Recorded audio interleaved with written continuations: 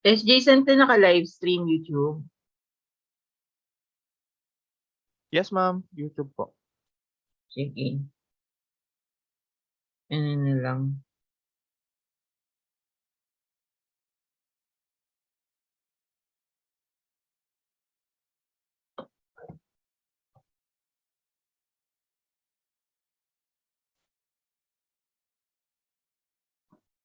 Sige, admit na natin sila lahat.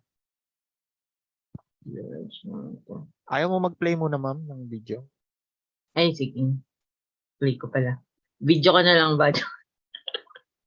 Huwag yun. Kaloka. Ay, sino nagre-record? Pwede ba ako mag-record? Hindi ko napansin kung sino nag-record. Sana record to cloud. Na-record to cloud mo naman. Para kahit mamatay yung... Pero pwede rin ako mag-record. Hindi, no?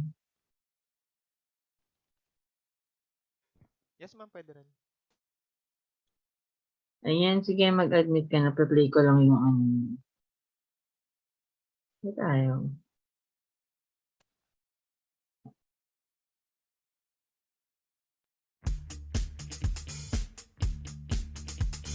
Once again, we are cordially inviting you to attend and support the 8th Metro Manila Regional Conference this coming August 4, 5, and 6, 2022.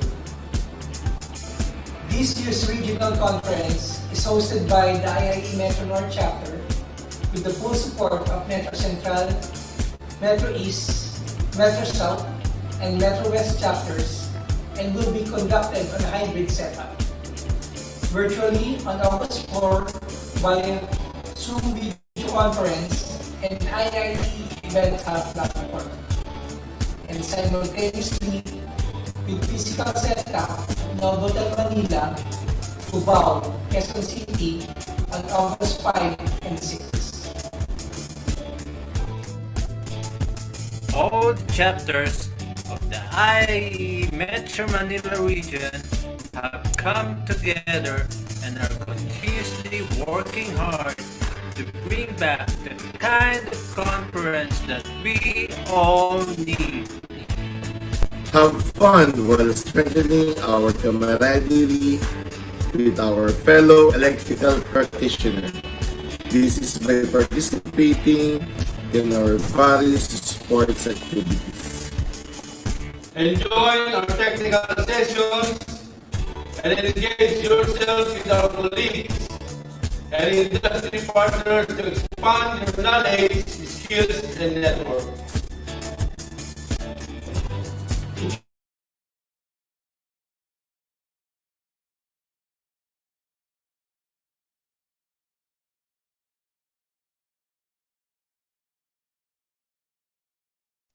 Good morning, everyone.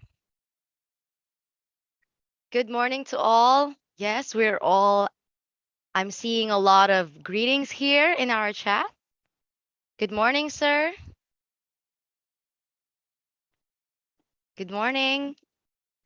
Right, we're all just waiting for the others to arrive.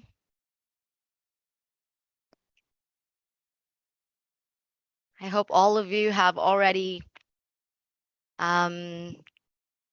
prepared and eaten your breakfast.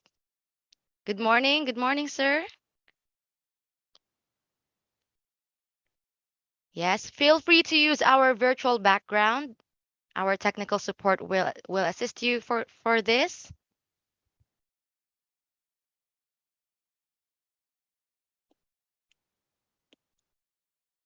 If you have any questions, just message us on the chat box. So please click the photo to download the background as provided by MMR Tech 1 on our chat box. Please feel free to use it.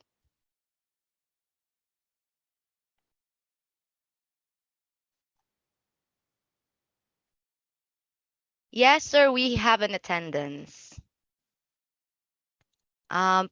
Just please leave your name so we can assist you with that, so we can confirm your attendance with us.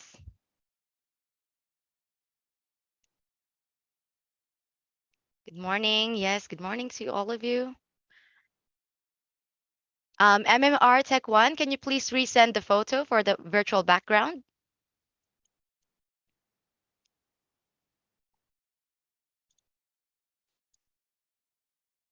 So you can use it when you want to open your cameras. Thank you so much, MMR Tech 1.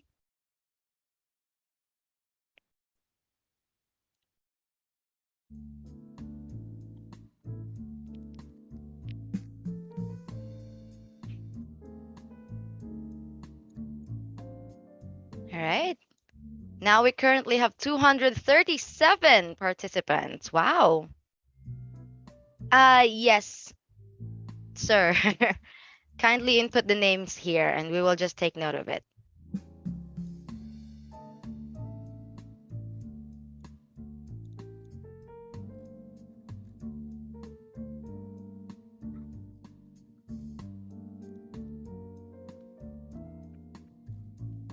Good morning, sir.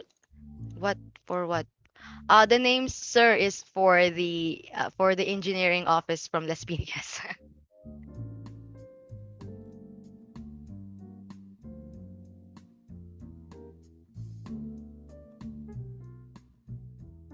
Yes, it's okay.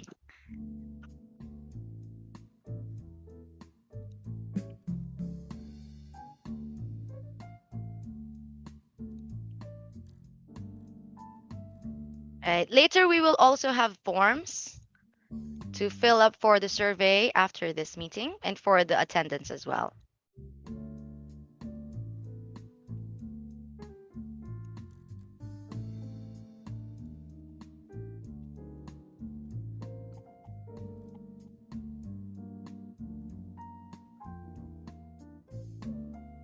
Thank you. All of you are complying immediately. Thank you so much. Right. And while we're waiting, let me just remind everyone regarding the webinar etiquette for today.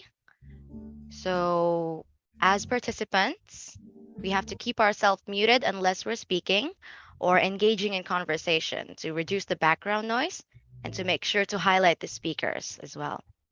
Also, if you are about to ask a question, make sure to speak clearly, speak up, and be direct so everyone can hear you.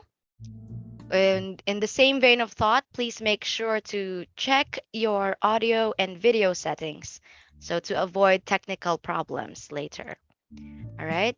When you want to contribute something, if it's not permitted to speak, you may use the chat box to share your thoughts. All right. It will all be noted. And we will make sure to take notes of all of those and to inform the speakers as well. All right. With regards to your environment, especially if you are about to speak, try to be in a quiet place with as much little distraction as possible and as well as other distracting noises. All right. In terms of background, as mentioned, MMR Tech has left the file for the virtual background. Or if you're unable to use it, you may not use the virtual background, but make sure to declutter your space as so to look presentable while speaking. Right? What else? For the camera position, make sure to point the camera directly at your face. We don't want to see more of your background and less of your beautiful faces, beautiful and handsome faces. And also avoid looking up or down the camera, so to avoid shadows. What else? Right, and if you are using a mobile phone to attend this meeting, we suggest to put it in a phone stand. So to avoid distracting movements or camera movements. What else? The lighting, try to have a soft light or stay in the window in front of you to light up your face so we can see it clearly. And of course, prepare to contribute. If you have any thoughts, don't be shy. Mention whatever your insights would be on the chat box. And later, after the speakers have presented, probably we will have a question and answer. So you would have your opportunity to speak. All right. So now we currently have 291 participants. So good morning, everyone. Welcome.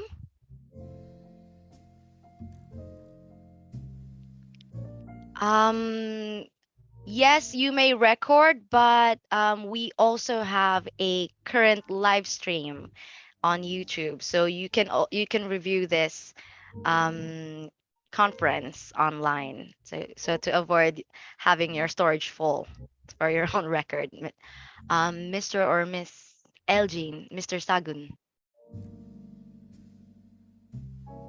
Yes, good morning, everyone. hmm Thank you so much to all of you who left their names for attendance in our chat box.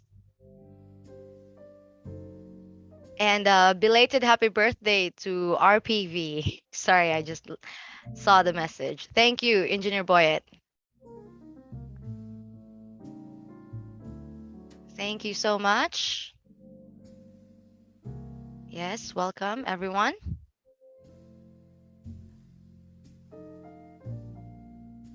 All right, in a couple of minutes, we will begin with our opening with our invocation.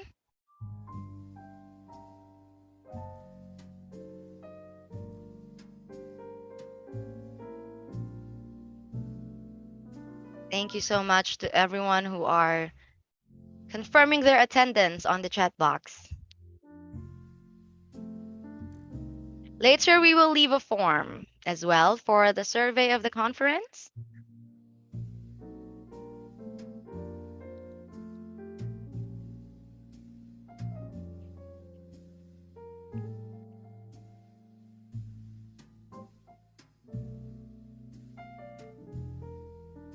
Thank you. Thank you so much.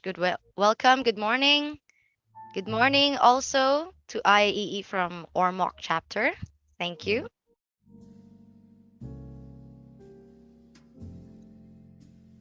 Mhm.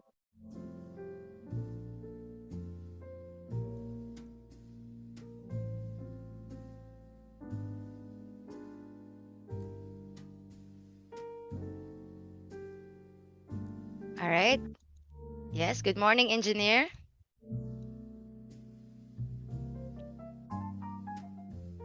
We're just currently waiting for some of our speakers to arrive.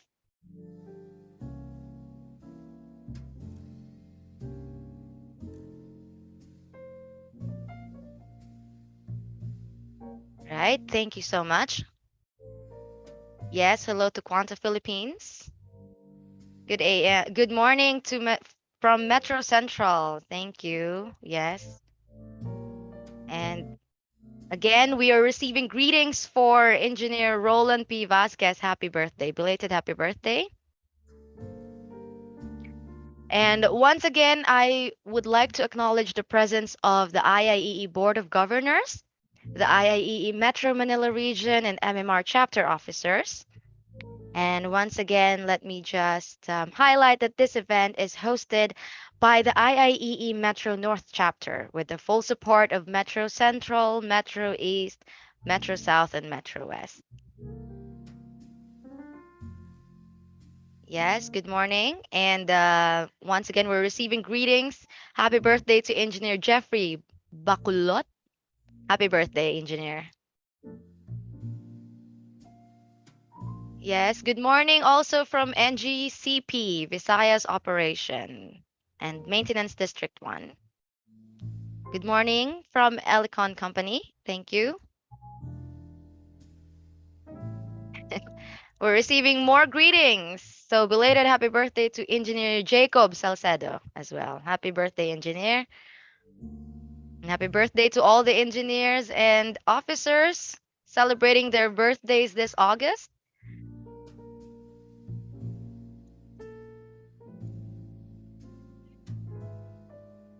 Thank you. Also acknowledging the presence of all council former national presidents, the MMR governors right now, the former governors, and all MMR officers. Welcome. Welcome to all of you.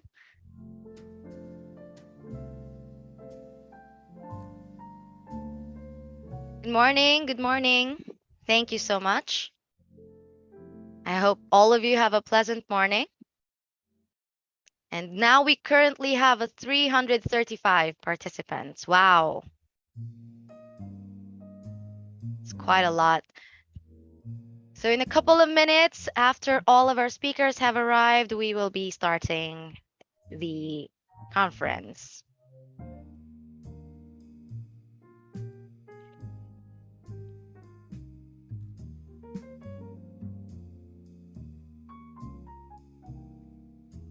Yes, good morning to everyone.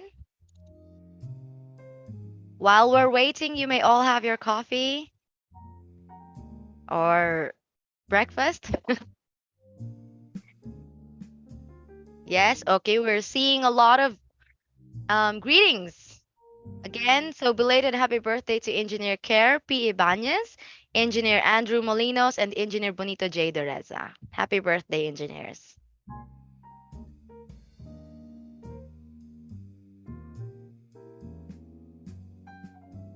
If you have any questions or if you need anything, don't be afraid to message our chat box.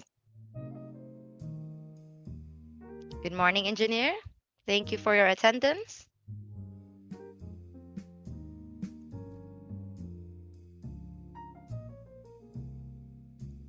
Once again, may I remind everyone that you may download our virtual background for you to be able to open your cameras later if you have any questions to our speaker.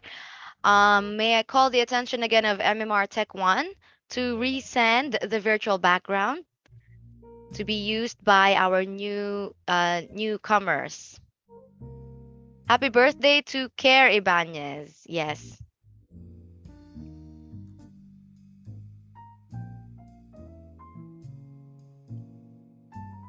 So let's just wait for a couple more minutes.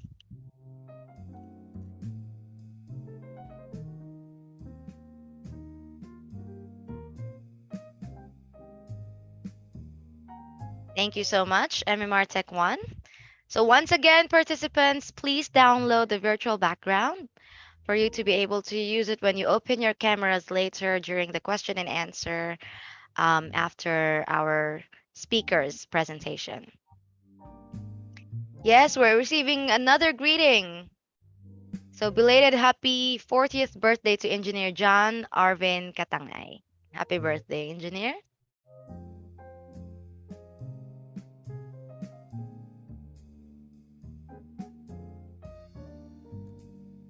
Good morning.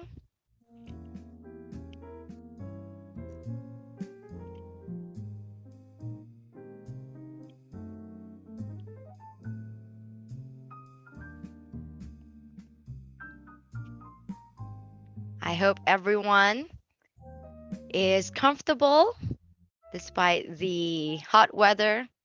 Once again, let me remind the webinar etiquettes for our new participants. So once again, keep yourself muted unless we are about to speak or if we are about to engage in conversation to reduce the background noise and to highlight the speakers as well. And when it's your turn to speak, when you have any questions, speak clearly and speak up so everyone can hear you. And in the same vein of thought, if you are about to speak, please make sure to check or to test your camera and audio settings to avoid technical problems. All right. And if you have any insights, any opinions or comments, if you want to contribute your thoughts, if it's not at the question and answer, you may use the chat feature to share your opinions and thoughts. It will all be noted, and all of our speakers will be able to see it. Right? In terms of the environment, please try to be in a quiet place with as little distraction or background noise as much as possible. As for your background, again, MMR Tech One has sent you the background, the virtual background for you to use if you want to open your cameras. All right. If you are unable to use a virtual background, it's okay. It's no problem as long as you declutter your background. Another thing would be your camera. Please make sure to point the camera at your faces so that we will be able to see your beautiful and handsome faces. All right. And I'm hearing someone. I'm hearing some calls here. Okay. What else? The lighting. Please make sure that if you open your camera, we will be able to see your beautiful and handsome faces as well. Okay, thank you so much. Good morning, Engineer Alfred. Yes, good morning also from Qatar. Thank you so much. Good morning from Metro Central. Thank you so much for everyone. Yes, we're just waiting for a couple more people to arrive, and then after that, we will start.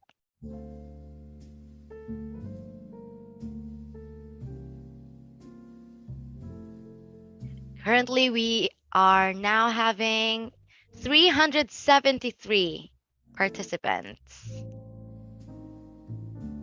Yes, good morning from KSA.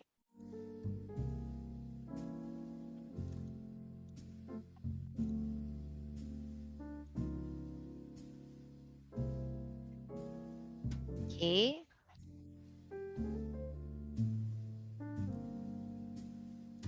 Hey, we're receiving another greeting. And belated happy birthday to Engineer Lester Gagliarde. Happy birthday. From Isabella and from Pampanga. Wow. Thank you so much for taking the time today. Good morning from Metro East. Good morning, Engineer.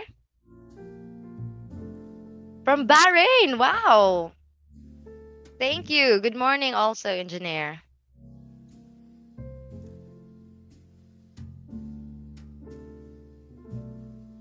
While we're waiting, please make yourselves comfortable. Couple of minutes, we will start.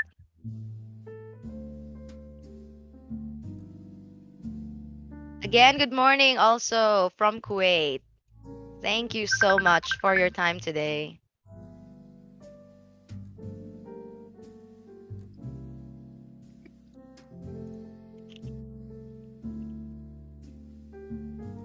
Hello, also good morning from Metro North, Valenzuela. Good morning, engineers.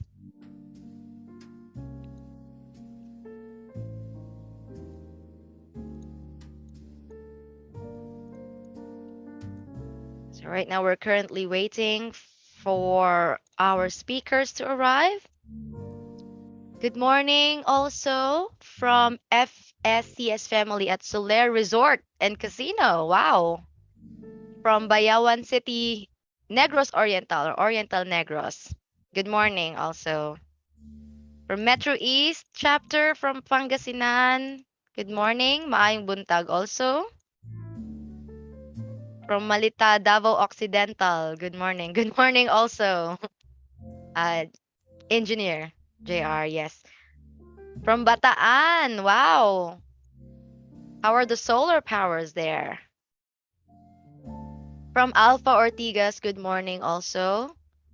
To leisure and entertainment industry from Meralco. Good morning also to Yekyu Merchandising. And from Northern Cebu, good morning, maayong buntag. From Metro South as well. Good morning to all of you.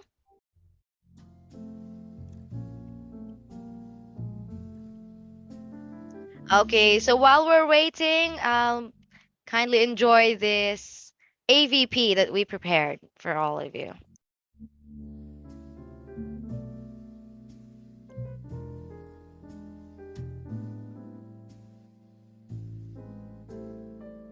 Yes, good morning. Also, Unitech Resource Incorporated.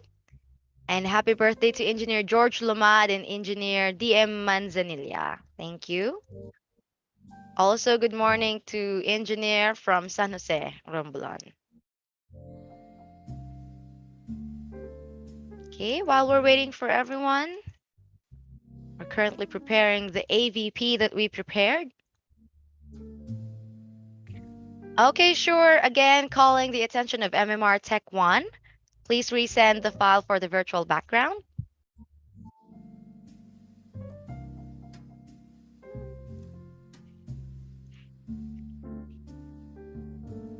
Hi, good morning as well from Bataan.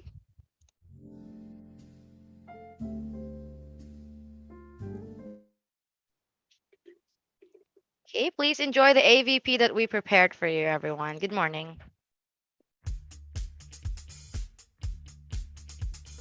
Once again, we are cordially inviting you to attend and support the 8th Metro Manila Regional Conference this coming August 4, 5, and 6, 2022. This year's regional conference is hosted by the IIE Metro North chapter with the full support of Metro Central, Metro East, Metro South, and Metro West chapters and will be conducted on a hybrid setup. Virtually on August 4 via Zoom video conference and IIE Event Hub platform, and simultaneously with physical setup in Novotel Manila, Cubao, Quezon City on August 5 and 6. All the chapters of the IAE Metro Manila region have come together and are continuously working hard to bring back the kind of conference that we all need. Have fun while strengthening our camaraderie with our fellow electrical practitioner. This is by participating in our various sports activities. Enjoy our technical sessions and engage yourself with our colleagues and industry partners to expand your knowledge, skills, and network. It is our deepest desire to see you all at the 8th Metro Manila Regional Conference. And it is our goal to make this meaningful and a remarkable conference for all of you. To all our sponsors and members, thank you very much for your overwhelming support to our team.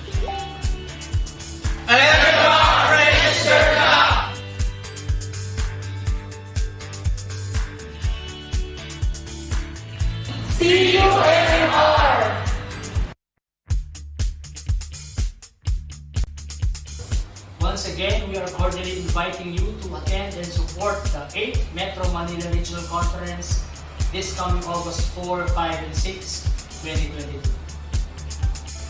This year's regional conference is hosted by the IIE Metro North chapter with the full support of Metro Central, Metro East, Metro South, and Metro West chapters and will be conducted on a hybrid setup. Virtually on August 4 via Zoom video conference and IIE Event Hub platform, and simultaneously with physical setup in Novotel Manila, Cubao, Quezon City on August 5 and 6. All the chapters of the IAE Metro Manila region have come together and are continuously working hard to bring back the kind of conference that we all need. Have fun while strengthening our camaraderie with our fellow electrical practitioner. This is by participating in our various sports activities. Enjoy our technical sessions and engage yourself with our colleagues and industry partners to expand your knowledge, skills, and network. It is our deepest desire to see you all at the 8th Metro Manila Regional Conference. And it is our goal to make this meaningful and a remarkable conference for all of you. To all our sponsors and members, thank you very much for your overwhelming support to our team.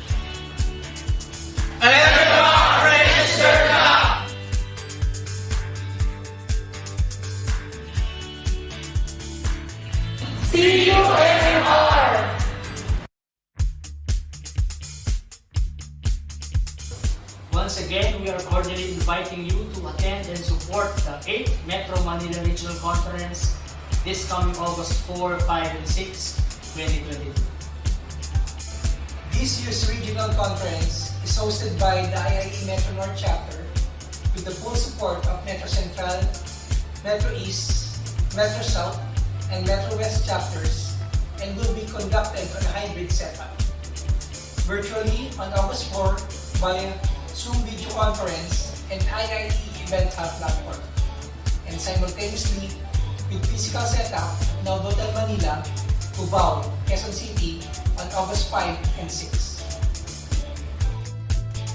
All the chapters of the IAE Metro Manila region have come together and are continuously working hard to bring back the kind of conference that we all need. Have fun while strengthening our camaraderie with our fellow electrical practitioner. This is by participating in our various sports activities. Enjoy our technical sessions and engage yourself with our colleagues and industry partners to expand your knowledge, skills, and network. It is our deepest desire to see you all at the 8th Metro Manila Regional Conference, and it is our goal to make this meaningful and a remarkable conference for all of you. To all our sponsors and members, thank you very much for your overwhelming support to our vision.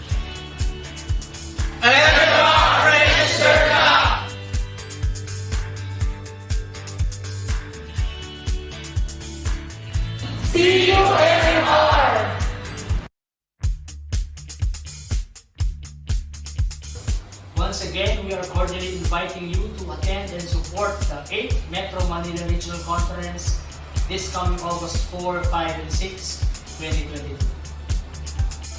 This year's regional conference is hosted by the IIE Metro North chapter with the full support of Metro Central, Metro East, Metro South, and Metro West chapters, and will be conducted on a hybrid setup. Virtually on August 4 via Zoom video conference and IIE Event Hub platform, and simultaneously with physical setup in Hotel Manila, Cubao, Quezon City on August 5 and 6. All the chapters of the IAE Metro Manila region have come together and are continuously working hard to bring back the kind of conference that we all need. Have fun while strengthening our camaraderie with our fellow electrical practitioner. This is by participating in our various sports activities. Enjoy our technical sessions and engage yourself with our colleagues and industry partners to expand your knowledge, skills, and network. It is our deepest desire to see you all at the 8th Metro Manila Regional Conference, and it is our goal to make this meaningful and a remarkable conference for all of you. To all our sponsors and members, thank you very much for your overwhelming support to our vision.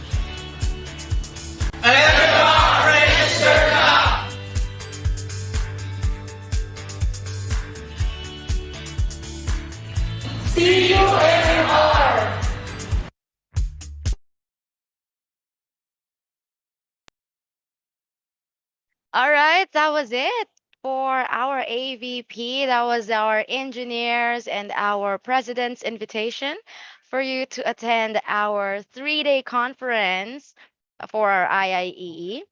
And once again, it's a hybrid conference. So for those who are not going to be able to attend the conference face to face, you may again join it using our Zoom meeting links. All right. So we would like to see you all again on August 5, tomorrow, and August 6. All right. So there will be a lot of informative talks and display of camaraderie for our conferences. All right. So thank you so much again for everyone who waited. And let's now begin our conference. So again, good morning to everyone. And again, let me call the attention of our MMR Tech 1 to play our invocation, followed by the national anthem and the IIEE hymn. Okay.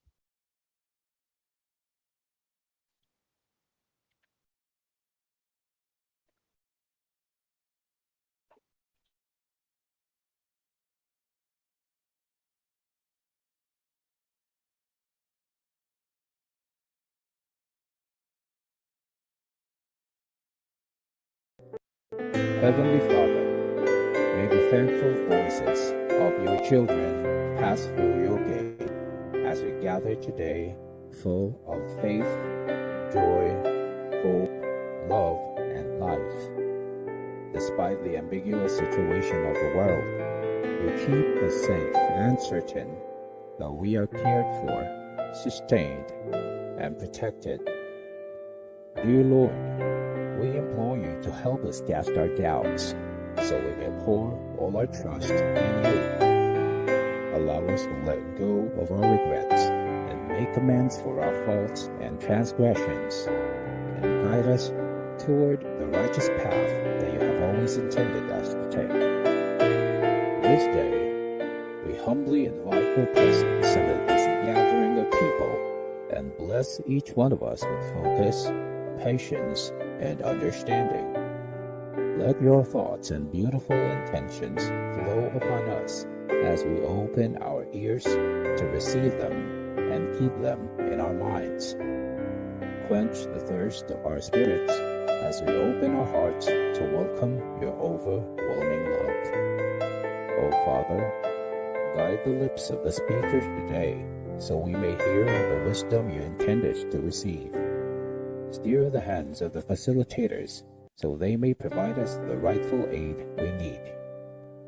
We pray for inspiration so all of us may learn and work in unison in the honor of your name.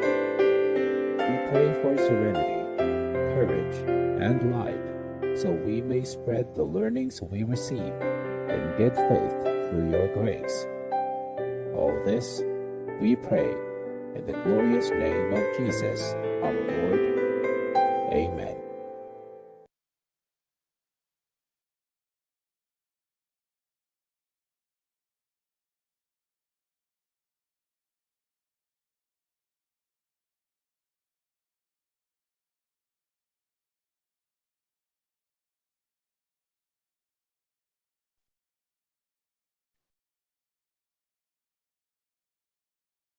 Please stand by for the national anthem. Mga kababayan, ang pambansang awit ng Pilipinas. Kayang magiliw, telas ng sinananan, alam ng puso, sa dikit mo'y buhay. Lupang hinilang, kuya ka ng magiting, sa manlulupin, di ka pasisigil, sa nagatang tutok sa simoy at sa langit mong bangaw, ay hinatang tula, kawin sa pagkayang minamahal. Ang isang ng watawat mo'y tagumpay na nag-iimig, ang bituin at araw niya kailan ang may di matitingin. Luman ang araw ng walang pagsinta, buhay langit sa piling mo. Ang inigaya ng pagkay mag-api, ang mamatay ng dahil sa'yo.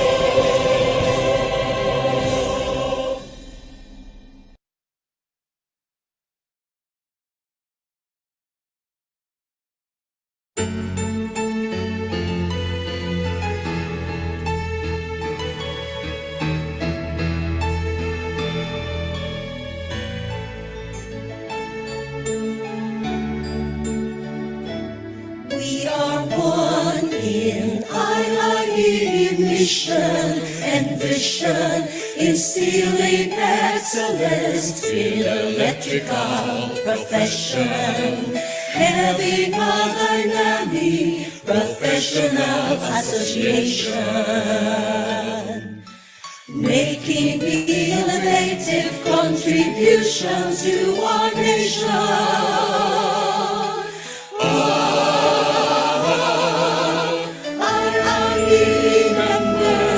Stronger than chain and bolt, rising to any challenge, involving wars, bombs and bolts, BEREE and RME, connecting industries by the electric circuits.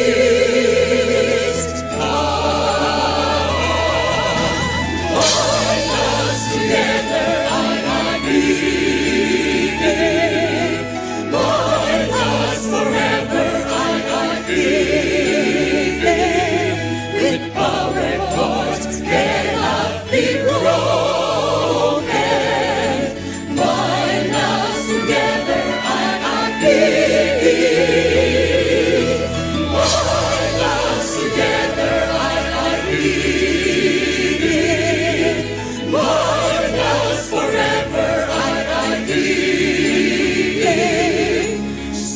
synchronize our hearts to reach greater heights and brighter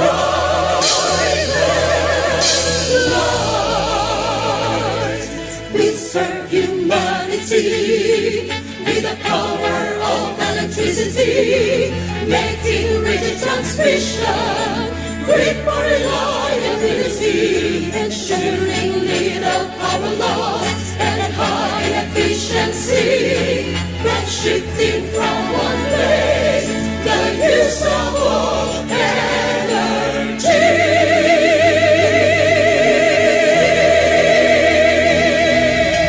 Bind us together, IIB.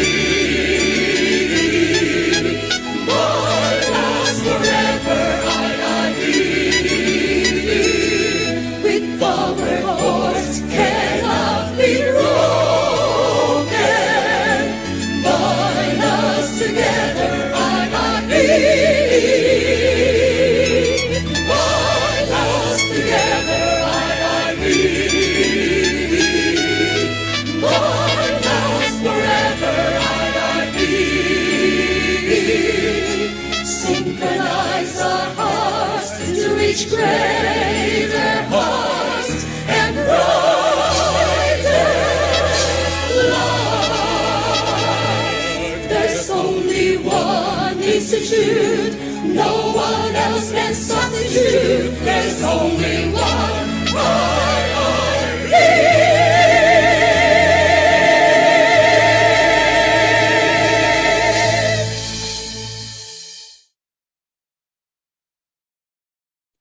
All right, and that was our IIEE hymn. Thank you so much, MMR Tech One.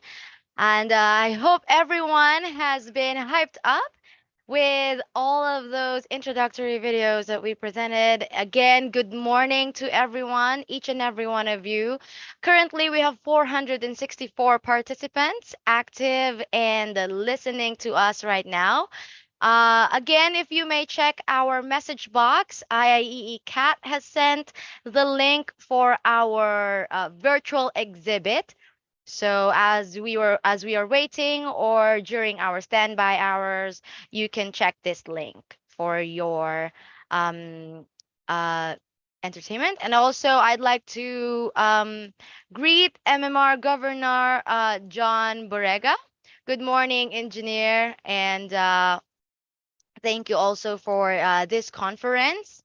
And once again, MMR Tech One has sent our virtual background, so you may download it to whenever you have to open your camera. Again, IIEE Marketing also sent the virtual exhibit link, right? So I hope everyone is hyped up and ready. And may I now call the attention of Engineer Stephen Melendres for our opening remarks. Oh, by the way, before that, may I ask for everyone to open your camera so we could have a photo opportunity.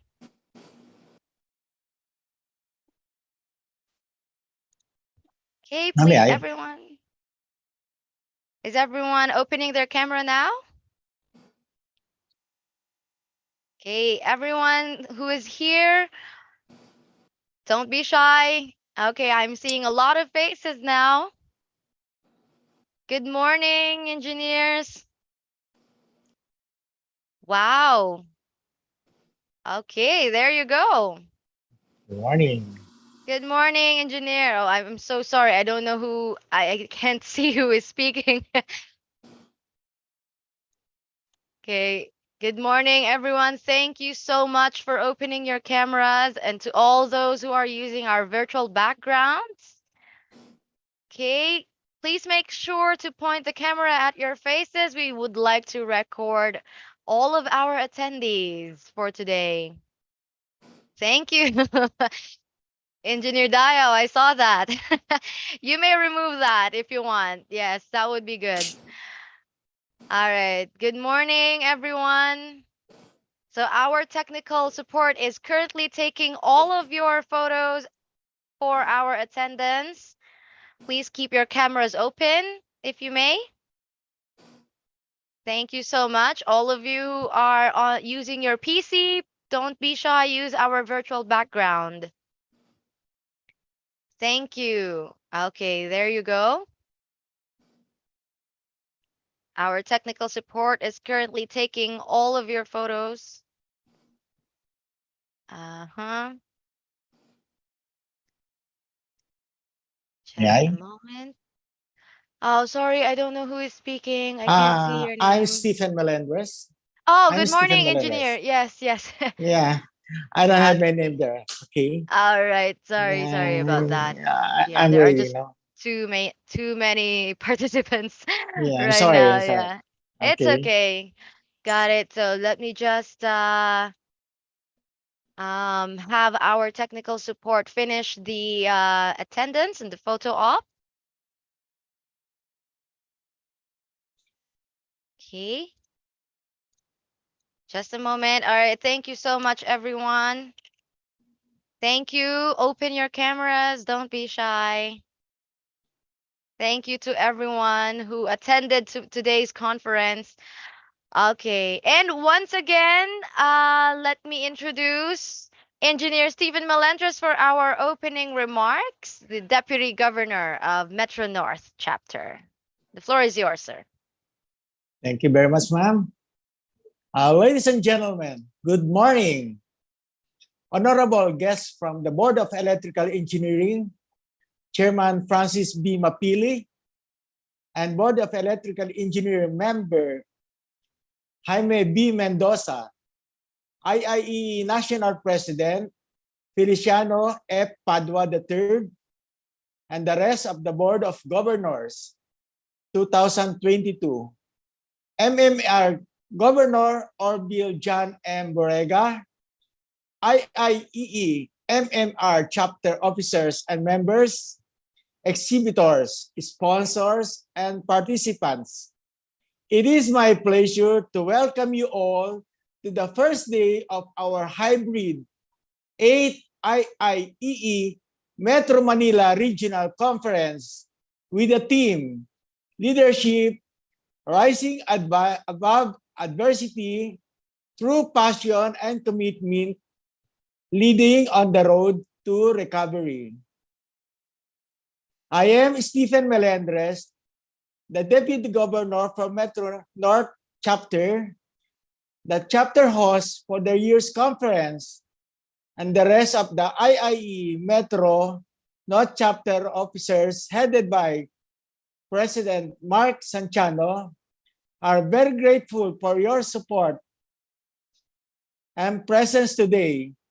We will be conducting our first day of conference online to cater our delegates who will not be able to join us face-to-face tomorrow, August 5, 2022. We'll be having the official opening of the 8th IIE Metro Manila Regional Conference at the Novotel Hotel in Cubao, Quezon City. We will be presenting today updates of the IIE Constitution and Bylaws, grounding system to subway, tunnel ventilation design, wind power, and technical presentation from our valued sponsors from Eaton, Phelps Dodge, and 3M. We hope that these presentations would help you expand our horizon and knowledge. Question and answer portion will follow. We hope that you will take the opportunity to come up with the valuable recommendation and conclusions that will benefit your professional career.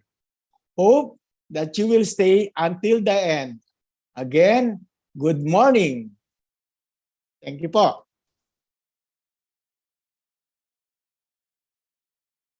All right. Thank you so much, engineer. And once again, good morning to everyone. That was a very nice opening remark from our Deputy Governor from the Metro North chapter. Right. And once again, good morning to everyone. We currently have 484 participants active. And I hope that Engineer Alan Anson is ready, as he is going to talk about the Green Energy Option Program, or the GOP.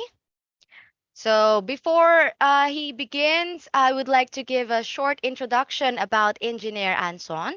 So Engineer Alan Christopher Anson is a graduate of BS Electrical Engineering from the Pamantasan ng Lungsod ng Maynila. He entered Meralco in 2019 as a quality assurance engineer, and a part of his job is to ensure that Meralco and customers alike are aligned to the safety standards required for the customer facilities construction. After 5 years of working as a QA engineer, he was transferred to the office of the head of corporate business group of Meralco as an executive assistant.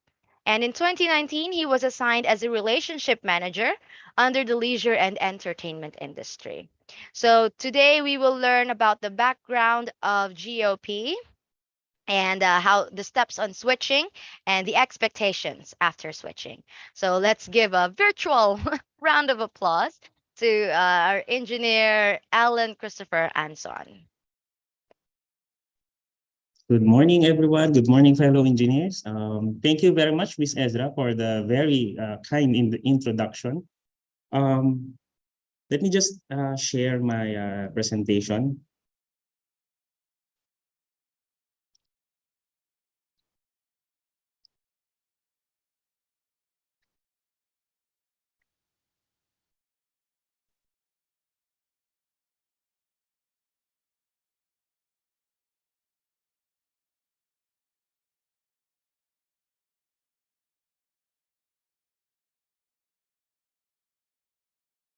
Okay, I believe you can see my screen now. Okay, good morning again. And before we begin, I would like to thank the IIEE for giving us this opportunity and this platform to discuss with you about ERC's Green Energy Option Program, or GEO. I am Alan Anson, a corporate relationship manager, and I am here to discuss the Green Energy Option Program, or GEO. As a relationship manager, we are the ones who guide our clients on the requirements and procedures for them to have a seamless switching to GEO. To start, let me run down our topics for today. We will first discuss what is GEO. For those who are not familiar with GEO, and especially for those that are not familiar even with the ARCOA or the Retail Competition and Open Access. We will also discuss how a client whose service is eligible for GEO can make the switch. And lastly, since we are still at the early implementation of GEO, we'll also discuss what the next steps ERC has in store for GEO as well as ARCOA. So how was the Green Energy Option Program created? This Green Energy Option Program started quite some time ago with Republic Act 9136, or the Electric Power Industry Reform Act of 2001, or more commonly known as EPIRA. And ideally, EPIRA in itself has a lot of provisions, one of which also includes the promotion of RE, or the renewable energy. To quote, EPIRA is the policy of the state to ensure socially and environmentally compatible energy resources and infrastructure, and promote the utilization of indigenous, new and renewable energy resources to reduce dependence on imported energy. It is followed then by the Renewable Act of 2008, or commonly known as the RE Act, with its policy to increase the utilization of RE by institutionalizing the development of national and local capabilities in the use of RE systems. While Section 9 of the RE Act mandates the establishment of a Green Energy Option Program, or GEO, which provides the end users the option to choose RE resources as their sources of energy. Basically, Green Energy Option is promoting the utilization of RE in all kinds and forms, may it be hydro, water, solar, wind, and the likes. For those familiar with the ARCOA, GEO operates the same manner, such that ARCOA gives the end users the capability to choose their retail electricity supplier, or RES, and be able to negotiate their preferred price point.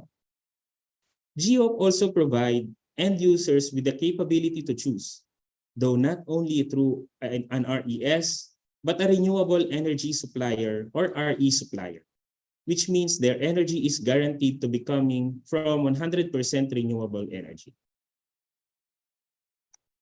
As for the milestones and important dates, DOE releases the GEOP initial rules last July 2018, and by April of 2020, DOE released the GEOP operating permit guidelines, which contained requirements for a company to be considered as an RE supplier or a renewable energy supplier. 7 months after that, November 2020, ERC released draft resolution on GEOP, and a month later, they released the operating permit of the RE suppliers. So they are the options that our clients can choose from when switching to GEOP. By August of 2021, ERC released the final GEOP rules, basically putting the whole GEOP concept in play. Then by December 2021, GEOP commercial operations began, where we have received several intents to join and successfully switched to the GEOP market. In terms of how the Green Energy Option Program works, this is basically through the power supply chain. The usual power supply chain is the electricity flows from generation to the end user. Energy is generated through the generation companies, which is then transmitted through NGCP to be delivered to the distribution utilities or the DU. The DU then distributes power to end users and consumers. At a transactional and financial standpoint, WESM governs the dispatch of supply to be delivered to the DUs.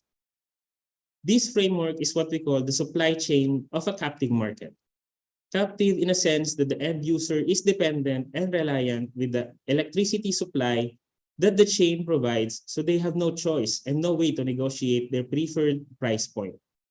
The end user is solely dependent on the energy mix sourced by the DU. But for GEOP, you are no longer in a captive market. Rather, you are now in a GEOP market such that the end users have a say on the financial side of the power supply.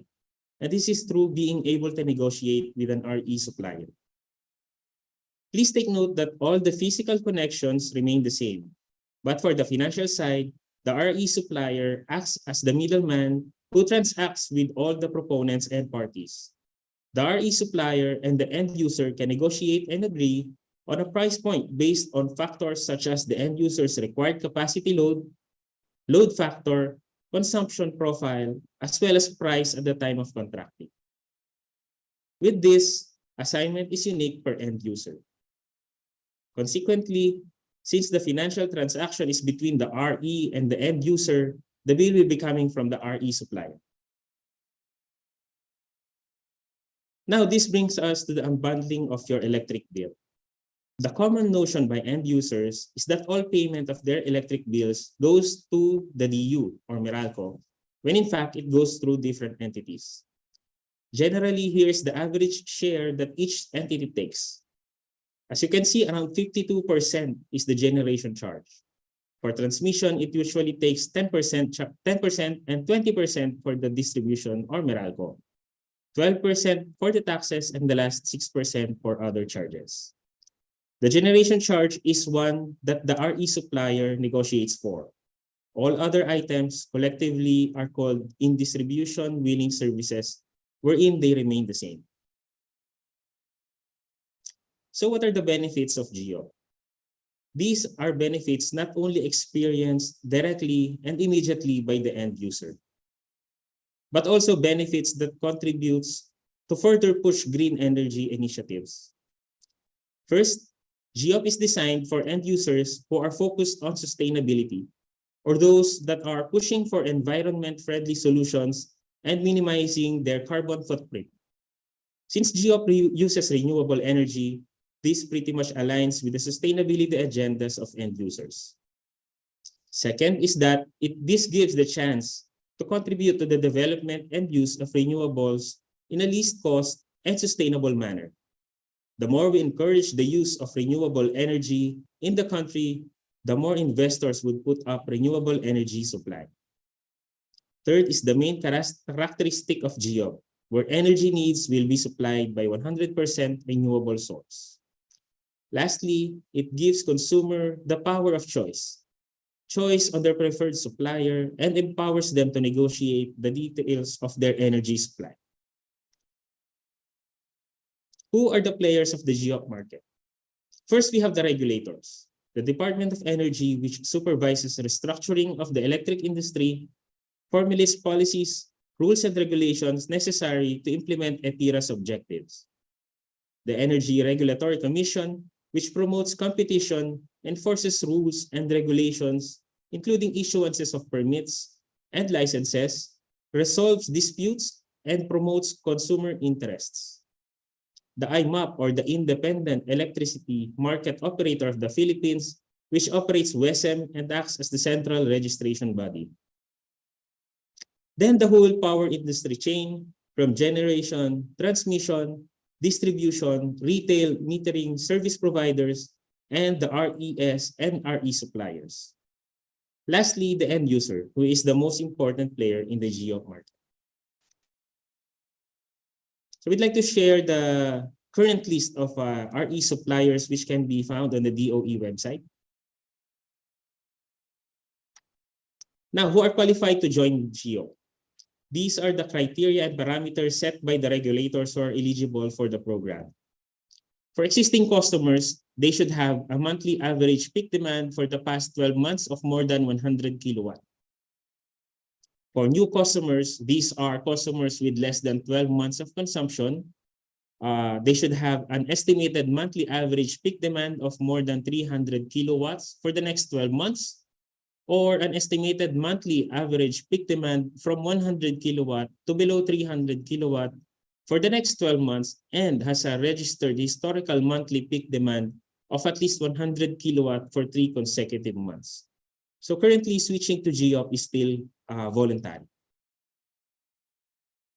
So how will I know if my business is qualified? So for eligible customers, they will be notified through their monthly bill. So as you can see on the screen, here's a sample of a Meralco bill, and the sample bill ads both for GEOC and ARCOA qualified customers. This bill ad can be seen at the first page of your Meralco bill. As a GEOC end user, you will execute different contracts to cover your energy and connection requirements. While in the captive market, the customer only contracts with the DU through the agreement sale of electric energy, or ASEE. The ASEE covers provisions on connection, distribution, wheeling services, and supply of electricity. On the GEOC market, the customer needs to contract energy from its RE supplier through the GEOC supply contract. They also need to contract its connection facilities with the DU through the connection agreement. The RE supplier and the DU will then have its separate distribution wheeling contract through the DWSA. There also might be instances wherein the customer will have to contract with the DU as a sole R, or a supplier of last resort contract. Once switched to GEOC, your interaction with Meralco in terms of billing will also change. At the captive market scenario, right after the service application and contracting, the recurring monthly activities will follow. These includes the meter reading, billing, payment processing, and if needed, delinquency management. For GEOC customers, the journey starts from applying for GEOC, executing the switching process, and retrieval of metering data will be through CRB. Billing will also change, as this now will come from the RE supplier for single billing and from the DU and RE supplier for dual billing. There will also be changes on the delinquency management, where the following scenarios are now observed. First is the failure of the RE supplier to pay the DU, failure of the end user to pay the RE supplier, and failure of the dual billing end user to pay the DU. So how do we make the switch to GEOC? These are important key items that are needed prior contracting with an RE supplier. At the contractual aspect, you should be able to update your customer information with Meralco. Carefully consider all available suppliers you can contract with. and thoroughly review your GEOP supply contract before signing. At the financial aspect, you should be able to settle all financial obligations with Meralco, and the RE supplier may require you to pay a separate deposit. For the operational aspect, billing cycle must be on the 25th of the month and ensure operations are aligned with your RE supplier's service price offer. Here are the important timelines that needs to be observed for switching. 90 days from date of intended switch effectivity, the GEOP eligible customer should notify the DU of its intent to sign for GEOP supply contract and to update customer records. So this includes the registered name, the company's address, etc. In between 90 to 30 days, that's the window where the customer can accept proposals from RE suppliers. So 30 days before the effectivity date, the GEOP eligible customer will notify the DU of its signed contract with an RE supplier. The GEOP eligible customer will provide a copy of its signed and notarized connection agreement to CRB, CC your RE supplier. The customer should also settle the required difference in metering cost or DIMC for the DU to replace and install a GEOP compliant meter. And lastly, the customer to acknowledge the notification letter on the reading date adjustment for DU to proceed with the update of the billing period to every 25th of the month. 16 days from effectivity date, the customer should be able to submit its signed and notarized contracts, and they should be able to settle their outstanding balance. 10 days before effectivity date of switching, ensure complete switch requirements. So everything should be aligned. Here are some requirements prior to switching. For compliance to the distribution utility, a GEOP compliant meter should be installed. The settlement of the DIMC, signed and notarized connection agreement, settlement of all arrears with the DU prior to switch.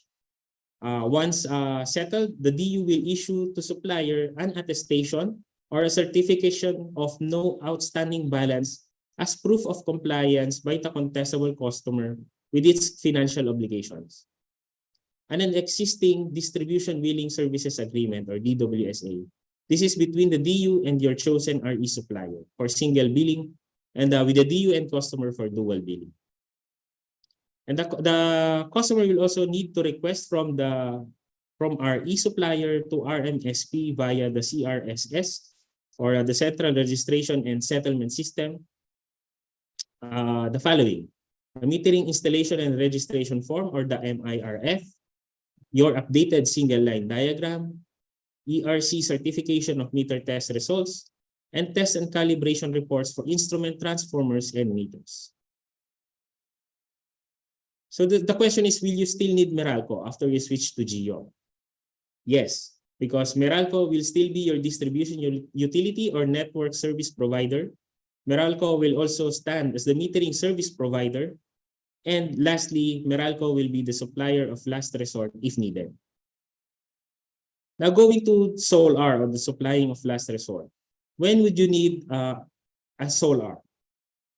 These are the scenarios. When the RE supplier or the local RES has ceased to operate, when the RE supplier license has expired or been revoked by ERC, or the GEOP operating permit has been revoked by DOE. The DWSA between the RE supplier and the DU has been terminated. The TSA between the RE supplier or the GEOP end user and Transco or its successors in interest or concessionaire has been terminated. The RE supplier is no longer permitted to trade electric energy.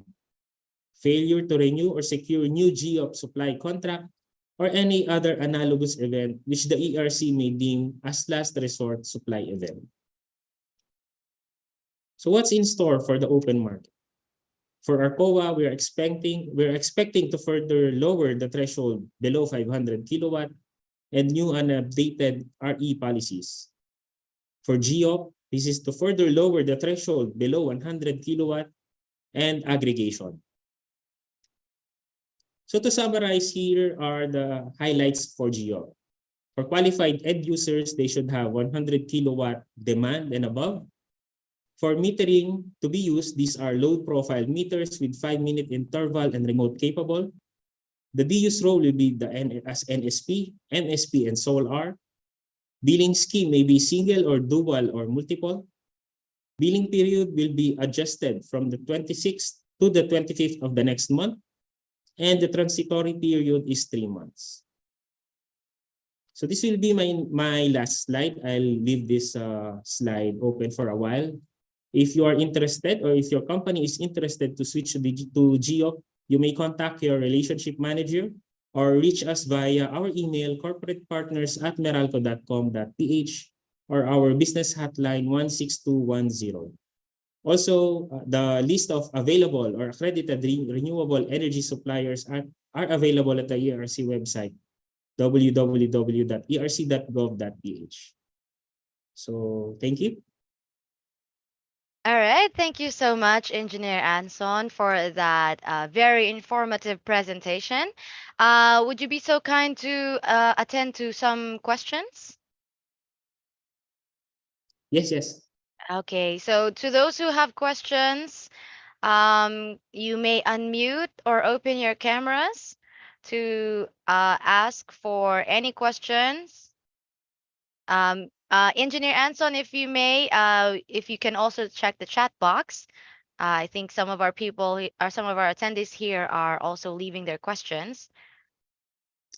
Okay, so I'm looking at one question from Mr. Billy Yes. Mm-hmm. Banaguas. Okay, so the question is, who will provide the price list for the different electricity sources?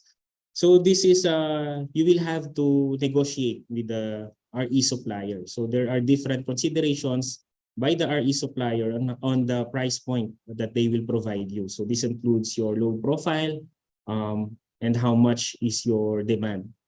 So there is no definite price list for different electricity sources, but you can check this with your intended RE supplier.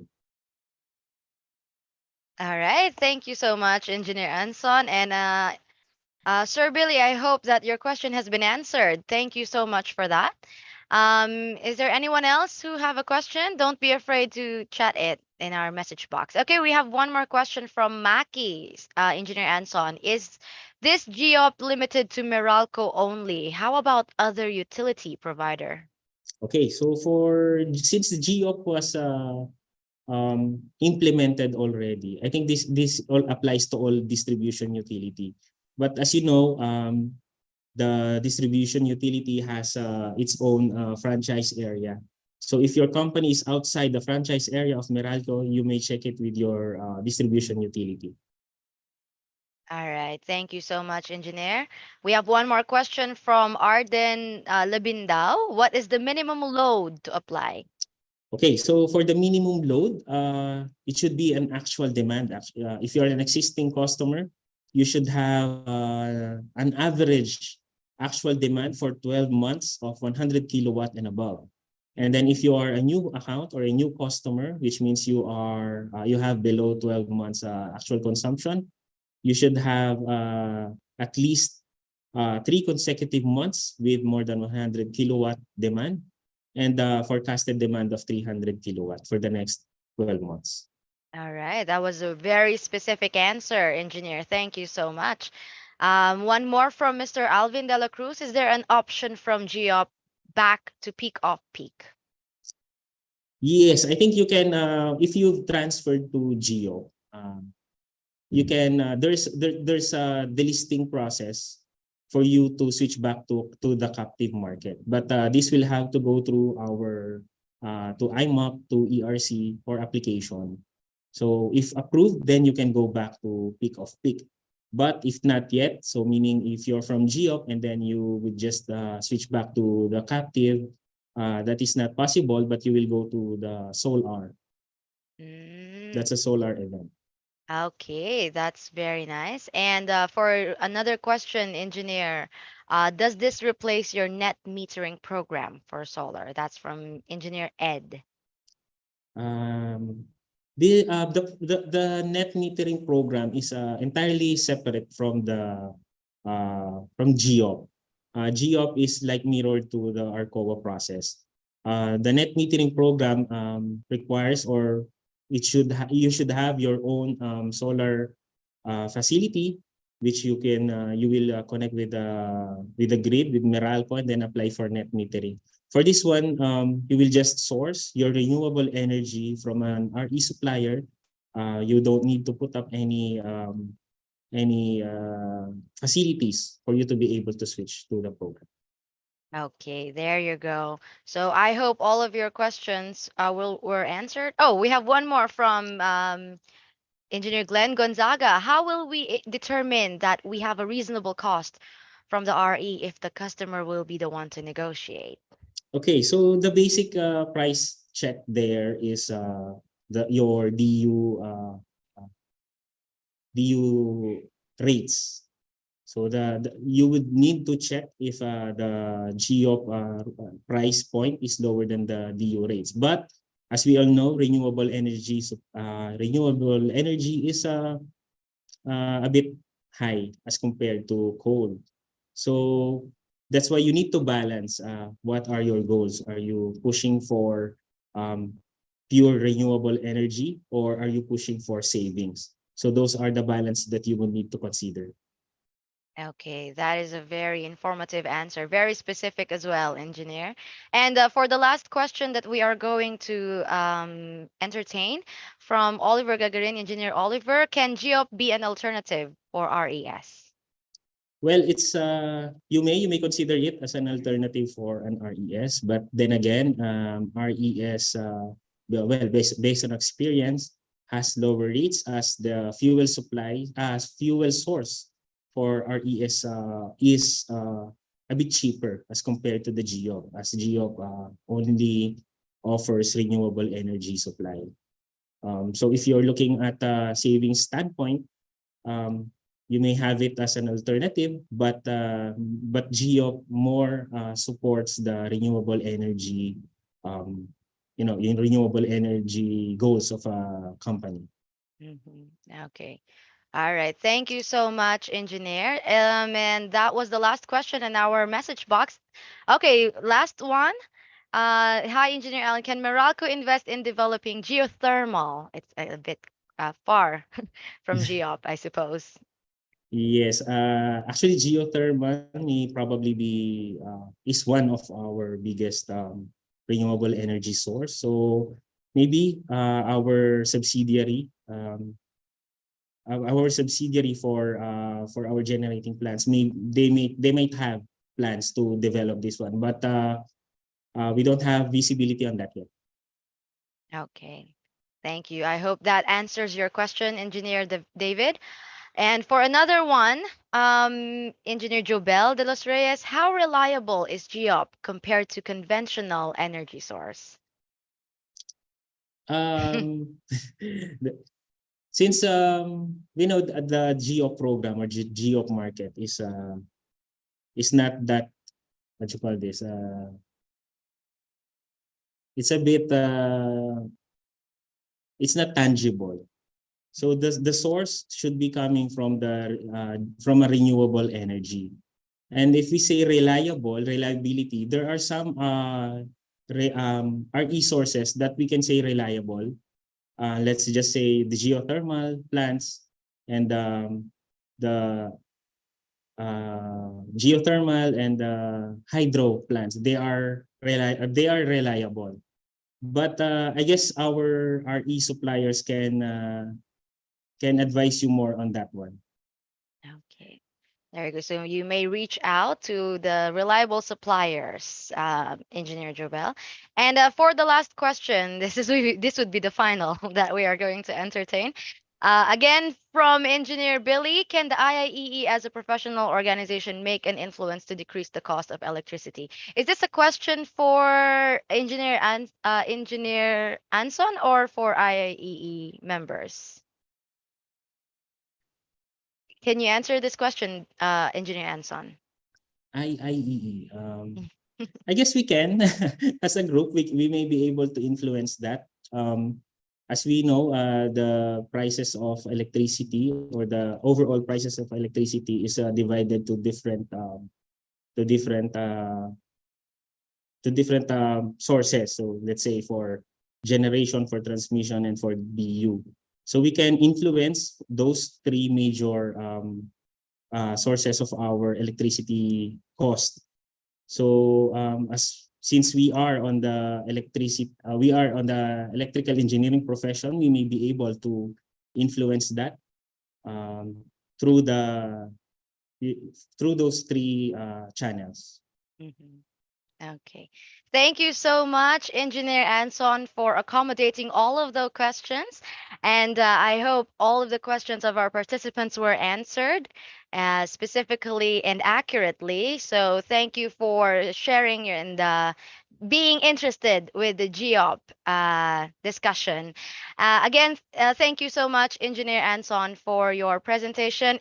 If it's okay, if you may share your presentation, because some of our participants are hoping to have a copy of your presentation so that they may review it again, if it's okay with you. Yeah, let me just check with that, but definitely we can share. Okay, thank you so much. So again, let's give a virtual round of applause to our engineer Anson, the relationship manager from Meralco. And here we give you the virtual certificate of appreciation to Engineer Alan Christopher Anson as a technical presenter on the topic, what you need to know about GEOP during the 8th IIEE Metro Manila Regional Conference Hybrid Edition with the theme Leadership Rising Above Adversity Through Passion and Commitment, Leading on the Road to Recovery, held on August 4 to 6, 2022. So please accept this certificate, Mr. Anson, virtually for now. And we thank you so much for your valuable time and for sharing your expertise with us. Thank you. Thank you. Thank you very much. Thank you. Thank you also. And again, thank you for our participants who shared and participated with the presentation.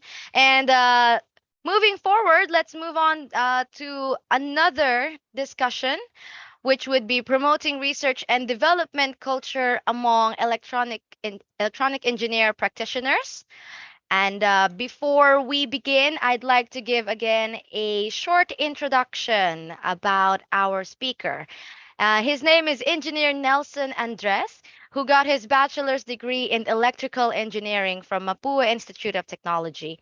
He is a professional electrical engineer who got his master's of engineer from Andong National University, South Korea. So in 2016, he received the Dangal Balanggueño Award in the field of engineering, city of Balanga.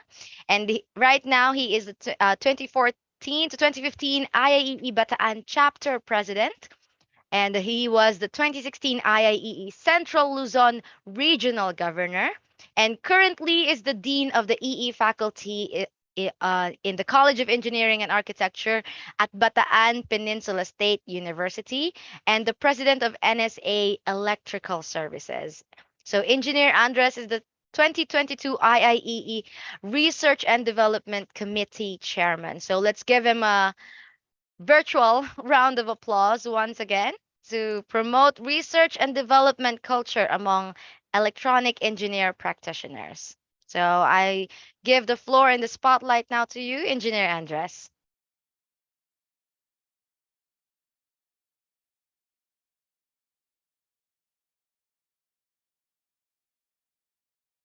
Just a moment. Let us double check your audio.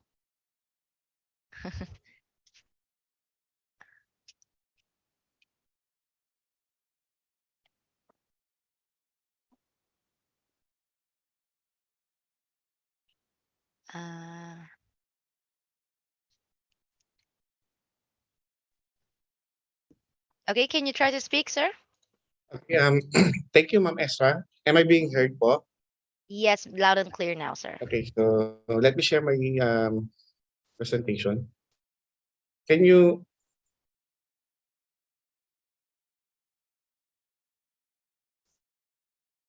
I cannot share my presentation, ma'am. Kindly allow me to...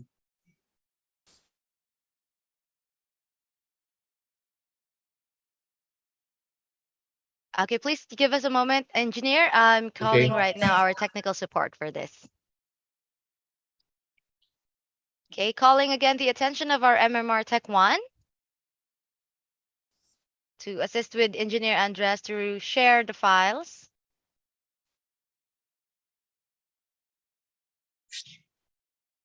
Okay, can you try again, sir?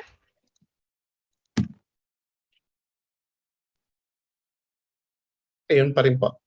Um, Naka-disabled po. All right, give us a moment. Okay.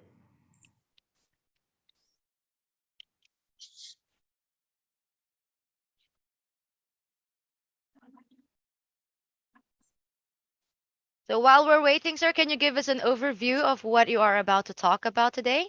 Okay, so basically, one of our KPIs is to promote the Research and Development Committee.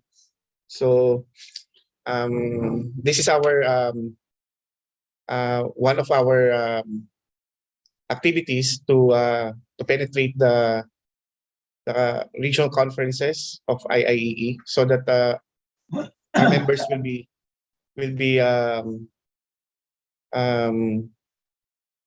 know about IIEE Research and Development Committee. I see. All right, thank you so much. Okay, so I think it's now.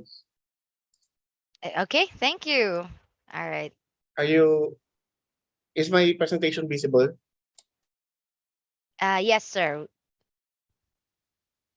Mhm.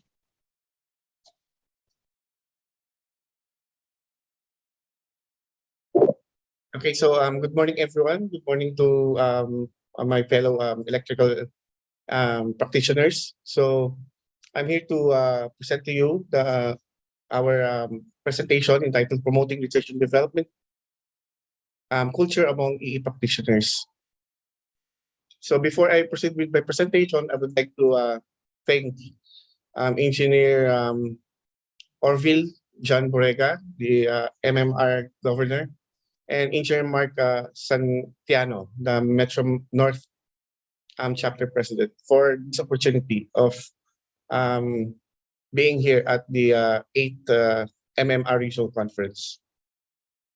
So I will be discussing the following about IIE R&D Committee, review of R&D concept, R&D opportunities for EE, and R&D committee activities. So I would like to present to you the R&D committee headed by yours truly, Engineer Nelson Andres. With me is my vice chairman, Engineer Alan Biton, and Engineer Roland Manalang as the secretary. So we have members coming from different parts of the IIE regions, and we are supported by our VP for Technical, Engineer Ramon Gatchalian, as our overseer, and our advisor is Engineer Raymond Marquez. And we are supported also by Miss Mika Dilan Crisologo of the IIE Secretariat. So the members are coming from different field of electrical engineering, and also from different chapters of the IIE organization. So most of us are in academia, but we also have members from industry and abroad. So this is our appointment, which was signed by our national president, and written here is our mandate. So for our duties and responsibility as the chairman, I was tasked to lead the mandate of the committee and set the KPIs for implementation as approved by the committee overseer. So as for our mandate, so we are responsible for the conduct of studies and implementation of results in the improvement and upgrading of electrical systems, products, and technologies. So we are the II arm po. For the members then, if they are interested in conducting studies and studies, research studies we are here to help them in the process of research, development, and innovation. For our objectives and KPIs, this activity or this presentation is actually is one way to promote research culture within the organization, and we will be for 2 years now. We facilitate context on innovation, inventions, and projects related in electrical engineering professions in for the IIA affiliate school, and we provide assistance to members with the relevant research projects for mainstreaming, publication, and patenting. And also, we are the committee um, um, who represent IIA for R&D activities and collaboration efforts with stakeholders. So for our program and timeline, so we have this, and we are still in the process of setting the guidelines to be able to implement better our activities. So for the review of R&D concepts, so I know naman na all of us here are familiar with R&D, so we will have our little run through na lang. So as for definition, so here is a definition of R&D, which is a model of numerous innovative and out-of-the-box activities powered by science and technology to develop or enhance the products and services in public, private, and social sectors of the industry.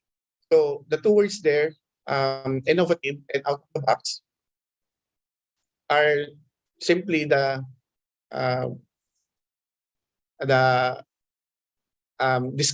perfectly describe what is R&D. So research and development can also be break down into two, or the term research and development, as we all know, has different aims. So for conducting research alone, we are only aiming for the new knowledge to discover. But if we are going to incorporate development with it, we increase the effectiveness and the efficiency of a certain research study. So the R&D process is this simple. So nung dati nga hanggang ano lang siya, development, but now the process includes innovation and scaling up. It all start up with a problem, diba? So problem, if there is problem, so we generate ideas, and then we refine that ideas through basic research, and then we conduct the actual application and testing, and then we develop it into a prototype, and then we innovate it and then scale it up. So this is the R&D process for most scientists. So the difference is we are engineers, so ang mindset natin is scientists lang ang nagre-research. So we are here as R&D committee to encourage all of you to engage into research and development as EE practitioners. So when we can compare those process into this engineering method. So actually the same naman. Okay. So the phases from phase 1 to phase 6 is still the same as the process being adopted by the scientists. So R&D has evolved through the years. So many years back, so yung ating research and development is teaching-centric. Ibig sabihin po, palagi lang nasa academe. So yung mostly nagkakanong research are PhD students, those in the masters na nagtuturo sa mga universities, okay, and then mga funded Center of Excellence and Development programs sa mga state universities and private institutions. So nag-evolve siya into na naging peer-centric na. When we say peer-centric, yung output must be of the research must have publication na, and then to the patents, and then it should have impact to the community, and mayroon pa tayong consider ng mga citations, and then mga Scopus index. Okay? And then now, it is actually called na society-centric because um, most yung kino-consider na for a good research will be the impact talaga. And then what will be the economic gains, and can it be a startup project? So let me share you the DOST R&D agenda. So yung Department of Science and Technology natin, so they are the government entity responsible for the research and development. So they have this ambition natin 2040. So these are the priorities of the DOST. So maybe our listeners or our fellow electrical practitioners here can um, can adapt to one of those can relate to one of those agenda or agendum in which they can perform research. So the estimate make 6-piece matrix. If you are going to or if you are engaged into research, you may seek funding from the Department of Science and Technology and other government agencies, but you have to consider these 6 P's to be able to secure the funding. So the research project or research studies should have should have an output for should later on be translated into publication and then patent. Syempre, since we have prototyping, we can represent it as products. And then is there if we can involve people services and also partnership with other entities, other government agencies, and if the research proposal or research project would translate into policies. So again, hindi lang yung 6 P's yung naging matrix na. So DOST is also considering research or research proposal for funding to have social impact and economic impact. Okay, so sabi nga natin, walang pera sa research. Okay, so we conduct research to know to basically explore knowledge or technology, but we need money to do that. Okay, so sabing walang pera sa research because hindi natin complete yung cycle. Okay, so if we complete the cycle, if we try to elevate our research, our discovered knowledge or technology, we can convert it into money. So sabi nga ni Thomas Edison, anything don't sell, I don't want to invent. So kaya pumapasok si innovation. And then after innovation, for sustainability, we have to scale up the research. So these are the sample of upscaling. So from yung core ng transformer natin, possible amorphous, also the insulators for the transmission and distribution, and also some of the measuring equipment. So there are 4 types of research methodologies. So we will be concentrating on scientific and engineering. We will try to compare lang para kasi to encourage you, all of you, to engage into research kasi ang nasa mindset nga natin, scientist lang ang nagre-research. But we can also do researching as engineers. So as we compare the methodology, basically they are the same lang naman. Okay, so from problem, di ba? And then going to hypothesis, and then this hypothesis will be applied to the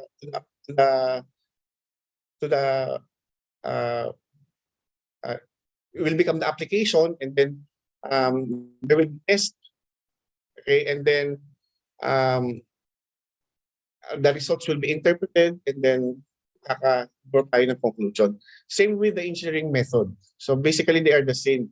Ang difference lang siguro, we are into prototyping. Okay, so we do design and then computations and then turn it into a prototype. So sabi nga dito, as we compare scientists and engineers, hindi naman nakakalayo. Okay, so basically we are designers. So mas maganda nga yun because we come up with exact we do computations kasi, so we come up with exact prototype and then that could be of help or solution to the problem. So next is the R&D opportunities for EE. So as we all know, electrical engineering is a vast field. So we can have or we can conduct research on these various fields. So let me share lang po yung DOST R&D programs. So they have these 4 programs, NICER, R&D Lead, Cradle, at saka BEAST. Okay? So siyempre may kanya-kanya siyang application for a certain type of research. So for NICER, okay, so ang purpose niya is to establish R&D centers in the regions to promote regional development. So mostly, ang nag-avail ng NICER program ay mga SUC or mga academic institutions. For R&D leadership, our lead program, so dito, na-strengthen ang research capabilities of the HAIs and mostly for development ng mga research and development institutions. So yung mga private practitioners natin can relate to this Cradle siguro. So yung Cradle program natin, so mga funding programs to ng UST na yung ating mga electrical engineers or electrical engineering practitioners dyan can avail this partnership with academe to come up with a research and then development and then innovation. And then we have this BEAST. Okay, so siguro sa mga private practitioners dyan, we can avail this BEAST. Okay, so to be able to support your R&D in your specific companies or your respective companies. Okay, so these are the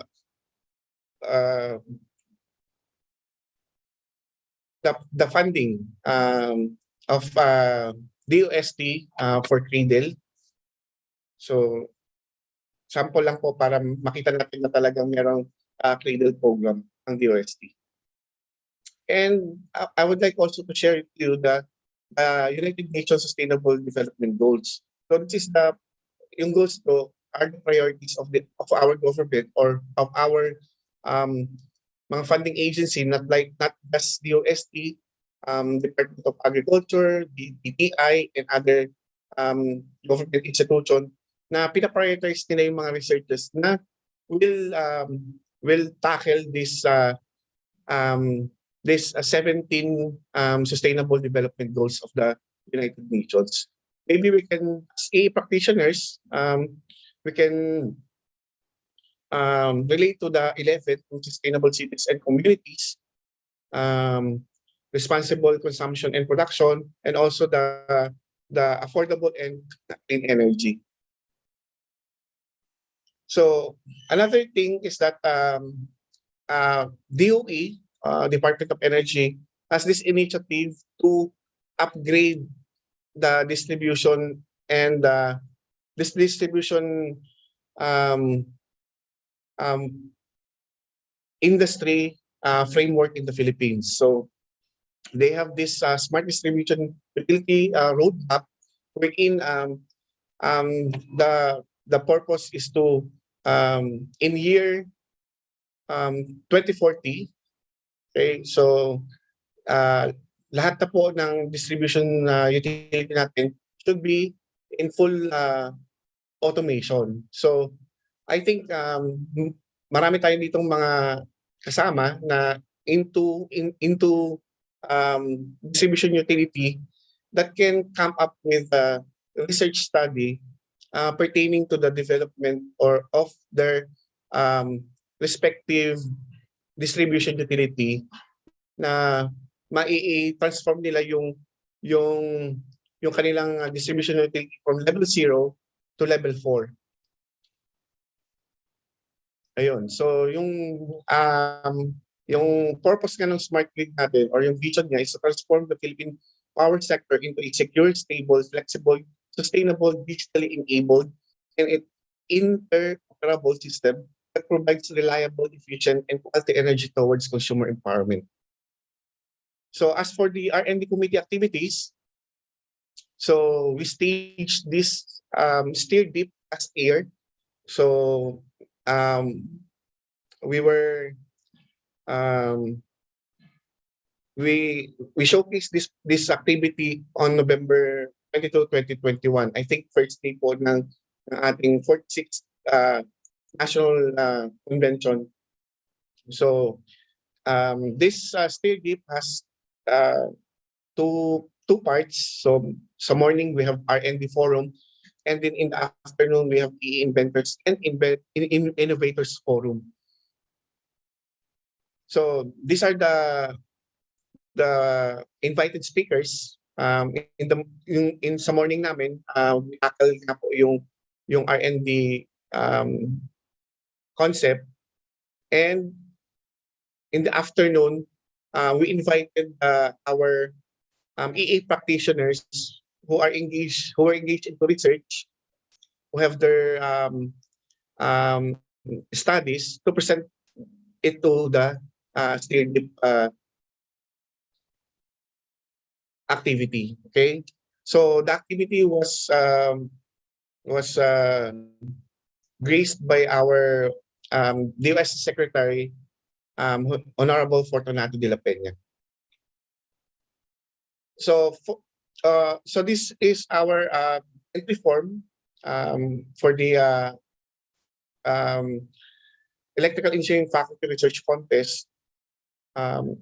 Kasi ang purpose namin is pag nag-face-to-face na, gagawin na namin siyang Electrical Engineering Faculty Research Contest. Pero as of the moment, since we are sa virtual lang, so ang ginagawa namin is yung steer deep lang yung aming in a stage instead of the research contest.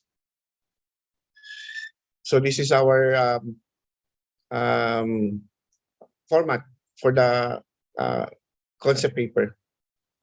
And let me highlight that that our Vice Chairman for Research and Development Committee had this research entitled UVGI map, wherein ginawa niya to during the pandemic, and it was tested and ready for patenting.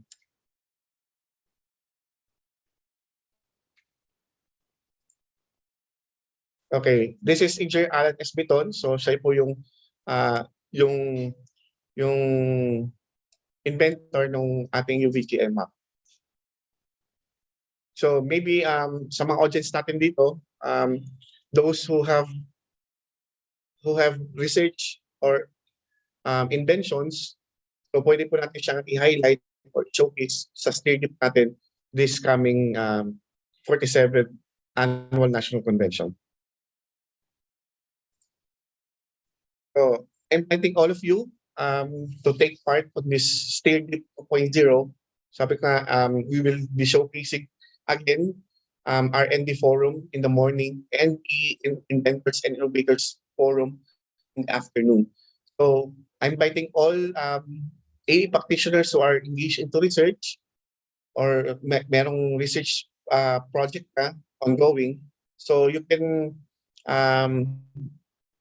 contact us for the presentation on November 7, 2022. That will be all for my presentation. So thank you for listening. All right, thank you so much, Engineer Nelson Andres, for promoting research and development among electrical engineers.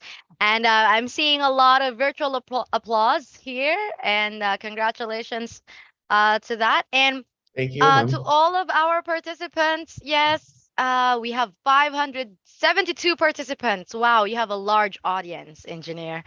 So you are able to uh, delegate or distribute the information regarding research and development. So, to our participants, whoever has any question, please don't hesitate to ask in our message box. Mr. Andres is still here to accommodate all your questions. So, okay, we have one from Engineer Kim Teril Tria. He said, "Hi, sir. I find your topic so interesting. For those who work in the field and not in the academe, how do we enhance our research skills? And how do we come up with timely and relevant topics for research?" This is a very good question, engineer, and I also want to know the answer for this one. Okay, thank you to to my to the sino ba nagtanong doon? Engineer Kim. Thank you, Engineer Kim, for that question. Basically, our problem with our question is that ginagawa na natin talaga yung research, hindi lang natin siya sinusulat. Okay? Siguro, yun din ang magiging one of the activities siguro ng R&D committee to teach siguro yung ating mga kasamahan sa IIEE on on research writing. Basically, yung mga members natin dito who are employed different various field, respective field nila, they are somehow tasked to solve problems in their company. Once na na-solve nila yon, hindi na nila nasusulat para maging R&D siya or research for development and for the innovation sana. And for the question of how ideal, what will be what the ideal topic po ba? Question. How do we come up with timely and relevant Okay. topics for research? Yes, mostly yung researchers we do talaga tawag dito researching talaga para ma-update ka kung ano yung bagong technology. And then syempre para maiwasan din natin yung plagiarism. So yung timely na mga innovation, syempre we do talaga rigid research para to come up with hypotheses and ideas on how to solve the problem. All right, thank you so much, Engineer Andres. I hope that that answers your question, Engineer Kim Tria. And also po, if yung committee po namin, kami po yung arm, we can help those members who are engaged into research if they want to to write their research and then maghanap ng funding, and then kung gusto nilang tulungan namin sila for patenting, they can contact us para po matulungan namin sila. Okay, there you go. So, to all the participants who are interested in electrical engineering research, kindly reach out to Engineer Andres for your concerns. And we have one more question here, sir. All right. I think we are short of time, so we are just going to, how can I say? We are going to Email. diminish, yes, yeah, the questions here. Hopefully, Engineer Andres would be able to answer all of these questions one by one, probably through the chat box. Can you do that, Engineer? Yes po.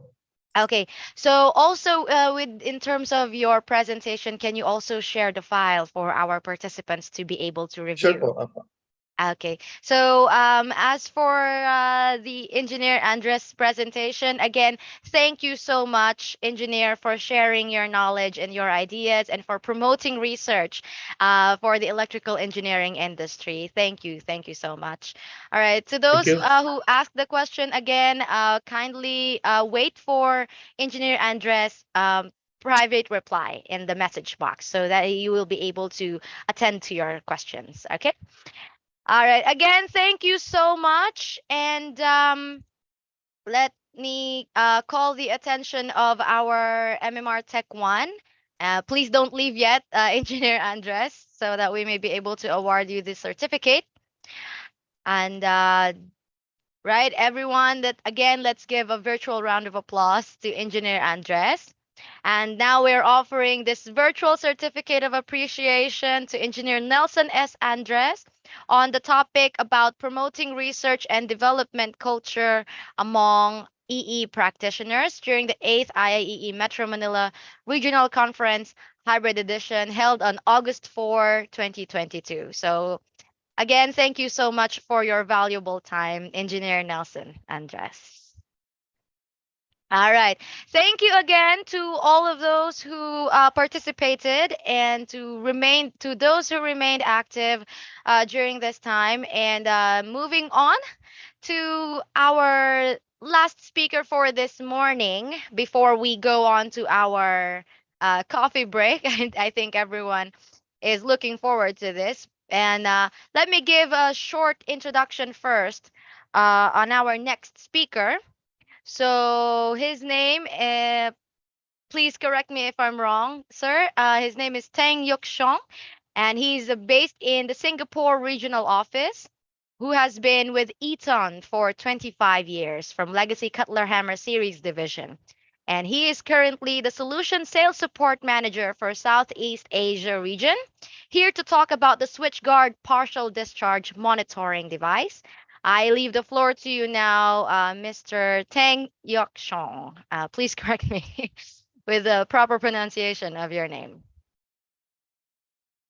So, calling the attention of Mr. Tang Shong. Are you here, sir? Okay, thank you. Hi. I've just been unmute. Perfect, perfect. You pronounced my name correctly. Good morning, everybody. Thank you for having me. Let me share my file.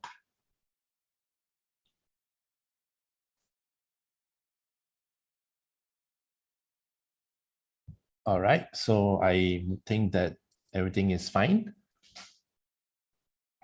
Yes, sir, we can see your screen. Okay, all right, so we shall rock and roll. Very fast, about 30 slides, all right? So what I'm going to share with you today is the continuous monitoring and remote monitoring of partial discharge, all right, in rotating and other medium voltage equipment. Okay, so I'll basically go through this, all right, partial discharge, you know what it is, the challenges for the measurement, you know, online versus offline and so on, and then a bit on the product offering. And I think the most important would be the case studies, all right, and then finally a bit on the remote monitoring part of it, and then conclusion, all right. So depending on the time, all right, we might not be able to do conclusion, okay. All right. So yeah, so what is partial discharge, right? So basically, you know, it's a phenomenon that occurs at high voltages, all right? So in our area, maybe in the Philippines, you have 4160 volts, all right? Then there'll be the practical lowest voltage, all right? Then we can apply this technology. Okay, so destructiveness will be dependent on the voltage, right? The higher it is more destructive, all right? So what are the effects on PD, all right? So basically the effects will be on the voltage, you know, the void of the insulation weakness, the temperature, ambient temperature, the insulation conditions, and of course the environmental conditions, okay? Like humidity as well.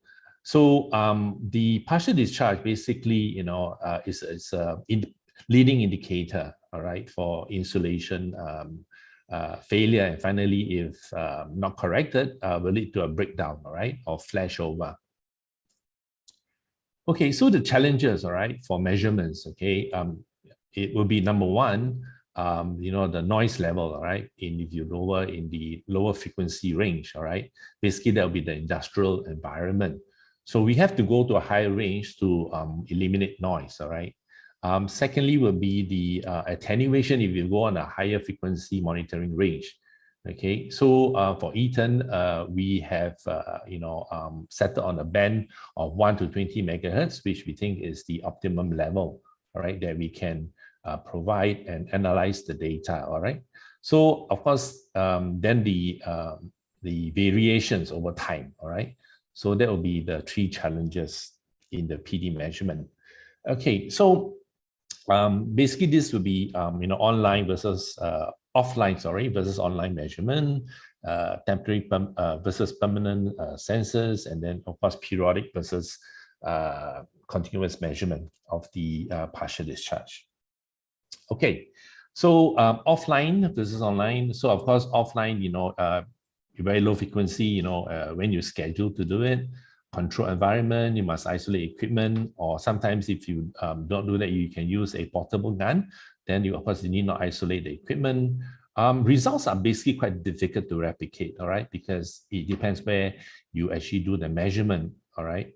Versus online, so basically, we do 4 samples per day, all right. There's no need to do that many, but of course, customers can set on the relay the number of measurements you want to do a day, but generally 4 is more than enough, all right? So it's based on the normal operating condition, no outage is required because all the sensors have been installed, all right? And this is continuous measurement.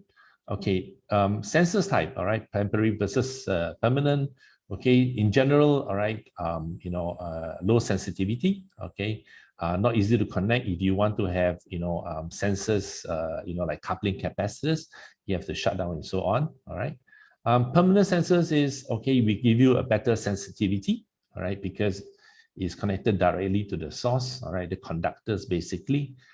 Safe connection meaning, after it has been installed, all right, tested, turned on, all right, that is what it means. It's a very safe connection, and follow out, by that will be no outage, all right, after you have installed. Okay, but of course during the installation you have to shut down the system so that we can install the sensors, which we will discuss later. Okay, periodic versus continuous. Okay, so again, as I mentioned earlier, not easily repeatable, all right, because depends where you monitor it, all right. Only one instant in time, all right, and in general, limited usefulness, all right, if you do this measurement. So it's either a good, a 1 or a 0 kind of a thing, all right. Now, continuous, basically, you can compare the data over the period of time because you are monitoring continuously. There's a trend file that, over time, all right. And that kind of gives you the confidence, okay, of, what you're monitoring. And I think that's the most important when you do monitoring. Okay, so below here, I have this trend file.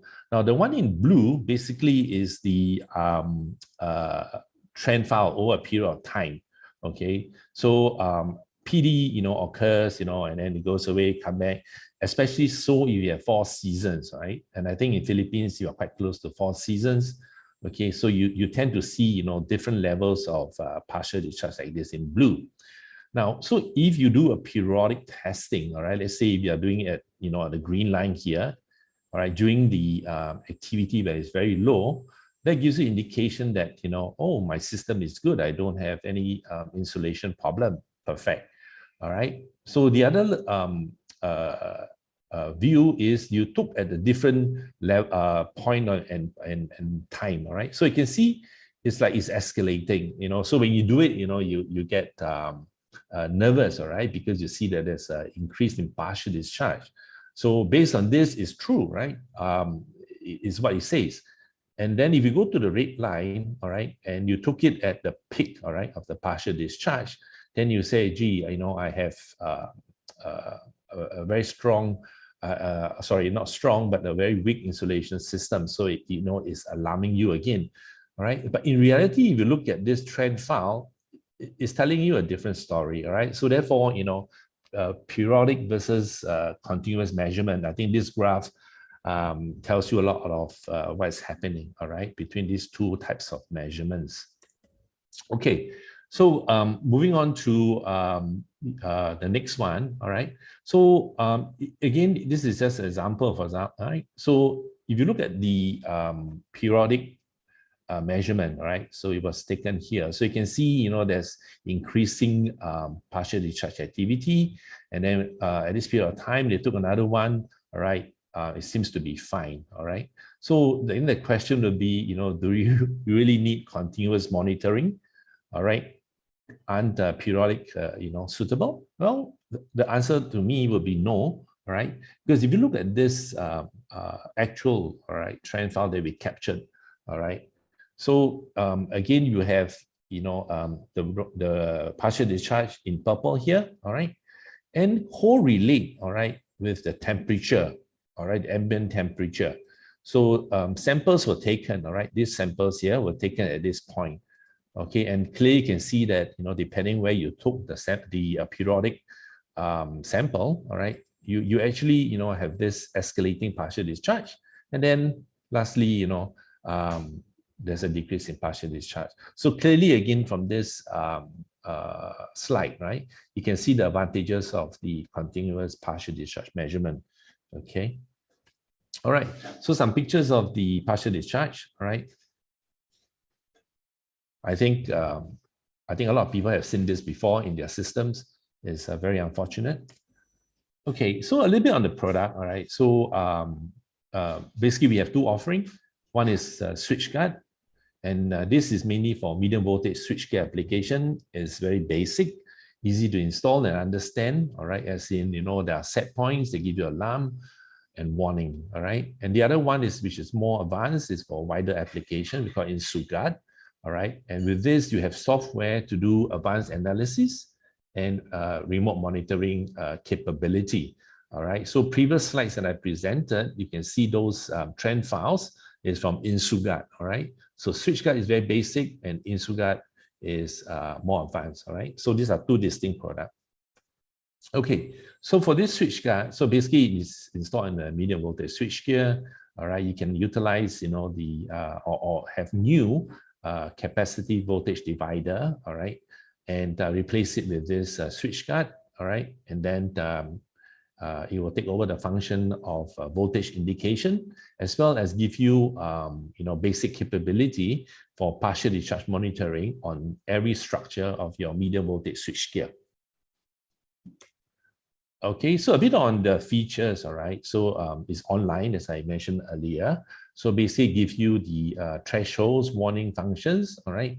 It gives you the alarm contact, and if your gear is, in pink of health, then of course the indicating light will indicate green, all right. So if there are some issues, all right, then of course you'll be yellow, orange, and then finally red, all right, in ascending order of severity of your partial discharge.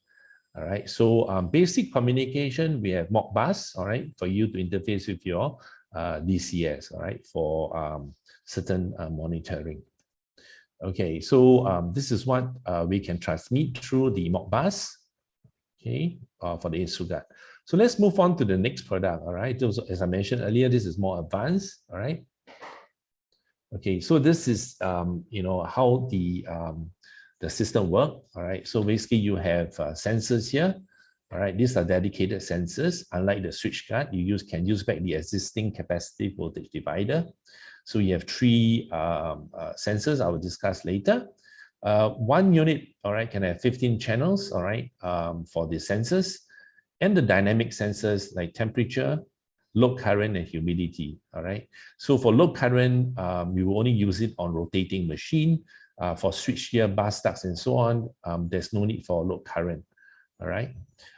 Again, for security, sometimes, it's good to have dry contacts so that you can be alarm or have warning or status tree contacts, all right, to your DCS.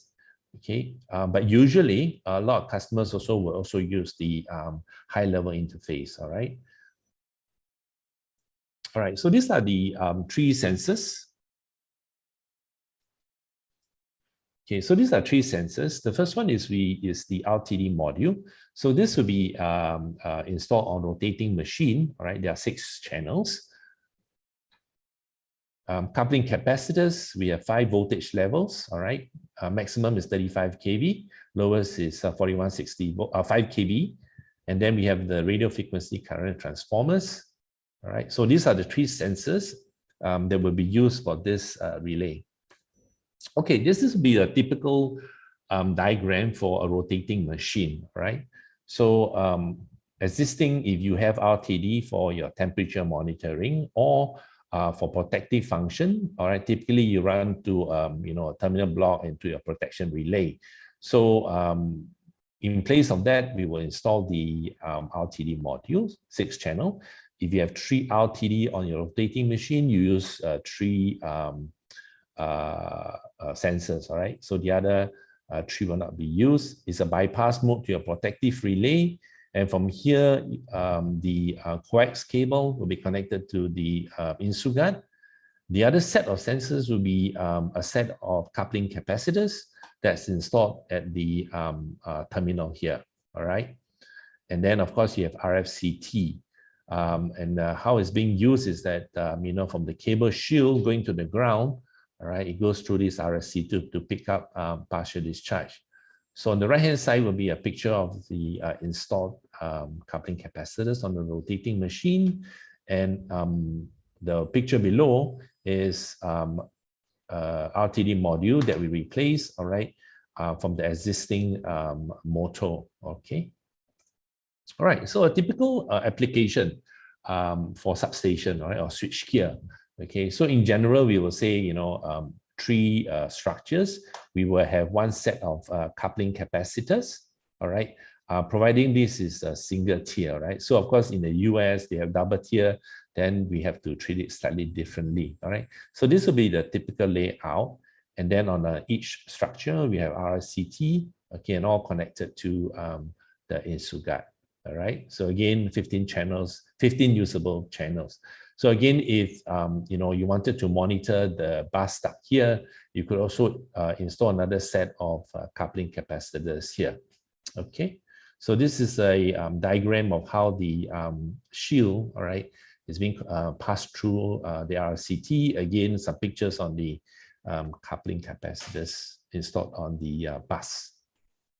Okay, so I think next one we go in is the case study, and I think this is the most interesting part of the slide. All right, so there are a number of case study. I'll go through pretty fast. Of course, if there's further questions, all right, we can address later, or my colleagues in the Philippines, they can connect with you to explain further. All right, so this is maintenance gone wrong. All right, so what it mean? All right, so basically the machine was shut down, for maintenance. All right, so after cleaning, degreasing, and so on, put back to service, everybody is happy. But unfortunately, the system detected partial discharge on phase A and C, all right, resulting in high PD pulses. Okay, so with this InsuGuard, right, using the software, all right, you have the phase resolve analysis. All right, so you could see that the intensity on phase C as well as phase A. All right, so and what was the problem? Basically, while they were doing the maintenance, 2 of the cables, all right, were quite close together. All right, so they didn't take notice, and then there was a discharge here, all right, because of the equipage distances, okay, on the insulation level. So machine was shut down, all right. And then, it was rectified. They put it further apart, but you can see the damage here, the whitish part. And after that, there's a reduce in partial discharge, and you can also see from the diagram here. Unfortunately, damage has been done, all right? So, but because it's at low level partial discharge, they can schedule another period, all right? We have a longer shutdown to fix this problem permanently. Okay, so this is maintenance gone wrong. Okay, so next one would be nobody is watching. All right, oops, sorry. Okay, no one was watching. All right, so basically again what happened was that they have a system, but nobody was monitoring it. All right, so you had this detected, all right, somewhere in January, like 15 or something, or 16, and it went up pretty fast. All right, and on a June 26th, all right, finally there was a flashover, all right, resulting in a $1 million loss. All right, so if someone was watching, and you have more than 10 days, right, all right, period, so they could have not only like that do not allow the flashover to occur, all right, they also prevent a loss, all right, production loss. Okay, so a very unfortunate incident, had a system, but nobody was watching for one reason or the other. Okay, next one will be a very unique situation. All right. Okay. So what happened was that there was always a high activity. All right, during the winter time. Okay, and over here, and we zoom in here, and it's always during lunchtime, kind of a period, or noon time. All right. So what was happening? Okay, so nobody knew. All right, but we had the customer had a system in there. All right, we were contacted, we went in, we do analysis. All right, our expert in the US was also puzzled. All right, but finally, they figured out what was wrong. All right, and that was because during the winter time, all right, water was entering into the main bus. All right, due to one gasket being compromised. Okay, so they replaced the gasket, or rather they replaced it, they cleaned up everything, and everything gone away. So again, in this particular case, if you didn't have continuous partial discharge monitoring, then this becomes a very difficult task, all right, to zoom in what is the problem. All right, so one of the benefits, of course, is for continuous monitoring of partial discharge. Okay, how long can we wait? All right, this is the next case study. So basically, this is a rotating machine. All right, they contracted Eaton to do a remote monitoring. All right, our end is a remote monitoring. Alarm came up. All right, so of course, our expert in the US, where they are based, doing this monitoring, contacted the customer and said, well, you have a problem on your feeder, right? Because we have all the sensors there, so we know where exactly is the likely problem. Okay, so customer shut down, went in, all right, and basically saw that there's some compromise here. All right, you can see there's this train here. So they took a temporary measure, all right, to tape up the system and continue running. And what is it based on? And again, it's based on the continuous monitoring to look at the partial discharge level. So the levels were quite reasonable, all right, and therefore the customer decided to run, and again wait till shutdown to rectify this problem. Okay, so again another case study about this partial discharge. Okay, so this is a new machine or new generator, but something went wrong. Okay, so they had a problem with the earlier motor. They took it out and they put in a new motor. All right, but before they replaced, all right, or why did they replace it? Because they detected high partial discharge, all right, on the coupling capacitor side. That means on the conductor side of the motor.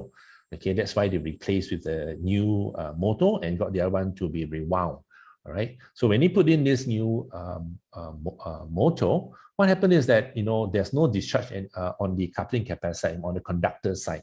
All right, on your incoming conductor side, but there was a high level, all right, of partial discharge on detected by our RTD module. All right. So in this case, they had 6 RTD and 3 detected high partial discharge. All right. So again, using this phase resolve, analysis. All right. Again, it's available on the software. that's given out for every Insugat that you purchase, you could see, high levels of partial discharge, all right, on the RTD sensors. Okay, so again, we were contacted, and we gave them the advice, and we said that there's likely a problem with the installation of the RTD. Okay, so they took our advice, they went in, all right, and they found this, all right. So basically what happened is that the RTD cable, the one in yellow color, all right, was mounted, all right, on the coil, all right. So this should not be the case. It should be mounted on some insulated material, all right. So if this is not rectified over time, all right, the insulation will break down, okay, and then loss of, production, damage to the equipment, and so on.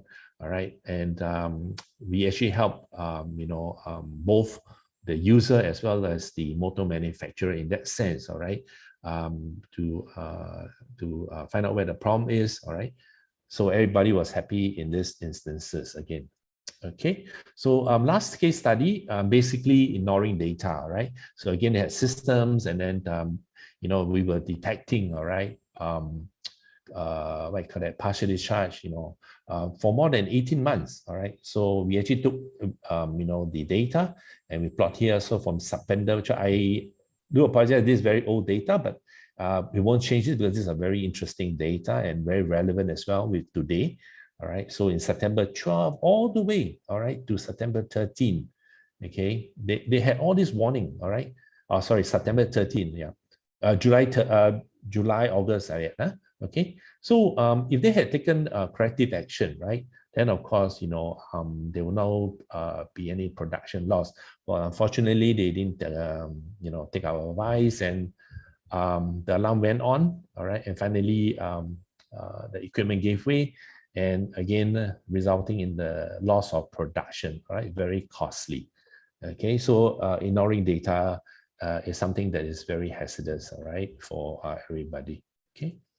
All right, so so much for the continuous measurement. So I now move on a bit to the remote monitoring. All right, so for monitoring, the customer can either do it themselves, all right, through the software, running the data line and so on. But many a times, all right, because this partial discharge is very intricate, right?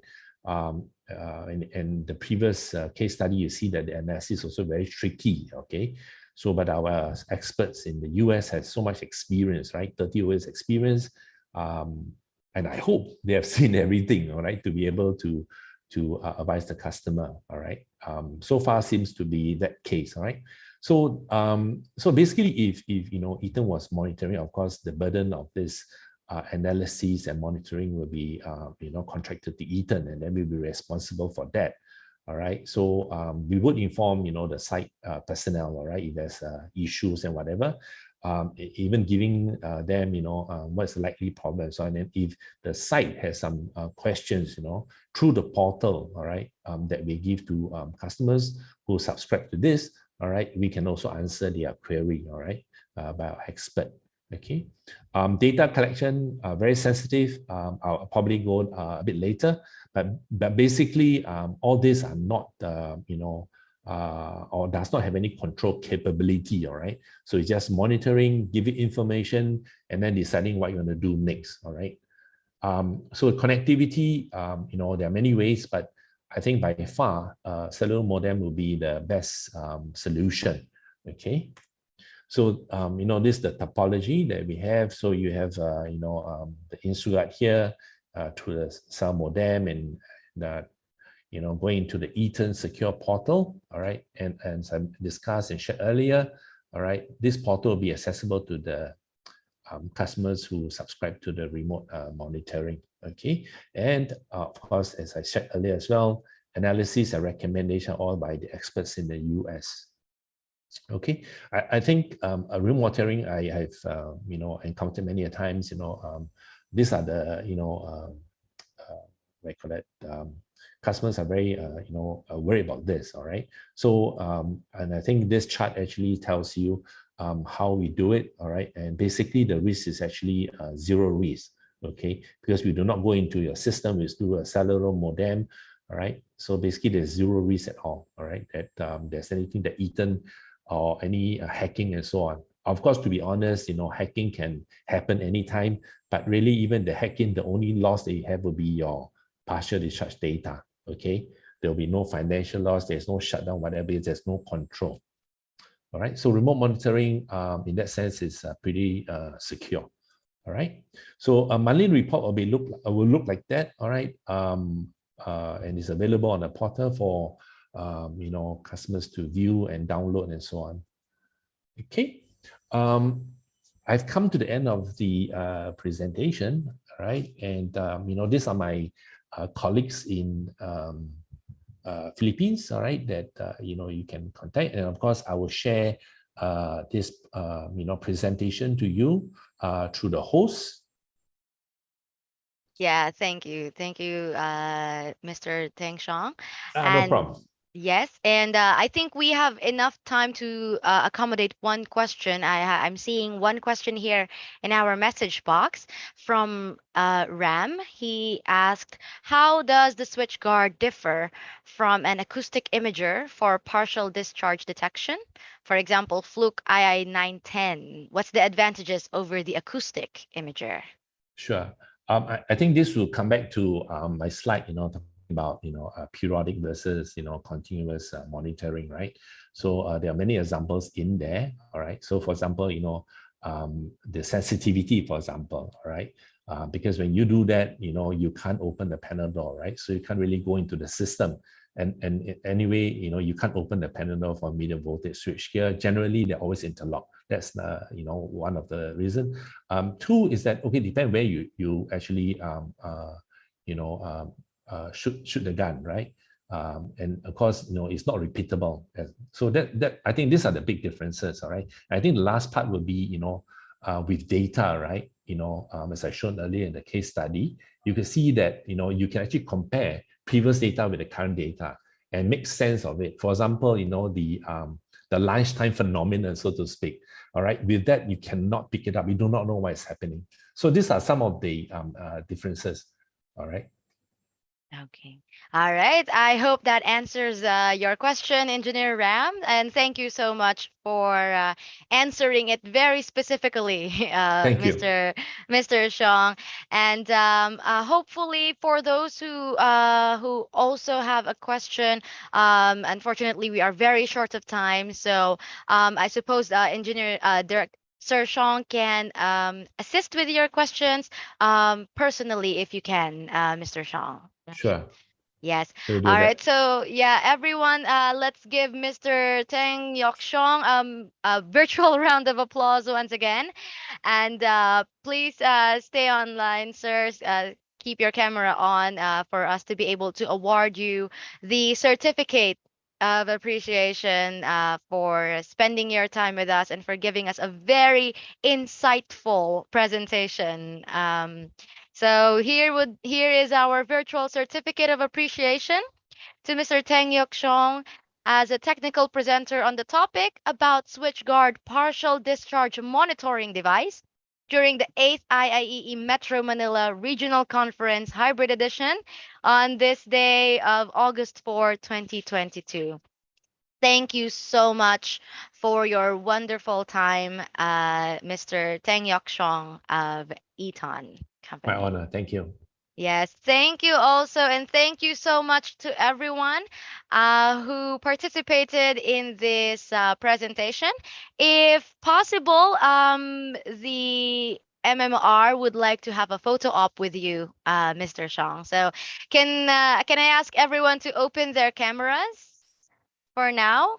So that we will be able to remember this moment with this once in a lifetime moment with Mr. Shong. Yes. Okay. So please keep your camera open, Mr. Teng. Yes. Yokshong, yes. Yes. Okay. And Tech One, is it good? Is it okay? Kindly let me know if the photo op is taken. Okay. Thank you so much again, Mr. Shong. The Thank photo you. op is done. And again, thank you for the wonderful presentation and for spending your time with us today. All right. So, everyone, I know that all of you are a bit hungry, I suppose. It's been a couple of hours since we started the conference. And as to save our time, we are allowing a working coffee break. So, while we are introducing our next speaker, we are allowing everyone to grab a cup of coffee and also grab a snack if you have to and relax a tad bit, right? But moving forward, I am now going to introduce our next esteemed speaker.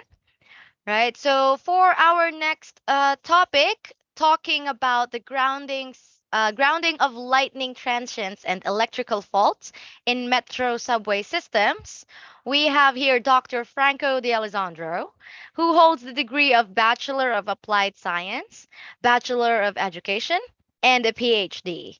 And he also holds a GAICD, an MIE OST, and SMIEEE. So the first decade of his career was in university teaching and research.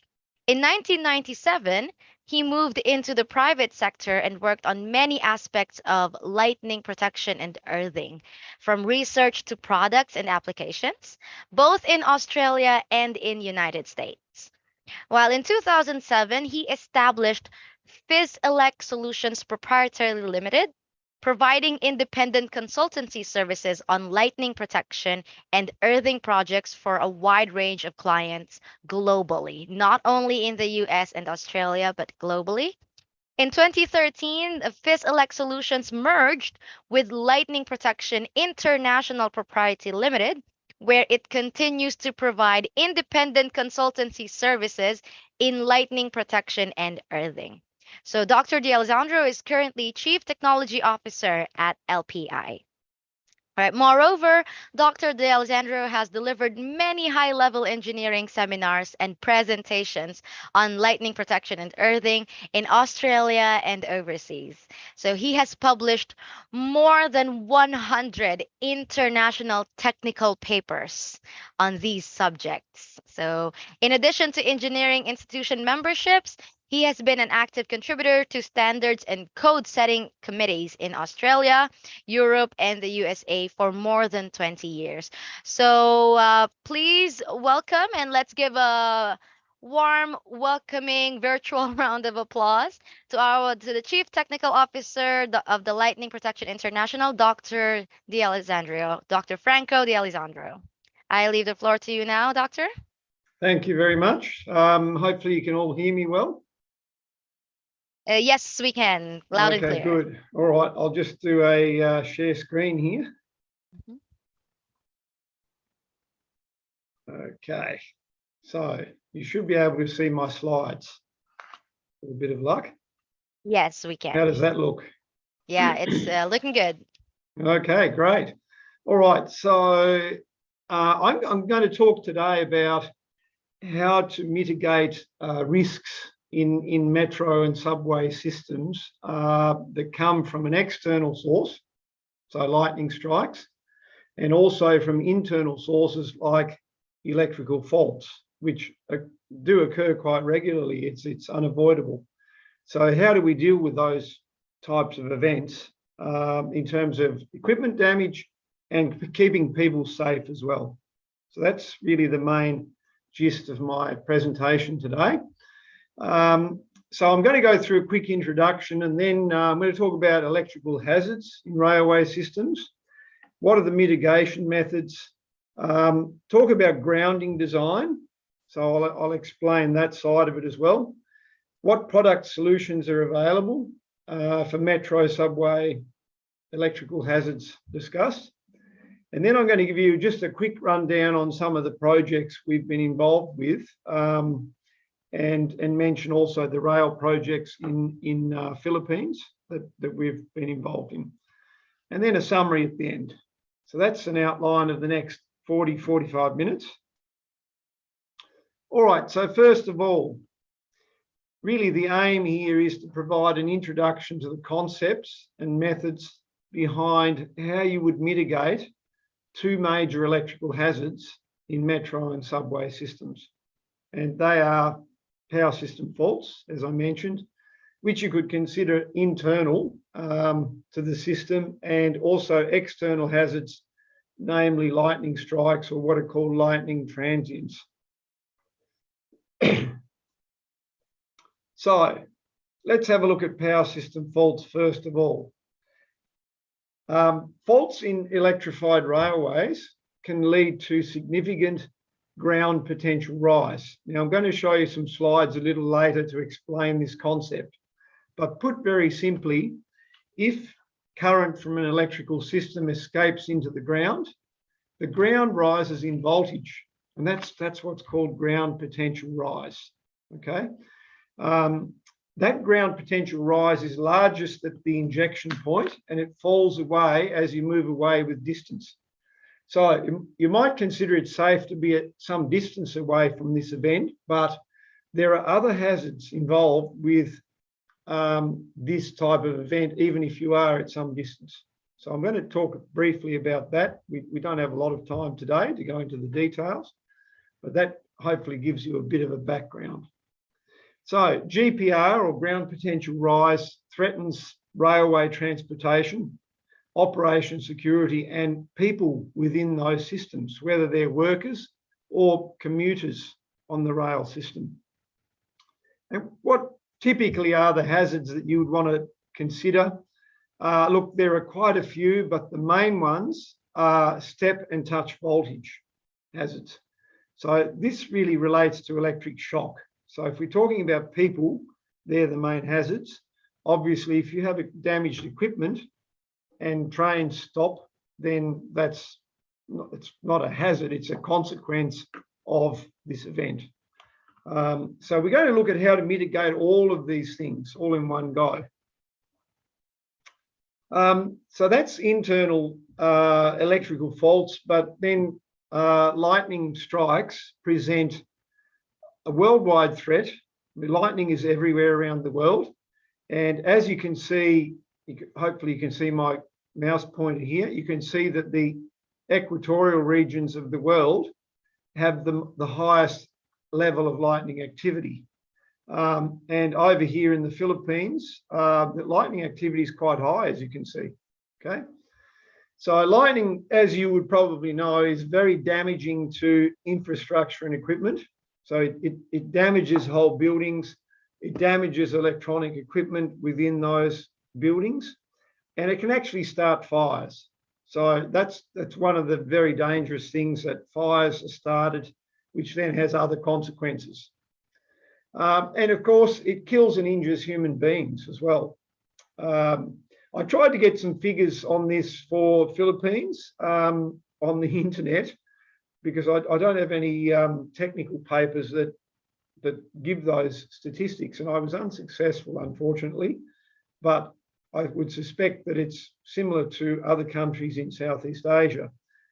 So if anyone's interested in that side, I'm happy to provide a paper on that. It's been written by some US authors. Now, look, what I put here in bold type is very important. Lightning can penetrate deep underground. Okay, so just because you're underground in a subway system does not mean that you are completely immune from lightning strikes. This is an area of work that I've done about over 10 years of work for coal mining companies here in Australia, all the major coal miners, looking at how lightning actually gets underground. Because in a coal mine, if it gets underground, it can ignite the methane underground, and start a very nasty fire and kill miners. And it's very clear from those studies that I've done that lightning can penetrate several hundred meters underground. It really depends on the characteristics of the soil, the ground, but it can do that. So when we're talking about this, don't just think about things on the surface being at risk from lightning, but it's also items underground, including people. So you can control and mitigate these effects with effective design solutions, and I'll go through that today. So back to the hazards for power system faults. Obviously, if you have a power system fault, there could be electricity outage, and that can be an issue for the rail service. But at the same time, when that happens, there can be step and touch and transfer voltage hazards. If you have a look at this little graphic on the left-hand side here, you can see that if a voltage source, or like your electricity system, there's a short circuit, it's called a fault, goes into the ground, it creates these zones, these equipotential or lines of equal voltage zones around the injection point. And if you happen to step with your feet across several of these lines, a large enough voltage, you then are subjected to what's called a step voltage, which, look, is pretty rare for power system faults. But on the other hand, touch voltage hazards are very, very common in power systems. This little graphic here on the right-hand side is a little bit melodramatic. It shows a person standing on a railway track with a long pole and they're touching the electricity system. So that's a touch voltage. But you don't have to be doing something silly like that to be subjected to touch voltage hazards. As an example, if you're underground in a subway and there's a metallic pylon next to you and you're standing there touching or leaning on that pylon and standing on the ground, there's the potential there for a touch voltage hazard under an electrical fault and also under lightning strike conditions. So it's that side of it is quite nasty and it's not uncommon. So for lightning strikes as well, obviously outages and stoppages due to damaged equipment is very much on the cards if you don't handle lightning properly. And that is by putting in lightning protection. So I'll go through that in a moment. So electrical control and signalling systems and data systems can all be badly damaged in the rail system.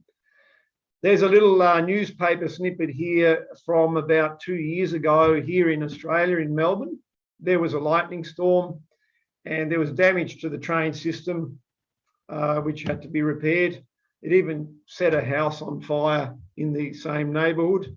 So you can see that that's the sort of thing that can happen, along with damaged equipment, as you can see here, which possibly started a fire as well.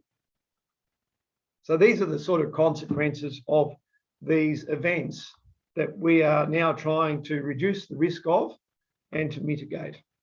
And of course, people can also be affected.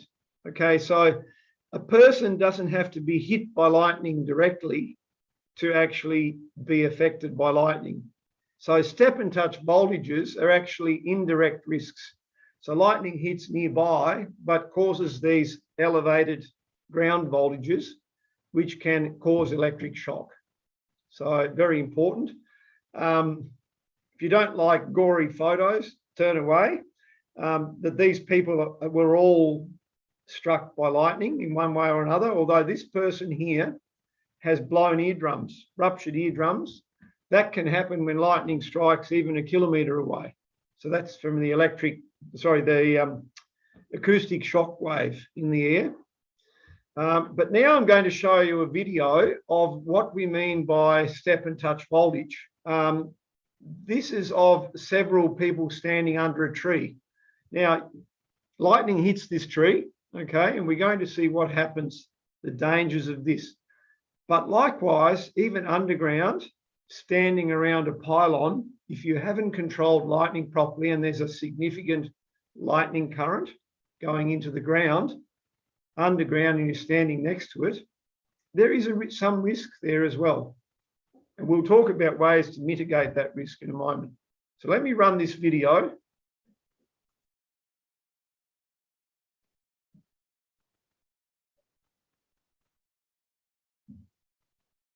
Lightning has struck the tree and all 4 people are down on the ground, injured, potentially fatal event. This was in India. I think all of these people survived, luckily. They all had to go to hospital. But these are some of the dangers, the indirect dangers of lightning. They weren't hit directly. The tree was hit. The current flowed down the tree trunk and then created this ground potential rise around the tree. Okay, so on to the next slide. Whoops. So lightning can get underground is what I mentioned before. So what are the mechanisms for this to happen?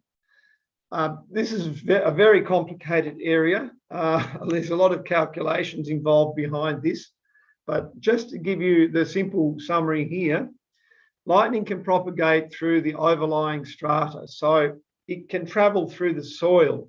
The current just travels through the soil because it's such a large and powerful event. So that's called conductive coupling through the soil.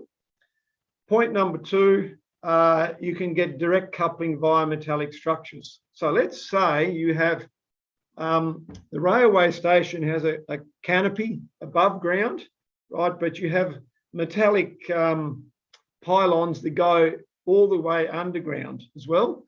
So lightning's going to find an easy path down that. If it hits above the ground, it's going to find an easy path down to ground via that metallic structure. So that's a very easy one to understand, isn't it? That you have a conductive path for lightning. But also, lightning in getting underground can actually cause sparking and corona discharge. Now, without going into this, explaining this too much, that sparking can actually start fires, or it can cause electric shock if it's between 2 points and someone's touching one of those points. So it really follows on from point number 2, where you haven't controlled lightning properly. So I'm going to talk about how to control lightning properly in this presentation very shortly. And then the last one is indirect coupling. So lightning striking, it's it flashing across the sky above the subway, the metro, and there are long conductors underground. Just because there's soil above those conductors does not mean that lightning cannot get coupled onto them. It's called inductive coupling or magnetic coupling from the lightning channel, the bright channel that you see. That's because that's an electromagnetic wave that will induce in conductors underground a transient or a large volt and over voltage. And the intervening soil layer does not stop that from happening. It will reduce it a little bit, but it doesn't stop it. Okay, so these are the 4 mechanisms of how lightning can get underground. Because we're talking about metro subways, I wanted to emphasize that point. All right, so what does GPR look like? Have a look at the graphics on the right-hand side here. This is a 3D plot of voltage rise in the soil when there is a grounding system in the soil. I'm yet to show you what a grounding system might look like, but depending on what the type of soil characteristic is in the area, you might get a GPR that looks like this, or it might look like this. A lot of like ocean waves with peaks and troughs, or it might be a bit smoother, but with significant voltage. This axis here is voltage.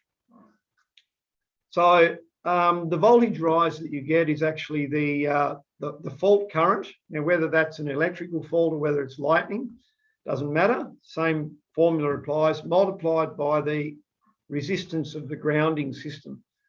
So that is how easily or how hard is it for current to get dissipated through this grounding system into the soil, into the surrounding soil. That is a measure of this resistance factor here. These are the techniques that are used. You've got to reduce the resistance to ground. You want this number here to be smaller so that GPR is smaller. Proper placement of electrodes so that where you locate the conductors in the soil to form your grounding system, that affects your step and touch voltages and how the GPR is distributed within the subway system, if you like. Any metallic objects within this environment must be bonded to the grounding system. And by doing that, you are minimizing voltage differences. So if you're getting voltage differences, you're actually getting the potential for sparking and arcing to occur. And with sparking and arcing, you can either cause electric shock or you can start fires as well. And then the last point here is that the surface layer, so what people are standing on, is actually quite important in determining what the risk is. Okay, so asphalt is a very good surface layer, but probably not very common underground in the rail system. And crushed rock definitely wouldn't be, other than around the railway lines. But around where people are standing, typically you're going to have reinforced concrete. So reinforced concrete does not provide any insulation capability in terms of electric shock, but it does help with minimizing these peaks and troughs you can see here in these figures because of the reinforcing mesh inside the concrete. So a grounding design for power system faults, to mitigate power system faults, might look something like this. Okay, so this is one of the software packages I use for doing this sort of work. So this is a top view of it. So the conductors are not necessarily arranged in a regular formation. They don't have to be. And in 3D, it looks like this. So these horizontal ones might be stranded copper conductors or copper tape. The vertical ones are copper bonded rods or copper rods, or possibly stainless steel rods that are driven downwards. So typically when you're designing a grounding system, you're going to be using horizontal and vertical electrodes, they're called ground electrodes, in order to mitigate these effects, these dangerous effects that you can get from power system faults. So your stranded copper with your rod installed might look something like this before it's covered over. You might utilize concrete foundations. So the reinforcing mesh in concrete, providing it's made electrically continuous, can be utilized as part of your grounding system. So foundations are very good auxiliary grounds, called auxiliary grounds, or UFA grounds is the American term. With rods, you can couple them together to make longer lengths as well. And if you have very, very rocky ground or very bad soil, it's very important to use an earth enhancing compound or ground enhancing compounds. So what happens is you drill a hole, as you can see in this image here. You drill a hole, you install your very long rod into that hole, and then you backfill it with a conductive compound. That being much more conductive than the bad soil in the area. And that greatly reduces this resistance of the grounding system. And you can do this vertically or even horizontally, as shown in this photo here. Okay, so that's power system grounding and roughly how you would go about mitigating step and touch voltages, plus, minimizing the risk of equipment damage. I'm going to give you a quick rundown on lightning now. A very quick tutorial just to understand the basics. And then from there, I'm going to talk about how to mitigate lightning strikes. So you've all seen, I'm sure, live lightning strikes in the sky. So you get a bright, very random path down to ground. And typically the downward leader, as it's called, as it's coming down, has a voltage of about 100 million volts. So we're not talking small fry here. We're talking very, very large voltages, very dangerous. And 75% of all lightning strikes will deliver more than 20,000 amperes of current. So eventually when it connects with a ground object, you get a short circuit, and then all the charge flows from a lot of charge flows from the cloud, the thunder cloud, down to ground. And the current measured is somewhere between about 5,000 amps and 200,000 amps. Okay, but 75% of strikes will deliver more than 20,000 amperes. Right, I'm going to show you a slowed down video footage of a lightning strike and explain another feature of lightning. I'm going to try and pause this, double click my mouse and pause it to show you the interesting part of this. Okay, so you can see lightning started to come down from the sky up the top here. And this is a tall communications tower on a hill. And you can see that there's a spark starting at the top of that. This is a very important thing to understand about lightning. Lightning has downward leaders and what are called upward leaders. So this is like a little mini lightning that goes upwards, and it connects with the downward leader. So I'm going to run this slightly further now. Well, I went too far, so let me rewind. Very hard to stop it, but that's not too bad. So you can see lightning is branched as it's coming down. The upward leader gets longer and longer, and eventually this will connect with one of those legs, one of those branches of the downward lightning. But when you see a lightning strike in the sky outside, it's like just one channel. You don't really see the branching very much. But this is what slow motion video footage is now showing in the last 10 years and how branched the lightning is. So this will connect, and then you will get more than one stroke, typically in a flash. So that was the first stroke. This one here, which I'm not going to let run through the whole distance, actually has 7 strokes. There's number 2. And I'll show you number 3, and then we'll stop this. Okay, there's number 3. So there are 7 of these in total. So lightning, when lightning strikes, is not just one strike, it's actually made up of multiple strokes. And that whole event is called a lightning flash. All right, so the last bit of the tutorial is, what are the 2 main approaches to protecting assets and people against lightning strikes? Codes and standards used to, I guess, promote the Faraday cage concept. So this was to put lots of copper conductors all over a facility and to try and shield it from lightning that way. So it's an approximation to being in a metal box. Think of a shipping container. That is your best Faraday cage. The problem is the shipping container is not very practical. Okay. So there's 2 ways to do lightning protection. And so one is by what's called equipotential bonding, and the other one is by isolation. Now, just to explain the equipotential bonding one, I'm going to go to the next slide. So let's say you have a building and you're trying to protect this building and the contents of the building, including people, from lightning strikes. You will put conductors over this building and maybe rods, Franklin rods on the roof, like this one here. And you'll have to connect them all together, right?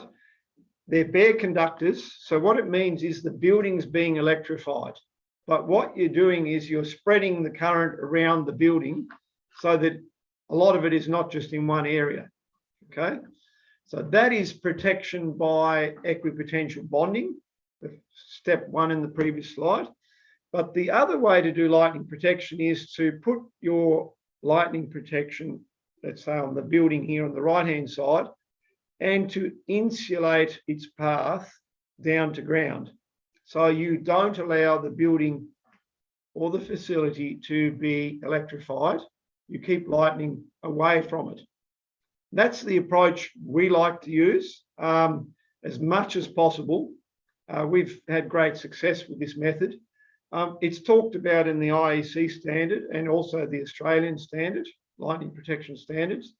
And I'll show you some of the components that you need to do protection by isolation.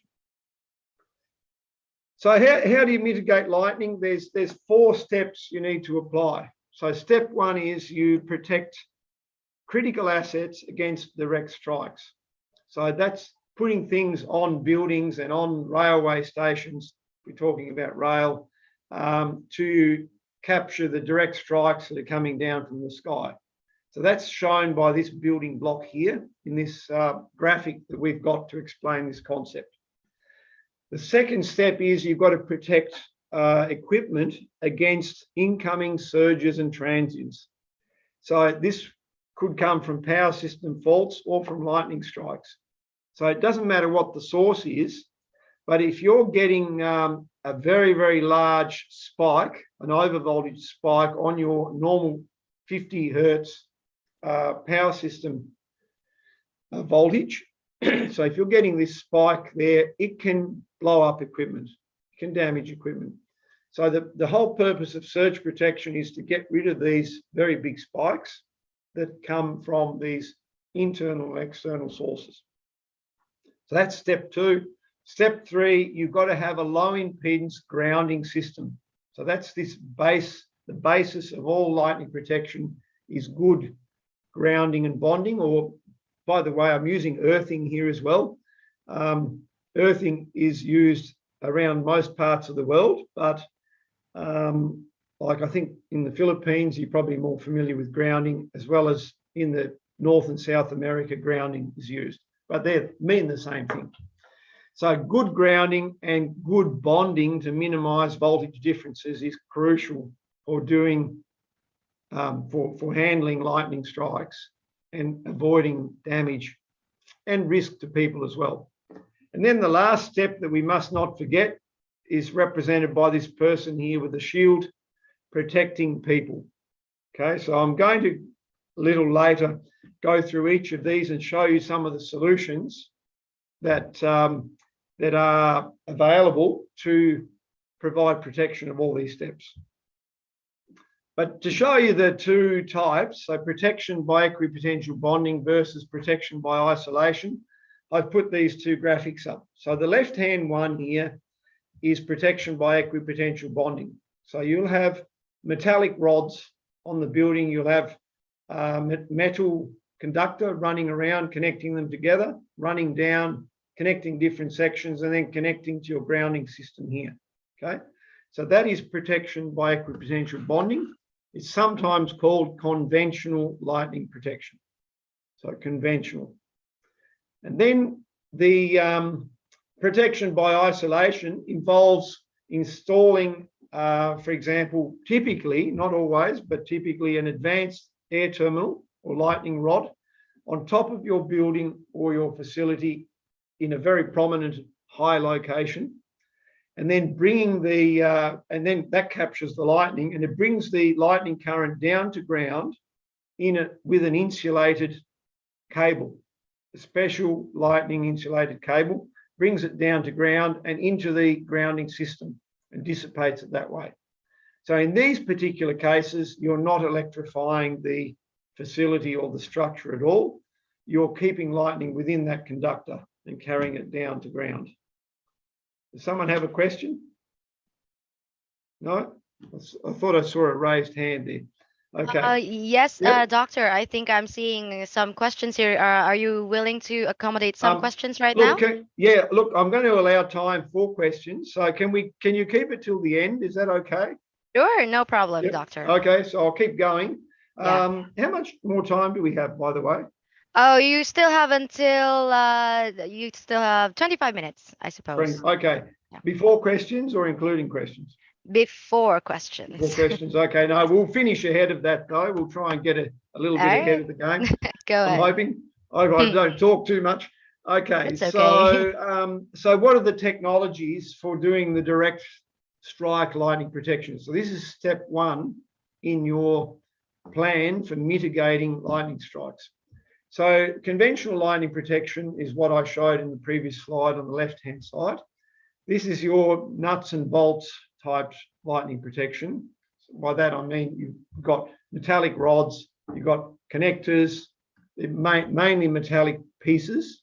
You can have dedicated components, or you may actually utilize parts of structures as your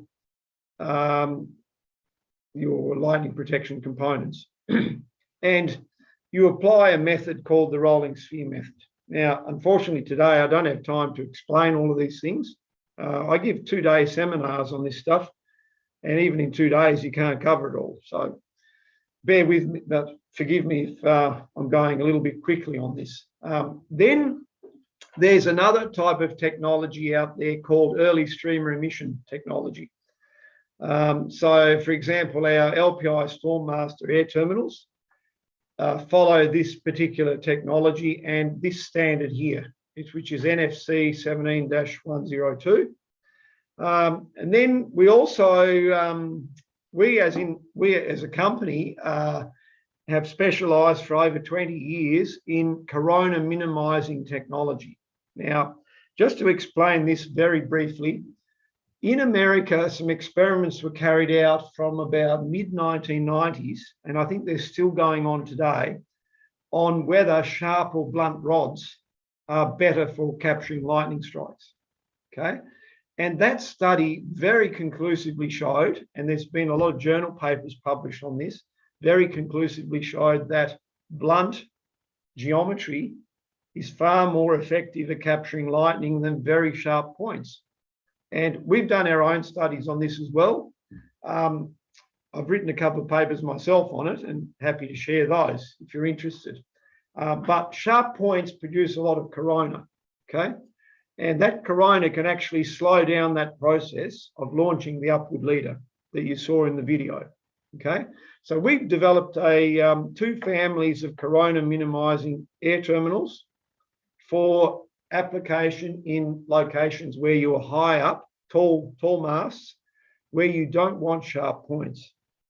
And one family follows the CVM method, which is in IEEE 998, and the other family follows LIT method in IEEE 998.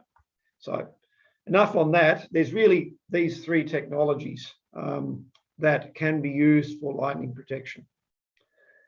Just to explain to you the Stormmaster ESE early streamer emission technology, the principle behind that is that if you have a standard lump of metal, what is called a Franklin rod, just a cylindrical piece of metal, versus one of these ESE air terminals, this one will launch the upward leader earlier than the Franklin rod. You see, they're both launching the upward leaders, but this one's launching it earlier and will intercept lightning earlier than a Franklin rod or over a bigger distance. And that distance is calculated with this formula here. And pictorially, it'll look like an envelope like this. So you put your ESE air terminal on top of your facility and you get a certain protection area depending on your protection level here from 1 to 4. So that's how that works. This is our building here. I'm sitting inside this building right now from southern Tasmania, the very southern tip of Australia. This is our building, and this has one of the Stormmaster ESE terminals on it. I went and took these photos yesterday to show you what one of these isolated lightning protection systems looks like. So this is the insulated down conductor cable. So we've got a concrete building here, but the lightning, when lightning is captured, it'll come down this cable and go into the grounding system, which is around this building, without electrifying anything within the building. Now, of course, you can get induction, magnetic induction from the lightning strike into your electronic systems. So inside our building, we have surge protection to prevent all our computers and other equipment getting blown up by a lightning strike. Okay, so they're two of the key steps in lightning protection. So talking about surge protection, you are trying to prevent, this is a very simplified graphic and it shows a very old-fashioned TV, but you've got a surge that comes in to your TV here and it blows it up. So putting a surge protection device in there, you are shunting the surge, the overvoltage, down to ground and keeping your TV or your equipment here safe. Now there's two types of surge protection. There's shunt protection, which is similar to this principle here on the left-hand side, but there's also series or filter protection. And these will go in series. So it would go on this black line here. So they have to handle the load current, but they have certain advantages for protecting sensitive equipment.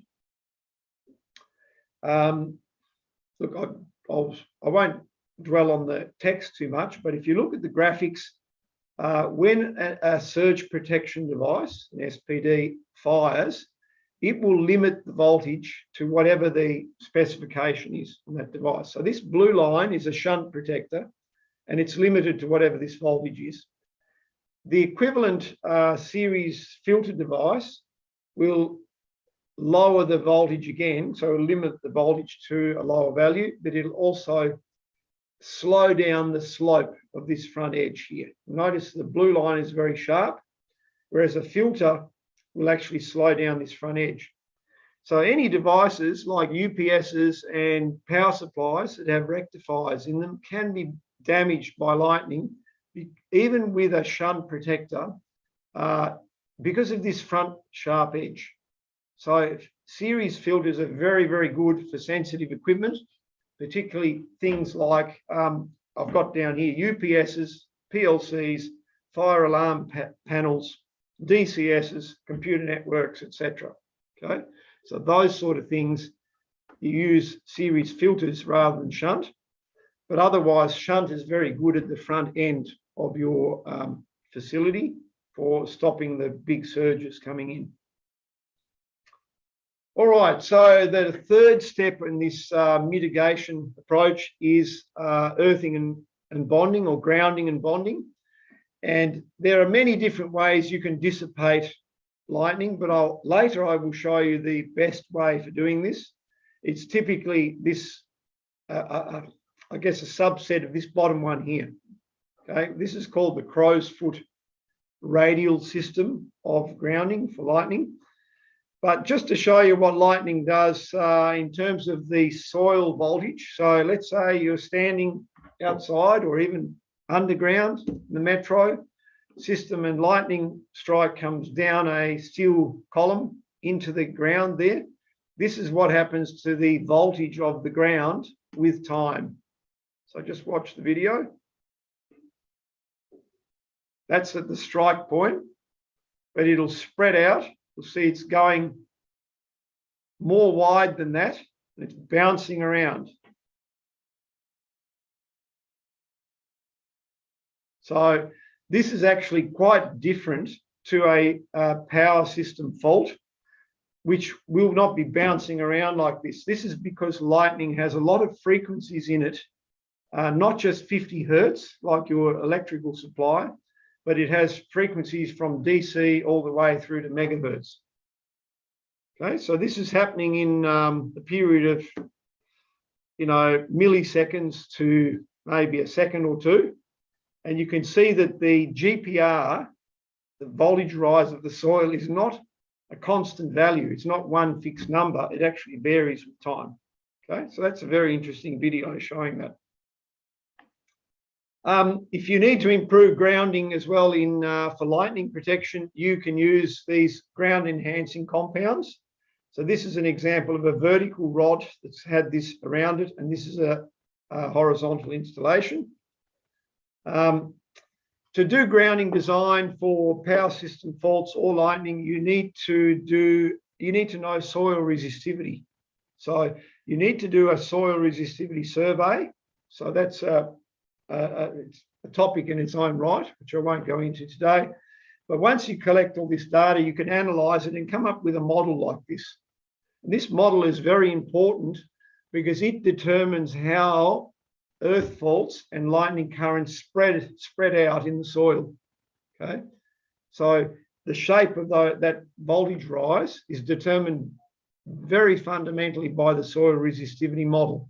So you've got to get this part right. And then look, to work out things like step and touch voltage, it's quite complex calculations. Most people use software for this, that you can do them by hand, but effectively you're setting up an electrical model of your facility. So this, this could be a structure here. There's a concrete floor. All of that has to be modeled. This is an example of an actual railway station with an overhead canopy and a concrete floor here, and there's a person standing down here, standing right next to one of these pylons that I've been talking about. Okay, so that'll have a certain amount of resistance. What these graphics don't show is the inductance and capacitance as well. Okay, so don't just think this is a resistive network. It's also inductive and capacitive, very important for especially lightning, but also power system fault calculations to take all of that into account. This is like a pier model for the piers underground in a subway. They also need to be modeled to do these calculations. Okay, so then you'll end up with a plot of touch voltage over a certain area, and you can see whether those touch voltages exceed the dangerous levels, which are generally set by standards. You need to do a calculation to work out what that tolerable voltage is. For lightning strikes, so let's have a look at the left-hand photo here. This is a lightning strike to the ground and on a golf course, okay? And it's burnt the grass in a radial fashion, meaning going out horizontally. So typically for a lightning protection earth, you will want to have some form of shape similar to this, or maybe all three of those will go in one direction as shown in this drawing here, okay? And at the ends of these radials, you will have rods that go downwards, because this ground can dry out quite severely in hot conditions, and if it doesn't rain for a long time.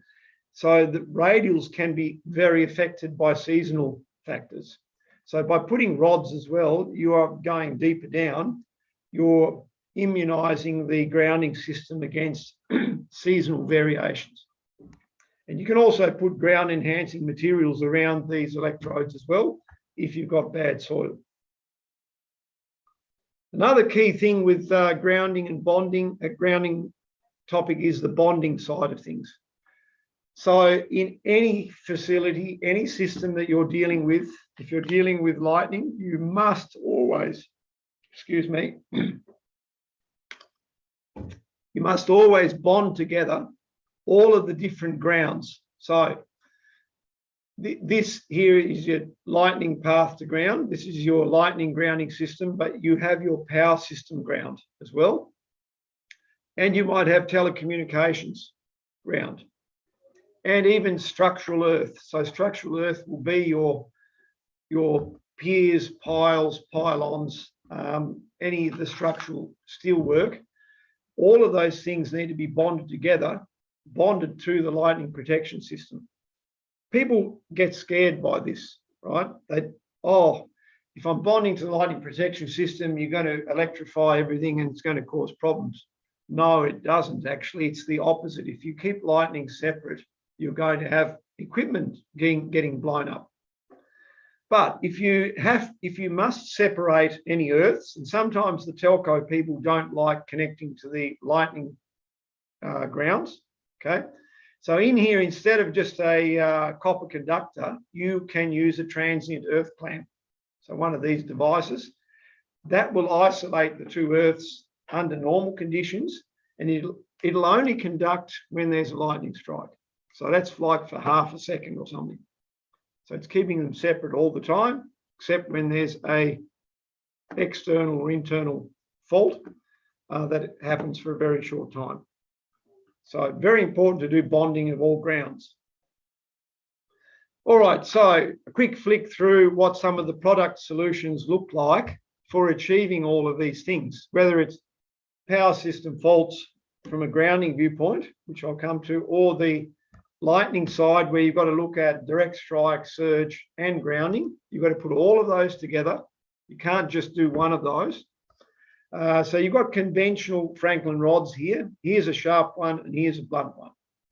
These are our Guardian air terminals, the corona minimizing ones. So what do you notice here? They have a very rounded shape, right, to minimize the corona discharge. These are the ESE terminals, our Stormmaster terminals. they have a point on them.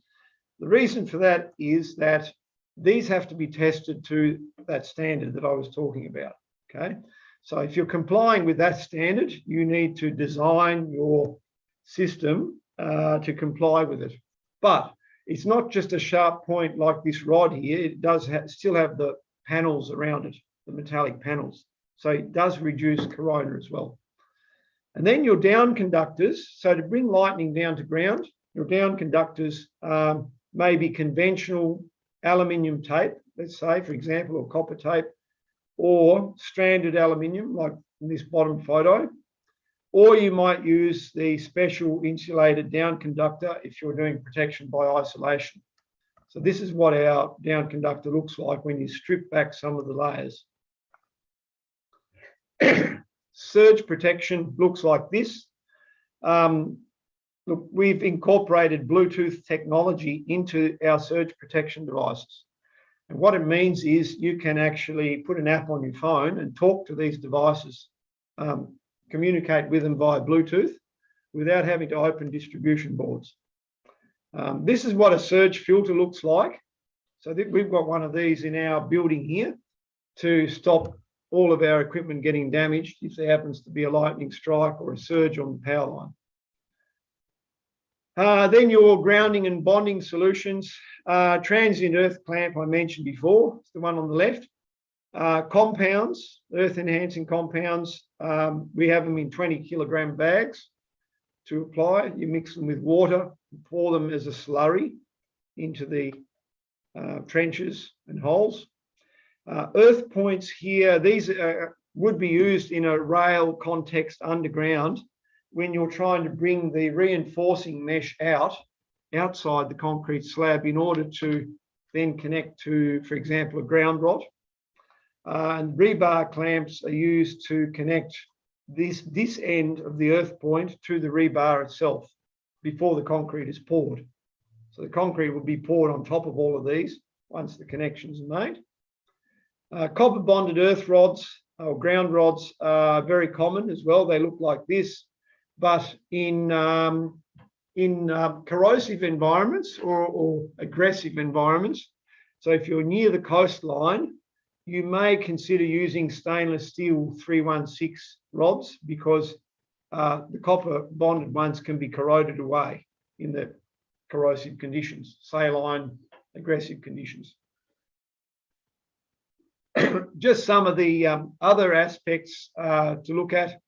The earth points I was talking about, this bit here that you can see, the first two, sits flush with your concrete slab.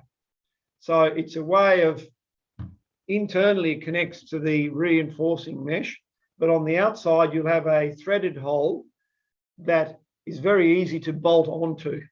Okay, so this second one here has two holes, two threaded holes. This is a single hole one. This is what you'll use to clamp the tail of this onto the rebar.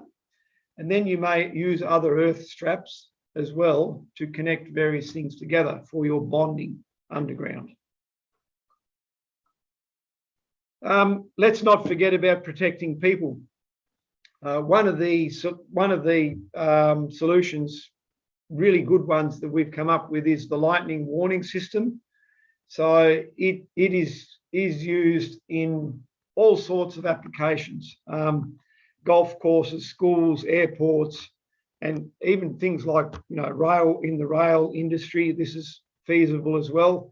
It gives you warning and sets off a warning when lightning is about to strike the area. So it's a warning for people to take safe shelter to keep them safe. We've also developed what's called the EPR safety mat.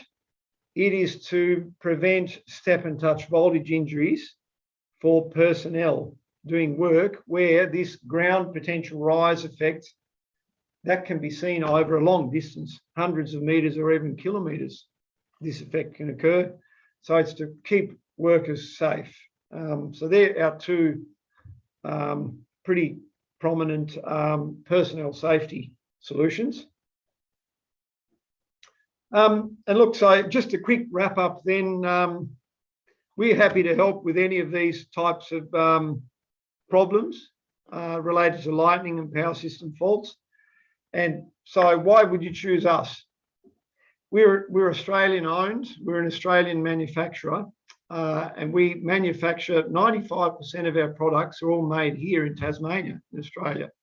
So, and we do it with automated machines, robots, in a very efficient manner. So that gives us great control over the quality of the product as well as the lead time. Look, we do full professional consultancy services. I've shown you some of the plots from some of that sort of work that I've been involved in myself. We have over 100 years of combined experience within the company in these fields. They're pretty niche fields. So it's a specialised area. So we have that specialised experience. We've worked extensively in Southeast Asia. But we also do obviously Australia, New Zealand, the Middle East, Europe and North and South America as well. So basically the whole world, about 85 countries around the world we've supplied solutions to. All industry sectors, including rail, you'll see in this list. We have patents on a lot of the inventions as well as the products being cost effective because we make those ourselves with automated equipment. We have full certifications as well. And we've got over 100,000 lightning protection systems installed around the world at the moment. And most of these are in that equatorial belt region where you have most of the lightning activity. So all of that's going very well. I'm going to show you some landmark locations where we have protection at the moment. So that's now. So Sky Tower in New Zealand has our lightning protection system on it, and it is struck very often, like maybe 100 times a year. And New Zealand doesn't have very high lightning activity, by the way, not like Philippines. Central Plaza in Hong Kong as well. There's a photo of our system being struck, capturing the lightning strike. Petrochemical plants and oil and gas. So this one's in Africa. Africa has extremely high lightning activity. And Vietnam as well. We have our Stormmaster ESC terminals, a lot of these gas processing plants. These are plants where if lightning hits something within the plant, it can cause a massive explosion. So we've got our products and our solutions in these places, keeping these places safe. Defence applications. So a lot of these boats, military boats, are very expensive and they can be damaged by lightning strikes. So we have our lightning protection solutions on these. Lightning warning system at a famous horse racing course here in Australia called Randwick, Royal Randwick. Oman, the Muscat Convention Centre is a landmark building there, has our lightning protection system. Gigawatts of, we've done at least 15 gigawatts of solar farms protecting renewable energy sites. And we've, done humanitarian stuff as well.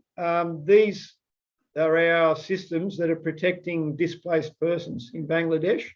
This is a UNHCR project. I think there's another phase of this coming up soon.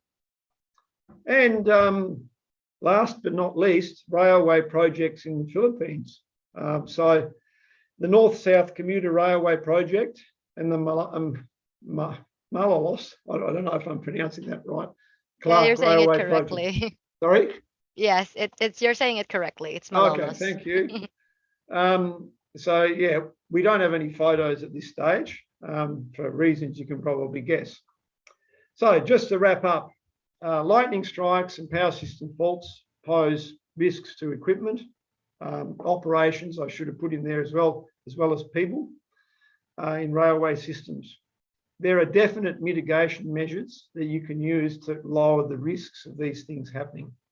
And it's following a systematic approach. Lightning protection is essential in most cases because it's unpredictable and the effects of lightning strikes is quite serious, okay?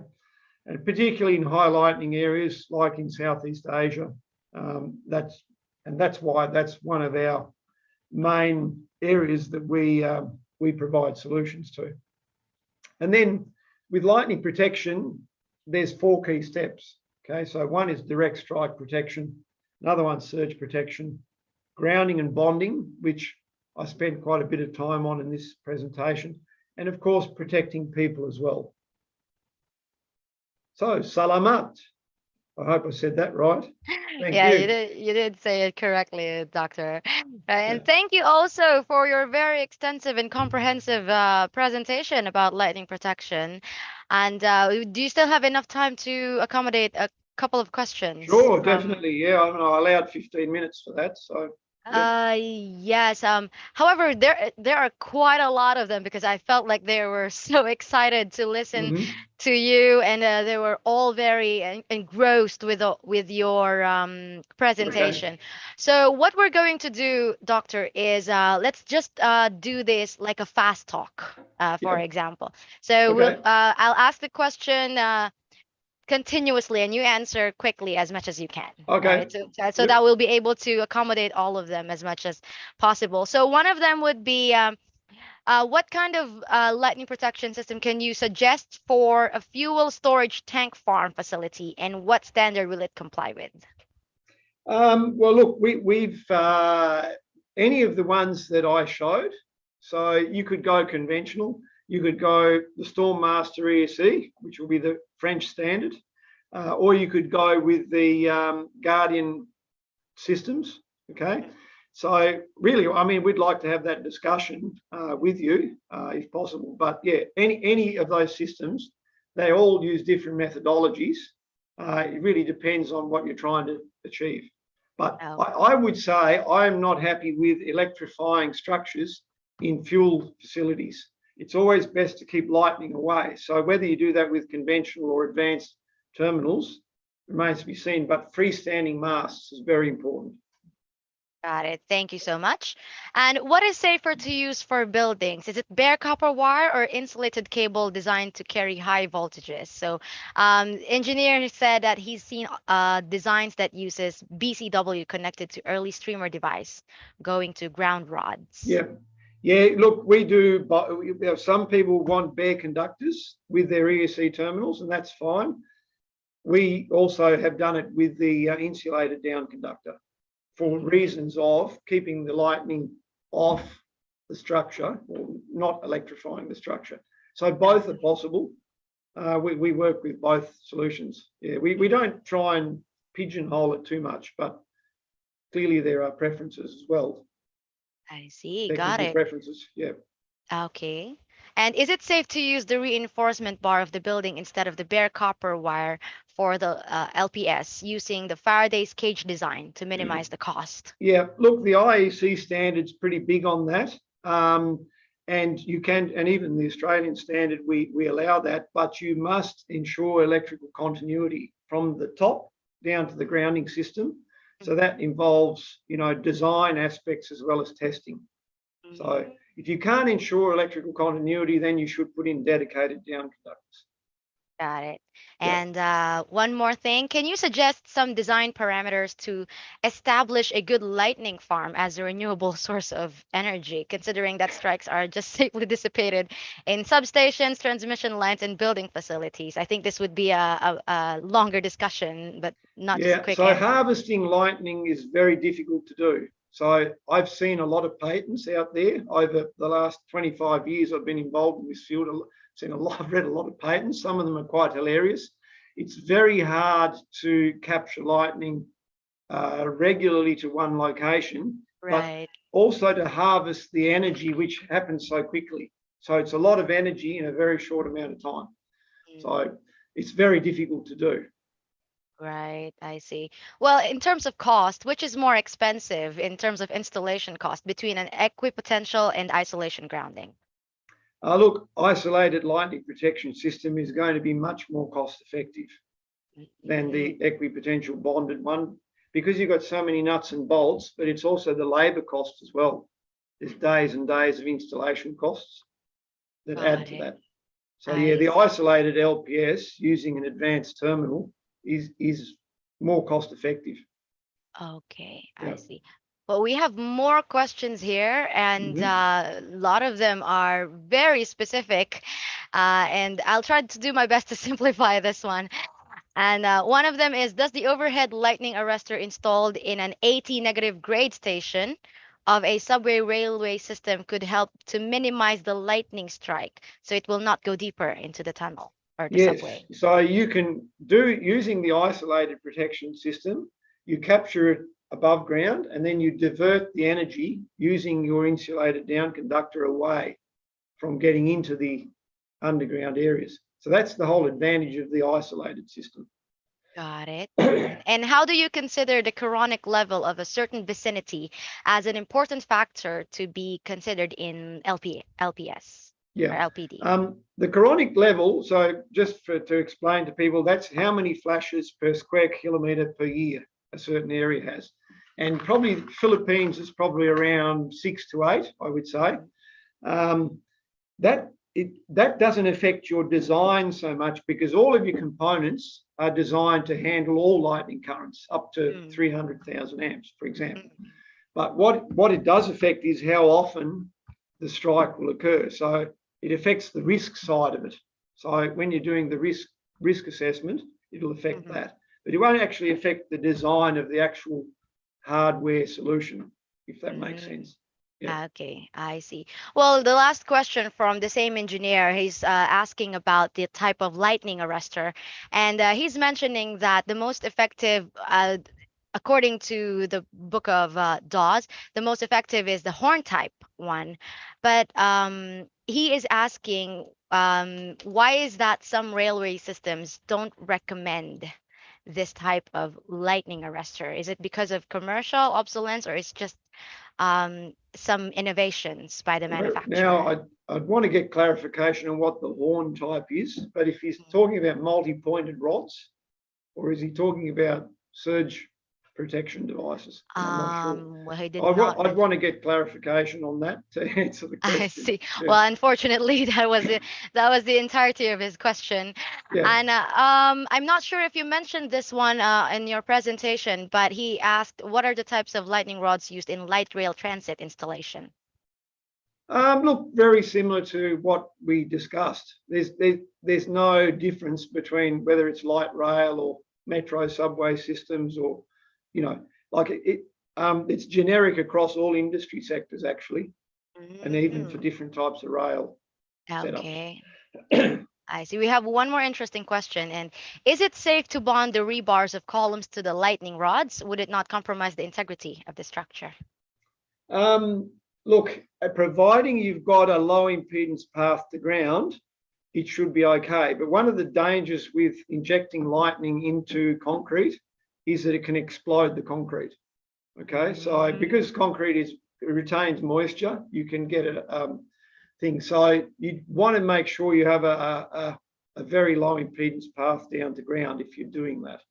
I see. So the IEC standard allows it, it's fine, but yeah, you just got to make sure those checks are done. I see. Okay, well, we have a lot of questions coming in regarding lightning protection system, Doctor. And however, we are totally short of time. And Yes. as much as I know that we both like to accommodate all of these questions, unfortunately, we are not able to do that anymore. So would it be possible for you to send us a copy of your presentation Yes, after this? I can do that. And look, just for everyone's benefit, that you didn't get a chance to ask a question, you can send us the questions at info at lpi.com.au. lpi.com.au. Yeah. I'll put it on the PowerPoint slides. But yeah, if I'm talking about the people that didn't get a chance to ask questions, if you send them there, we'll get back to you. Give us a little bit of time, but there might be thousands of them. I don't know. Right. We have currently 600 participants active right now, and all of them are very excited to interact with you and learn more from you. Okay. And but however, due to our time constraint, unfortunately, hopefully you would receive their inquiries from the website. I gave them the link already, so probably all of them would be be leaving their messages there. Yeah. And so, of course, once again, Doctor, we'd like to thank you for your time today. And I would like to call the attention of the technical team to award you the Certificate of Appreciation. Again, I'd like to say it's for you, Dr. Franco de Alessandro, and for sharing your valuable insights and expertise as a resource speaker on the topic about grounding of lightning transients and electrical faults in metro subway systems on this day of August 4, 2022. Thank you so much, Thank Doctor. you. Thank you. Time and please keep your camera on. I would like to take this opportunity to have a photo with you and with your certificate as well. So everyone, let's open the cameras so that we can be part of Dr. Alessandro's presence here. Yes. Okay. Thank you All so done? much. Yes, I think that was it. And again, Okay. thank you so much, Doctor, for your precious time today and for sharing your expertise No, regarding my pleasure. lightning. Any time. Let us Uh, know. Thanks. Thank you so much. That's Okay. very pleasant. Thank you again for your time, and thank you to everyone who participated and showed their activeness and coordinated with this presentation.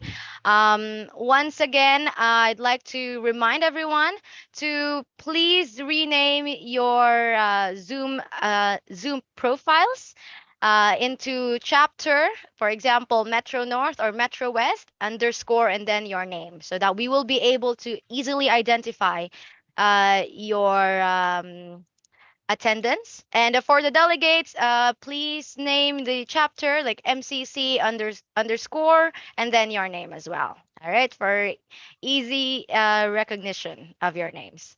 All right. Once again, thank you so much to our Thank you. speakers. Yes, thank you so much again, Doctor. Have a good day. All right. So moving forward to our next speaker, I hope everyone still has the energy to listen to more informative topics. And for our next topic, we have here Engineer J. Martin Rubiano, who is a registered electrical engineer who obtained his BS in electrical engineering at University of Santo Tomas. He has handled numerous projects, including the Navotas Power Barge Project, Nasulo Geothermal Power Plant, CBK Kalayaan Pump Storage Power Plant or KPSPP, and the Murata High Voltage Cable Project. At present, he is a business development technical engineer at Phelps Dodge Philippines Energy Products Corporation. So here to talk about value engineering solutions, please give a warm virtual round of applause to Engineer J. Martin Rubiano. And welcome, Engineer. Thank you, Miss Estra. Can you hear me? Yes, very clearly. Okay, thank you. And good morning, everyone. So before I start, I would like to thank IIEA Metro Manila Regional Conference for inviting us to present some of our value engineering solutions for today. So I guess I have 30 minutes to discuss all of this. Okay. Yes, sir, you have. Thank you. So yeah.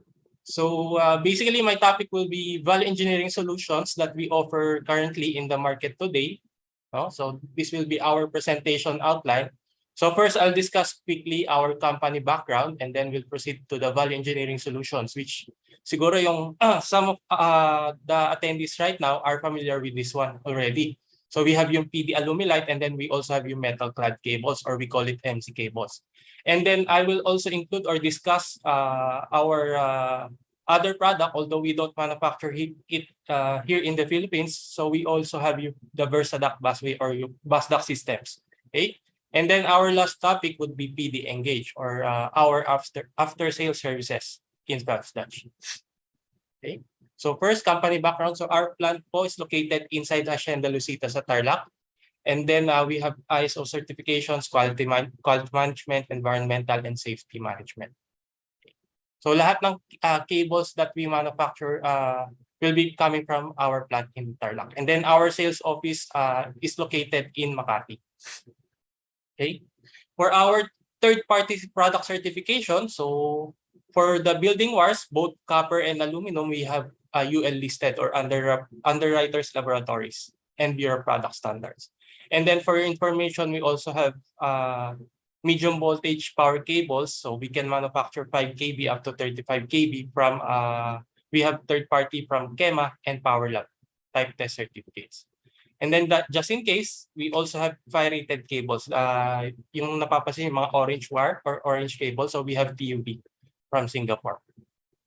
Okay, so we'll discuss first the value engineering solutions, which we call PD Alumilite or aluminum building wire. So as you can see, nakalagay dyan 8,000 series. So the aluminum alloy that we are using for PD Alumilite is different dun sa mga aluminum alloy na ginagamit natin for overhead lights like yung mga ACSR. So for ACSR, we use 1350 aluminum alloy. And then for PD Alumilite or mga aluminum building wire, we use 8,000 series. Okay, so the 8,000 series in terms of characteristic, it's comparable versus copper. That's why we can use it for building wires. Okay, so basically this is the cable construction comparison. So as you can see, in terms of insulation, so yung copper natin, so we'll go through the copper first. So sa copper, we have the compressed stranded copper conductor. Then sa insulation, as we all know, we have lead-free PVC insulation, and then we also have yung nylon jacket as the mechanical protection. So if you convert this to aluminum, so you will only change from copper to aluminum conductor. So insulation and jacket is the same. So for the conductor, we will use compact stranded aluminum alloy 8,000 series. Okay. So as you can see, sa aluminum, sa compacting technology, so in terms of air gaps, mawawala na yung air gaps niya in between the struts. No? So mas lesser din yung overall diameter niya because of the compacting technology. And then by the way, if you convert from copper to aluminum, no? So we need to upsize yung cross-sectional area by 2 AWG sizes bigger. Okay? So what's the reason for that? So basically yung conductivity kasi ng copper is 100%, while sa aluminum is 61% lang. So to compensate with that, we need to increase yung cross-sectional area ng aluminum. Okay? So that's the technique if we will convert from copper to aluminum. And then ang smallest size na ino-offer namin for aluminum building or PD Alumilite is 6 AWG or 14 millimeters squared and bigger. So currently kasi kaya hindi namin in-offer yung mga circuit sizes like 2.0, 3.5. So dun sa mga wiring devices natin, yung mga terminals, wala pang readily available na mga dual rated connectors. So almost all of the connectors are or terminals are using copper, no? So hindi natin pwede syempre i-connect yung aluminum conductor sa copper terminal. So what will happen is kakaroon tayo ng galvanic corrosion if we connect the similar metals. No? So sa 14 millimeters squared and bigger, so meron na tayong tinatawag na mga dual rated connectors which I will show you later on. Okay? And then for the conversion table, no? This is the direct conversion table from copper to aluminum. So siguro I will share na lang with the committee, IIEMMRC committee, yung copy na presentation just in case if you're interested to use aluminum building wire. So ito yung direct conversion natin. Okay? So ang smallest na pwede natin i-convert from copper is 8 millimeters squared. So as you can see, at 75 degrees based dun sa Philippine Electrical Code, it's 50 amperes. So ang equivalent na sa aluminum is 14 millimeters squared or 6 AWG. Okay? So as you can see, if we upsize, it's the same in terms of current carrying capacity. Okay? And then for the advantages of using PD Alumilite, so number one is cost effective versus copper. So roughly, to give you an idea, around 30 to 40% if you convert from copper to aluminum. So yun yung masasave natin. So yeah. And then it's also lighter by 50% in terms of weight. So even though nag-increase tayo ng cross-sectional area, mas magaan pa rin yung aluminum building wire natin compared sa copper. Okay? And then it's also safe and reliable. So it's been widely used in the US and Canada since the 1980s. But kami sa Phelps Dodge, we started offering this one since 2008. So almost 14, 15 years na in the making. Okay? So actually, this is not a new product. Pero ang ginagawa kasi namin, parang it's a project per project basis, no? So it's made to order. Hindi namin siya na ginagawang readily available sa mga distributor, no? Sa mga hardware, etc. Kasi hindi naman lahat ng mga electricians natin or mga mahawak ng cable is familiar on how to terminate yung aluminum building wire, no? So syempre we need to use yung proper accessories like the dual rated connector. Okay?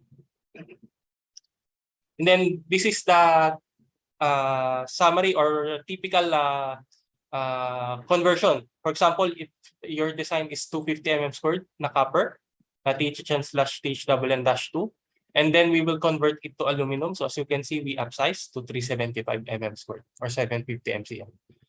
Even though we upsize the cross-sectional area, it's lighter by 50%. And then in terms of overall diameter, so as you can see, hindi siya ganun kalaki. It's only bigger by 15%. Okay? The reason for that is, kung napansin nyo kanina, we use yung compacting technology. So if you look at the cross-sectional view ng aluminum, almost solid na siya. Wala na siyang air gaps in between. Okay? And then it's also UL listed. So actually, we have the same UL file number for both copper and aluminum building wires. So we have E54448. Okay? And then, by the way, we manufacture aluminum building wire. We put AWG sizes po. No? So it's strictly UL. We comply with UL standards. Okay, and then it's also compliant with our electrical codes, both NEC and PEC. So as you can see, so you can see aluminum alloy 8000 series can be used for the THN, THWN, THW. So almost all the building wires, as long as we use the proper aluminum alloy, which is the 8000 series. So you can see this one sa PEC chapter 3.10. Okay. And then to give you an idea naman for the installed cost comparison, if we convert copper building wire to aluminum building wire. Ito is installed cost comparison. We will consider all of the accessories, the labor, etc. Okay. So for example, we have the parameters. So we have 100 meters, no, the cable length, and then ang initial design natin would be copper THN/THWN-2 na 4 conductor 250 mm squared plus grab, which is installed in IMC. So if we convert this one to aluminum, so we will be using 4 conductor 750. So considering the material cost and labor cost, so what will be our savings? So our savings would be around 29 to 30% still, no? So considering all of the factors na, okay? So number one savings natin or majority ng savings natin would be coming from the cable cost. So you can see, sa world market kasi, to give you an idea, so yung copper kasi ranges from 7,000 to 10,000 US dollar per metric ton, while the aluminum is around 2,500 or 3,500 US dollar per metric ton. And then to give you an idea also, yung copper kasi natin is mas volatile versus the aluminum, no? Especially right now, no, magsimula nung nag-pandemic tayo, it reached at least I think almost 11,000 US dollar per metric ton. So ganun siya ka-volatile. Okay? And then aside from the cable cost, we will be also getting our savings doon sa installation cost dahil mas magaan yung aluminum. In terms of manpower, possible na mas konti yung manpower na kailangan natin. Okay? So this is copper cable in IMC versus aluminum cable in IFC. So at least 29 to 30%. So next natin is we will compare it in PVC naman. So from IMC to PVC. Okay? So pagka pinalitan natin yung conduit natin into PVC, so mas higher yung savings natin. It would be around 34 to 35%. Kasi mas lesser yung value ng conduit natin dito. Okay? So basically that would be the savings if you convert from copper to aluminum building wire. Okay? And then lastly, for PD Alumilite, so ito yung mga accessories na kailangan natin. Okay? So for in using PD Alumilite cable, so you need to use yung mga dual rated connectors or yung AL9CU na kung tawagin. Okay? So meaning ng AL9CU is aluminum 90 degrees copper. Okay? So by the way, we can also supply it together with the cable, no? So we can bundle it para hindi na magkamali yung grupo natin when we opted to use aluminum building wire. Although it's also readily available sa market. So nakita rin na rin kasi ng mga other distributor na marami nang gumagamit ng aluminum building wire. So they are also familiar, or they are currently supplying also yung mga dual rated connectors. So readily available na rin naman to sa market natin here in the Philippines. Okay? So it's available for mechanical, trim type. We also have yung bat connector. So kung kailangan natin ng splicing. Okay? Okay. So aside from aluminum building wire, okay, so we also have metal clad cable or MC cable. So ito yung isa sa new product din namin na ino-offer sa market ngayon. So basically we are offering this in lieu of the conduit wiring method. So kapag kasi gumamit ka ng metal clad cable, we don't need to use conduits na. Okay? So what is an MC cable? So basically an MC cable is a factory assembled insulated cable with interlocking armoring. No? So we have two types for this one. No? So we have for indoor applications, which is yung nasa right side ng screen natin. And then we also have yung for outdoor or direct burial application, which is yung nasa left side ng screen. Okay? So for the conductor, we can do copper or aluminum. And then for the insulation, we do normally yung parang PHHN lang yung laman niya, nasa loob niya. So parang ang principle niya is multi-conductor na PHHN. Okay? Although we can do XLP insulated, PVC jacketed, no? So depende dun sa requirements ng clients mo. Okay? And then for the armoring, so as you can see, we have the armoring here. So yung armoring na yan, we call it aluminum strip armoring. It acts as the conduit na. So that's why we don't need to use conduits if we use MC cables. Okay, so yun na yung magiging conduit natin. And then just in case nga, so if you need to install it for underground, we will use yung MC cable jacketed for outdoor application, and then ito for indoor application. And then basically we are offering this for low voltage applications pa lang. But for your information, we can also manufacture medium voltage na MC cables. Just in case if you have any requirements for MB cables na metal clad. Okay? And then it's also UL listed. So we also have certification from Underwriters Laboratory. So by the way, kami pa lang po yung nag-manufacture ng metal clad cables here in the Philippines. Okay? And then for the applications of MC cables, so almost all ng building types application, we can use MC cables. So as long as we are using yung mga conduit wiring, pwede natin gawing substitute tong metal clad cable. So we can use it sa mga stadiums, schools, high-rise buildings, hotels, malls, casinos. Even sa mga industrial or mga industrial projects, mga planta. So you can use this one. Okay. So some of the advantages of using MC cable. So number one, it's all-in-one factory assembled, factory tested. So before we deliver it sa site, we conduct factory testing. Okay. And then it's also, yung armoring niya, it's strong, lightweight, durable. So it's also corrosion resistant. So hindi siya nangangalawang. So siguro some of you are familiar with the BX wire. So parang ganun yung principle nitong MC cable. Yung BX wire kasi previously, they use steel armoring. No? For MC cable, we use aluminum armoring. So it's corrosion resistant. Yung steel kasi nangangalawang yan over time. So yun yung naging problema ng BX wire natin. Okay? And then it's also rodent and termite resistant.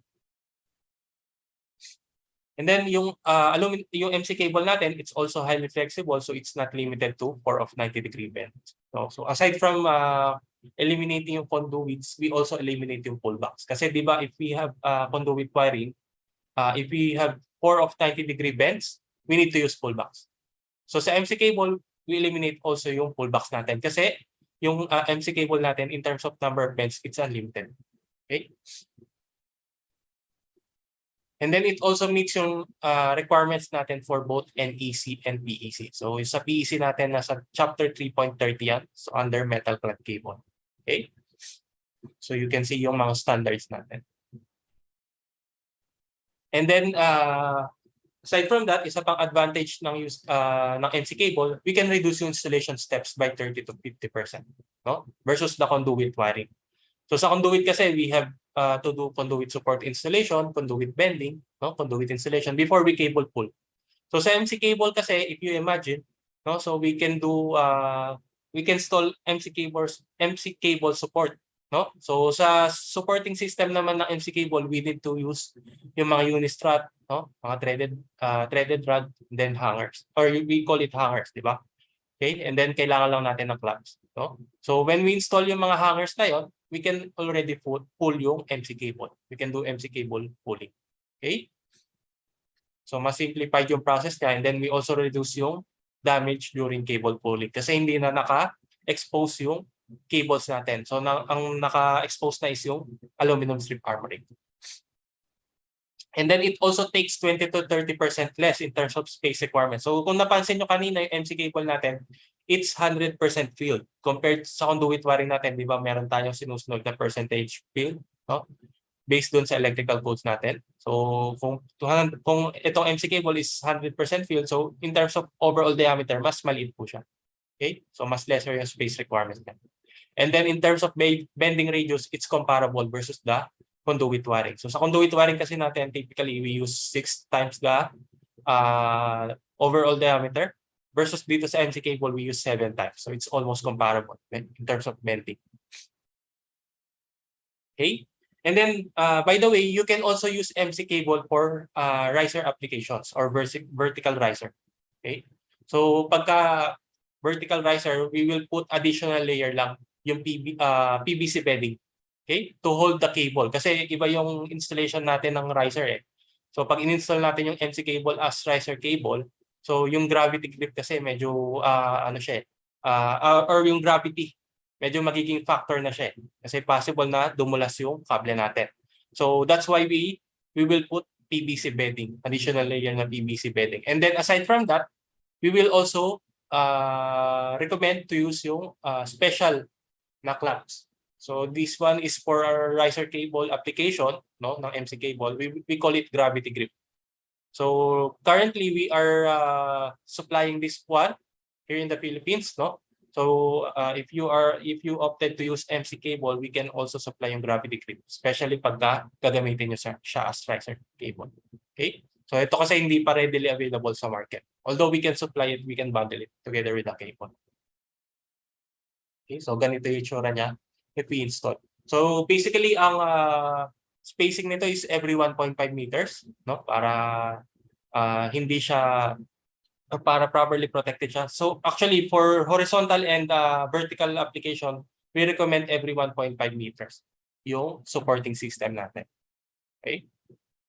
And then for the maximum packaging, so ito is for MC copper cable. So as you can see, we can do 2 conductor, 3 conductor, 4 conductor. No? So sa mga circuit sizes up to the medium sizes, we can do 1,000 meters per reel. And then for the bigger sizes, like yung mga feeder sizes natin, we can do 250 up to 500 meters per reel.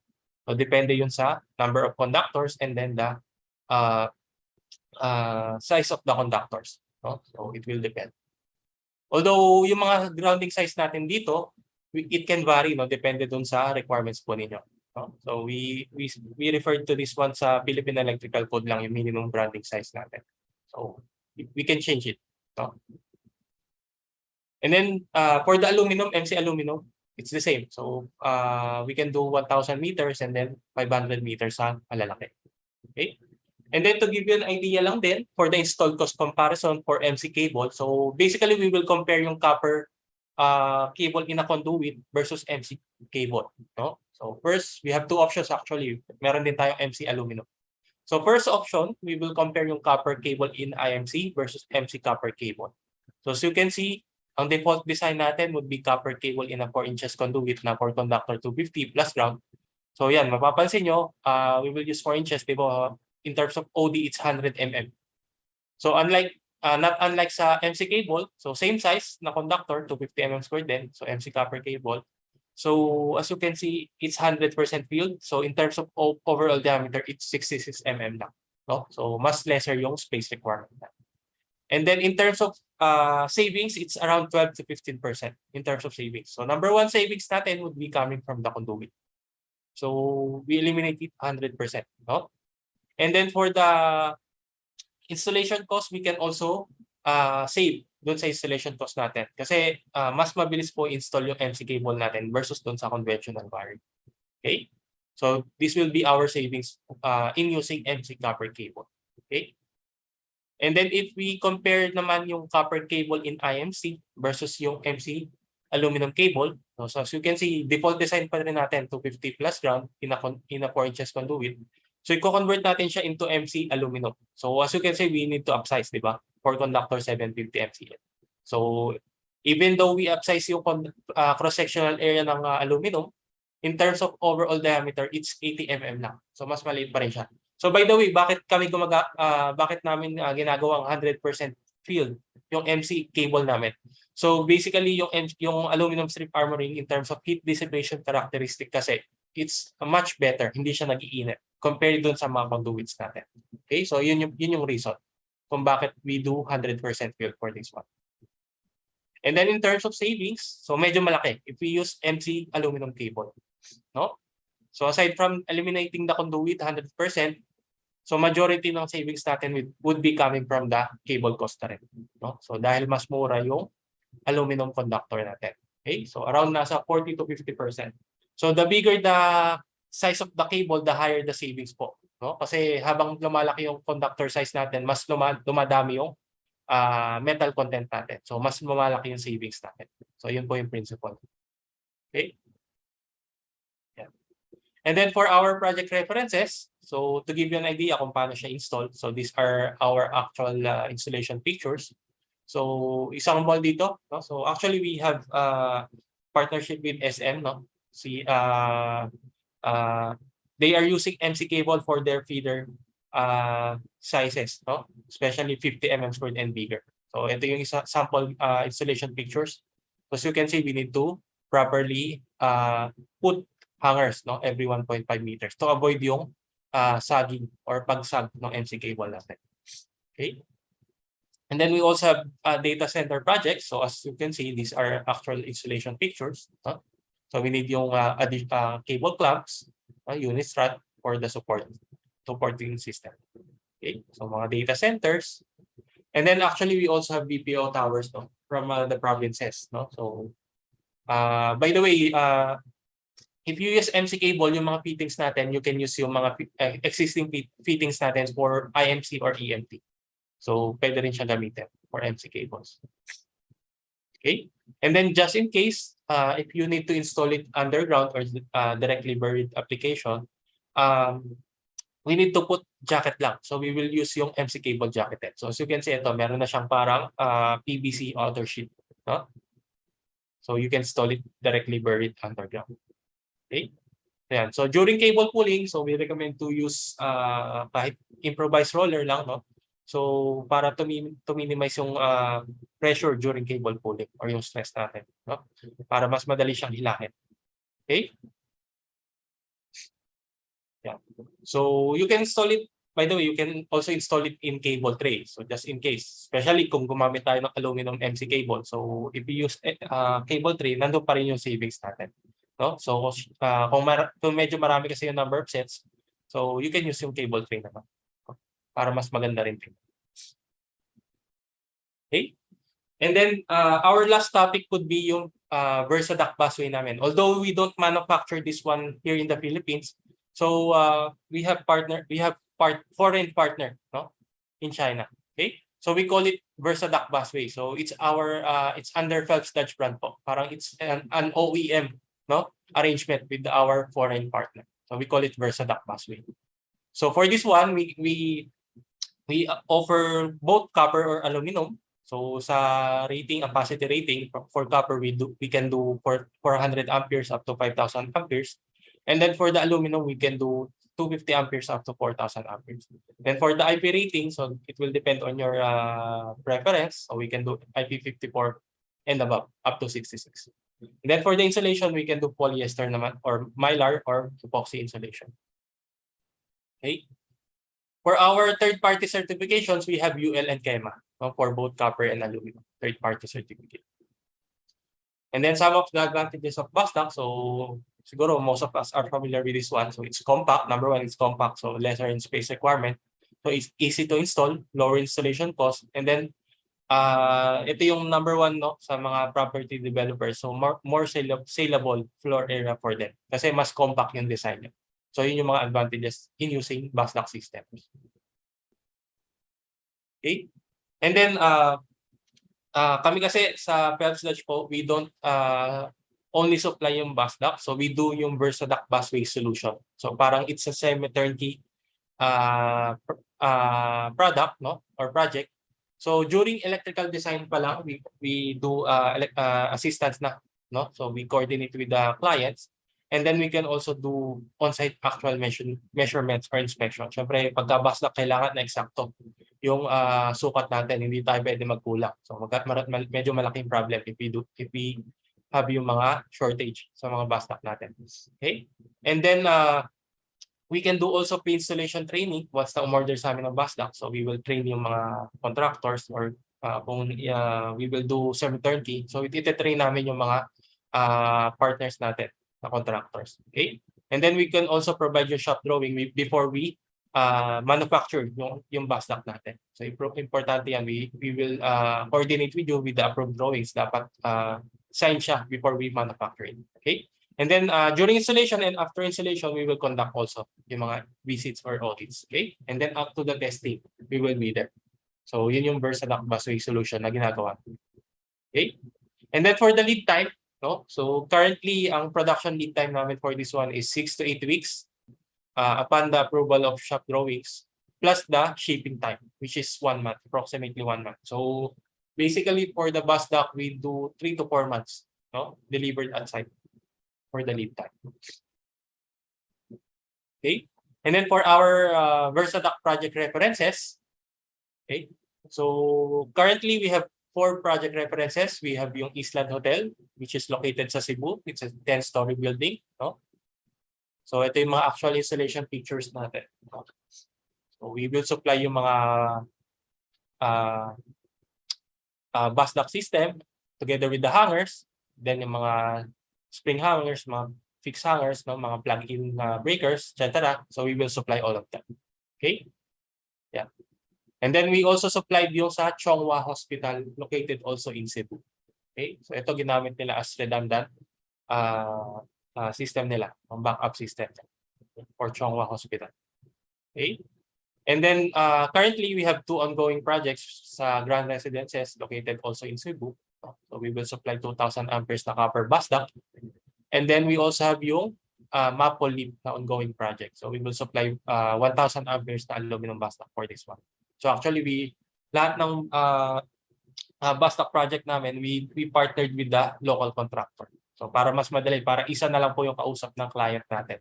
No? Especially pag bus duct kasi. So medyo complicated kasi siya install. Okay? Yeah. And then this will be our last topic. So aside from the products that we discussed earlier, so this will be our last topic for this morning. So we call it PD Engage, or yung Total Engineering Advantage. So basically, it's an after-sales services na ginagawa namin sa mga clients namin. So under this program, during cable selection and design stage, we coordinate with you, no, para kung meron kayong kailangan ng value engineering solutions or mga inquiries regarding the cable construction, we can help you with that. No? And then we can also supply yung mga connectors and other materials. No? So just like yung mga dual-rated connectors, no, yung mga hangers for the bus ducts, etc., we can supply that. Okay? And then just in case po na if you are interested dun sa mga other product offerings namin, so we can also conduct technical presentation, just approach us, no? And then we can also conduct on-site pre-installation trainings for the contractors or mga electricians natin kung sino yung mag-i-install. Especially sa mga value engineering solutions na i-discuss natin, i-discuss natin sa kanila kung paano yung proper installation nito or proper handling ng mga products natin. No? So parang it's a learning and sharing session. Okay, we can also do virtual trainings or coordination meetings via Zoom, MS Teams, etc.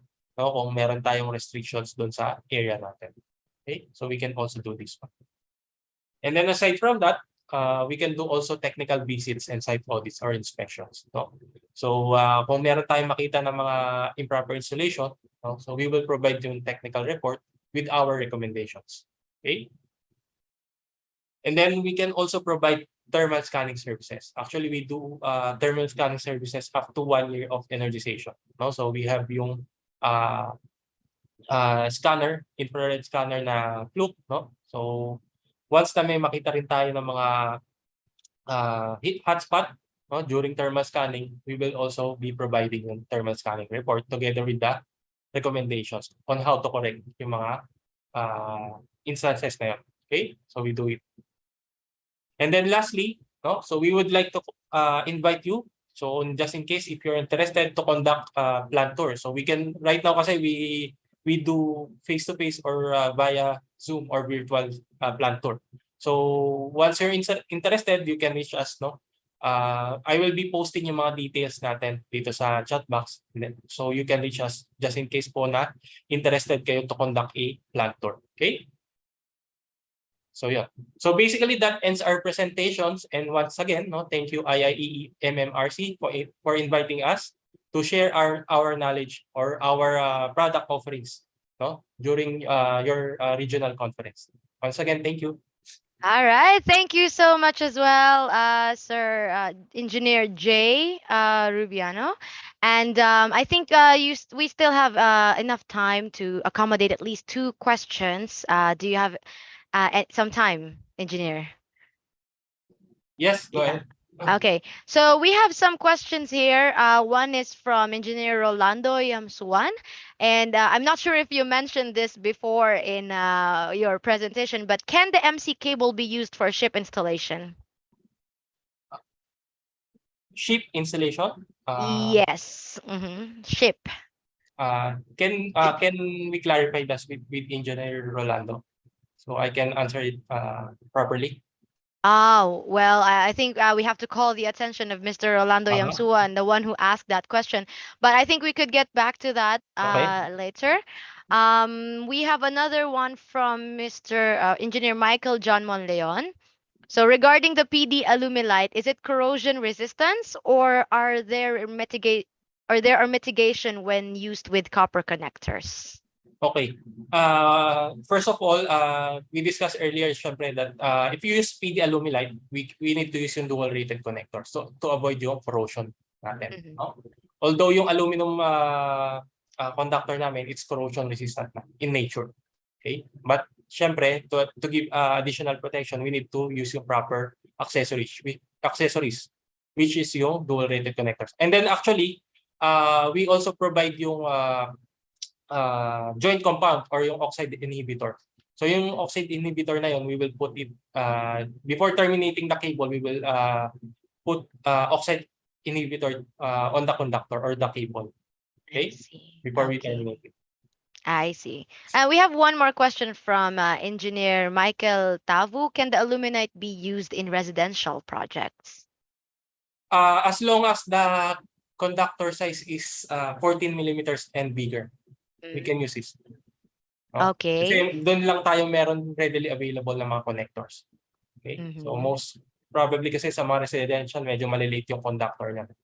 Right. Okay. And we have, for the last question, I think this one is a bit interesting, from Mr. Engineer Ferdinand Zumaraga.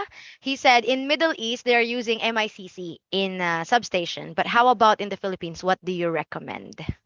Sorry, medyo naputol yung yung Oh, question. sorry.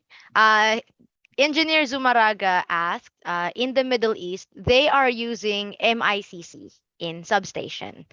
But how about here in the Philippines? What do you recommend? MIC? MICC. MIC. What do you mean by MICC? Sorry.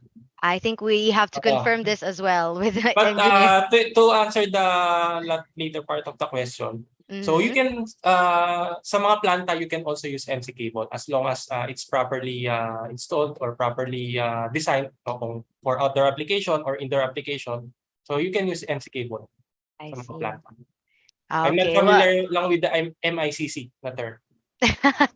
Right, maybe he's referring to a different kind of MIC cable. Anyways, thank you so much for accommodating all of those questions. Actually, Engineer, we have more questions here, but because we are short of time right now, I hope that you will be able to get back to them personally. Is there any way that they could communicate with you so they can message you directly for their questions? Okay, we will be posting the details of our company in the chat box. So Okay. you can message. Okay, sure, engineer. Going back lang, quickly lang, no? Going back, nag-chat yata si Engineer Ferdinand, mineral insulated. So by the way, sir, we don't manufacture right now yung mga MICC pala. Mineral insulated copper I conductor. see. Okay, well, then I hope that answers the question, Engineer Zumaraga. And anyways, once again, thank you so much, Engineer Rubiano, for this opportunity today and for introducing us the products of Phelps Dodge. And again, may I call on the attention of Tech One for us to be able to offer the certificate of appreciation. Yes, and once again, engineer, thank you so much for your time today. And I know that you are quite busy and you have a lot on your plate today. All right, I think we're having some technical difficulties as of the moment. All right, but anyway, as for now, let's just open our cameras so that we could have a photo opportunity with with Engineer Jay Rubiano.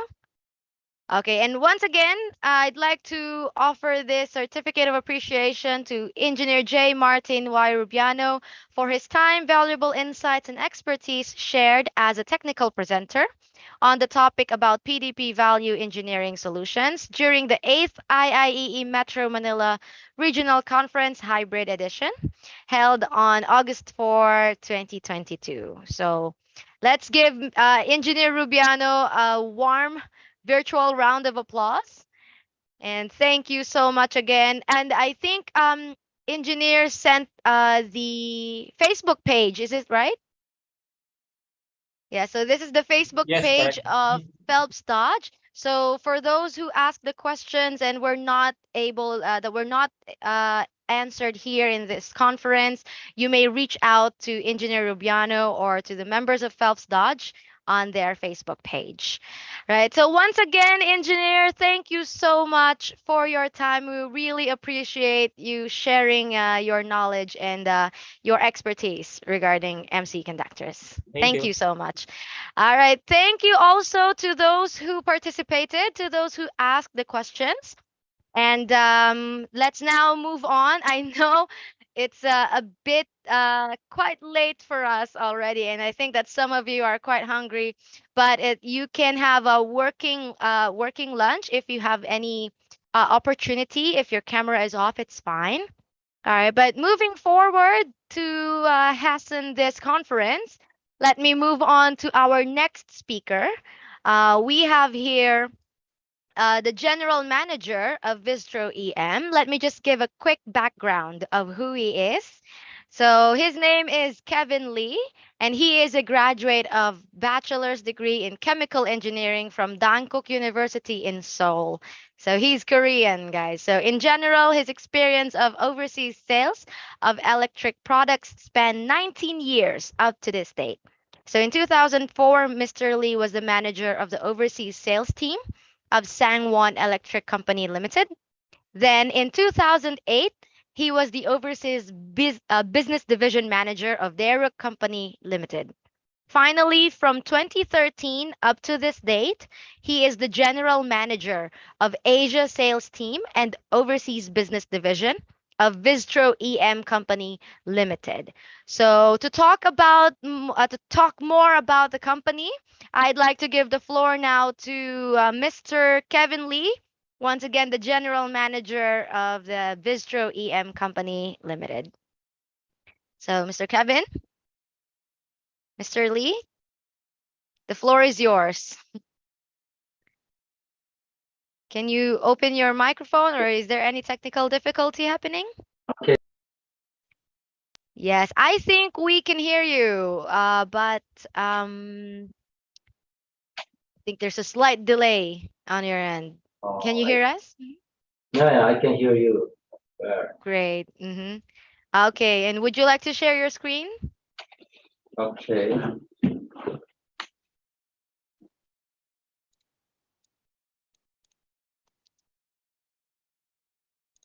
Right? Okay, there you go.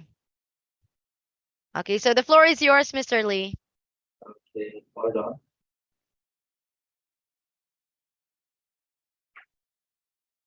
Okay, can you see? Yes, we can, clearly. Okay, this is Kevin Lee in Vitro EM, South Korea. It's a great honor to be invited to this great event. Congratulations to IIEE Metro Manila region for having the 8th regional conference. Okay, let me briefly introduce about our company first.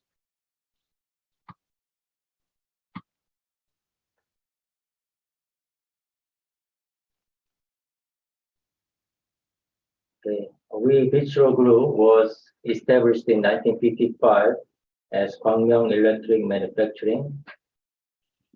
Vitro Group consists of 5 subsidiaries, including 2 co-stock listed companies, Vitrotech and Vitrocell. Our group total revenue is US dollar 340 million, and we have around 1,000 persons in group. Our factory is located in Ansan City, Gyeonggi Province, Korea.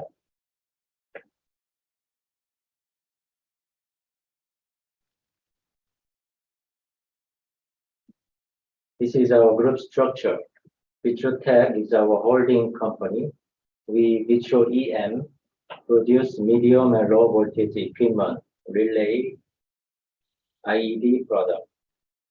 Vitrocell produce lithium battery. Vitro Miltech produce special battery for military purpose. Vitro Nextech is doing aerospace and plasma business. As I said, we were established in 1955. In 1981, we made technical alliances with Aichi in Japan and made Asia in Japan for ATS and vacuum interrupter. In 1995, we started exporting ATS to Generac Corporation in USA, which is one of the biggest residential generator manufacturers in USA. In 2000, we changed our company name to Vitro. In 2009, our chairman was awarded Presidential Industrial Award. In 2013, we were selected as a KEPCO trusted partner. KEPCO is a Korea utility company. In 2015, our ATS was selected as the next generation world-class product from Korea government. In 2016, we started core R&D with KEPCO for 170 kilovolt vacuum interrupter for high voltage GIS. In 2018, first Korean space launch vehicle was successfully launched using our vacuum brazing technology. We are exporting to more than 20 countries. Among them, USA is our main export country. Except USA, we are exporting to Canada, Middle and South American countries, Japan, Southeast Asian countries such as Taiwan, Philippines, Vietnam, India, Russia, and CIS countries, Middle East and Africa countries. Business field to be applied is from power plant, primary and secondary substation, up to final consumption area, such as houses.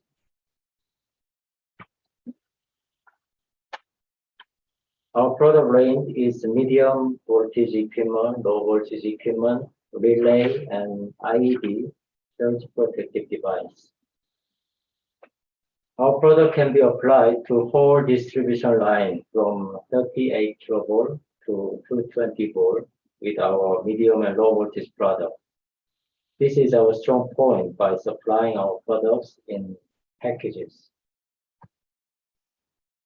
For medium voltage, we produce vacuum circuit breakers from 4.76 kilovolt to 38 kilovolt, vacuum circuit breakers for railroad vehicles, vacuum interrupters, power fuse, load brake switch, gas insulated load brake switch, vacuum contactors, transfer switches.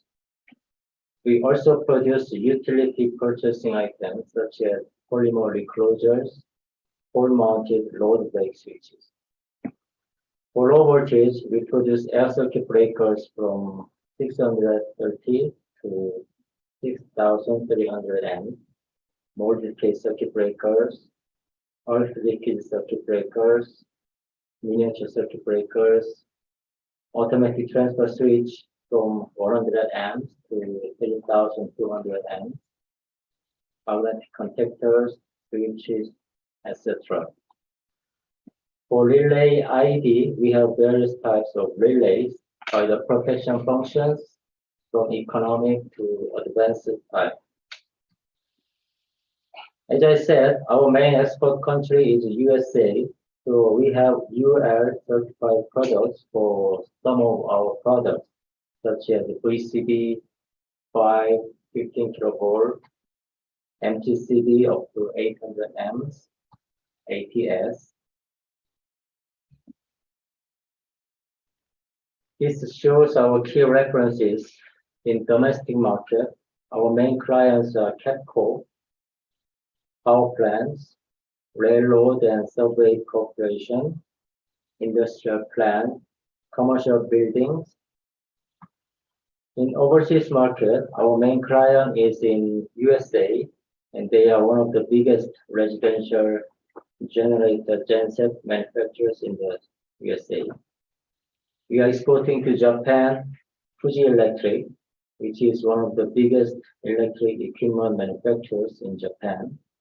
We also export to Canada, Russia, Kazakhstan, Indonesia. For Indonesia, we are exporting to PT PLN, Indonesia Utility.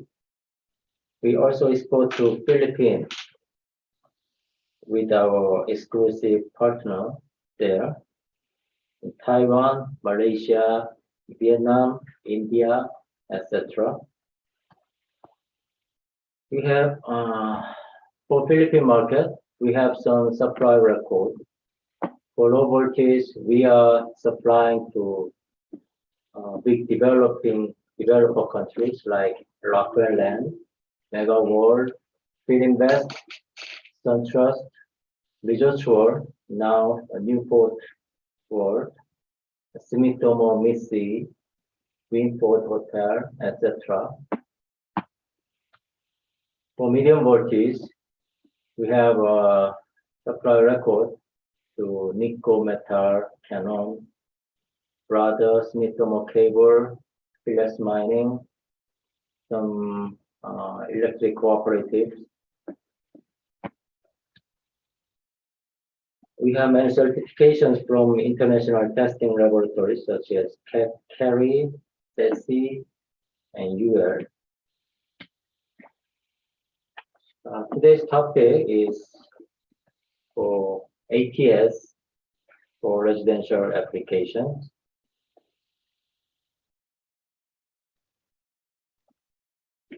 We have 40 years of experience in ATS sales. We did technical tie-up with IG in Japan in 1981. Our market share is #1 in Korea for ATS. We have worldwide presence in USA, Southeast Asia, and South America, etc. More than 1 million installations has been done using our virtual transfer switch worldwide. Okay. This is the range of our ATS. We have miniature type, and economic type, and standard type. Up to 100 or 200 amps. It can be used for residential purpose. We also have CTTS, closed transition transfer switch. Maximum rating is 3,200 amps.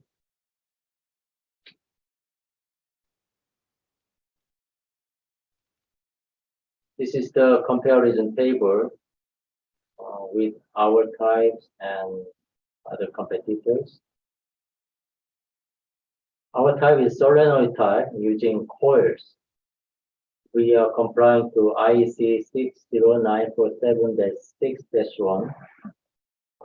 We are compliant to AC 333B laws.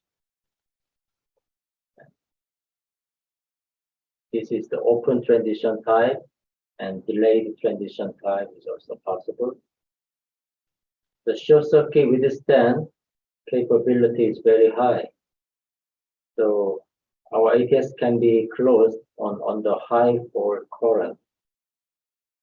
Our strong point is that our speed is very high, such as 100 milliseconds, and it can be manually operated even the coil or the control panel is damaged. The Socomac is one of the famous ATS manufacturers, is the motorized type, and the speed is rather low comparing with the solenoid type, like 150 milliseconds and above. And it cannot be manually operated if there is a failure in motor. And two circuit breaker types can be possible, but this also, the speed is very slow, to be more than 250 milliseconds, and manual operation cannot be possible.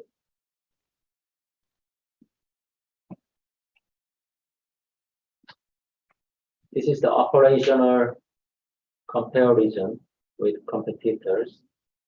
The ASCO, one of the famous solenoid type ATS maker, is also a solenoid type, same as ours. The linear motion of solenoid coil is changed to rotational motion through cam. And the strong point is the fast switching speed.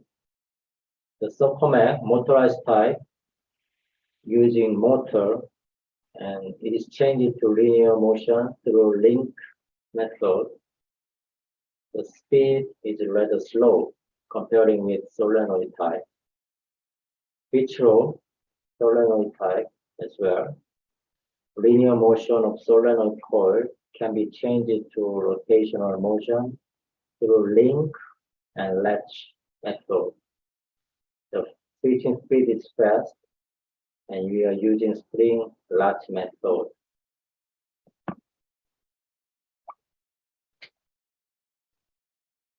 The HS type, our smallest one, especially for residential purpose.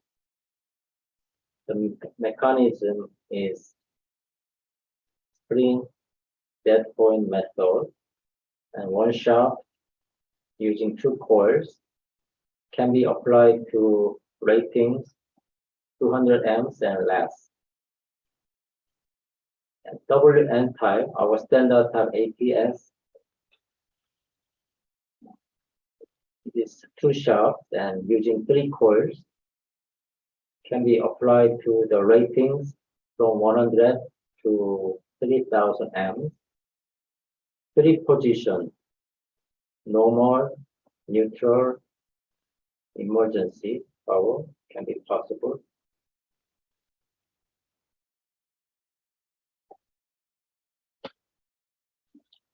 This is the more details for competitors and ours type. ASCO, as I said, using solenoid coil and spring dead point method, but no latching and trick coil. But it's fast switching speed by solenoid coils.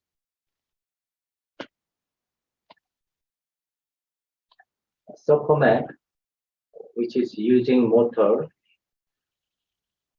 and slow switching speed comparing with ASCO or Vitro type, and no latchy and trick coil, only operated by motor. So I heard that in your country some electrical system is now being changed to residential application using a secondary metering scheme conducted by Meralco. So taking this chance, our ATS, especially for small size ATS, our type is HES, can be applied to this new scheme, which is a secondary metering or other residential purpose. So I hope you can consider our solenoid type ATS in your new design for the residential application in the future. Okay, this is the short introduction about our company and main item ATS.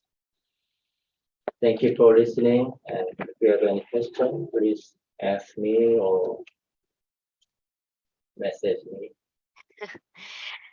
Okay, wow. Thank you so much, Mr. Lee, in introducing Vistro EM. And so, once again, to all of our participants, if you have any questions about this energy solutions provider, please do ask now. We have enough time to accommodate questions for today. Right. Again, Mr. Lee, everyone is giving you a virtual round of applause. I think they are all satisfied in hearing about the solutions from your company. Right. Is anyone going to ask any question? None? Wow, I think you explained it very elaborately, Mr. No, Lee. no. No one is Maybe asking a question. So now it's lunchtime, so I want them to be relaxed. Yeah. right. Where are you located right now, if I may ask, Mr. Lee? In Seoul, South Korea. Right now. So this is a conference that reached Seoul, and do we have any time difference? Just 1 hour difference. Just We 1 hour. 1 hour ahead. 1 hour ahead. So I'm hoping that you are able to grab your lunch before this We this already talk. finished. Yeah. Oh, good to hear. Well, in our case, I think it would be time for us after Yeah. after your talk. Right. But anyways, I suppose that everything is clear for our participants for today. And how about you, Mr. Lee? Do you have any questions regarding our conference today? Not now. I just stressed. I am very honored to be invited to this great event, and Thank you. hopefully our brand can be known to all of your engineers. Right. I definitely agree. And hopefully, this conference was able to help you grow your market as well, especially here in the Philippines. Also, Yeah. we have a partner already for our low voltage products. The name is Tomila Power System, and the mother company PowerBox. So if you have any inquiry on our low voltage products, especially, then you can refer to the companies. They are Okay. representing us. I see. So that is based here in the Philippines, Yeah. Mr. Lee. Got it. Is there any contact information wherein we could directly communicate if there's any question that came up regarding your presentation? Is there a way for us to contact you directly or your company? Yeah, you can contact me directly for the technical question or regarding this time's event. Okay, I see. So to anyone who ever had any surprise questions regarding Mr. Lee's discussion for today, you can send him a direct message using our message box. All right. And so once again, Mr. Lee, thank you so much for your time, and of course to the entire Vistro team for sponsoring this event today and for the other days of this today's conference. Thank you so much. It's our pleasure always. Thank you very much. Yes, you're welcome. And please stay online for us to be able to give you the certificate of appreciation.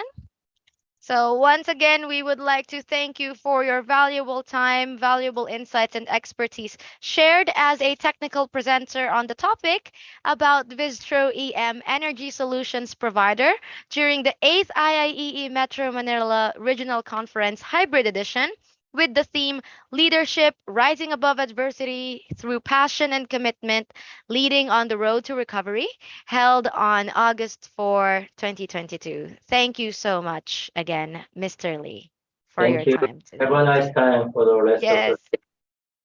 Thank you so much. And you too. I hope you enjoy your day. Have a great day for today, Mr. Lee.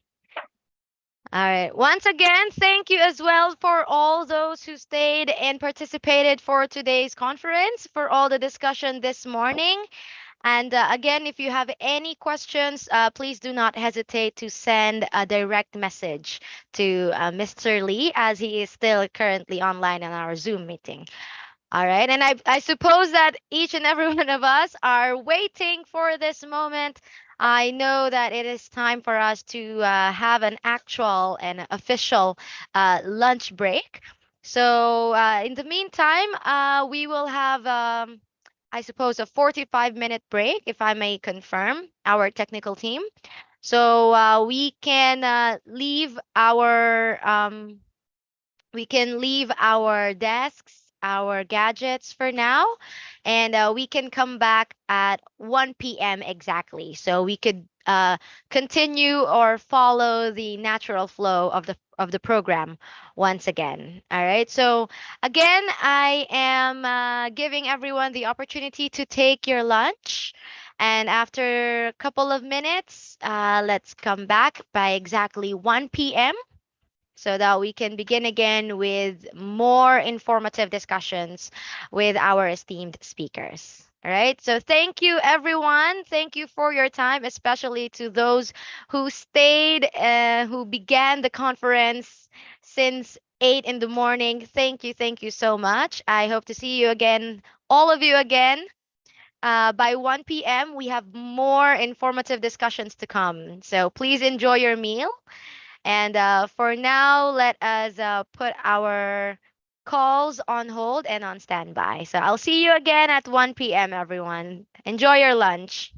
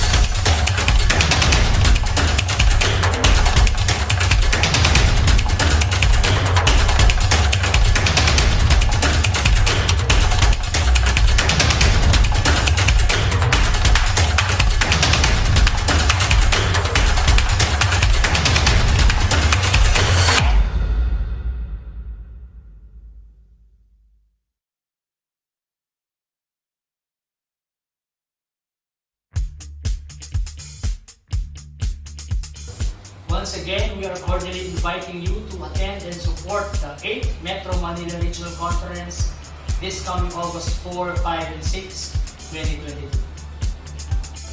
This year's regional conference is hosted by the IIE Metro North chapter with the full support of Metro Central, Metro East, Metro South, and Metro West chapters and will be conducted on a hybrid setup.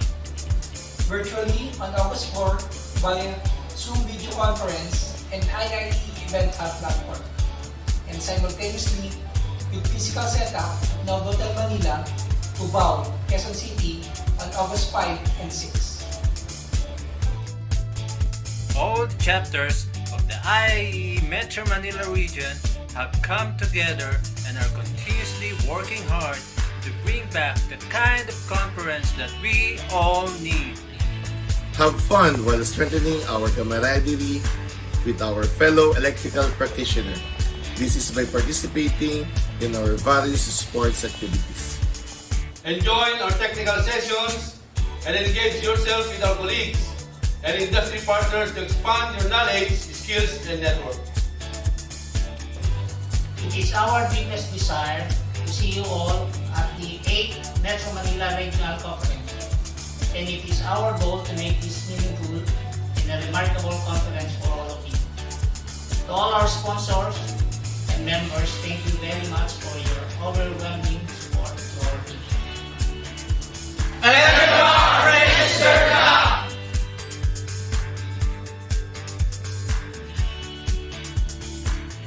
See you anymore!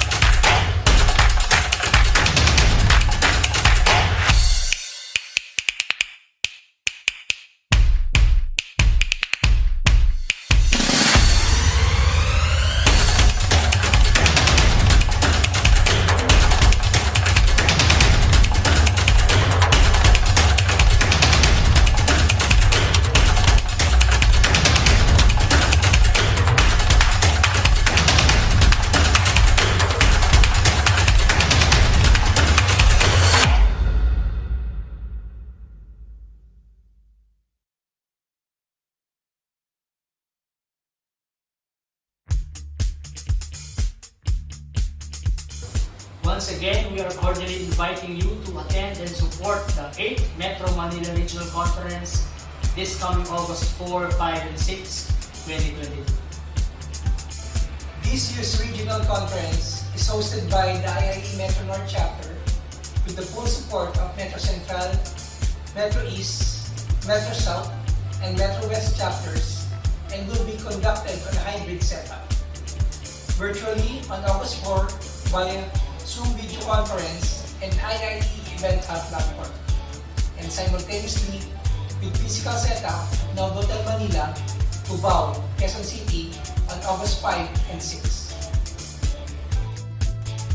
All the chapters of the IAE Metro Manila region have come together and are continuously working hard to bring back the kind of conference that we all need.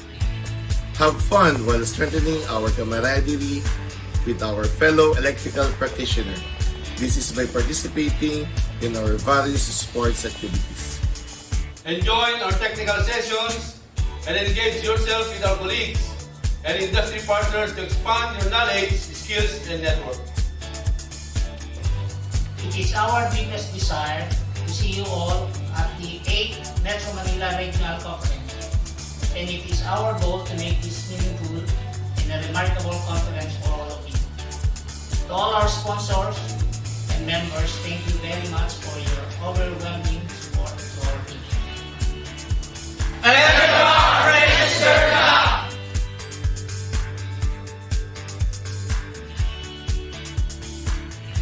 See you AMR!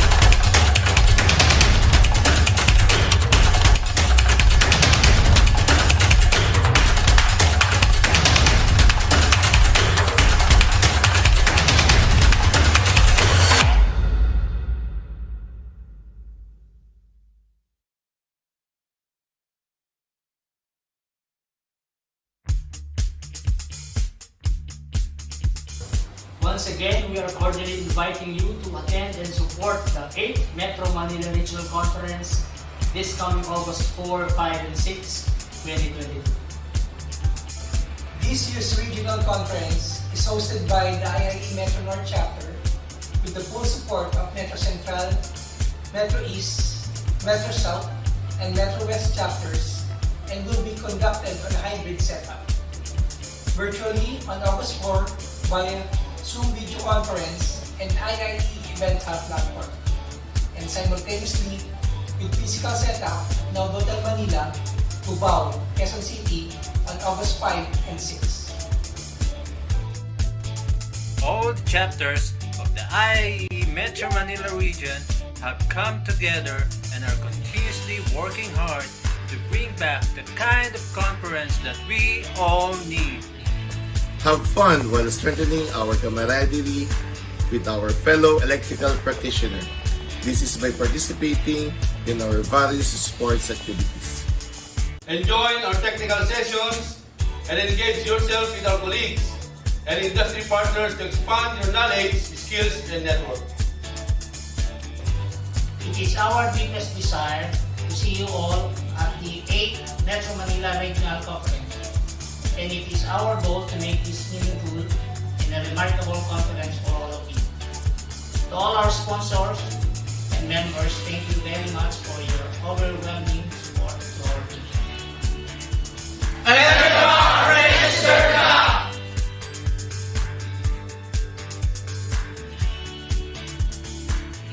See you AMR!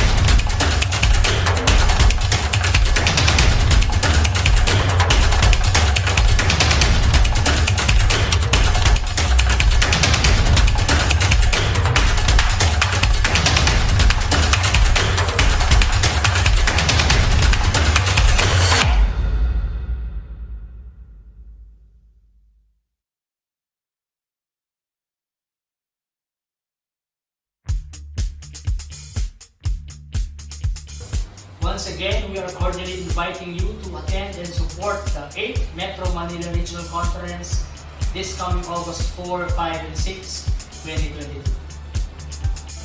This year's regional conference is hosted by the IIE Metro North chapter with the full support of Metro Central, Metro East, Metro South, and Metro West chapters, and will be conducted on a hybrid setup. Virtually on August 4 via Zoom video conference and IIE Event Hub platform, and simultaneously with physical setup ng Hotel Manila, Cubao, Quezon City on August 5 and 6. All the chapters of the IAE Metro Manila region have come together and are continuously working hard to bring back the kind of conference that we all need. Have fun while strengthening our camaraderie with our fellow electrical practitioner. This is by participating in our various sports activities. Enjoy our technical sessions and engage yourself with our colleagues and industry partners to expand your knowledge, skills, and network. It is our deepest desire to see you all at the 8th Metro Manila Regional Conference, and it is our goal to make this meaningful and a remarkable conference for all of you. To all our sponsors and members, thank you very much for your overwhelming support to our team. Register now!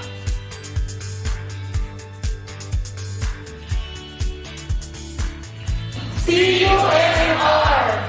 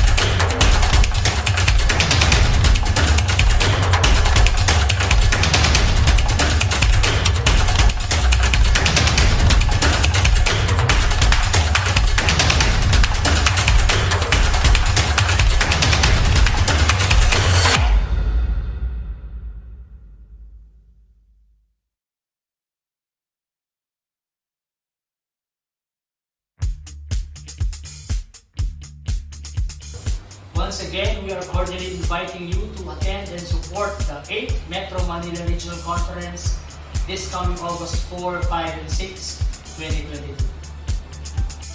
This year's regional conference is hosted by the IIE Metro North chapter with the full support of Metro Central, Metro East, Metro South, and Metro West chapters and will be conducted on a hybrid setup. Virtually on August 4 via Zoom video conference and IIE event hub platform, and simultaneously with physical setup in Hotel Manila, Cubao, Quezon City on August 5 and 6. All the chapters of the IAE Metro Manila region have come together and are continuously working hard to bring back the kind of conference that we all need. Have fun while strengthening our camaraderie with our fellow electrical practitioner. This is by participating in our various sports activities. And join our technical sessions and engage yourself with our colleagues and industry partners to expand your knowledge, skills, and network. It is our deepest desire to see you all at the 8th Metro Manila Regional Conference. And it is our goal to make this meaningful and a remarkable conference for all of you. To all our sponsors and members, thank you very much for your overwhelming support to our region. Register now!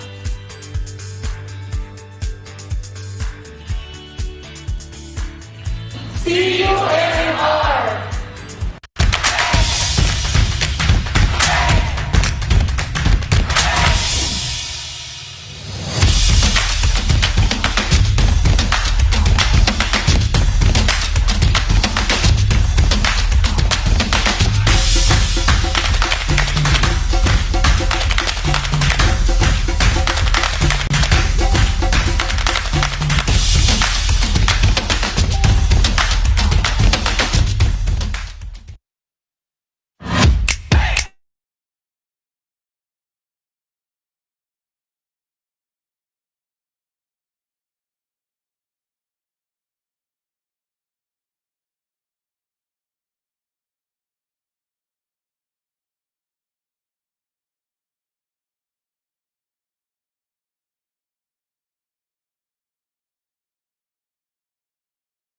Can you hear me now?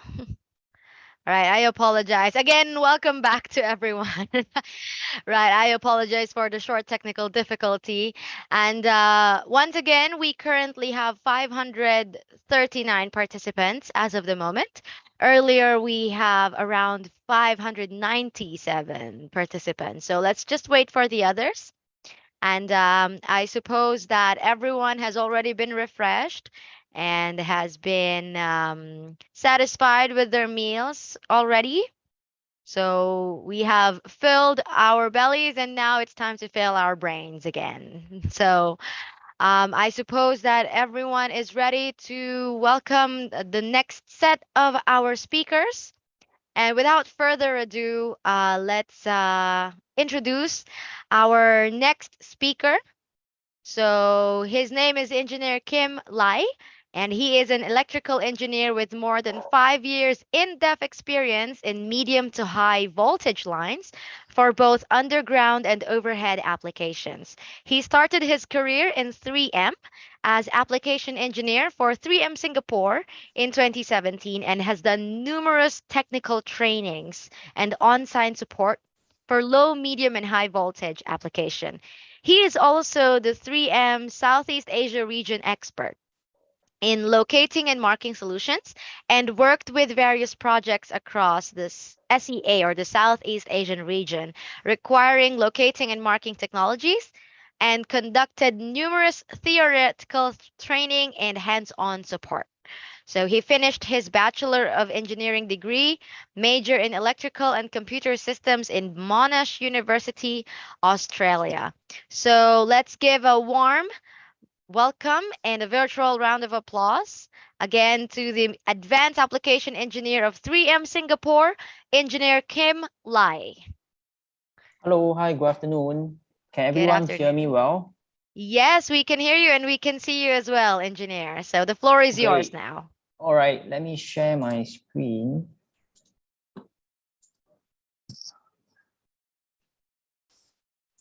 Can you see my screen?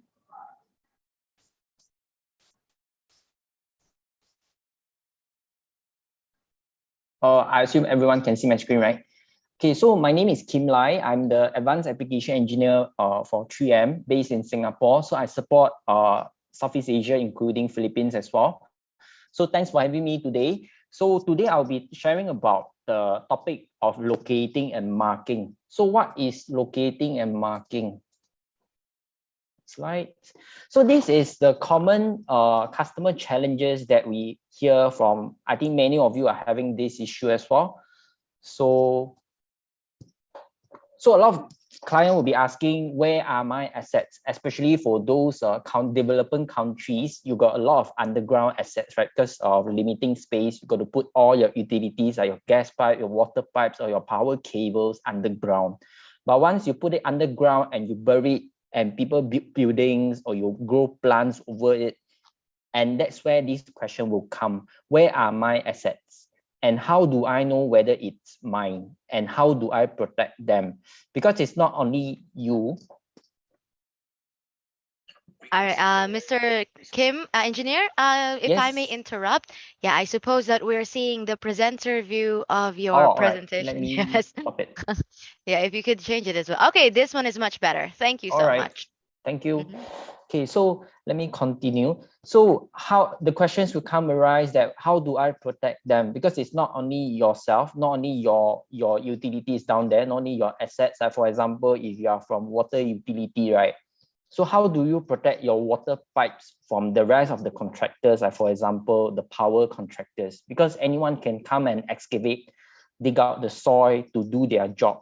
But what if they don't know that your assets is down there and they accidentally hit your water pipe and it bursts? So who should go and repair? And it will bring a lot of consequences, like who should make the payment and all the downtime that causes the inconvenience to the public. And these are the challenges that we will face. So the factors that will make underground locating very challenging, there are two portions.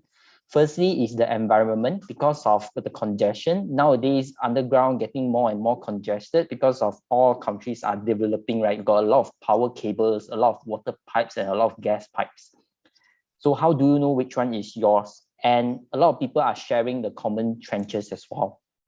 And on top of that, soil conductivity will affect your sensitivity in finding your underground assets as well.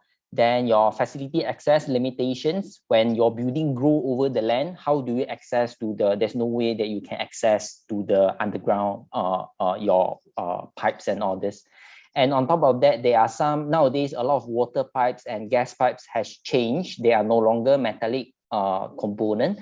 So after you change it to plastic pipes, right, there's no way you can trace it. So you got to use something called tracer wire.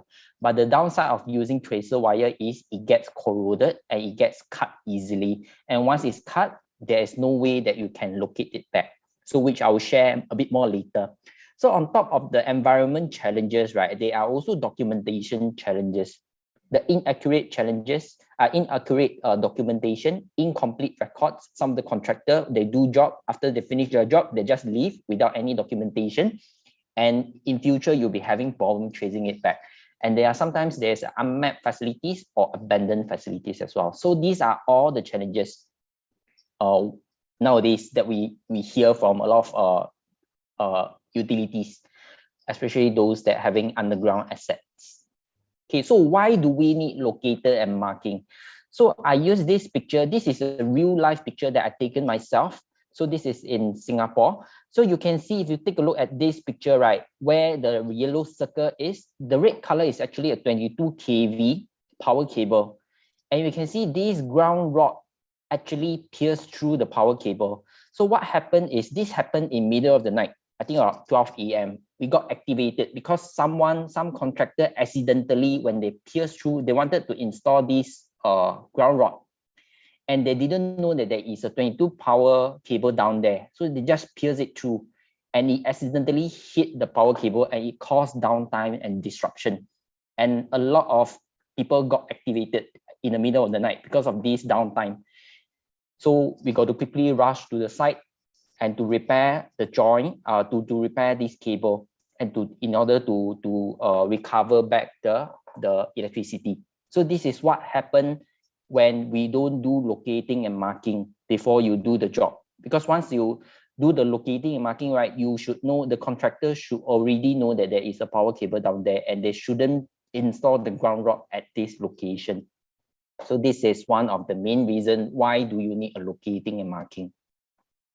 Okay, so the real cause of accidents, what is the real cause of accidents? It's not only repair costs, not that simple, because there are some consequential costs as well, death and injuries. Like for example, if someone pierced through, like what happened just now, right? When you use a conductive metal rod, you go and pierce through a live 22 kV cable, there's a high chances that you will get injured as well. So it could be death or injuries, property damages when there's explosion happen, and emergency services, repair costs, lost time, loss of material, loss of sales, loss of production, machinery damages, and all these are the consequences, causes of accidents without pre-locating what's underground before you do the job. Yeah, so all in all, what I wanted to highlight here is damage prevention is critical for all utilities in order to avoid accidents which could cause you all these consequential damages. Okay, so in the market right now, there are two common technologies that people use to locate the cable and pipe. Traditionally, we use something called electromagnetic locating. And 3M came out with a new technology called electronic marking. And I'll share a bit more after this, what is electromagnetic and why 3M came out with this electronic marking. Okay, so let me brief a bit of background on what is electromagnetic locating, EM locating in short form, that's what we call. So the basic concept of EM locating, right, you will need a receiver and a transmitter. And of course, your assets, be it your water pipe, your gas pipe, or your power cables, as long as there's something conductive. It has to be conductive. The reason why we need the asset, the cable or the pipe be conductive is we will connect the transmitter. You can see there's two crocodile clip over here, one red, which is live, and the other one is black, the ground. So we will connect this transmitter to your conductive material on your cable or your pipes, and we will place the ground rod on the soil. And these, right, we will inject, after we install the transmitter, we will inject an AC current, a signal. And once this signal pass through your cables or your pipes, right, it will come back to the ground and back to the ground rod and back to the transmitter. And these actually form a closed loop. And by having this closed loop, right, the green circle ring over here will be generated. And this green circle ring is what we call electromagnetic field. And this is something that we need to locate. So the most important part over here is we got to form a closed loop to generate this electromagnetic field. So once we have this electromagnetic field, if you move towards the right picture over here, so the nice circle ring here is the electromagnetic field. And the red middle, this is your cable or your pipes. So by putting into this receiver, right, in the center of the electromagnetic field, there will be some internal calculation and it will tell you that where is your cable or your pipes, be it 1 meters down below the ground or 2 meters below the ground. So it will run some calculation by itself and to tell you where it's located. Okay, so this is the basic concept of how EM locating functionals. Okay, but the downside of using this electromagnetic field, right, is there are two main issues. First issue is congestion. So just now, like I mentioned, there's a lot of utilities now buried underground, right? Like this picture over here, you can see we have gas pipe, we got telco, we got water, we got car power cable, everyone having their cable or pipes at the same location. So once you inject the signal from the transmitter and it will form the electromagnetic field, right? But the downside here is, for example, now we connect the transmitter to gas pipe. Gas pipe starts to emit this yellow color magnetic field. but the adjacent telco cable will pick up this signal as well, and it will start to emit the same signal, which is the orange color now. And the water pipe next to it will also pick up the same signal and start to emit the signal as well. Same goes to the power cable. So when everyone is emitting the same signal, how do you know which one is the gas pipe? There's no way you can tell. So you need a lot of troubleshooting. It's an art of troubleshooting. You need to use a lot of troubleshooting. You need to try to use lower frequency so that the frequency don't bleed over, so that the water pipe won't pick up the signal. But the downside of using a low frequency is when you have high resistance soil, right, the signal cannot travel through. So there's a lot of troubleshooting required. There's a lot of skills in order to make this works. So this is the first issue. If you take a look at this picture here, this is what happened when you have multiple assets. You can see the signal magnetic field is no longer nice circle ring. It became all distorted. There's no way you can tell which one is yours, because everyone is emitting the same signals. So the second problem of using electromagnetic locating, right, is the tracer wire. Because as I covered earlier in the slides, right, I mentioned that nowadays a lot of gas pipes and water pipes, they all changed to upgraded to from metal pipe to plastic PE pipe. So plastic PE pipe is not conductive, so there's no way for it to carry signals, because signals cannot carry through a non-conductive material. So what contractor will usually do is they will install a tracer wire along with the plastic PE pipes. But the problem of this tracer wire is, you can take a look at this picture over here. This is an example of how the tracer wire looks like. It's a very tiny, thin metal cable, just one piece of one strand of cable, and it's very easily damaged. It can be due to corrosion, or when lightning strike or someone go and accidentally remove it or cut it, then it can be damaged very easily. And once it's broken, right, if you move on to the bottom right picture now, once the tracer wire is broken, the signal can no longer travel through. There's no closed loop anymore. The signal cannot travel through and you cannot locate anymore, because the signal cannot travel through means that there's no magnetic waveform for the receiver to do calculation anymore, and you will lose your asset completely. So the only way you can do is to dig out the soil to physically go and locate it. So these are the two main problems of using the traditional electromagnetic locating. Okay, so this is some pictures that taken on site on how the tracer wire became compromised. It could be due to installation error. Some animal go and jeopardize it, or lightning strike, corrosion, improperly installed, and somehow cause it broken. And once it's broken, right, the wire continuity, once it's compromised, your facility becomes unlocatable. So this is the main issue of using the traditional electromagnetic locating. And because of these very critical issue, these two main issues, 3M came up with this new technology called electronic marking system. So what is this electronic marking system? So electronic marking system, short form, we call it EMS components. It's built up by three main components. First group is the electronic markers. So all these are our electronic markers. It's meant for use for point and object marking. The second groups of this EMS component is the path marking. We got tape and we got rope. And these path markers, right, we will use it for continuous marking. So all in all, electronic markers is for point locating. The path marker is meant for continuous locating. Okay, and lastly, of course, our locator. So we will use it to locate this rope and tape and the markers, and we will use it to read and write the markers and to estimate to read the depth as well. Okay, so what is our point markers? You can see we got different forms, and all these different forms, right, it gives you different maximum depth as well. So our smallest size near surface markers, this one is even smaller than a pen. The pen that you usually use is only half the size, so it's very easily to install. It can goes up to 3 feet maximum. So 3 feet is equals to about 0.9 meters. So a lot of customers actually like this, so they can easily use a screwdriver to to make a hole on the ground, and they can slot this in, and the asset became locatable.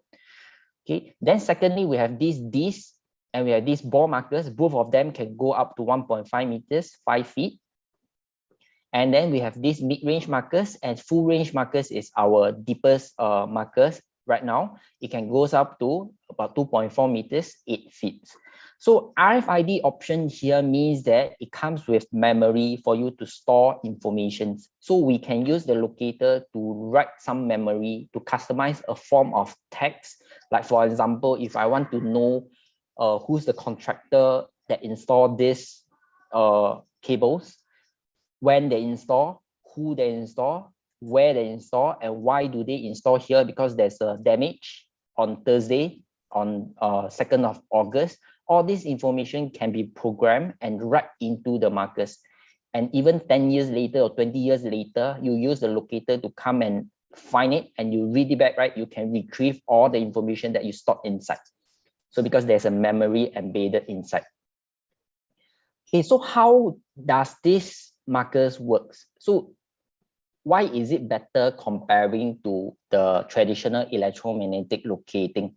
So all these markers, right, it comes with a small circuit board inside, and it's programmed that there's only one, it's pre-programmed into one specific frequencies. So there is no interference because there's a specific frequencies that inbuilt in these markers. So how it works is it's totally passive. There is no battery inside. So that's why it's low maintenance. You doesn't need to maintain it. There's no battery at all. So how it works is it's entirely passive.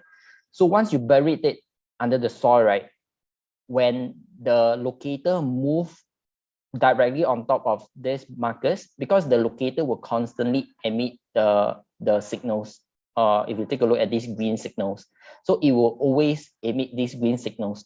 So when the locator go directly on top of these ball markers, right, and these ball markers receive these green signals, it will harvest the energy from this green signal, and it will wake up and reply the red signal. And that's how your locator tells where is your ball markers. And once your locator move away, the green signal is no longer reaching the ball markers, the marker goes back to sleep because there's no battery inside. It's totally passive. It harvests energy from the green signal. Once the green signal goes away, it will go back to sleep. So that's why that's the best part about this electronic markers. There's no batteries. You get the energy from the locator. So you doesn't need to maintain it. It can be there 30 years or 50 years without any issue. And this enclosure, right, is not a normal plastic. It's built with some kind of resin, so it can withstand corrosion and some form of mechanical protection as well. So all our markers pass through some form of pressure test and impact test as well. So this is how the EMS markers works. And this slide will shows you that you can see we got different colors. If you realize just now early on when I first show you how the markers looks like, right? If someone noticed that there are different colors of the markers, and the reason why we have different colors is we want to identify with different power utility. So the red color represent power utility, blue color represent water utility, green color is the wastewater, yellow is the gas, orange telco, and so on and so forth. And all different colors, meaning that all different utilities comes with different frequencies. It's all pre-programmed. And because of all these different frequencies, right, there is no interference, and we do not need to worry that there's water next to me or there's gas next to me. It doesn't matter because the locator will only detect this specific frequency. For example, this power frequency 169.8. So once you adjust the locator to 169.8, it can only find power markers. It cannot find water markers. So that's how you eliminate the first issue that we had just now with the traditional electromagnetic locating, the congestion issue. So this one will entirely remove the congestion issue. Even you have very congestion underground, you got a lot of power, a lot of water, right? It doesn't matter because it doesn't affect. Each of them comes with different frequencies. Okay, so that's point markers. Now we got path markers. So the difference between point markers and path markers is point markers is used for specific location. It only gives you dedicated location. Path markers is when you want to use it to locate where your cable goes, because where your cable goes meaning that there's a continuous signals required, right? So path markers will give you the continuous signals so that you know where your cable goes, where your pipe goes. And this light will give you an idea. So this yellow dotted line here is the continuous signals. So along the tape and along the rope, right, every 12 feet there is antenna. I'll use it antenna. What we call is the RFID. So the RFID every 12 feet they will emit the frequencies when the locator goes above it. So that's how it gives you the continuous signals. So, and the best part about this tape and marker is it operates all the RFID every 12 feet, right? They operate independently. So even if someone go and cut the rope or someone go and cut the tape, right, it doesn't affect the performance because it operates independently. It doesn't matter even if it's cut. So this will entirely remove the tracer wire issue that I mentioned earlier on. So the reason why we came out of this EMS is to replace the traditional electromagnetic locating problem that we face. Okay, so for this tape and rope, right, there is no battery as well. The operation is exactly the same as the point markers. So it's passive. It will harvest energy from the signal from the receiver. Okay, so the difference between the rope and the tape is the tape is used for open trench installation, whereas the rope is used for horizontal trench drilling because you can tie it on your cable or on your pipe, then you pull along. Okay, so they are meant for long life expectancy. So someone may ask, how long are we expecting? So far, we have a real life example that installed in US, I think more than 30 years, and right now it's still operating.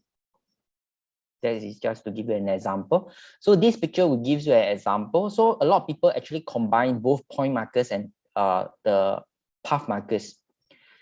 Like for example, this one. So the path markers will give them continuous signal to tell them where their cable goes. And the point markers will tell them that specific location, this is a bending point. Because point markers, you can store memory. Remember, the point markers, there's a memory for you to store information. But the path markers doesn't come with the memory. So that's why some people combine both. So that the ball markers, they read it, they will know that, oh, there's actually a bending to the left or bending to the right, or whether there's a path down there or there's a joint down there. Yeah, and whereas the path markers will give them the continuous signals. Okay, so this is another example pictures. This is the horizontal trench drilling using the rope. And this picture will give you the how the markers is placed. Every 12 feet, there is one RFID. So even if you have cut in the middle, it doesn't affect because it's independent, operate independently. Okay, so this is our locating and marking portfolio. We got a wide range of models from good, better to the best. So if you are interested, kindly reach out to our team in Philippines. We can help you to identify which one is the best suits for your needs. And yeah, on top of that, right, we 3M continuously grow, we continuous to improve ourselves. So we actually right now developing and something called asset tracking mobile apps. So we came up with a mobile apps that actually work with our locating and marking. So with these mobile apps, right, you can actually capture the GPS using your phone. And these are all the like example of how it looks like. So this is a map. So this is the Singapore maps. So I actually place when I do installation, when there's a contractor do installation here, right, I can actually pinpoint it and do a mapping here. So next time I know that I have one marker over here. But then when I go down to the site, this will give me an overall picture of where my marker is or where the asset is. And when I go down to the actual site, I will use the locator to pinpoint the exact location. And with this app, right, you can see I can put in all the information. I can customize the information like who did the job, what's the description, and which company done it. Okay. On top of that, we are also rolling out a new X series locator, the improved version of locator. So this X series locators, right, it has a improved version. It's an improved version. It has a bigger LCD screen for better visual, and it has simplified keypad. comes with USB-C interface and built-in GPS and built-in Bluetooth as well. And we are rolling this X series locator very soon across the entire Southeast Asia. Okay, so next I will share some of the success stories that across globally. So the first one is in Philippines. So this is the wind farm project. A 54 megawatt Guimaras windmill farm happened installed in this Visayas, Philippines. So the pain point of these customers having is they have a 5-year-old power cable jacket damage. And before they use our product, right, they have to dig in 50 meters apart to isolate the damaged cable in wind farm. And they do not know where is the cable damage. So they have to slowly go and dig out the soil to identify and to repair it. And with our locator and markers, right, they can easily identify where is the damage of the cables, because our locator actually comes with a function of fault locating. So this fault locating actually enables you to allow you to identify where is the cable jacket damage. And once you identify where the cable jacket damage is, you can go ahead and dig. So you do need to dig before you find out where the damage is. So it actually helped them a lot.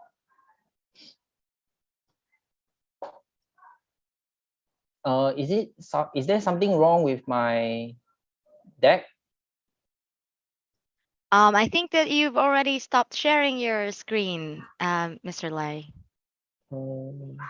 Have you stopped sharing your screen? No, I think there's something wrong with the. Am I still a host? Because I don't see a share option in my Zoom anymore. Yeah, you are still the co-host. Okay, let me reshare. Sure. Can you see right now? Yep, we can see it. Okay, great. I will swap the presentation mode. Okay. Okay, there you go. Right. So the second case studies over here is happening in Singapore. It's the path marking. So what happens to this gas utility is they have difficulty to make their gas pipes because they change all their metal pipe to PE pipe. So there's no way for them to, and they never install tracer wire. So they didn't like the idea of installing tracer wire. So there's no way for them to locate. So that's why we came in and introduced them our path markers. So with our path markers, they are able to locate their gas PE pipes. And we even customize printing the company name on the tape for them. Okay, the next case study is Enedis, the power utilities in France. So before using our, they know our product, right? What they have to do is they got to go and dig the soil. And before they even dig the soil, right, they got to, even before they open the trench, they got to hire and call the surveyor to come down. And it may take several days because it depends on the availability of the surveyor. So once the surveyor come down, they identify the sites, there's no issue, there's no asset underground, then only they can start digging. So it costs them a lot of money because they go to wait, they go to open the trench, wait for the surveyor to come down before they can open the trench. And even after they finish the job, right, they go to wait for the surveyor to come down and pinpoint the location before they can underbury. So all this cost them a lot of money because the entire job could cost them a week or so. So when they use our markers, right, it can save them a lot of time. They can finish within the day because they don't need the surveyor anymore. So they can pinpoint by themselves and they can locate by themselves. And even after the job, right, they can pinpoint the location by themselves and just upload the location. Okay, so it actually helped them in immediate backfiling, reduce the excavation cost. They can repower their network immediately. They can do the mapping by themselves, no need to wait for the land surveyor, and it improves the effectiveness of the street work. And it comply to the health and safety guidelines as well, because they do need to leave the open trench out there for a few days, which could cause a lot of hazards. And it minimizes the traffic management as well. The next one is the power utility in Amarin, US. So the problem that this utility having is they have difficulty in managing the vegetation around the power lines without restriction. So there is no clear reference point to keep the surrounding area safe. So last time they used these stick markers, but this is easily damaged by human being or animals. So they actually came to us and asked whether we have better solution, and we introduced them our ID markers. So they are all programmable to store data specific to the right of way. So it eliminates their problem of these stack markers missing and all this. So they use our ball markers and our near surface markers to identify where is the area of the trimming. The next one is the telecom utility as well, handholds in US. So last time there is difficulty, there's no way for them to locate the handholds once the vegetation go over it. So that's why we came out with this idea. So we actually work with a handhold manufacturer because it cannot be metal. So we actually work with these handhold manufacturers to came up with a plastic handholds, and it comes with a specific compartment to hold these markers. And with this, right, even the vegetation grow over it, right, they are still able to locate where is this handholds. Okay, and there's a lot more. That we have fiber and cell tower. Last time they are using this tracer wire, and it prone to lightning strikes due to the highly conductive copper made tracer wire. And with our road markers, they don't have to worry on the lightning strike anymore. Then we have wastewater utilities. Because of this is same as the Singapore case, because of the pipe has all changed to plastic pipes, they will use our path markers to locate. And gas utility as well. So because of all the gas pipe changed to plastic PE pipes, so they actually use a lot of our product over here. They use point markers as well as the path markers. Point markers for specific location and path markers for continuous pipe locating.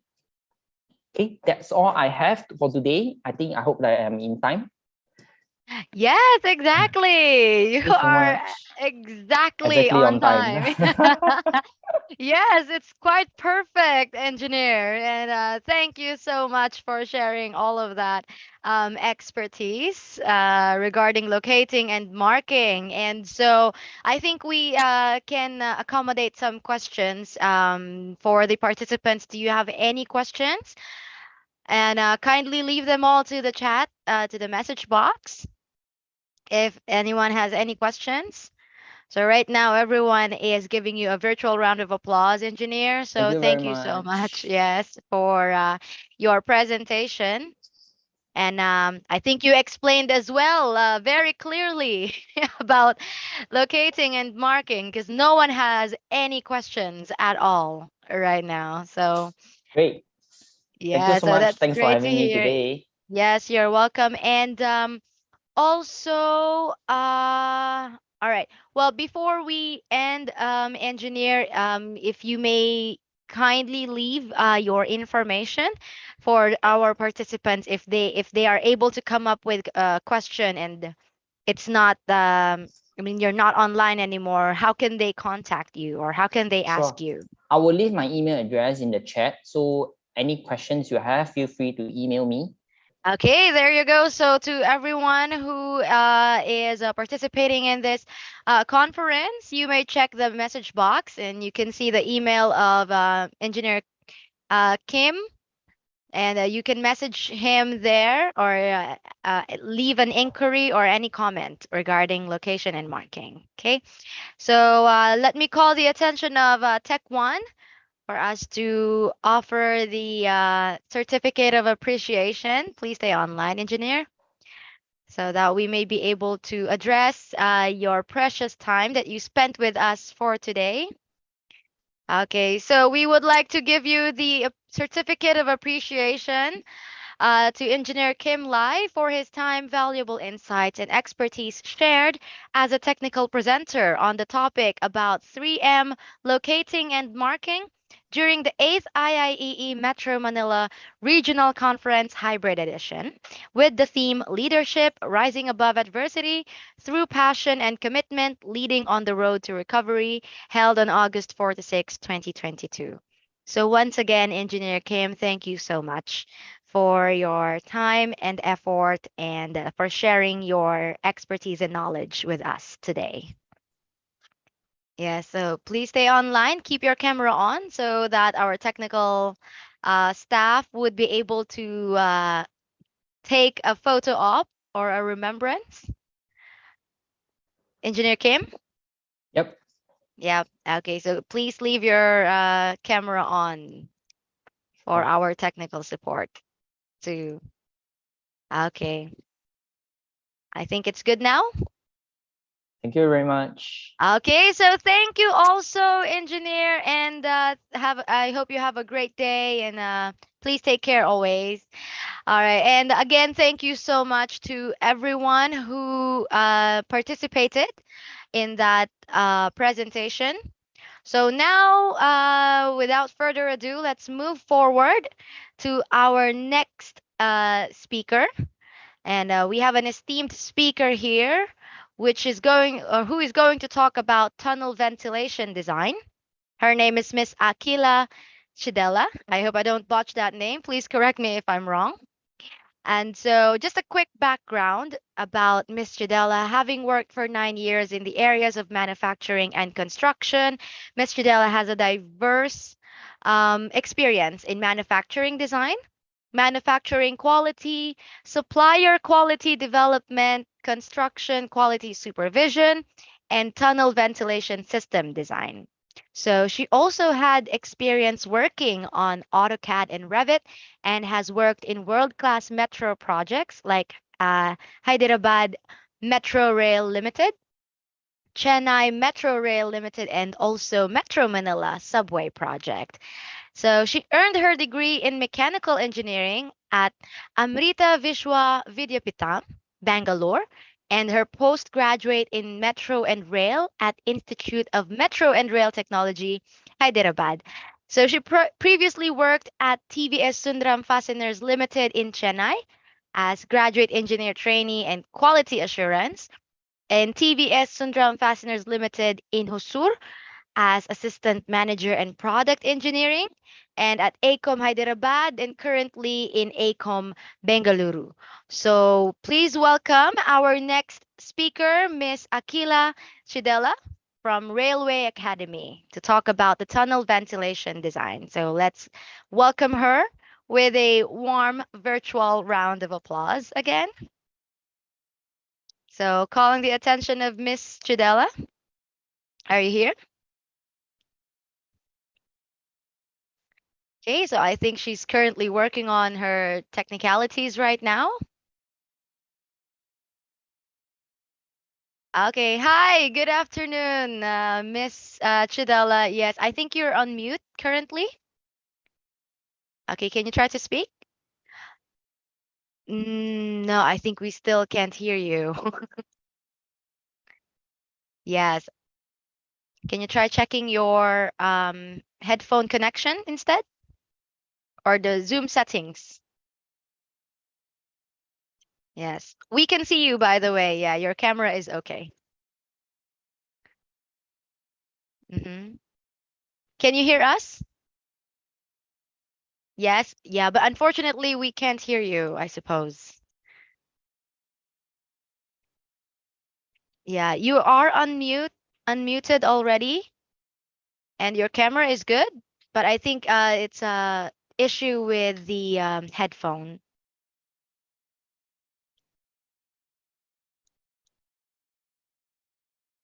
And still nothing, I'm sorry.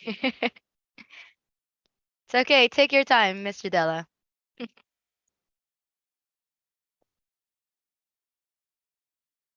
So once again, we are hoping for your patience, everyone. We are currently working on some technicalities right now. Yeah. If you may, please check the audio settings.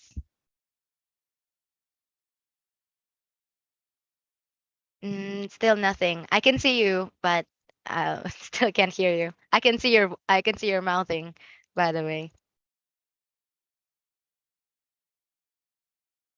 Tech One, is there anything that we can do about this?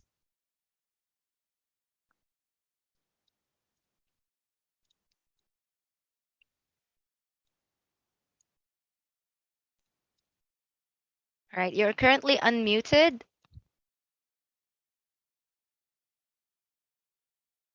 But I think without no, nothing still, Miss Trudella. Sorry.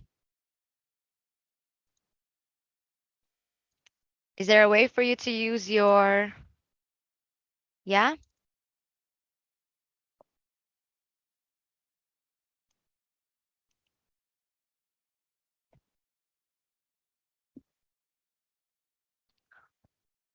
Mm-hmm.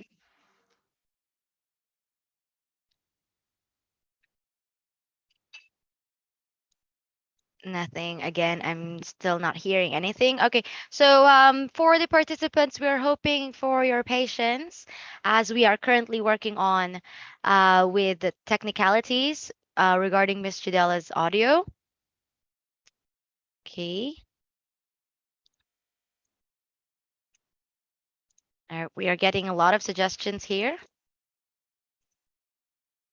All right. In the meantime, let me allow all of you to have a quick coffee break, and let's come back at this meeting around exactly 2 p.m. Philippine time.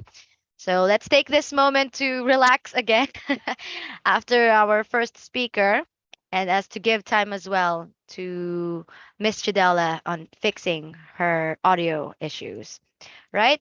So thank you so much again. And while waiting as well, IIEE Marketing sent you again the virtual exhibit link. So you can click this link to view our exhibit online. All right, so I'll give you time to have a coffee break again first. And let's come back here at exactly 2 p.m. All right, so Tech One, please take over. Thank you. See you again by 2 o'clock.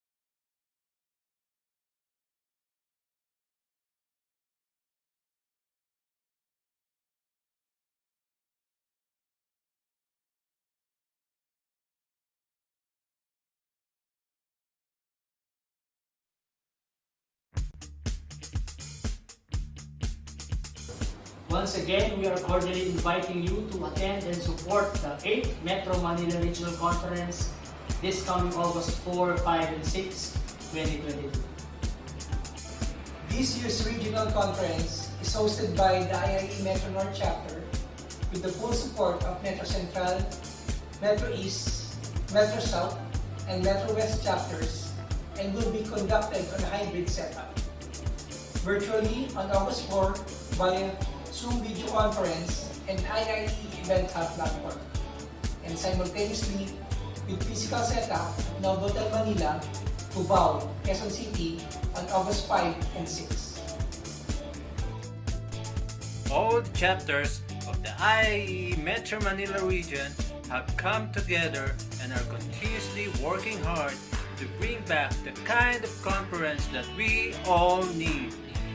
Have fun while strengthening our camaraderie with our fellow electrical practitioner. This is by participating in our various sports activities.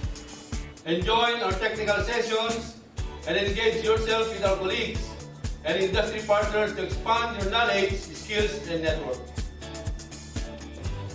It is our deepest desire to to see you all at the 8th Metro Manila Regional Conference.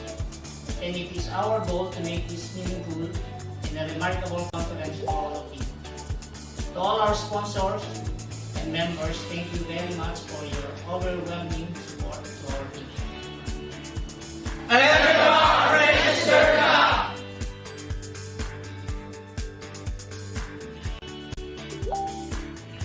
See you AMR!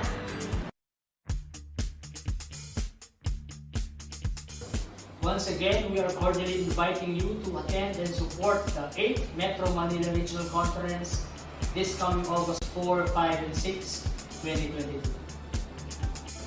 This year's regional conference is hosted by the IIE Metro North chapter with the full support of Metro Central, Metro East, Metro South, and Metro West chapters and will be conducted on a hybrid setup.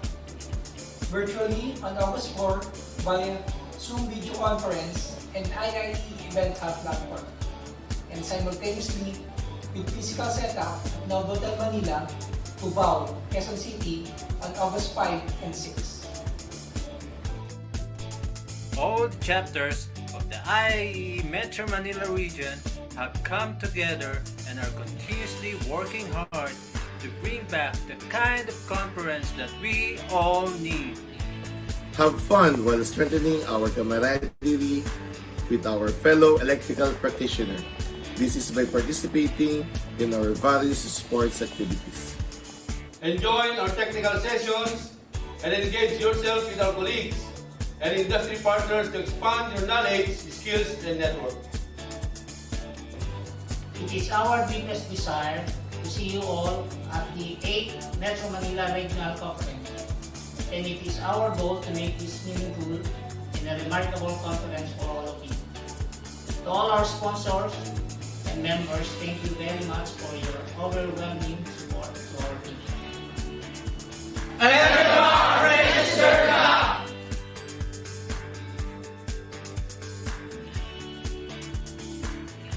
See you AMR!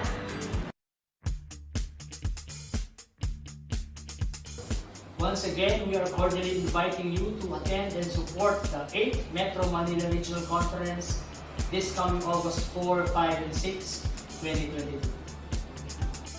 This year's regional conference is hosted by the IIE Metro North chapter with the full support of Metro Central, Metro East, Metro South, and Metro West chapters and will be conducted on a hybrid setup.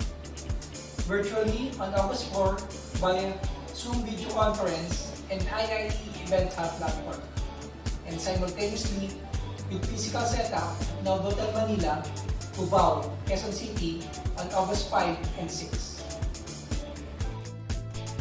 All the chapters of the IAE Metro Manila region have come together and are continuously working hard to bring back the kind of conference that we all need.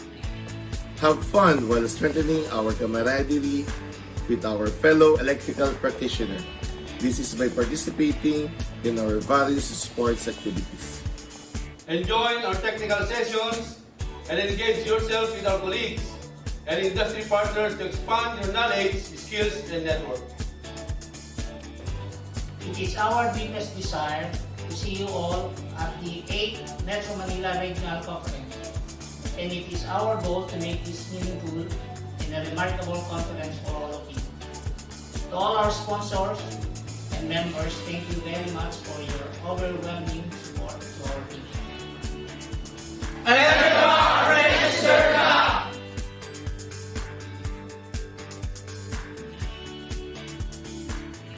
See you AMR!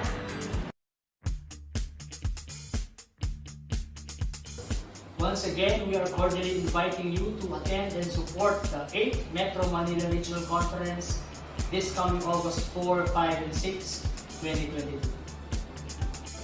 This year's regional conference is hosted by the IIE Metro North chapter with the full support of Metro Central, Metro East, Metro South, and Metro West chapters and will be conducted on a hybrid setup.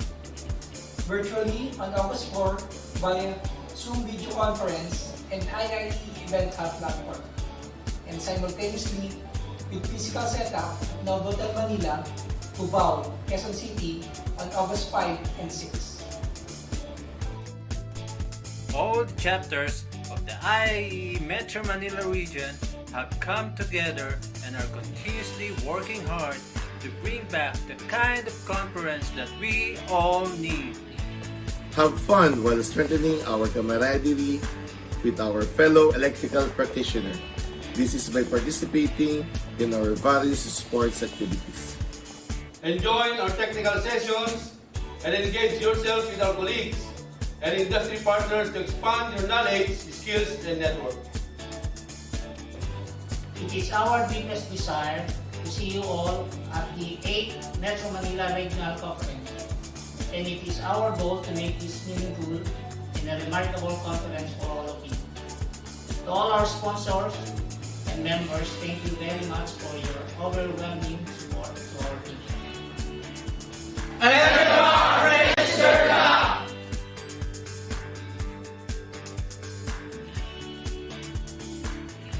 CUAMR!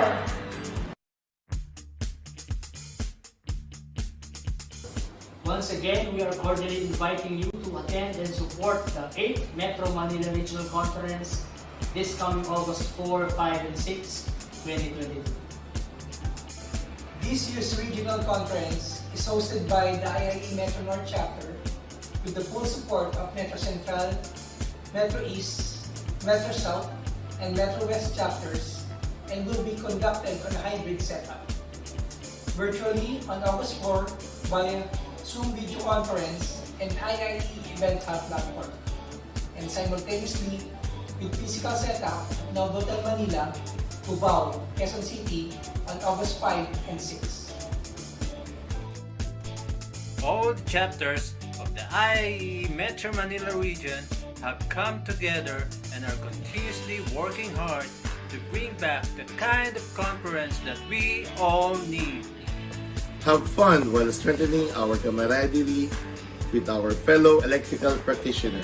This is by participating in our various sports activities.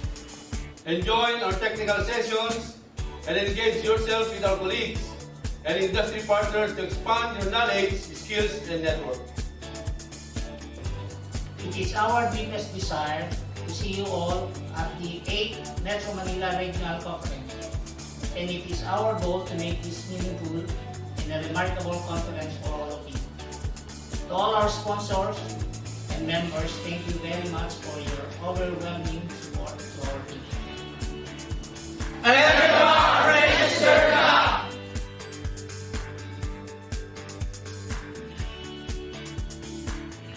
CUAMR!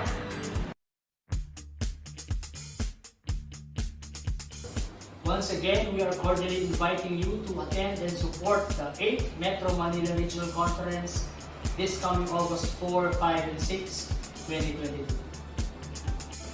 This year's regional conference is hosted by the IIE Metro North chapter with the full support of Metro Central, Metro East, Metro South, and Metro West chapters and will be conducted on a hybrid setup. Virtually on August 4 via Zoom video conference and IIE Event Hub platform, and simultaneously with physical setup at Novotel Manila, Cubao, Quezon City on August 5 and 6. All the chapters of the IAE Metro Manila region have come together and are continuously working hard to bring back the kind of conference that we all need. Have fun while strengthening our camaraderie with our fellow electrical practitioner. This is by participating in our various sports activities. Enjoy our technical sessions and engage yourself with our colleagues and industry partners to expand your knowledge, skills, and network. It is our deepest desire to see you all at the 8th Metro Manila Regional Conference, and it is our goal to make this meaningful and a remarkable conference for all of you.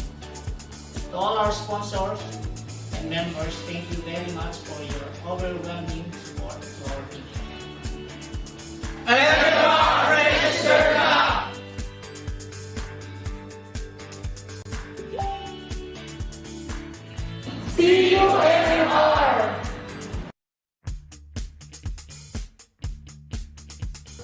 Once again, we are cordially inviting you to attend and support the 8th Metro Manila Regional Conference this coming August 4, 5, and 6, 2022.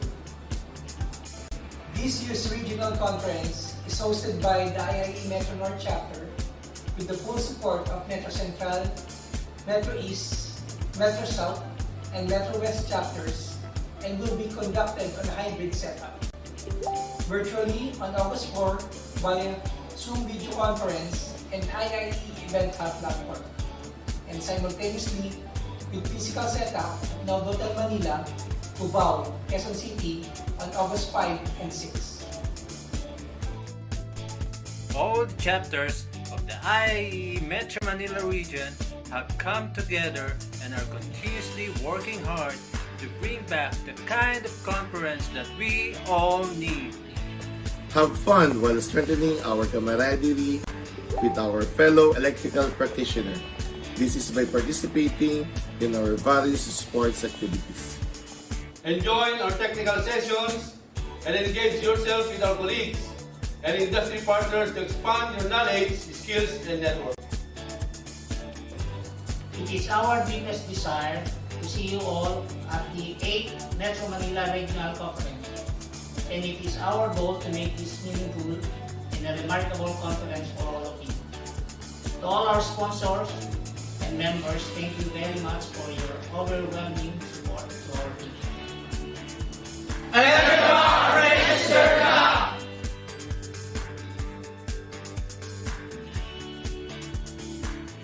See you anymore!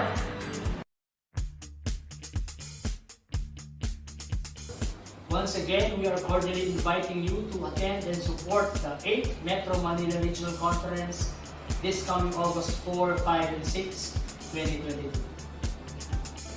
This year's regional conference is hosted by the IIE Metro North chapter with the full support of Metro Central, Metro East, Metro South, and Metro West chapters and will be conducted on a hybrid setup.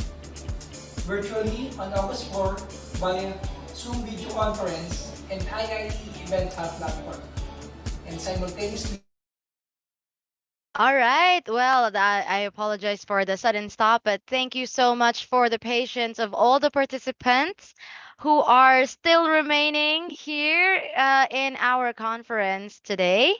And thank you so much to all of those who are participating actively in our message box. Thank you so much to all of you. Right. So as we are currently waiting for the previously introduced speaker, right now we will use the time to do a technical topic instead. So I suppose everyone have a lot of questions and a lot of comments to share. And so with that vein of thought, may I call on Engineer Jeffrey Calderon. If you are here, sir. So just a bit of a background regarding Engineer Jeffrey Calderon. He is our resource speaker, which is an REE. He is a graduate of the UP Los Baños, and he also took units of masters in UP Diliman. And back in college, he was a consistent participant in IIEE quiz shows for 5 years, representing the UP Los Baños. And he has been working in the industry for 10 years. Currently, he is the country manager of SunGrow in the Philippines. And he has an extensive knowledge of the power industry and specializes in solar and BESS. So once again, that is Engineer Jeffrey Calderon, the country sales manager of SunGrow in Philippines, who will be facilitating and moderating the technical topic for today's conference. So if I may call on Engineer Jeffrey Calderon. Hi, good afternoon. Good afternoon, Engineer. How are you today? Yeah, I'm good. Can you give me maybe 5 minutes? I'll just set up my computer. Sure thing. No worries. Right. So again, everyone, thank you so much for your patience and for your time. Right. And while we're waiting for Engineer Calderon, let me give you more background about him. Right. So aside from being the country sales manager for SunGrow, he also he has been working in the industry for 10 years. And after taking the boards, he started his career in Denso, Philippines. So he set up a new production area of a new product from construction to mass production. So he was also in charge of automation projects for process improvement. And after which, he transferred to Cayennes, Philippines, if I pronounce it correctly, in which he was a part of the pioneering members. That was only zero point 0.5 of all the applicants. He became the sales and technical lead of the controls division, where he managed multiple automation projects and conducted trainings and seminars to various companies throughout the country. So he shifted to renewable industry and joined Solar Philippines as the key accounts manager for the Greater Manila area, where he built a 30 milliwatts power customer pipeline and closed almost 2 milliwatt power of rooftop projects in just 1 year. And in 2020, he then was hired by SunGrow Power as the first Filipino country sales manager for the Philippine market. So since then, he has helped the company close more than 400 milliwatt MW of solar projects. So that is engineer Jeffrey Calderon, right? So he's currently working on his technicalities. To those who are asking questions in the chat box, no, there is no audio for the previous speakers, but right now we are currently working on to proceed with the technical topics with Engineer Calderon. Right. Also, while we are waiting, let me just mention and acknowledge the sponsors of today's conference, our prestige partners, Jade sponsor, and a joint venture of Eton and Huyu. Our platinum sponsors, 3M, CBK, sorry, Kobancat Hardware Incorporated, Felco or Firefly Electric and Lighting Corporation, First Gen, Panasonic, and Switch Industrial Sales Corporation. Those are our platinum sponsors. For our diamond sponsors, we have Danitech Power System Incorporated, ML, Presidium.ph Corporation, Shihlin Electric, and Wholesale Electric Asia. For our emerald sponsors, we have Prisma Electrical Controls Group, LT Energy for OPC, and our gold sponsors, Intelisys Power Controls Corporation, Kant Lighting, LS Electric, and Mega Himmel, exclusive partner for Himmel Retail Business. Those are our emerald and gold sponsors. Our conference sponsors for our lunch, thank you so much, SM and SMEDD. Our conference shirt sponsors, thank you so much to Cliff Electric, Fabricator, Crown Pipes, Thunderlinks Integrated Corporation, and Safe Plus International. Okay, thank you so much for waiting and for all your patience to our engineers who attended today's conferences. Thank you so much. Okay. All right, I'm seeing here that Miss Aquila Chidela is ready. So can you please open your camera and mic, Miss Chidela, so that we can confirm? Are you here?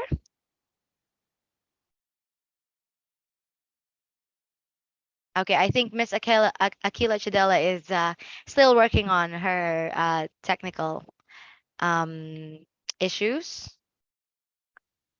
Right. So once again, I'm really, really grateful. MMR team and IIEE officers are very thankful for all the participants who are actively engaging with our discussions and with all of our presenters So we are hoping that all of you are getting a lot of good information.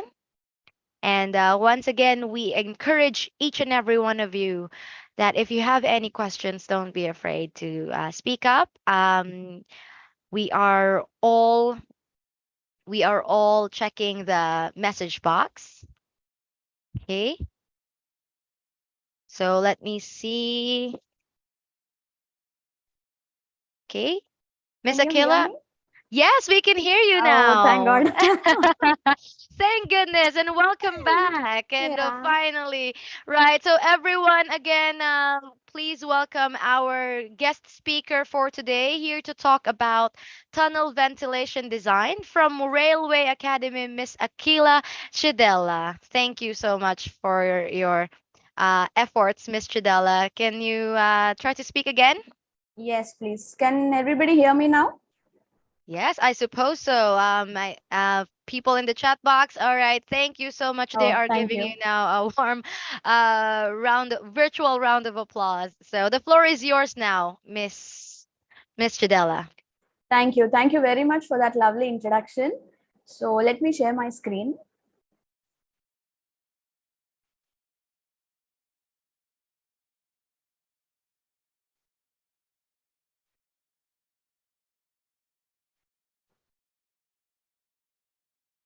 Is my screen visible?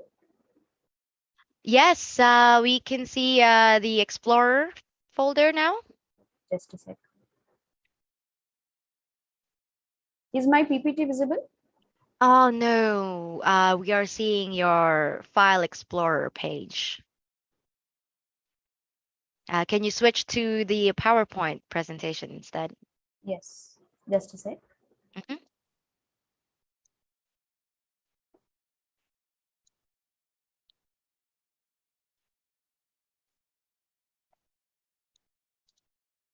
Okay, I suppose that your presenter screen, you're using a dual monitor, I suppose.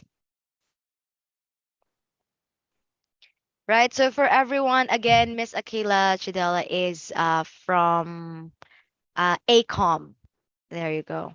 All right, Miss Chidela, I think we can see your PowerPoint now. Okay, great. Yes. So Yeah, very sorry for all the trouble. it's okay. If you could only switch to presenter view so we can see your slides more clearly. Okay.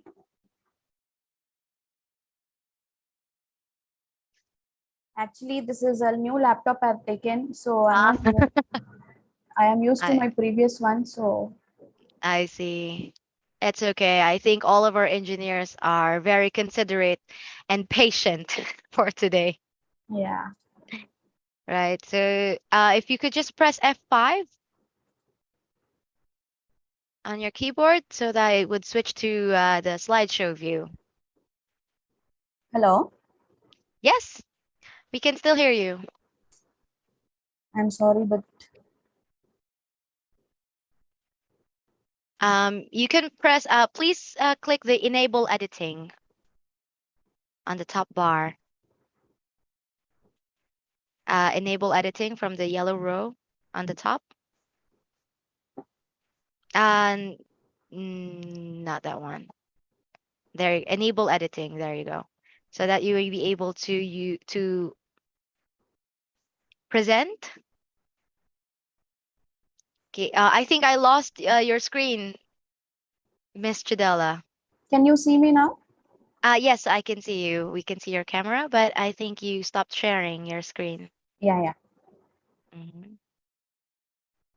Okay, once again, participants, we thank you for your patience.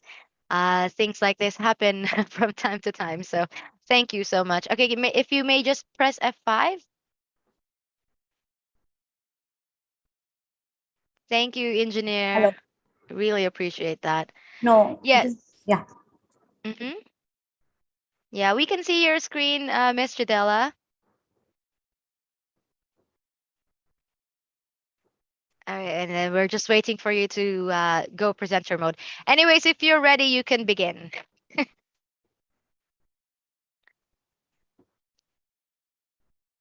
Can you hear us? Is there any connection problem? Are you still here, Miss Jadella?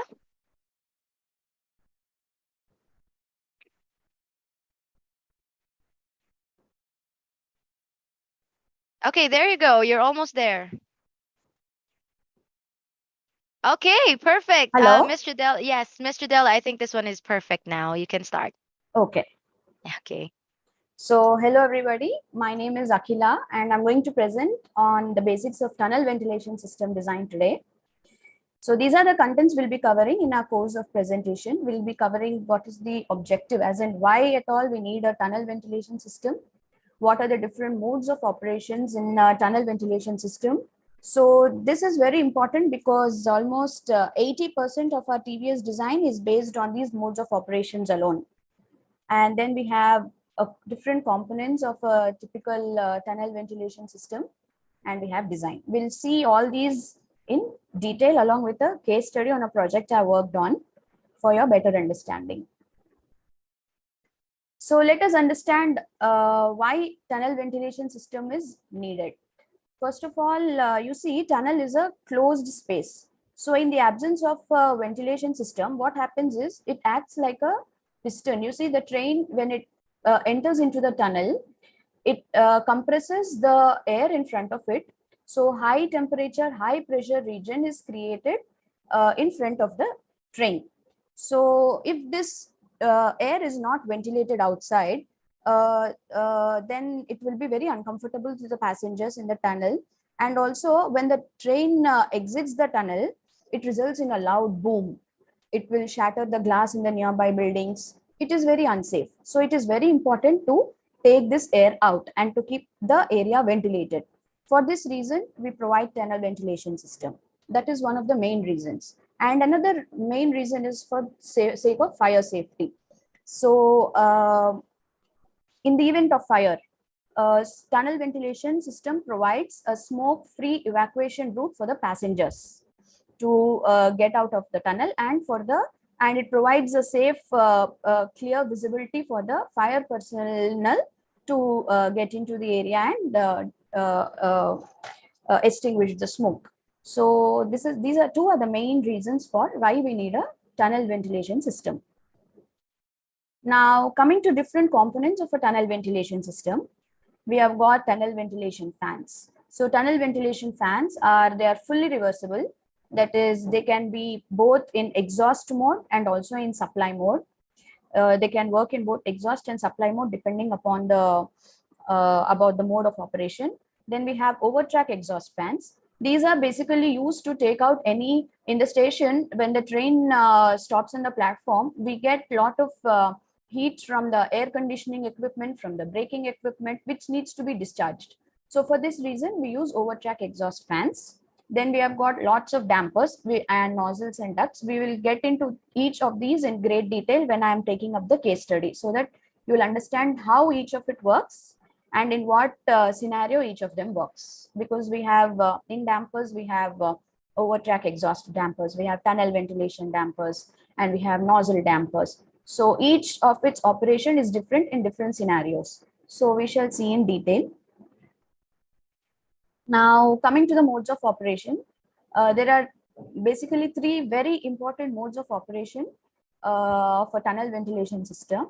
They are normal mode, wherein normal operation, on a typical day, the trains they enter the station, they leave the station on a typical day. How a tunnel ventilation system works, that we are going to see. Then coming to a congestion mode. Congestion mode is a scenario wherein the train has to stop in the tunnel for a long time because of many issues. It could be signal failure, or it could be heavy traffic, it could be anything. So when the train has to stop in the tunnel for a long time, that is congestion mode. And in emergency mode, that is, this mode comes in where there is fire in the tunnel. Now in this emergency scenario, we will see what happens when the train fires occur in the tunnel and also in the station with that case study. Now, coming to the normal mode, as I said, there is something called piston effect. That is, when the train enters the the station, it pushes the hot air in front of it. It pushes compresses the air in front of it, resulting in a high temperature, high pressure region.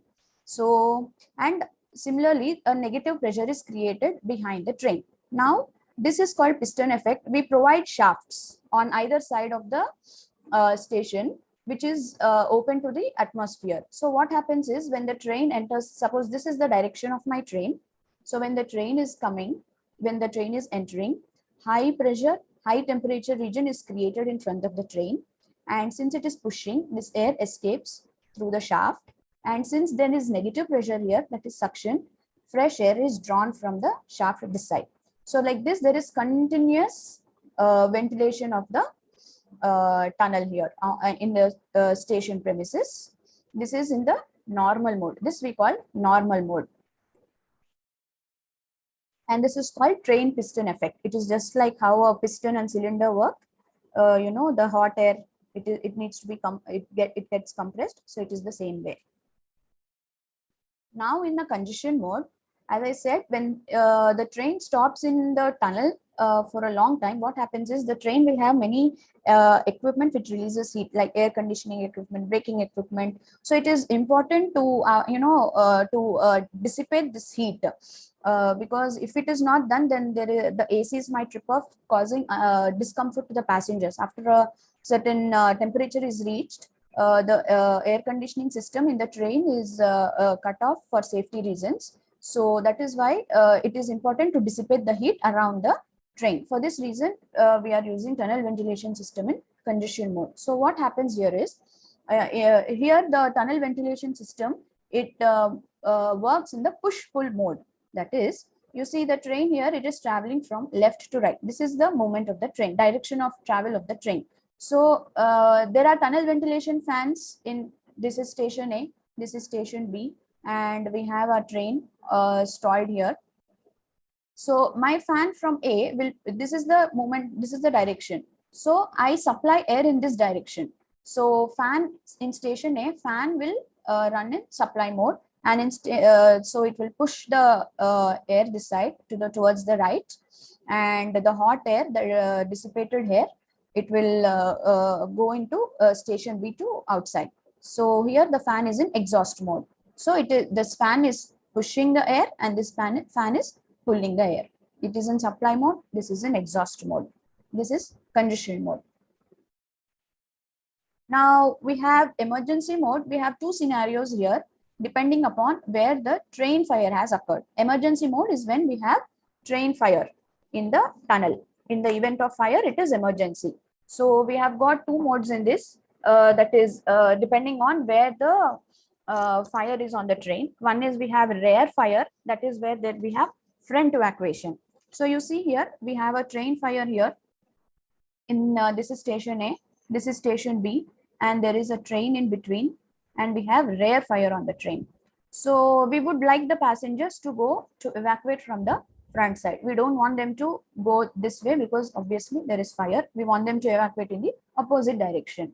So what do we do in this case? We don't want this fire to hinder the evacuation, right? So we try to push the smoke in the opposite direction for smoke-free evacuation of the passengers. So what we do is we extract the smoke from the nearest station. You see this, the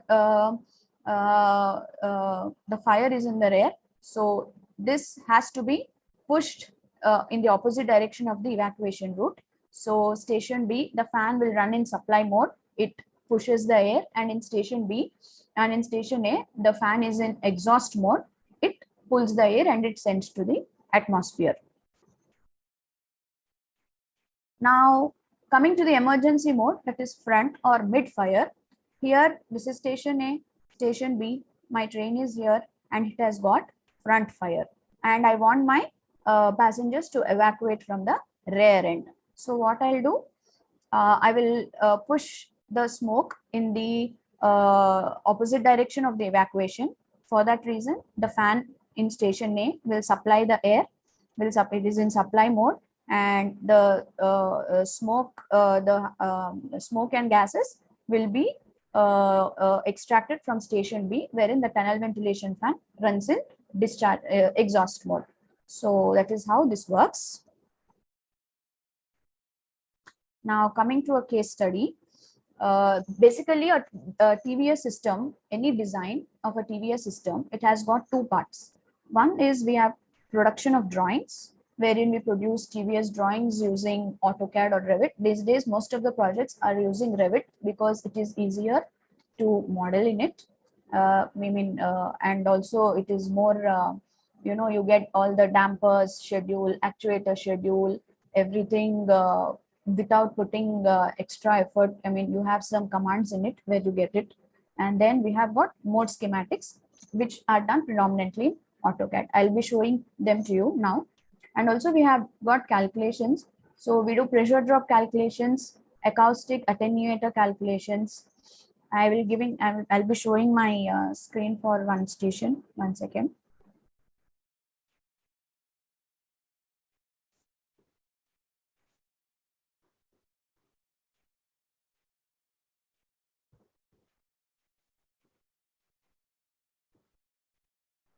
Can you see my screen? Yes, we can still see your screen, Miss Akila. So can you see an Excel sheet open here? I'm sorry, what were you trying to present? Can you see any drawings displayed? No, not a drawing. We are seeing the PowerPoint application still. Okay. Mhm.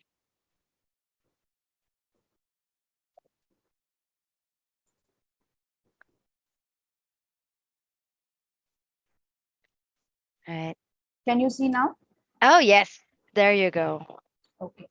So you see, these are how the mode schematics look like.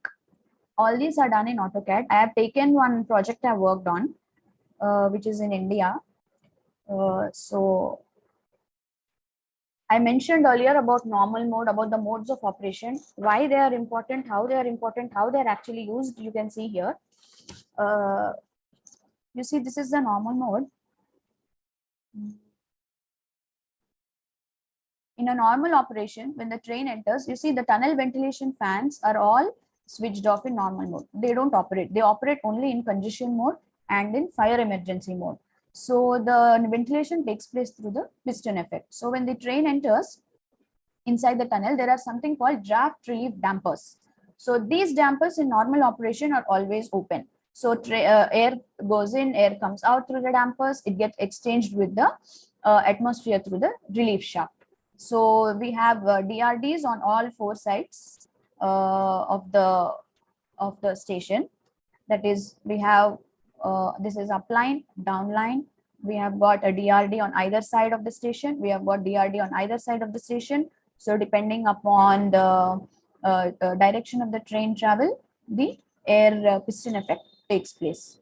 So when the air exchange predominantly in normal mode, it happens through the draft relief dampers. Now we have got something called OTEF, that is over track exhaust fan. I told you in the components. So what happens is when the train is dwelling in the station, when it is so because of the braking and air conditioning equipment, lot of heat gets dissipated that needs to be taken out. So we have got OTE dampers over the track. So these dampers, they take out all the hot air emitted from the train, and through the TED dampers, that is track exhaust dampers, they are here. Through this, they are sent to the tunnel ventilation, this overtrack exhaust fans. These overtrack exhaust fans are on in normal mode.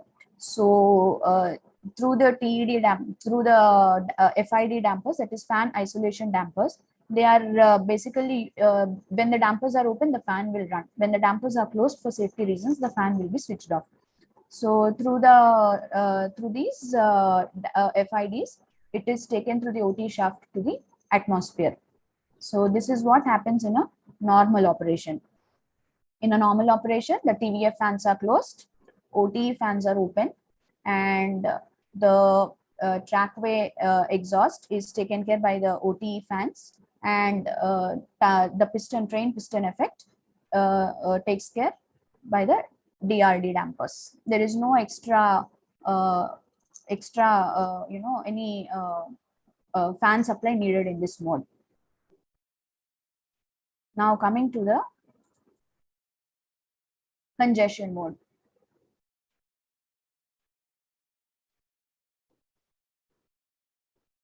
You see, the congestion mode, as I said, it is applicable when train dwells in the tunnel in between two stations for a long time. So here my train is dwelling in between these two stations, that is Tapalpetti and Murari Hospital. These are the stations. My train is, I'm taking an upline scenario when the train is stalled upline.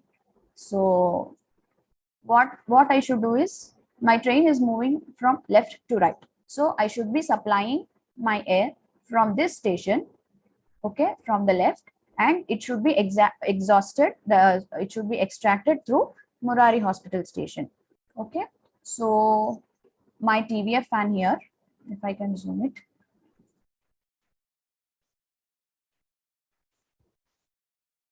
So you see here, my TVF fan is running from this station. I have to supply it. So it is in supply mode. The green arrows indicate supply. So it is taking air from the relief shaft, from the atmosphere through the plenum, it through the fan, and through the plenum. There is one duct because it has to be supplied from the nozzle. The nozzle is over here. So we have got this nozzle, which I mean, through the nozzle, it opens into the tunnel. The nozzle basically it connects the fans to the tunnel. So the fan, whatever the air is entering, the fan is supplying through the nozzle, it goes into the tunnel. So since it has to go to the other side of the tunnel, the fan is on one side of the station and the nozzle on the other side of the station. This is connected through a bypass duct. So the fan will supply air through the plenum, through the bypass duct, which is in the undercroft, and then through the nozzle, it will supply the air, and the hot air, it passes through the tunnel. I mean, the supplied air will pass through the tunnel, the hot air through the tunnel opening, through the DRD, it is taken out. Now, I have said that in congestion mode, normally in any typical TVS system, the fan here, ideally it should be on and it should run in exhaust mode to pull the exhaust air. But in this particular CMRL project, we got through the simulations. I mean, there is a separate team which do simulation. So they have concluded that these DRDs, the size of the DRDs, it is enough. If it is enough for the exhaust to escape, we need not switch on the fans. So it is not true for all the stations. For the simulation result we got in this particular project, it is like that. That is why we are not, the simulation says need not switch on the fan. This takes care of it. That is why we are not switching on the fan. So the same thing for the downline. In the downline, you see the train is moving in the opposite direction, that is from right to left.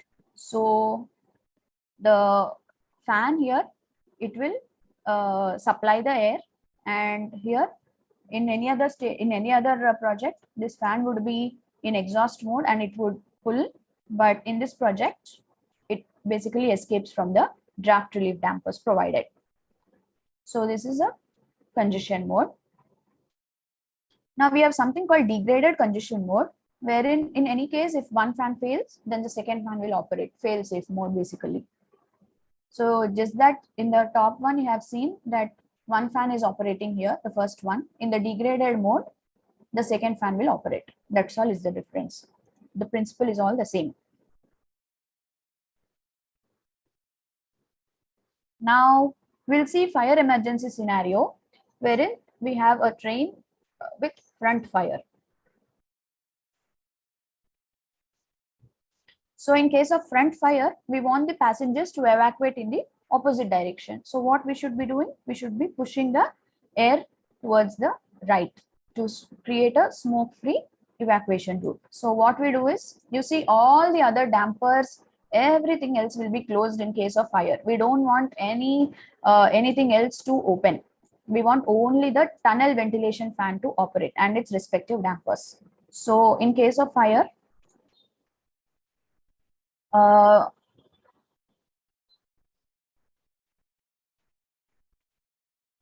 this tunnel ventilation fan is in supply mode.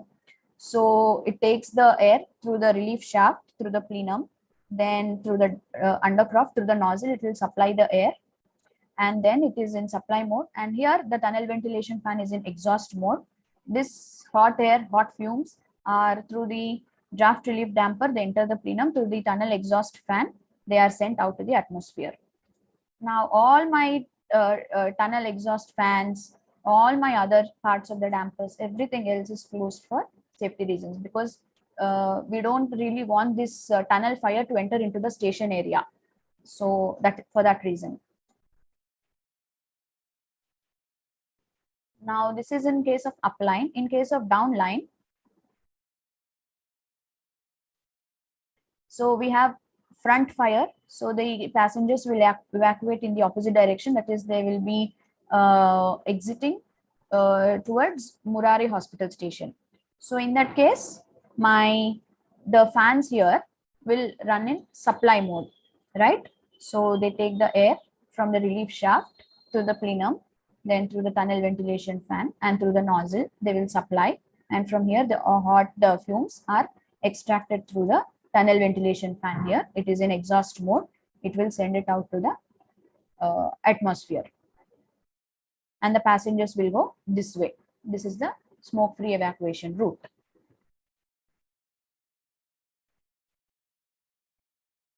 This is the same one, just that it is a degraded mode.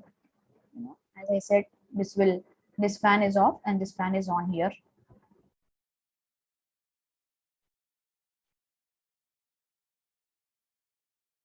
Now in case of rear fire, we have seen the case in front of front fire. In the rear fire, so this is my train halted in between two stations with a fire. It has got rear fire, so my passengers will evacuate in the opposite direction, that is towards the front. So we want my TVS fan to supply air in this direction and provide a smoke-free evacuation route here, and the hot air fumes through my tunnel opening, they go through the draft relief damper, and here my tunnel ventilation fan is in exhaust mode, so it will, through the plenum, it will go out.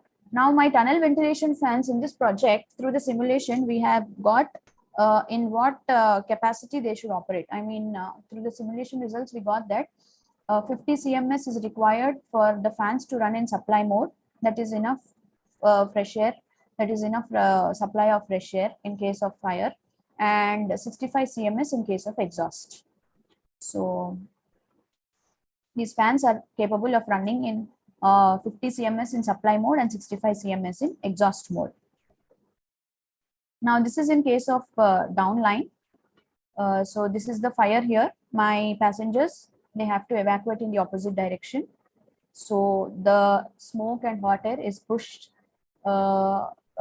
through this in supply mode. My TVF fan here is in supply mode. It will push the hot air fumes gases, and here this TVF fan will extract these. So this is same degraded mode. Now we have seen what happens in case of tunnel fire. Now what happens in case of station fire? Suppose a train has caught fire in a station. So what happens in that case? We'll see here. You see that this is the station. This is my Tapalpatti station, and my train is here dwelling in the station with fire here. So the overtrack exhaust duct, there is, I told you, these are provided to take away any unwanted hot air from the emitting from the train braking system, etc. So these can also take the fire fumes, etc. from the track area. And we have got a trackway exhaust damper connected to it, connected to this duct. So this trackway exhaust damper opens, and the tunnel ventilation fans, it runs in exhaust mode, 65 cms. It pulls the air and it sends to the atmosphere. Now we have got this in the platform area. We have got HVAC ducting in this project. This is a case study. So in this project, so what happens is our tunnel extract fans, the HVAC guys, they are using our OTEF fan. So the smoke extraction HVAC ducting, it is connected to the trackway exhaust fan, and it pushes the fumes of the platform away into the atmosphere. So trackway exhaust fan, it is used to take away the smoke in the platform area, and the tunnel ventilation fan takes care of the track area. So that is in case of up fire. Same case in case of down fire, downline.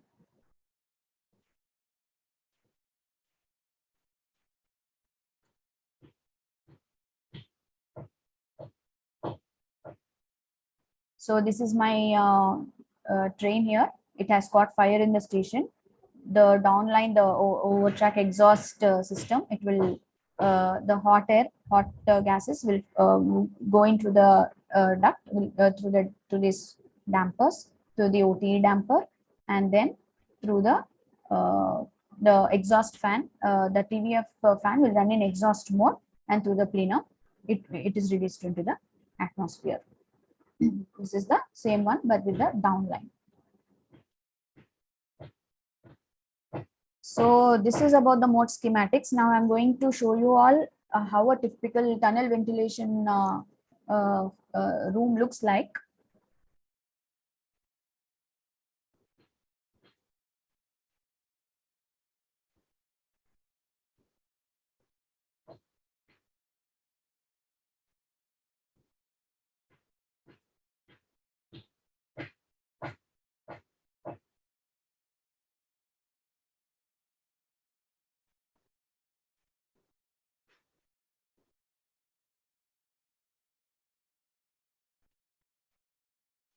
I suppose you're changing screens, Miss Chidela? Yes, yes. Okay, I see. All right.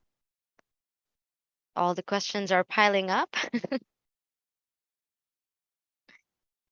So to all of our participants today, if you have any questions, please do so ask.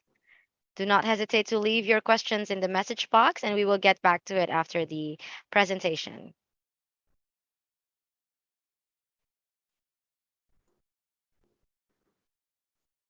All right, Ms. Chidela is currently working on shifting presentation screens. I suppose you're going back to your PowerPoint? Is my screen visible? Yes, but unfortunately, the details are too small. Yeah, I will. Okay. All right. So these are all the list of drawings. So we have already discussed the mode schematics. All these will be included in the drawings.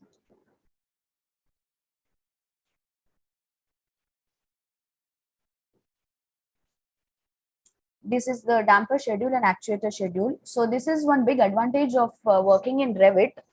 I mean, compared to AutoCAD, because all these will automatically come in the software. So we have some tools there. So if you want to make a damper schedule or actuator schedule, if your drawing is correct, if you have actually placed all your dampers, actuators, and if you have given the numbering correct, so you will get all these, whatever you can see on the screen, you can get everything automatically on Revit.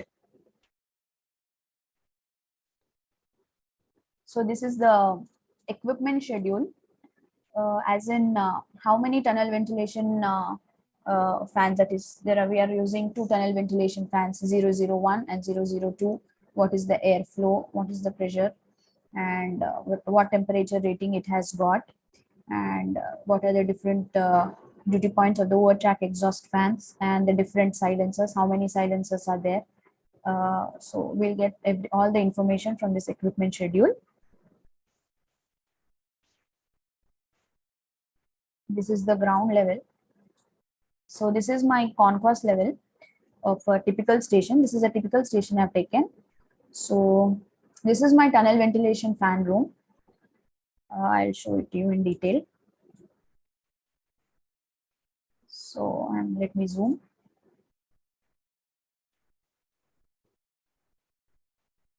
So this is my typical tunnel ventilation fan room. We have got 2 fans.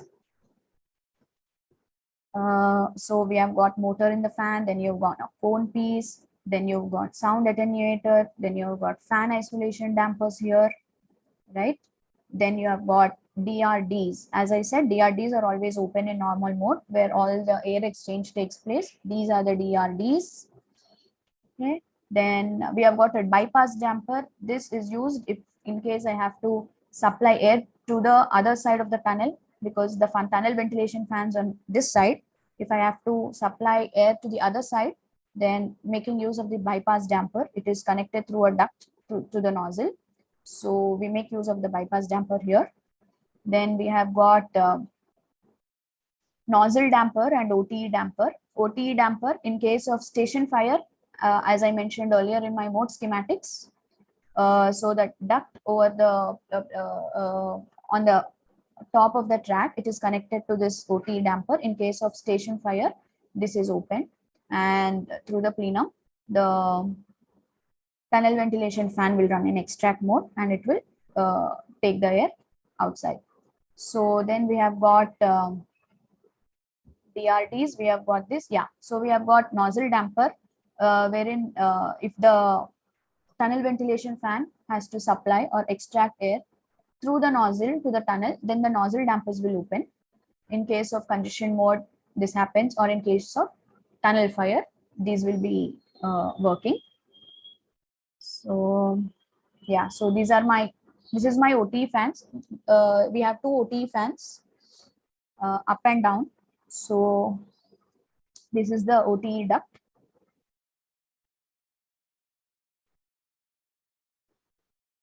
So the OTE fans, they run only in exhaust mode and at 40 cms. So this is the other side of the station. This is part A and this is part B. So we have got two more DRDs for the other side of the station, and we have got a bypass damper here.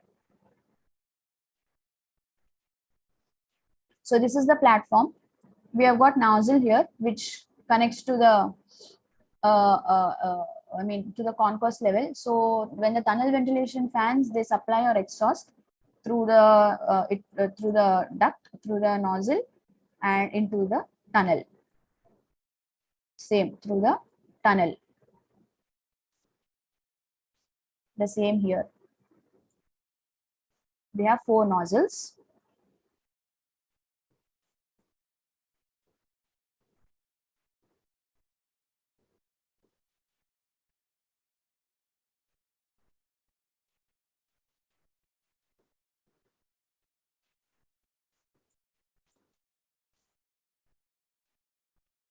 So you can see clearly here, there is some tolerance. This is the nozzle. It is open to the tunnel, and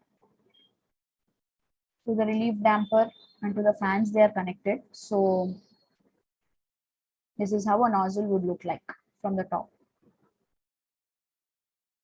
This is a close tolerance here, but it is acceptable. By the client, it was accepted. So this is about the drawings. Now, let me explain to you all about the different calculations we do.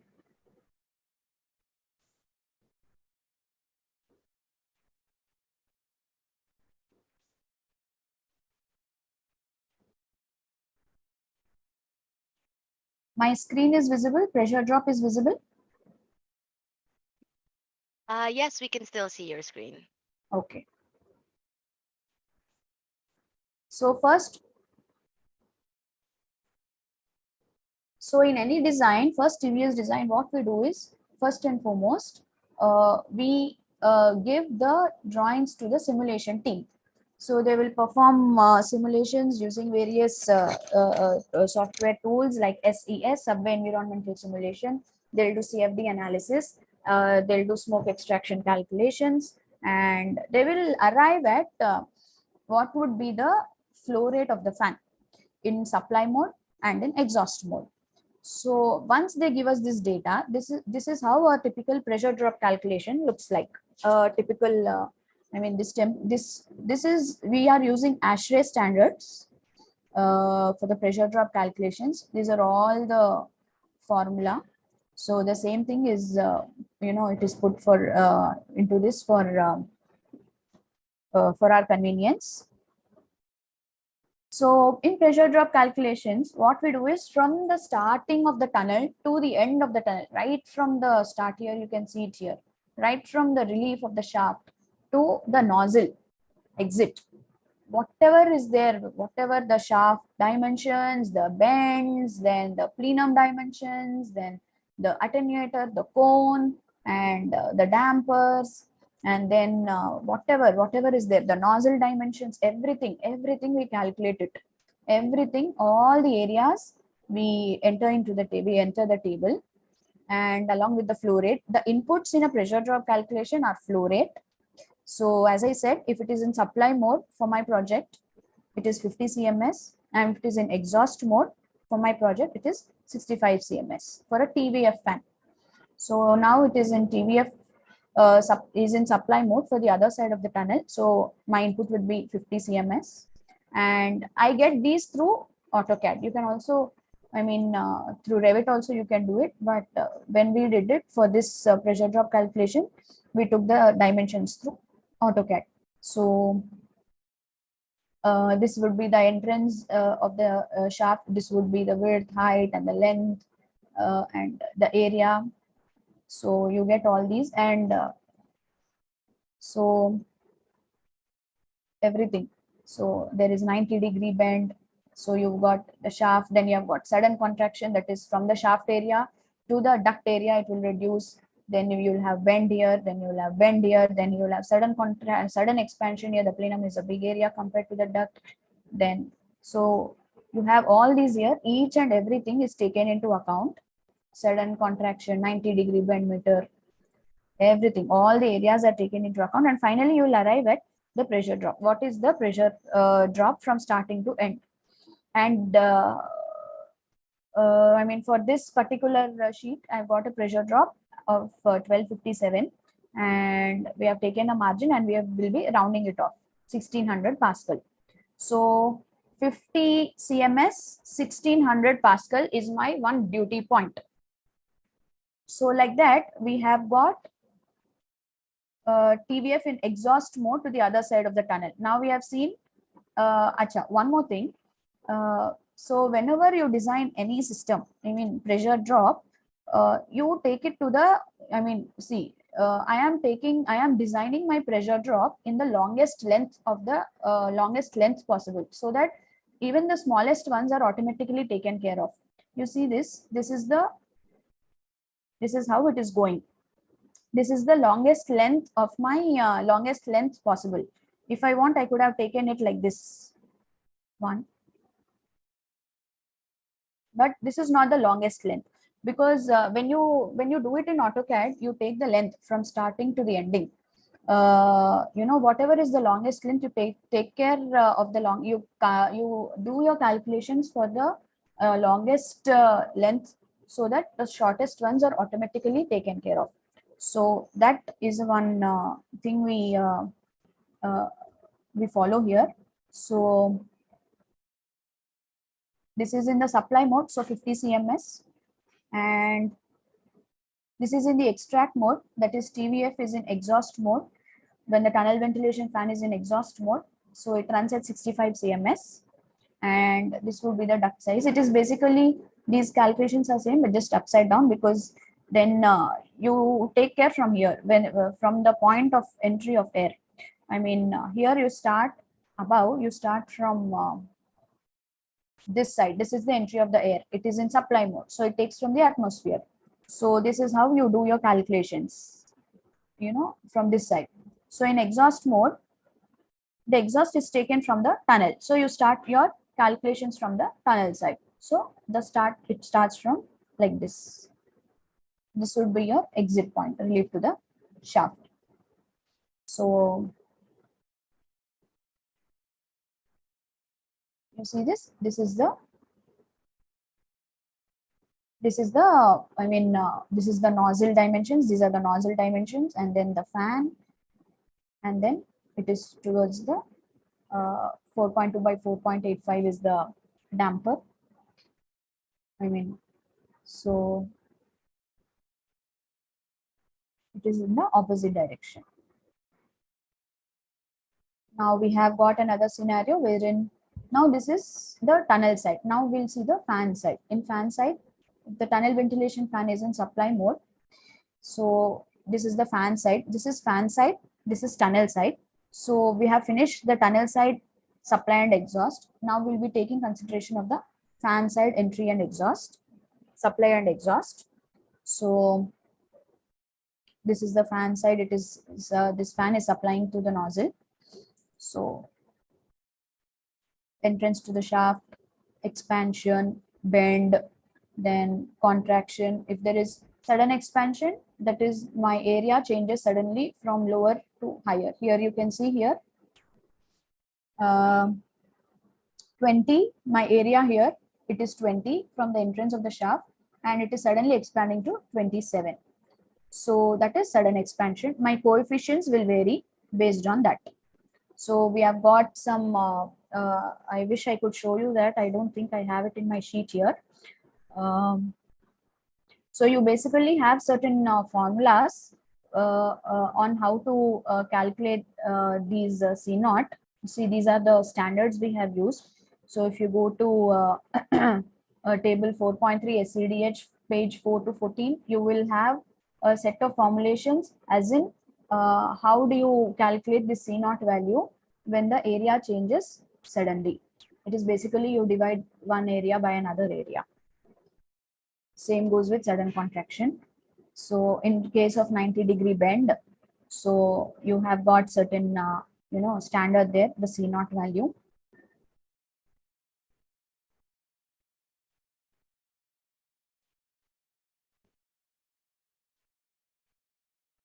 So this is in case of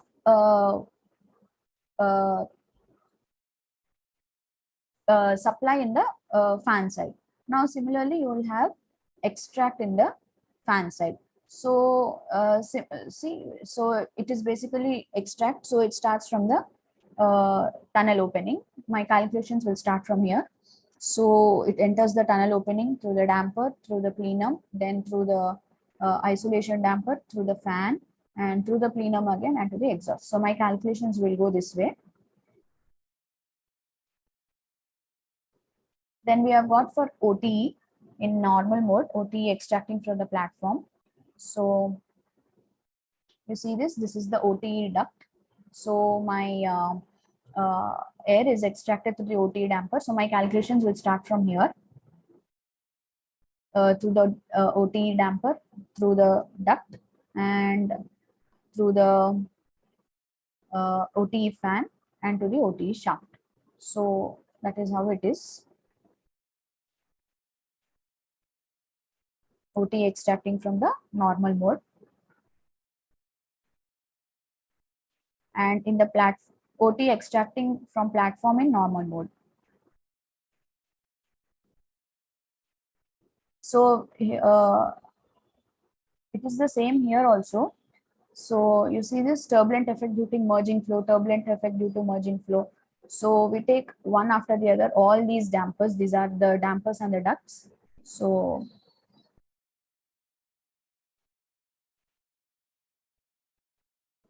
and one more thing. So this flow rate, this OTE, it runs at 40 cms. So that is what we've written here. OTE runs at 40 cms. So that is my flow rate here.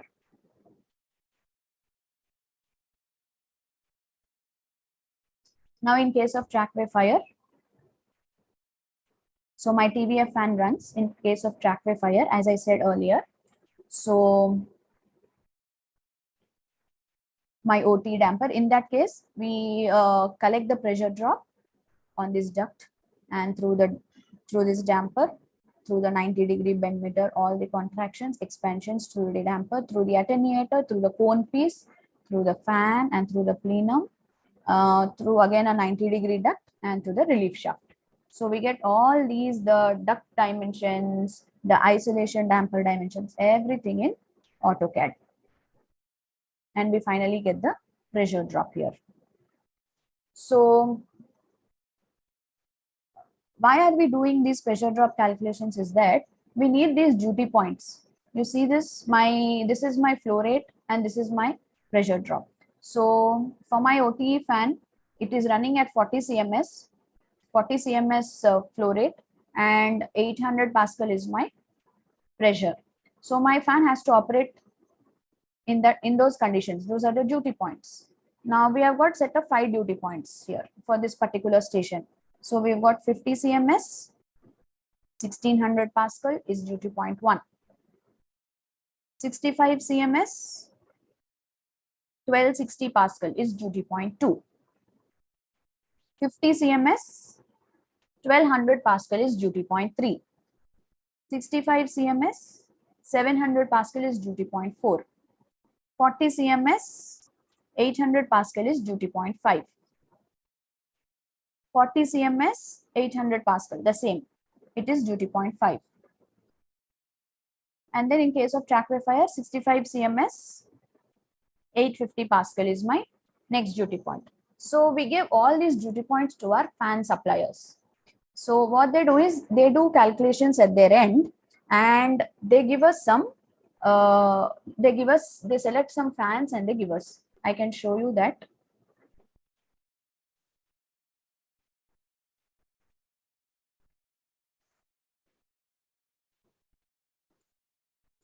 So is my screen visible? Flackwoods is visible? Yes, it can be seen clearly. Okay.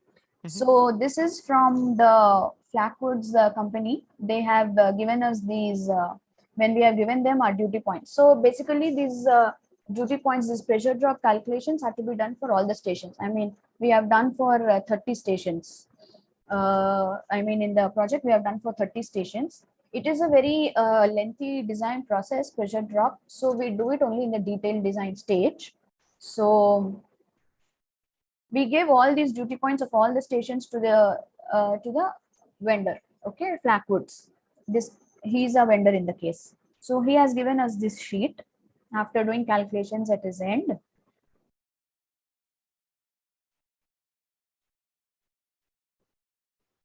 So we get the output in this way. He gives us these sheets. So you see, this is the requested duty point, 800 cms, 900 Pascal. He asks us to, if in case this is the duty point, we need to select fan 1. So fan 1, it will have its own diameter size, its own blades, its own speed, its own velocity, blade angle. So he'll do all these calculations and give us. And these are the attenuation sound data. So this is for my 65 cms, 1250 Pascal duty point we have given. This is the fan. So like that, he will give us a set of fans. So what we do is we group them.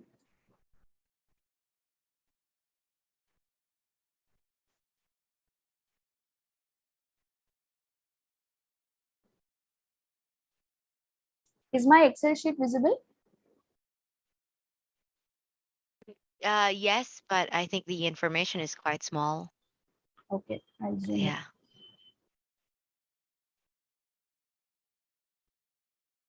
If you could just zoom it in.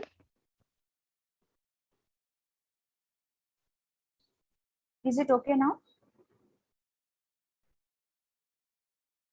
Right. Sorry. What exactly do you want to present? Okay. So basically, these are my fans. Oh, we're not seeing it yet, I suppose. Okay. Mm-hmm. I think you have to change the application again. Okay. Yep.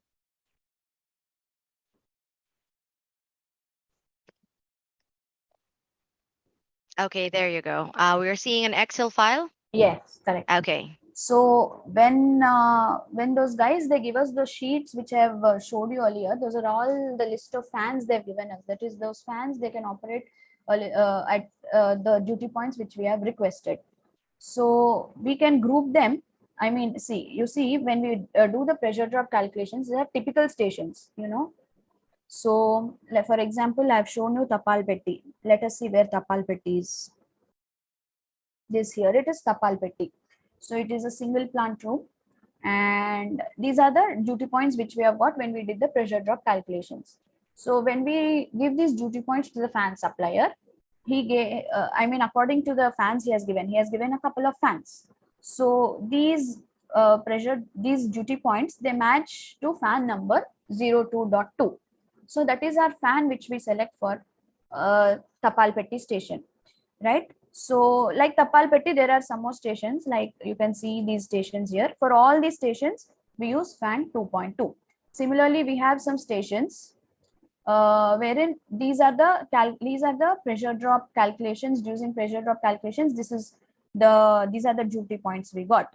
So for these duty points, we'll be selecting fan number 2.1. Similarly, for these stations, I'm highlighting here in the right side. For these stations, these are the duty points. When I did my calculations, pressure drop calculations and simulations, these are the duty points I've got. So for these duty points, I'll be selecting fan number 2. Similarly, for Madhavaram alone, these are the duty points, and I'll be selecting fan number 11. And for the overtrack exhaust fan, is not here. Yeah, for all the stations, it is basically it is the same. It is 40 cms. So you'll be selecting fan number 10. So this is how we select our fans. So depending upon our fans, and also we'll be doing attenuator and acoustic calculations at our end, which is very preliminary, by the way. The vendors will do it at a more detailed stage, because we'll do it for our reference purpose only. So just a sec.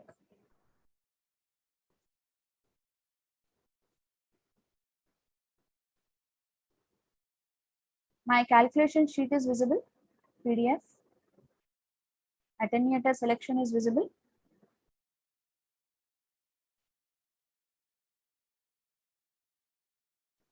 Hello?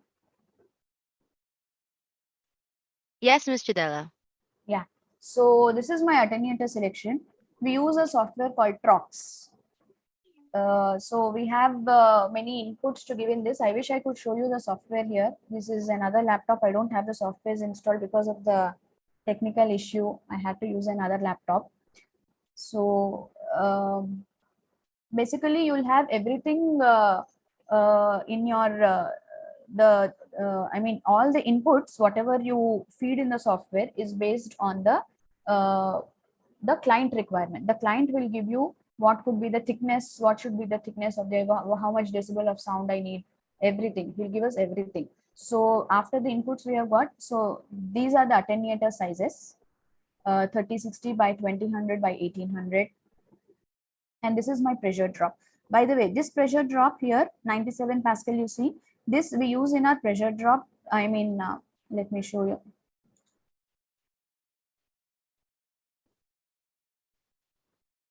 So basically in pressure drop, when you are doing from A to, throughout the duct, you will have a point wherein you have to enter the attenuator coefficient, attenuator pressure drop.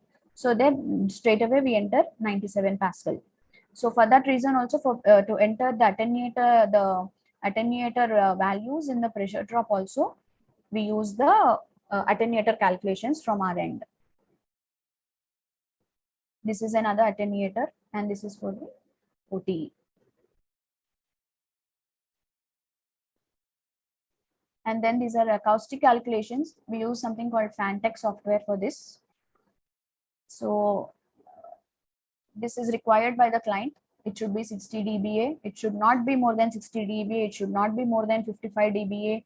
It should not be more than 85 dBA. We perform our calculations in the software again, and our criteria achieved should be less than what the client requires. So all these without turning vanes, direct sound to terminal, all these, whatever the values we have entered here, are all given in the specifications, the requirements by the client, right? So this is the ambient side. So here we have entered some values here, 2050, 5400, 6000, 2000, correction area. So all these values, it is from the OTE to the exhaust duct. These are the values, it depends on the fan. This is OTEF1. So from the OTE fan to the exhaust, these are the dimensions of the width, of the depth of the duct, and the ambient side we take the from the fan to the ambient side, the we take the dimensions that side, and if it is the supply, the track side, from the fan towards the track, what is the duct which is involved, the dimensions of the duct that is taken. So this line and without line, without turning wheels, all that is in the specification. However, the I mean this 103 meters, all the 70%, all this is given in the specification. Those only we enter here. Similarly for TVF fans. Yeah, Miss Chidela, I think someone asked from the message box, what does CMS mean? This cubic meter per second, it is basically the flow rate. Okay. There. I hope that that answers your question, Engineer Jose. Yeah, that's all, Ms. Chidela. Please proceed. Okay. So these are the acoustic and attenuator calculations which we do.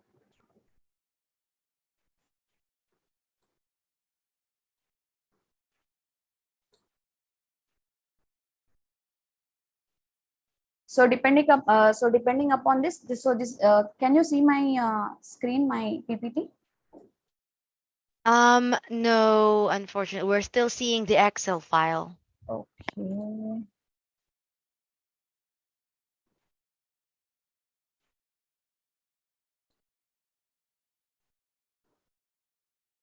Okay, I think that's one. That one's better.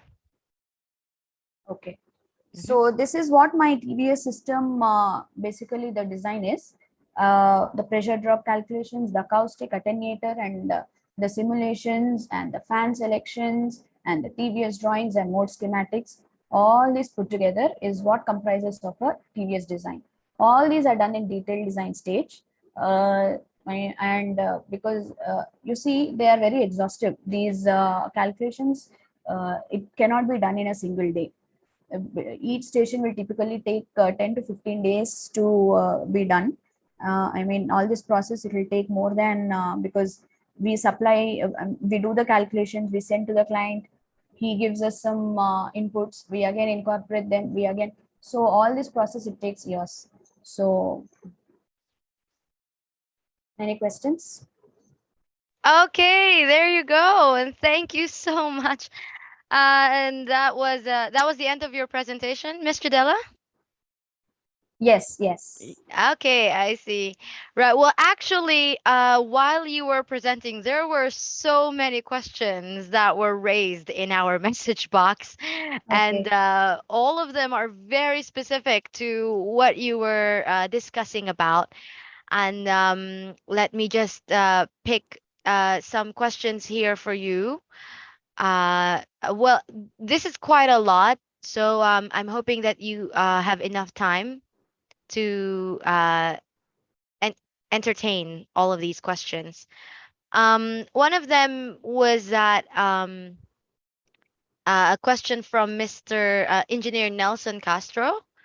So first is, in case of fire on the side of the tunnel where two adjacent substations are out of service, what is then the supply of your exhaust fans or your ventilation system works? In case of fire inside the tunnel, In the side of the tunnel, yes, where there are two adjacent substations are out of service, what would be the supply of your exhaust or ventilation? Sir, you see, this case is very unlikely because, because we always have one substation, another substation, always, they are always supplying. So my electrical team would be the perfect ones to answer your question. I see. Also, this one is a very technical question, basically.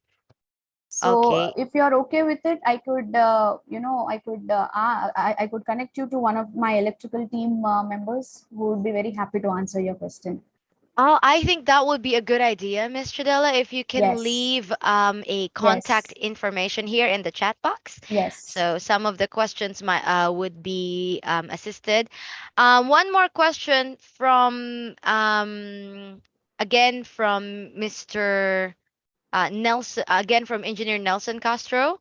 Is your in your tunnel system, do you have the blue light station switch to automatically shut off the station power supply? I'm not sure about that. I need to ask. The technical team Yeah, again. yeah.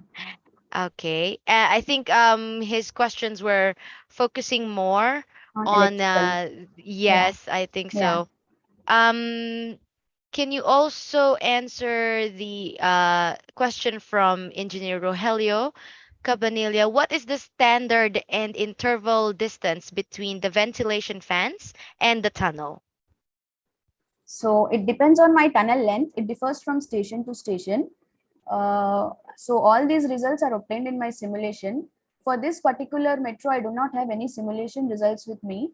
I could share you the simulation results if you could leave the, your contact ID. So it Mhm. differs. It differs from one station to another station. The tunnel length differs. There are many criteria which change there. The tunnel Okay. length, if there is any crossover, and if the tunnel, I mean, from the tunnel, if it is going to an elevated section from the ground. So yeah. I see. Okay, well, I hope that answers your question, Engineer Rogelio. And another one would be from Engineer Bernardo. Having the airflow given, what are the specifics of the acoustic level? So I can show you the, 1 second. Is my screen visible? Yes, we can still see it. But Chennai however, we're Metro Rail seeing Limited. Is it? no, it's No? still Okay. the One presentation, I second. suppose. Yeah. 1 second. Let me share it. Now? Yes, yeah, the Chennai Metro Rail. Yeah. So you have everything in this. So his Mm. question was on attenuators, right? Mm-hmm.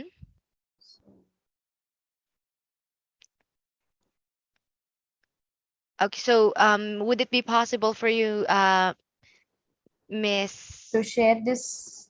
Mm-hmm. Yes. Okay, If that will be done. yes, yeah. So aside from the PowerPoint presentation and the Excel file that you have presented us, we're hoping, and I think all of our participants are hoping to get copies of all of those files, so they will be able to review All right. all of it as well. And actually, here in the message box, we have so many specific questions. If you can check all of those, but I will however, reply since to each of you. Yes, I will do that.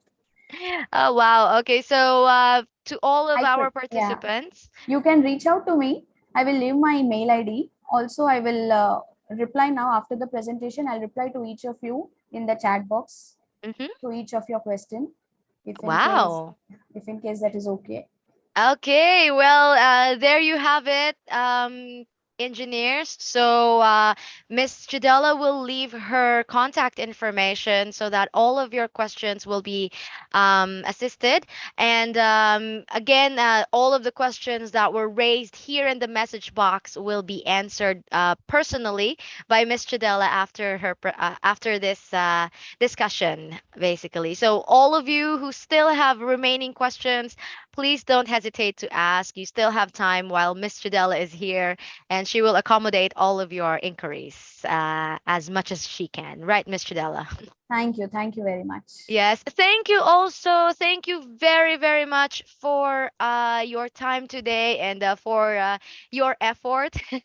Despite the difficulties earlier, we really appreciate your time today. Yes. And please stay online as I call Tech One to give you the certificate of appreciation, right? As we are very, very much honored to have you here today. And I know that you are a busy person. So, Thank you very much.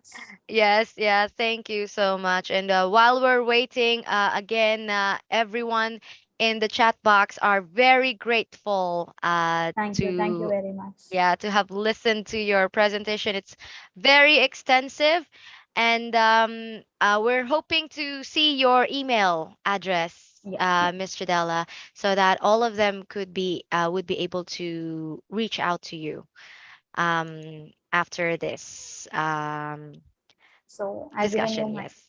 yeah, I've given my mail ID. Okay, sure. akhilachidalla@gmail.com. Ah, okay, there you go. So same spelling as your name? Yes. Okay, so there you have it, people. And I will type it here in the message box for all of you to be able to save it. Right, and everyone is grateful for having you today, Miss Chidella, and we will be offering you the certificate of appreciation in just a moment. Okay. Yeah, and do you have any plans after this? I have to take care of my son. That is my only plan because he is at home today, did not go to school. So Ah, I I did not spend see. time with him since morning. I've been preparing for the Ah. presentation. So Oh, thank you so much. We are really honored to hear that. And once again, for in this moment, Ms. Jadella, we would like to give you this certificate of appreciation for thank you your very much. time, yeah, valuable insight and expertise shared as a resource speaker on the topic about tunnel ventilation design during the 8th IIEE Metro Manila Regional Conference Hybrid Edition with the theme Leadership Rising Above Adversity through Passion and Commitment Leading on the Road to Recovery, held today and August 4, 2022. Once again, thank you so much, Miss Jadella, for Thank you. yes, for your precious time. And Thank you. please stay online so that our technical team would have a photo opportunity with you today. Yes, this is a once in a lifetime opportunity for all of us, and we would like to have this remembered. So I'm hoping that our technical team is able to get the photo up. And to everyone who wants to join the photo opportunity, open your cameras as well. All right. So thank you so much for everyone. All right, we got it. Thank you so much, Miss Chidella, once again for Namaste. today. Yes, Bye. namaste. And I hope you have a great day. Enjoy your spending time with your son. Thank you. Bye. Yes, thank you also. And once again, thank you so much to all of our active participants who are actively engaging in our message box today and all throughout the discussions for today. Thank you so much to all our engineers. Again, we are giving a warm virtual round of applause to Miss Akila Chidella. And so moving forward to the next part of our program. So let me just double check if our next speaker is prepared. Right. Mr. Engineer Jeffrey Calderon, are you ready for giving the technical topics? Hi. Yeah, sure. I can present now. Okay, great. All right. So for the technical topics, let me just give a quick rundown of the etiquette.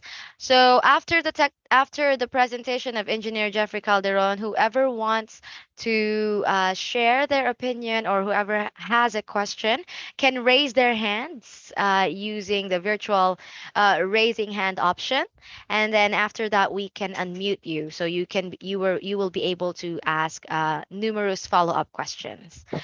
Right. So once again, I'd like to introduce Engineer Jeffrey Calderon here to have the technical topic, the country sales manager of SunGrow Philippines. The floor is yours, sir. Hi, good afternoon, everyone. Again, I'm Jeffrey. I'm the country manager of SunGrow here. So today I'll be discussing, actually this is not so technical, but more of like, more of a background on applications, just a very basic discussion on why are we using batteries in our power industry.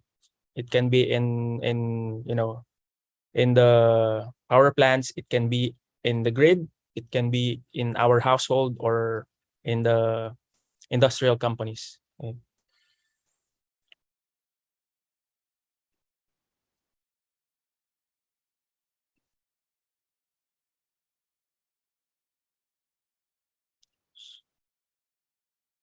Okay. So I assume you can see my screen now. Yes, engineer, it's very clear for us. Okay. So I turned off my camera first, so you can concentrate on the presentation and not on my face. Just kidding.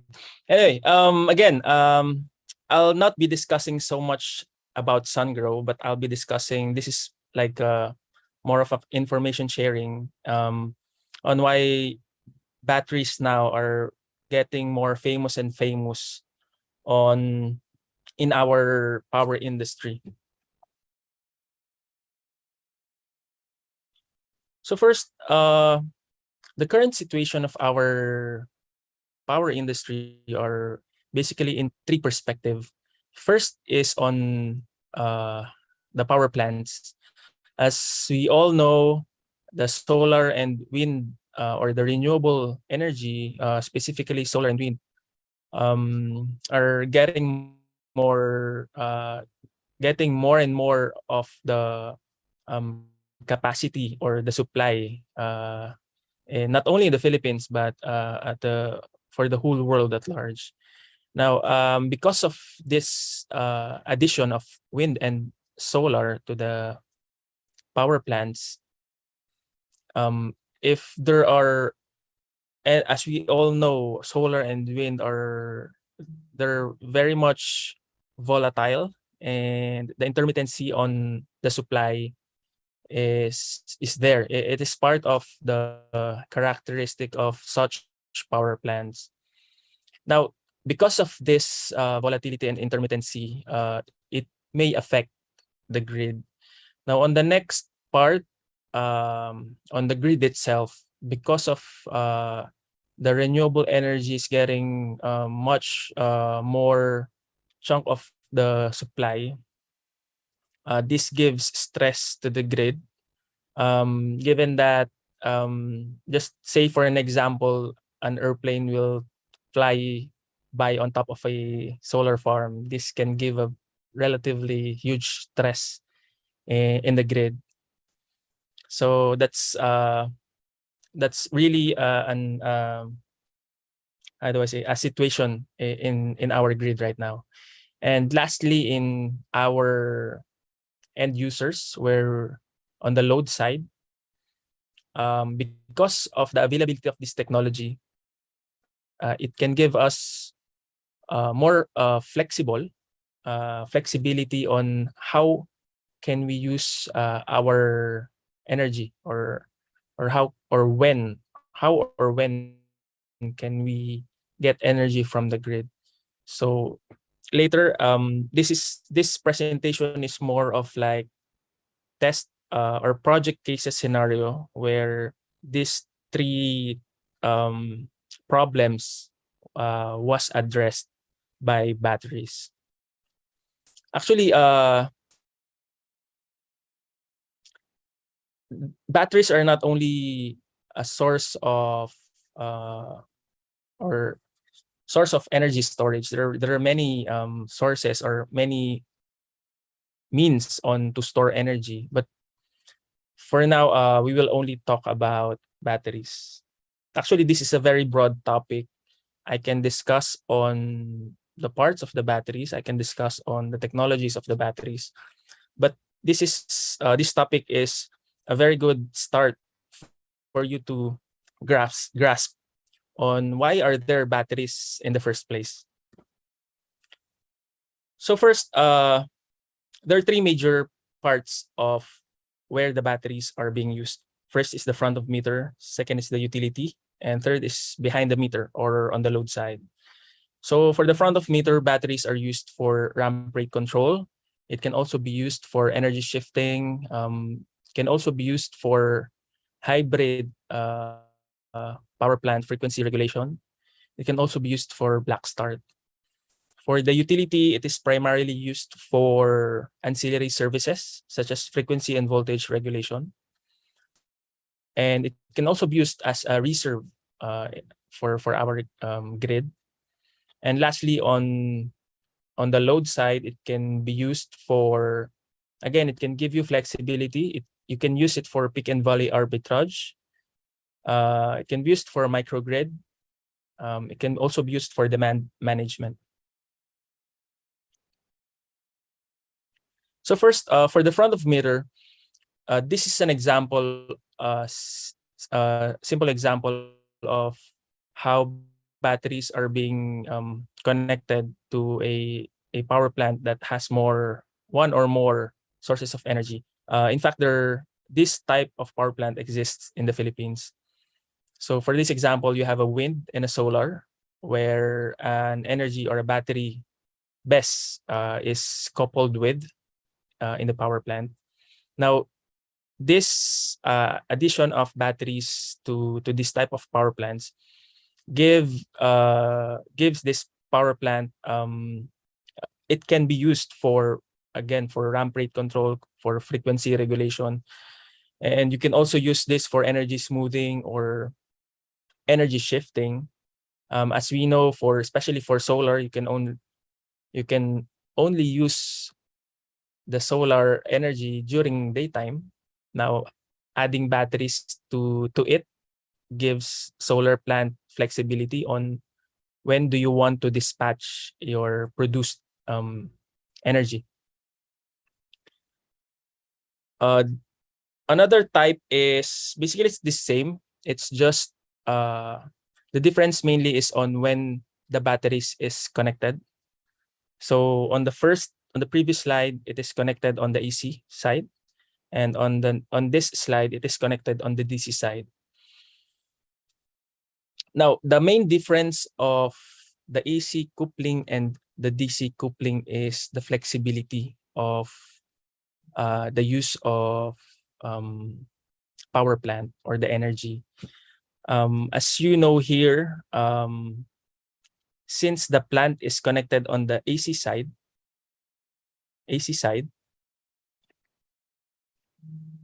here, as you know, this gives a, hold on.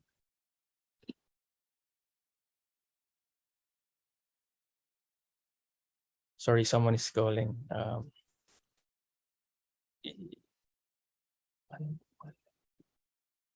Okay. Okay. Again, as you can see, this plant is connected on the AC side. Now, this gives the plant flexibility on when to charge and discharge the batteries. And on the next slide,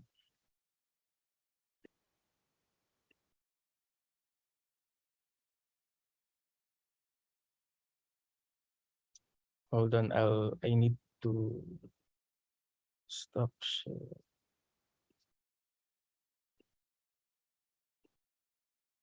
Okay. On the next slide, this configuration, the batteries are connected on the DC side. Now, the main difference here, as you know, inverters or the PV inverters can how do I say, can direct energy or can convert DC to AC only and cannot convert AC to DC. Now, what's the meaning of that? On a DC coupled solution,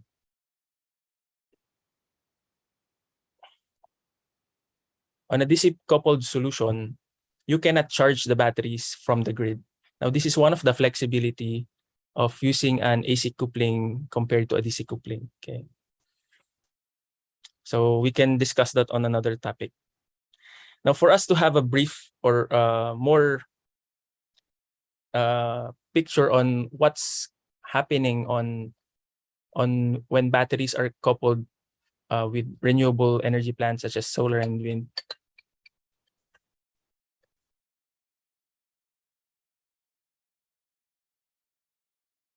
Sorry, can you hear me?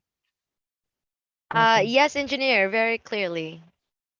Sorry, wait lang. I think I need to quit my Viber and there are a lot of calls. Hold on, give me a minute. Yes. Okay. We are so grateful that despite you being in demand, you're Okay. paying attention to us. Okay, thank you so much for that. Okay. So again, for us to have a good picture on what's happening So on this graph, as you can see, solar energy's supply is a bell curve, as you can see on this graph. This bell curve is the solar. Okay. Now, on the other hand, let's pay attention first on this part of the slide. The plant size for this example is a 100 megawatt solar, and the battery size is 80 megawatt, 320 megawatt hour battery. And the average yield per day is around 470 megawatt hour. That's the average yield of the solar. And the demand profile, or maybe the contract of this power plant, is to supply a 50 megawatt, 55 megawatt for 8 hours. Here, okay? So if you will use solar alone, 55 megawatt for 8 hours cannot be achieved by solar. So usually solar only generates from maybe 8 or 9 a.m. up to 3 or 4 p.m. And again, that's on a bell curve behavior, not a fixed supply. Now, this is when batteries are used. So for batteries, as the solar energy produces during this time, this green part here is meaning this part is where the battery is charging. Now, during the time of when the supply is needed to be dispatched, as said here, it is from 12 p.m. So at 12 p.m., since the solar is still producing, this part, solar is providing or dispatching the energy.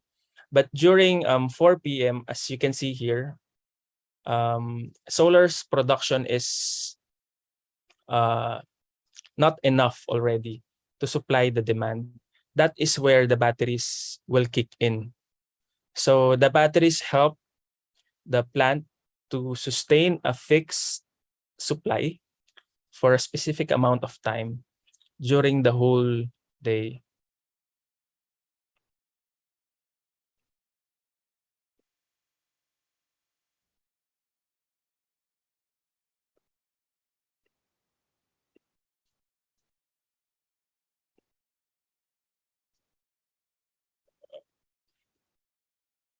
Nawawala yung pointer ko. Ayan. Okay, next slide. Now, on the other, on this slide, it shows almost the same scenario, but just on a different time schedule. So basically, this plant, the requirement supply for this plant is from 8, tama ba? 8 p.m. to 3 a.m. Okay, so from 8 p.m. to 3 a.m. definitely if you're going to use only solar, definitely there's no sunlight anymore. Thus, the solar plant is not producing energy anymore. So again, batteries are used for this application. As you can see, during daytime, the blue graph or the blue area is the energy produced by solar, and the green area below the blue area, it is the charging of the batteries. And during at nighttime, the batteries are at full charge. You can dispatch the 55 megawatt for 8 hours.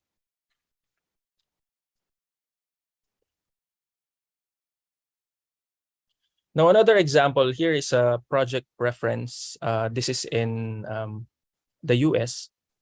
Batteries are used for black start of a basically the batteries replace. Traditionally we're using diesel for black start, right? But here batteries were used for the black start. So This is a 15 megawatt, 5.5 megawatt hour battery plant. The COD time was last 2019. Back then, this is the world's largest project using BESS, battery energy storage system, as a black start for power source. So again, this replaced the diesel, which is the traditional equipment that's being used for such black start. Now, the project is comprised of 6 pieces of batteries in parallel. The discharge rate of the batteries here is 2C and can discharge at a maximum of 3C. Now, what's the meaning of 2C and 3C? It is the discharge rate. So meaning, as you can observe on the capacity, it can dispatch 15 megawatt in a short period of time because the battery capacity is only 5.5 megawatt hour. So another project for, I think this is related or can be related to the first two graphs that we have presented. So this was back in 2019. This project was in China. So the first one of the project, the batteries or the BESS placed in the project is 36 megawatt, 23.5 megawatt hour. On the phase 2, the batteries placed are 20 megawatt hour. Now, this is the China's first wind solar storage and multi-energy complementary power plant, or let's say a hybrid power plant, because you have solar and wind.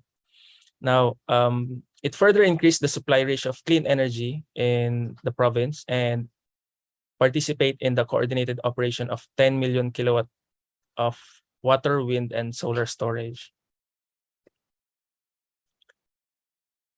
So another application, aside from the power plants, batteries are used in the utilities. Now, this is primarily used for ancillary services. Now, interesting, in the Philippines, most of the projects that uses batteries here are still on the utility side. So most of the projects here, most of the projects are for ancillary services.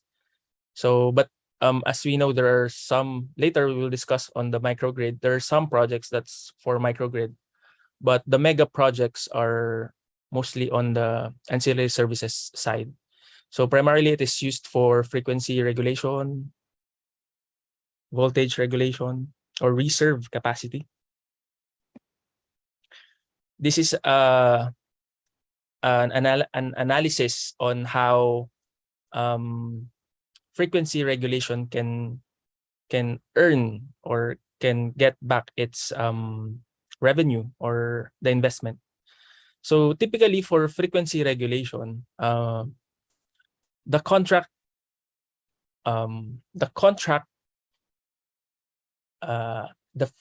the batteries or the facilities are paid in two aspects. One is for its capacity, meaning even the grid will use or will not use the batteries, the grid will pay for it, pay for the facility. Then another is the grid will pay for it when the batteries are used. So as you can imagine, for ancillary services, the return is immense. The return is really fast. It can be around just only 5 years. An example test case, actually this can still be categorized in the front of meter or in the power plants, but I put it here in the ancillary services because basically the use of these batteries are for ancillary services coupled with the power plant. So again, this was in China back in 2019. The project size is a 20 megawatt, 10 megawatt hour. Now for this power plant, there are two sets of 600 megawatt thermal power units. Now by adding an auxiliary unit of batteries, the frequency regulation can be more can be more served, especially by the power plant. This gives it also increased the ramp rate of the said power plant. So basically, for batteries that's used for power plants, it can be used for two main aspects. One is, of course, frequency regulation, and another is a ramp rate control. Basically, it increases the ramp rate of such power plants. Now, for ramp rate means this is how fast a power plant can dispatch the rated capacity or the committed capacity. You can imagine, let's say, a thermal power plant. It can be coal, it can be geothermal, or steam, or you can imagine if the requirement of the grid is for this power plant to dispatch let's say a 50 megawatt. There is a time difference between it can start producing power and on when the full requirement can be served. So that is what you call ramp rate. Now, as we know, batteries can be dispatched in a very fast manner. So meaning in milliseconds, the batteries can dispatch its full capacity right away. That is the characteristic of the batteries that's being maximized in such applications. Now, another project, this is a 100 megawatt hour in UK. This is also for frequency regulation. Now, if you notice, usually for a batteries, usually for BESS, that's for BESS projects, that the size is the same, or a one. This is we call it 1 hour system. The maximum capacity of the battery is 100 megawatt, and the energy storage of the battery is 100 megawatt hour. The meaning of 1 hour system is that it can dispatch 100 megawatts in 1 hour. So that is 100 megawatt hour. So typically for this type of projects, this is used for frequency regulation. Okay. So whenever you see projects, let's say a 20 megawatt hour, or a 30 megawatt hour, normally that should be a frequency regulation project. Now, this is another project in China. This is a 24 megawatt, 48 megawatt hour project. Now, if you notice, the size of the plant is a 2 hour system, meaning the capacity of the plant is 24 megawatt, but the energy that can be stored is 48 megawatt hour. Now, by doing a simple mathematics, we can observe this means that the plant can supply a 24 megawatt for 2 hours, full 2 hours.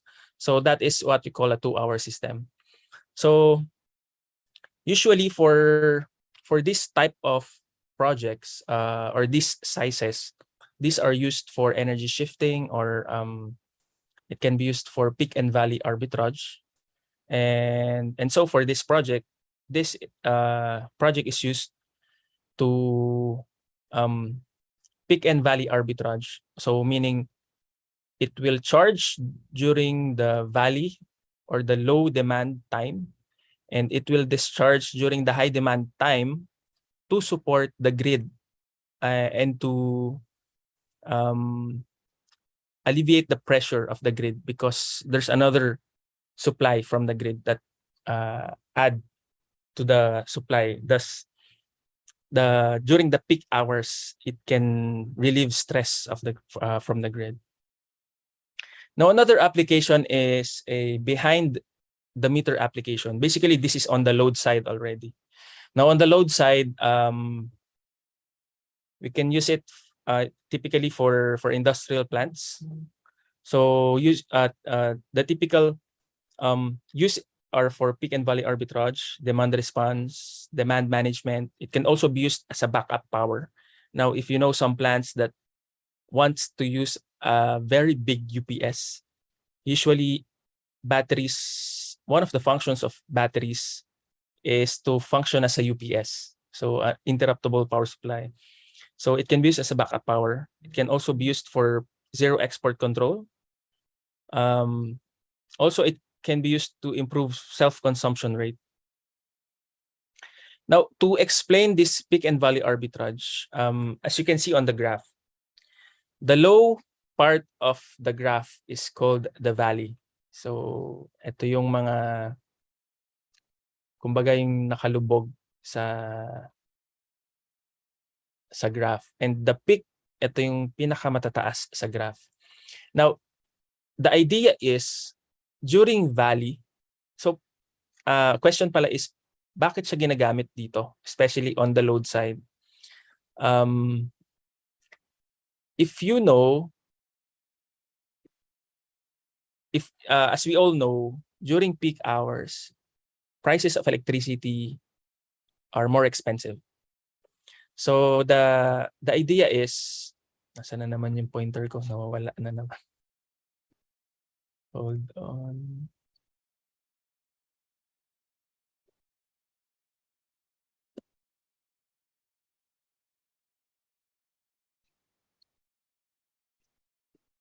Sorry, nawala yung pointer ko. Yan, naghang lang pala. Okay.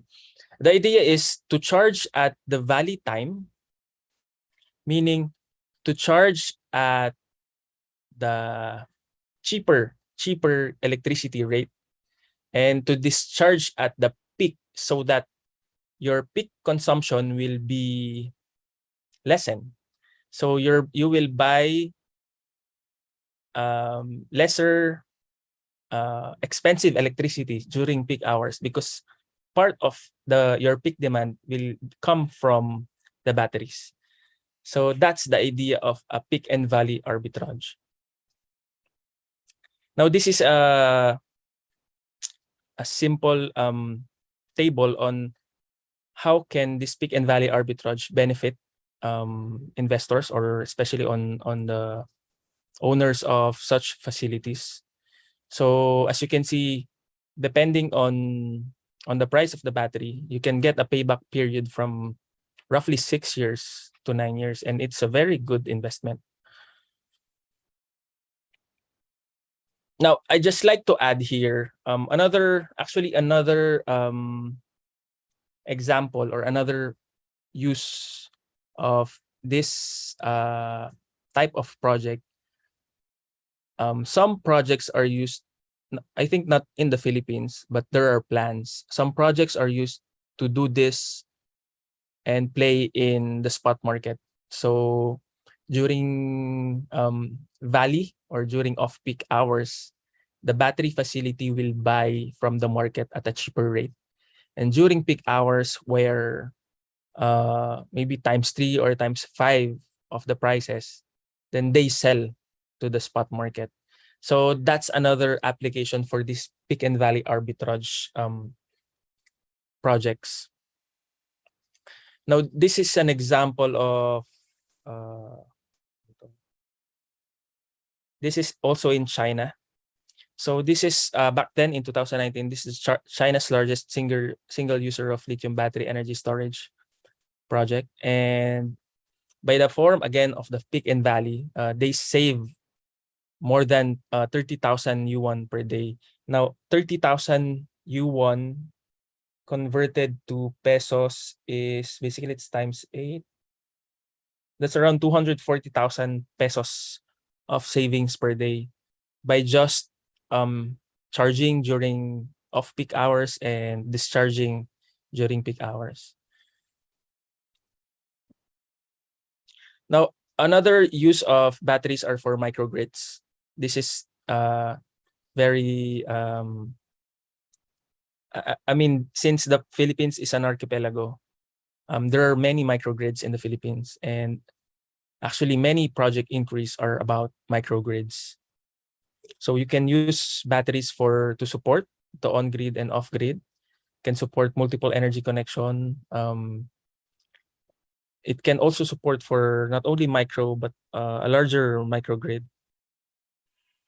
So again, this only shows you that you can use it from a AC coupling or a DC coupling. So this is an example of a microgrid in China. Back then, this was still in 2016. So the solar, batteries, and diesel microgrid power station, this has the highest altitude project location in China. This is another microgrid in Australia.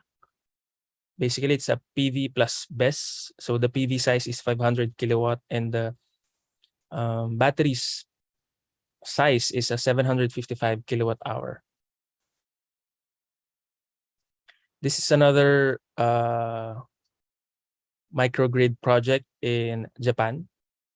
So high capacity ratio of DC and AC is equal to 7. Basically, most of the excess electricity is used to charge the batteries, and to use the charge batteries during, again, nighttime when the sun is not present.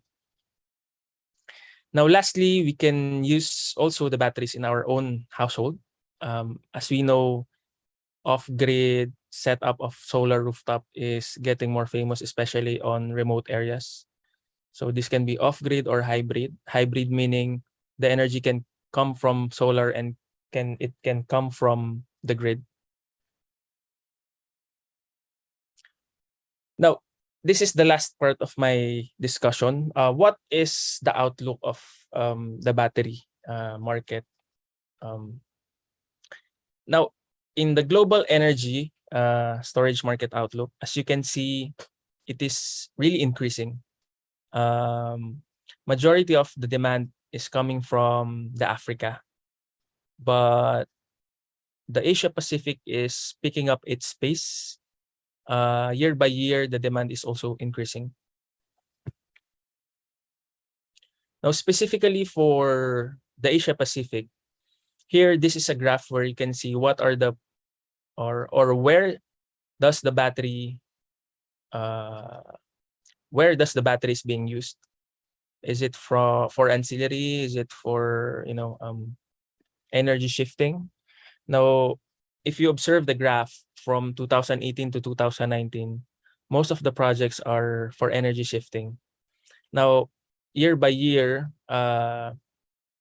this dark blue part,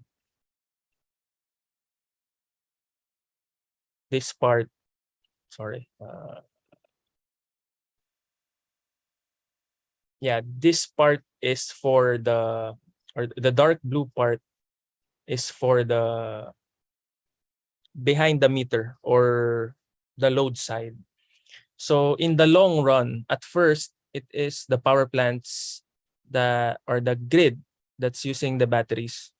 But when it will come to a time that the front of meter will be saturated, and it is the load side that will use most of the batteries.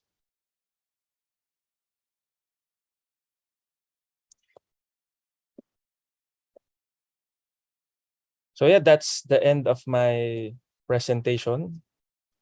Naghang na naman yung laptop ko. Sorry. Thank you so much for that, Engineer Calderon. And as I mentioned earlier, we would allow the participants to actively voice out their questions so that they would be able to ask the follow-up questions as well.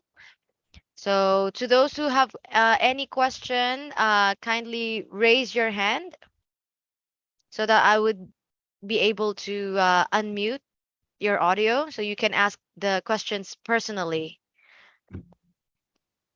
to Engineer Calderon. Whoever has any Sorry. question? Just to add, before we Mm-hmm. go to the question and answer, I'd like to give a one slide introduction of who Sungrow is. Of course, Okay. maybe most of us are asking, who is this guy? What's his company? Why are he talking about this and all? So basically, Sungrow is a renewable energy company. Sungrow is already present since 2014 in the Philippines. Our first rooftop project in the Philippines in 2016, I think, is a 40 megawatt rooftop project in Cavite. Currently, in the Philippines, we have a 50% market share. In fact, this year we're hitting 1 gigawatt of PV inverter installation already. So in the global market, we already shipped 224 gigawatts of PV inverter and a 3 gigawatt hour of BESS project. And of all the more than 1,000 BESS projects in the world, SunGrow does not have any or did not have any incident on site. As I think most of the concerns for batteries or battery projects are safety, because I know we can read a lot about explosions, about fire for these battery plants. So yeah, that's all from my side. I think I can answer some questions. Right. Thank you so much, engineer. And so I'm seeing a lot of people or participants who are asking questions here. Would you like to ask the question personally, Engineer Macario Pelaez? Okay, I will try to unmute. Engineer Pelaez. We would try to evaluate that. Hello, can you hear me? Yes, we can hear you, but I think we're hearing a lot of background Yeah, noise. I'm on the other session. Hold on, please. Okay.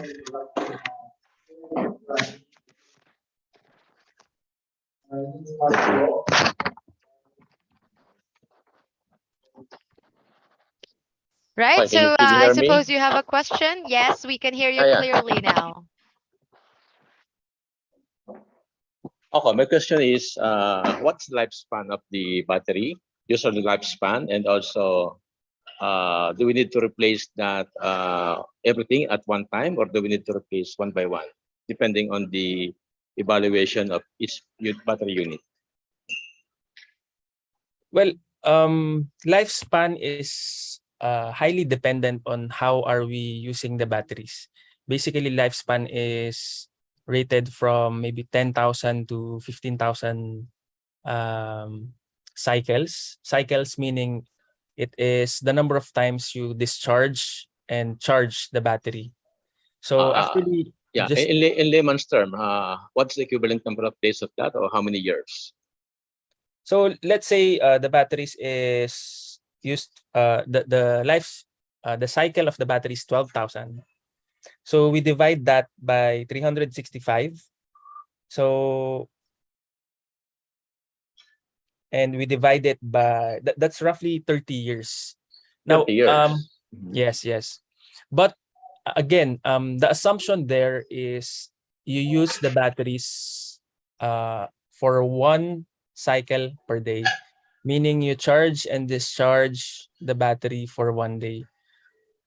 Yeah, that's the assumption. Now, looking at 30 years, or let's say just half of the 30 years, that's 15 years. That's, I think, a long time.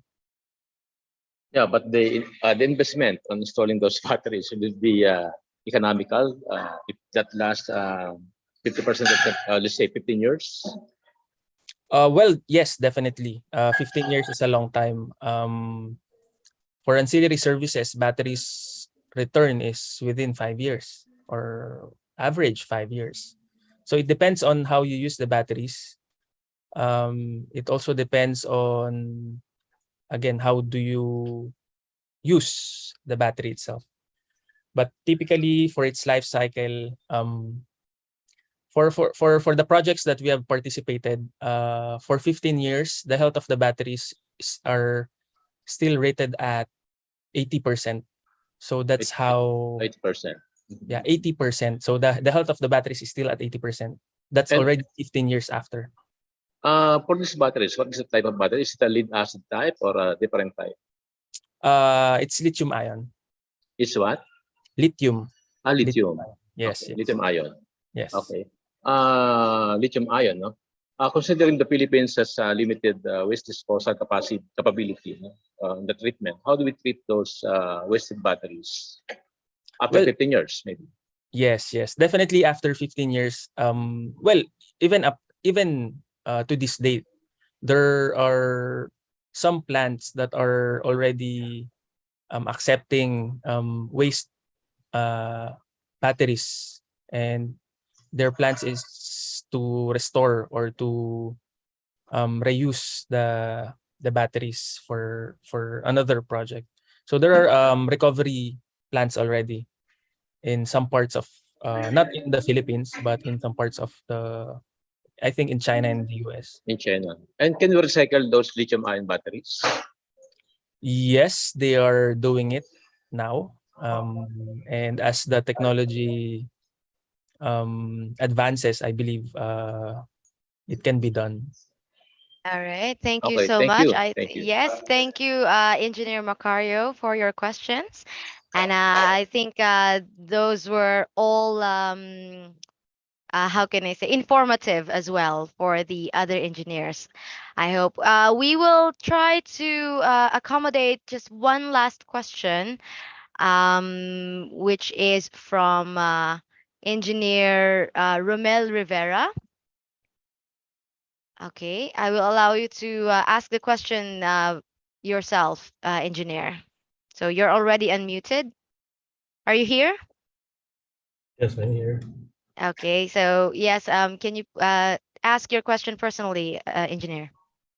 Yes, I'd like to ask Engineer Jeff Calderon if battery degradation is still an issue with ESS batteries. It's not an issue, but it's a technical aspect that you need to consider, especially on sizing batteries. As I cited a while ago, for some projects that we've been participating in our calculation, after 15 years, the health of the battery is still at 80%. So yes, definitely there are degradation, just like in solar panels, there are also degradation. So that's again, that's not an issue, but it is a technical aspect that you need to consider in sizing your battery. For say for example, the project size requirement is 20 megawatt hour. So, and the doc or the project requirement is you need to deliver it still at year 15. So meaning, considering the degradation, you need to oversize a little so that even at year 15, you can still deliver the project requirement. So that's that's how battery projects are being sized. Okay, I hope that answers the question, engineer. Yes, thank you. Okay, I'm not hearing a response anymore. All right. Oh, sorry, I put you on mute. Yeah. Okay. Anyways, thank you so much for your question, Engineer Romel. I'm seeing two hands here who have a question from Ormoc, Engineer Edwin Silva. What's your question? Good afternoon, ma'am. Yes. Mm-hmm. My question is about the small household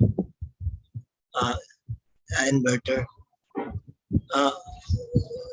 What device we put if the energy exists to the grid? You mean for solar? Yes, sir. Because you discussed about a small household. I mean, for that case, typically for solar rooftop, you need to put a zero export.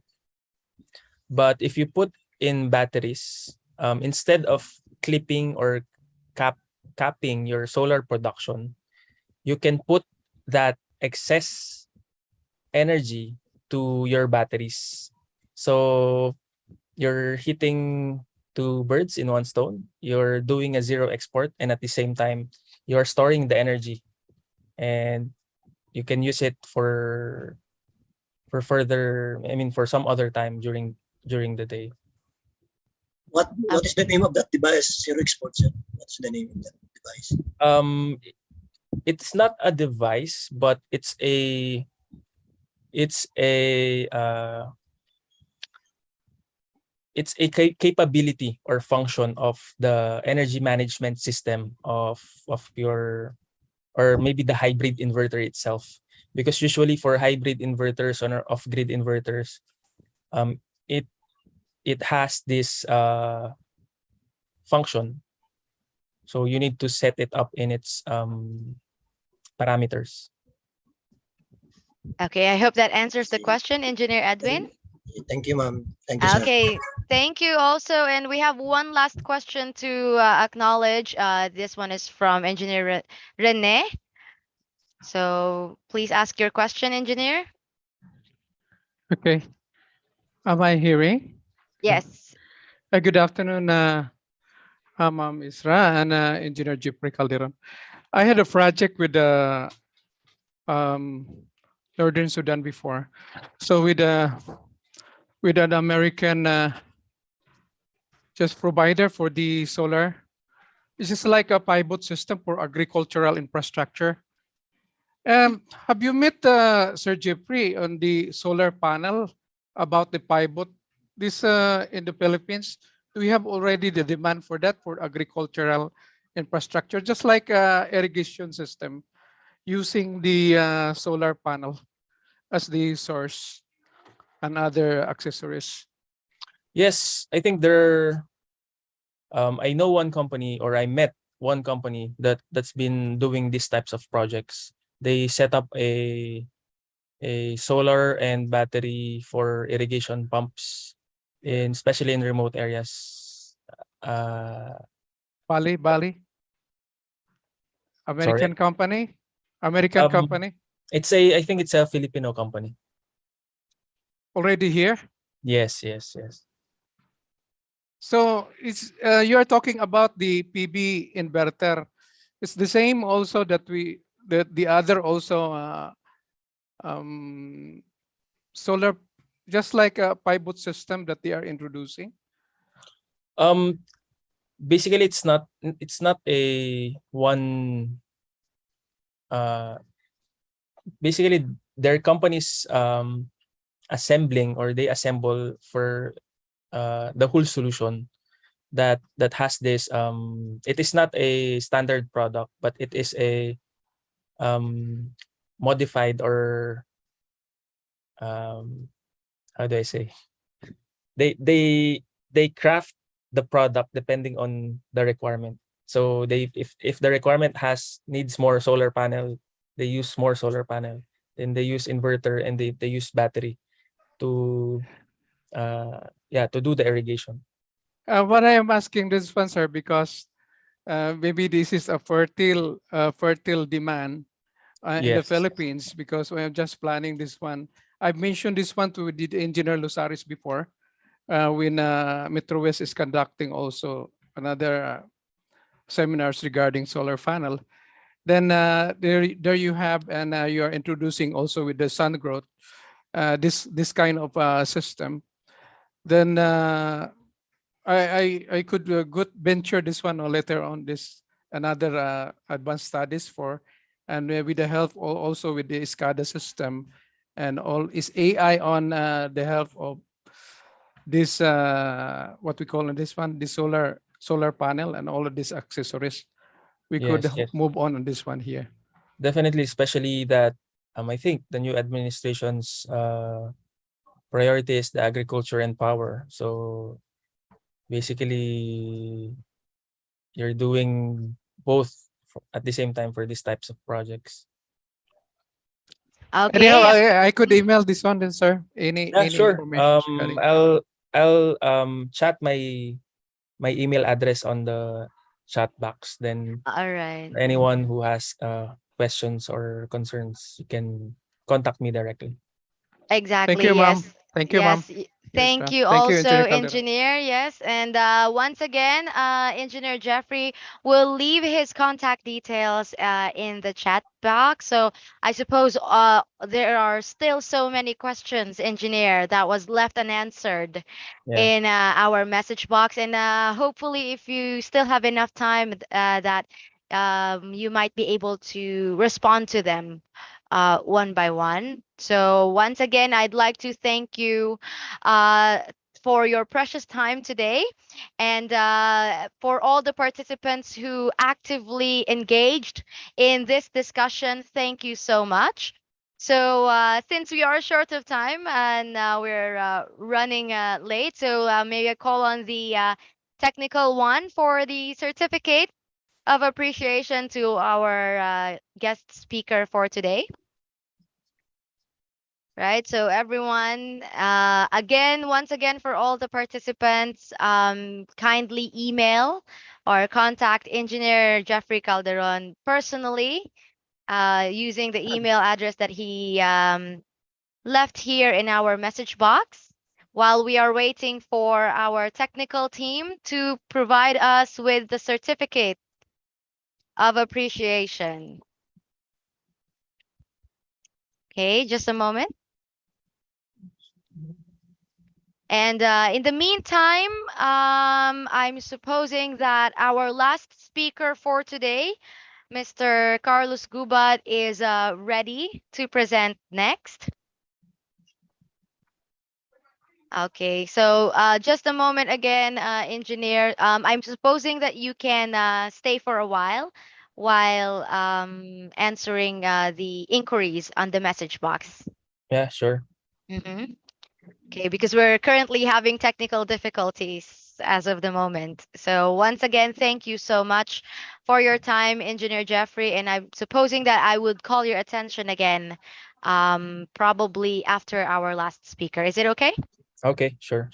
Thank you so much, Engineer. I really appreciate that. And so once again, let's give a warm virtual round of applause to our engineer Calderon for the technical topics.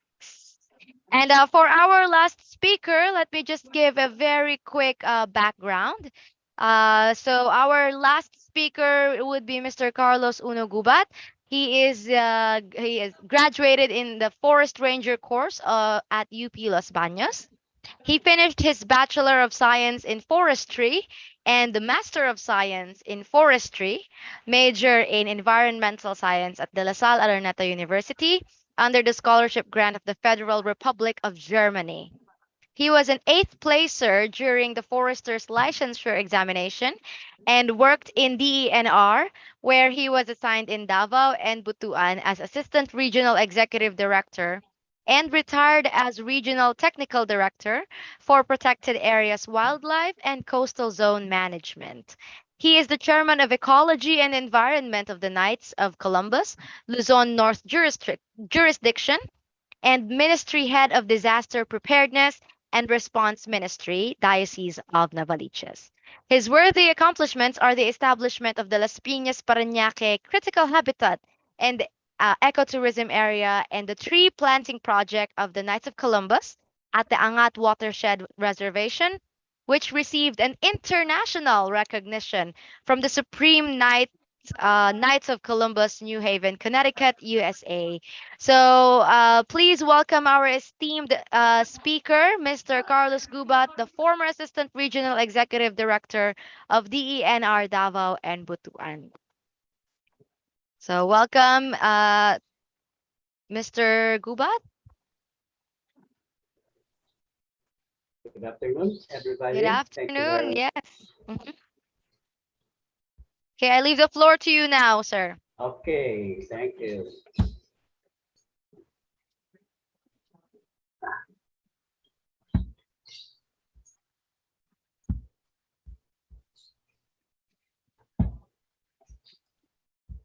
Do you have any technical difficulties? No. Okay.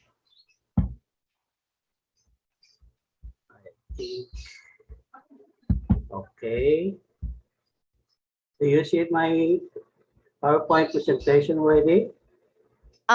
Yes, we can see the PowerPoint software, sir, but we recommend that you open it in presentation mode. Okay. What do I click? You may click the how can I say? slideshow on top. Slideshow. Yes, the tab slideshow above on the top bar. Almost there. Okay, that's it. And from beginning. Okay. There you go. Okay. So we are through with the technical presentations. I now go now to the compassionate presentation. So the title of my presentation this afternoon will be Understanding Disaster. So actually, what is a disaster? It is a serious disruption of the functioning of the community or a society. It involves the widespread human materials and economic or environmental losses and impacts. It exceeds the ability to cope using own resources. Now, in this presentation, I'll be presenting two types of disaster. We have the natural disaster and the anthropogenic disaster. Anthropogenic meaning man-made disaster. Now, on the natural disaster, as you will see, we are inside the Pacific Ring of Fire. No? The Ring of Fire is a horseshoe-shaped belt about 4,000 kilometers long and up to about 500 kilometers wide. As you can see in the screen, about 90% of the Earth's earthquake and about 81% of the world's largest earthquake occur along the Ring of Fire. Now we are inside the Pacific Ring of Fire. Now, here in our country, the 5 most active volcanoes in the Philippines are Mount Mayon, the Taal volcano, the Bulusan volcano, the Canlaon, and Mount Pinatubo. Causes of earthquake, there are 2 causes of earthquake. We have the volcanic eruption and the tectonic eruption. Tectonic meaning it is underground. In volcanic eruption, once the pressure below the Earth's surface is or has already built up, it will create an explosion, just like what happened in Taal and also in Bulusan. Now, on the tectonic eruption, there is, if you will see, if these 2 mass rocks, the lithosphere, have met, it will create a pressure, then it will create an earthquake. So this is the cross-section of the Earth's crust. As you can see, yeah. The lithosphere, it is made up of brittle crust and the top part of the upper mantle. The lithosphere is the coolest and the most rigid part of the Earth. Now, the asthenosphere, meaning without strength, is the highly viscous, mechanically weak, and docile region of the upper mantle of the Earth. It lies below the lithosphere between approximately 80 and 200 kilometers. The Earth's mantle is a layer of silicate rock between the crust and the outer core, and it has a mass of about 4.01 by 10 over 24 kilograms, and thus makes up 67% of the mass of Earth. It has a thickness of about 2,900 kilometers, making up about 84% of the Earth's volume. Now, an earthquake is what happens when 2 blocks of the Earth suddenly slip past one another.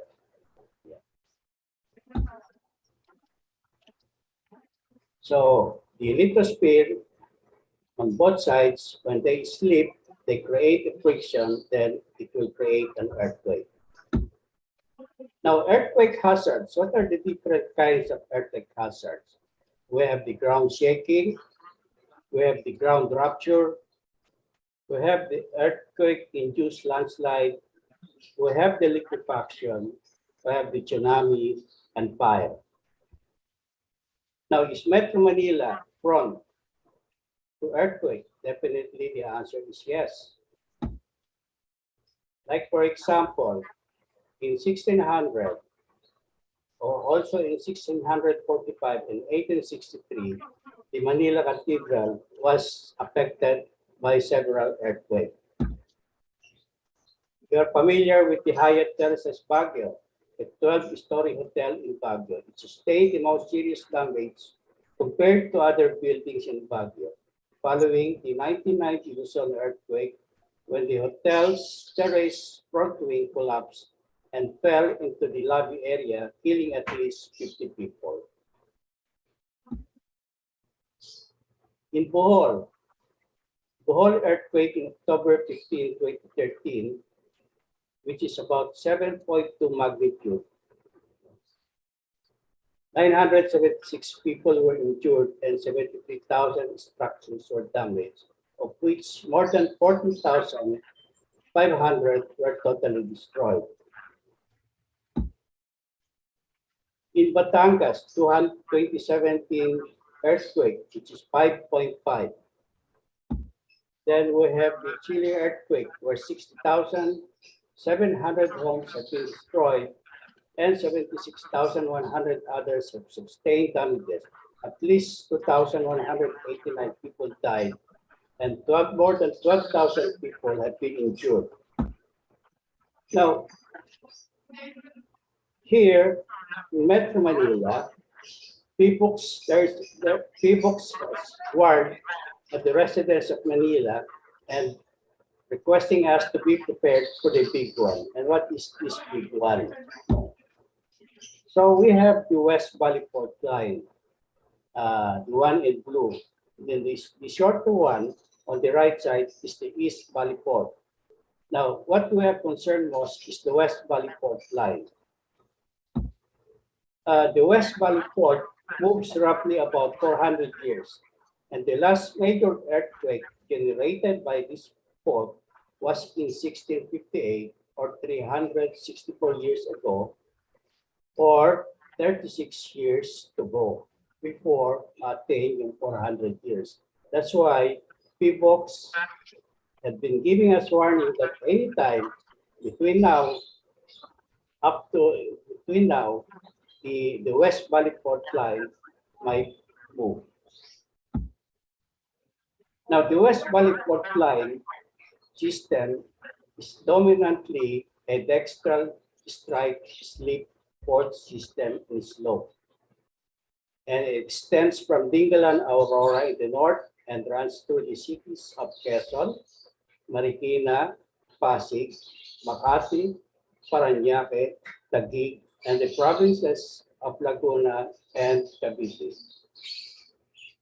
Accordingly, sabi ng PBOX, it is a dextral strike slip port system.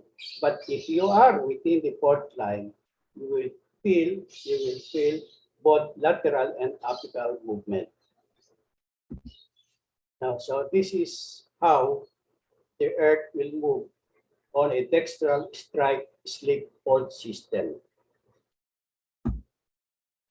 Now, a 7.2 magnitude earthquake, which is expected in Metro Manila once the West Valley Port line will move, will generate a 7.2 magnitude, which is equivalent to 3.98 petajoules, or same as the energy in Hiroshima atomic bomb, or 951.5 kilotons of TNT, or 796,240 average lightning classes, or 30.16 million gallons of gasoline, or 1.90 billion sticks of dynamite.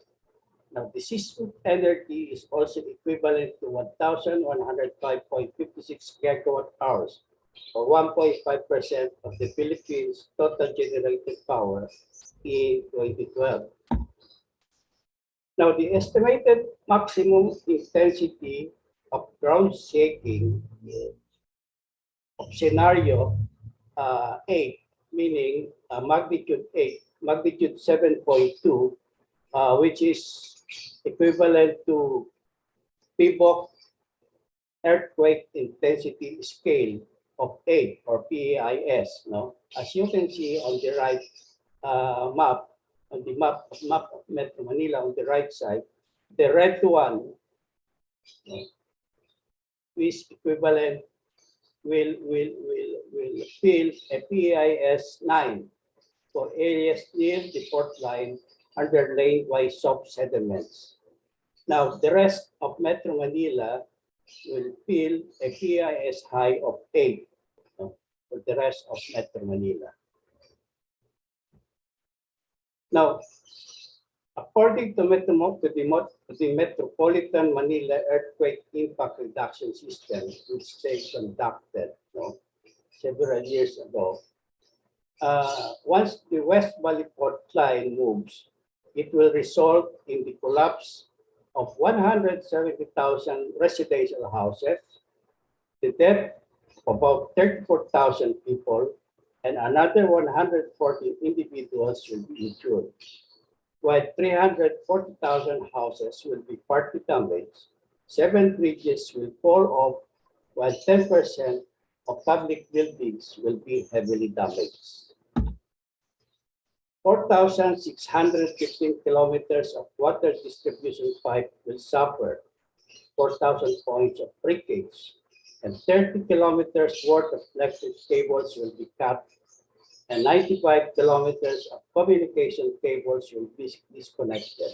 So cellular phone service will be congested and out of use.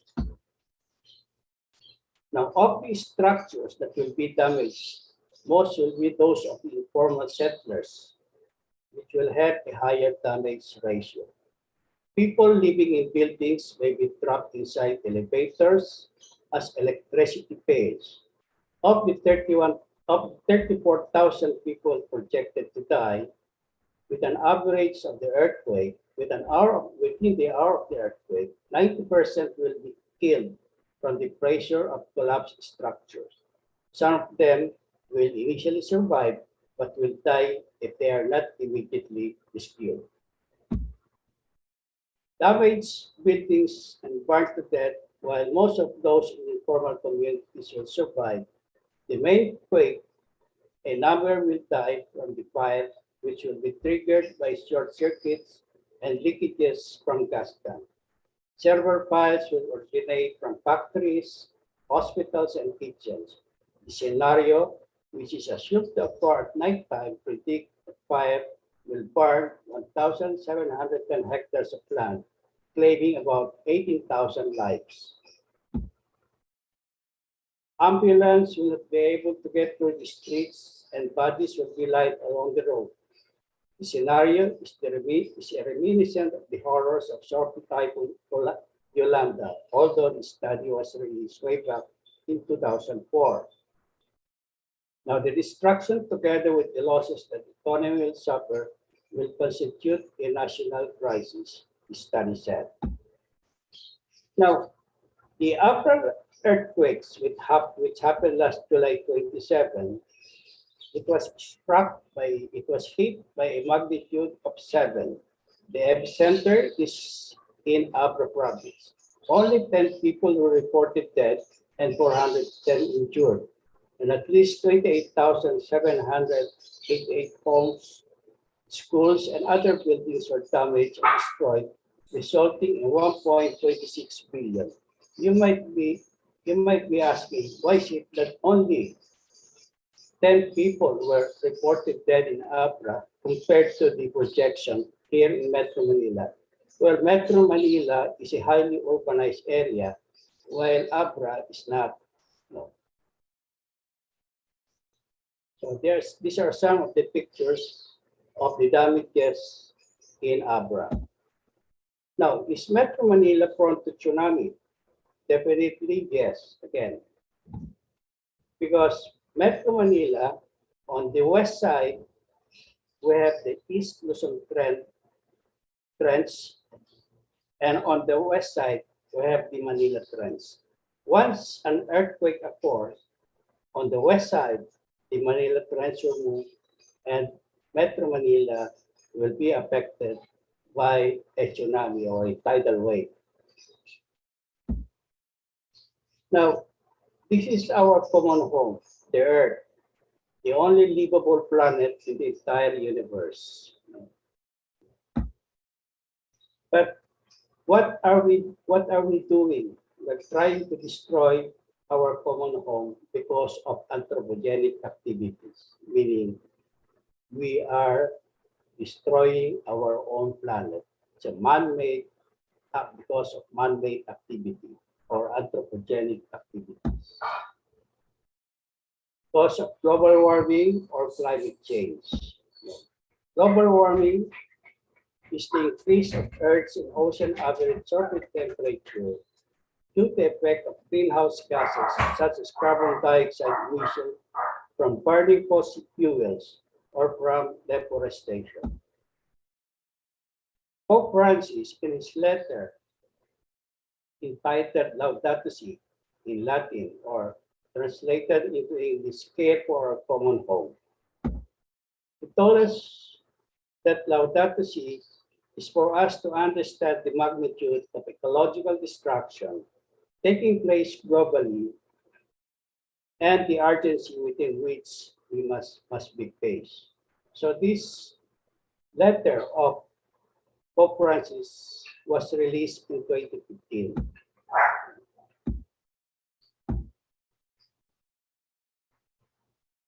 Pope Francis was clear and ambiguous. A very solid scientific consensus indicates that we are presently witnessing a disturbing warming of the climate system. Pope Francis, before he became a priest, he is already a chemical engineer. Yeah.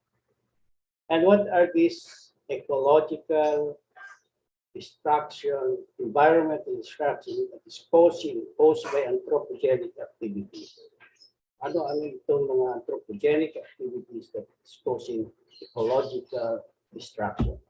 We have the coal mining, we have the coal plants, we have the air transport, we have the oil production, we have the industrial processes, we have the crop burning, we have the fertilization, we have the forest burning, we have the land transportation, industrial agriculture, and landfills.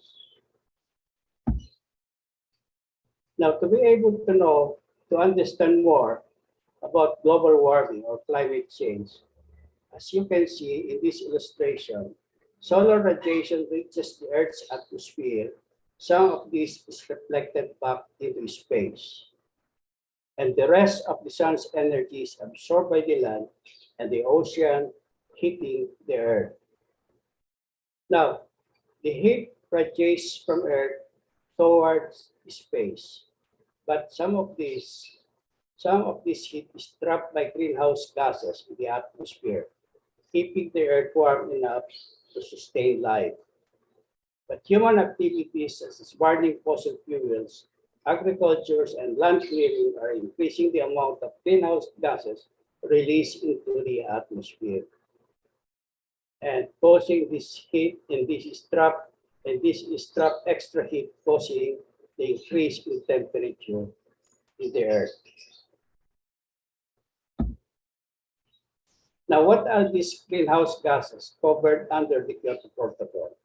We have the carbon dioxide, we have the methane, we have the chlorofluorocarbon, the sulfur hexafluoride, the hydrofluorocarbon, and the nitrous oxide. Now, the hydrofluorocarbons are used as a propellant in hairspray, deodorant, insecticides, and one of the most in-demand products in the market amid the COVID-19 pandemic, disinfectants. Sulfur hexafluoride is a colorless and odorless gas. Due to its lack of chemical reactivity, it is used as an insulator in electronic equipment. Nitrous oxide.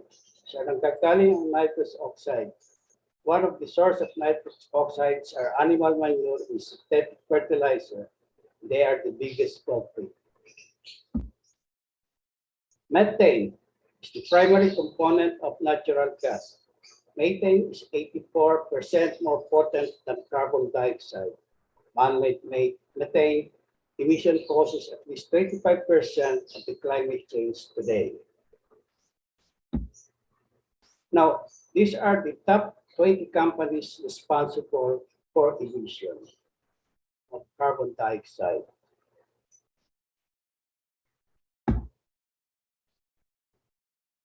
Global carbon emission from fossil fuels from 1850 to 2013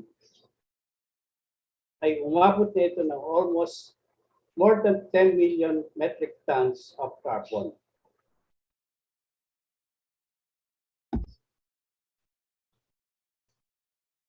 As you can see from this pie chart, China is the #1 contributor of carbon dioxide, followed by the United States, followed by Russia, India, Japan, Iran, and so forth and so on, and the rest of the world. The Philippines is within the rest of the world. No? Of the 20%, out of the 20%, ang contribution of the Philippines on carbon dioxide emission is only 0.3%. So climate change is the most serious threat to human development. Action should be taken to ensure that our local communities, which are at the forefront of the battle against climate change, are able to build resilience and adapt to the serious changes taking place. It is about protecting our environment. Last July 31, it was published in the Philippine Daily Inquirer about the agroecology as one way of cautioning climate impact. No? And what is this agroecology? It's practice of reducing the destruction of the farmland. Because before, the common practice of these IPs are slash and burn farming or decaying, and this is followed by the Christians who occupy these lands formerly occupied by the IPs. It is a matter of survival. When we change the climate, we change everything. Increase in temperature. The Earth is warming 2 to 6 degrees in the next 100 years. Sea level rise, as you can see in the South Pole.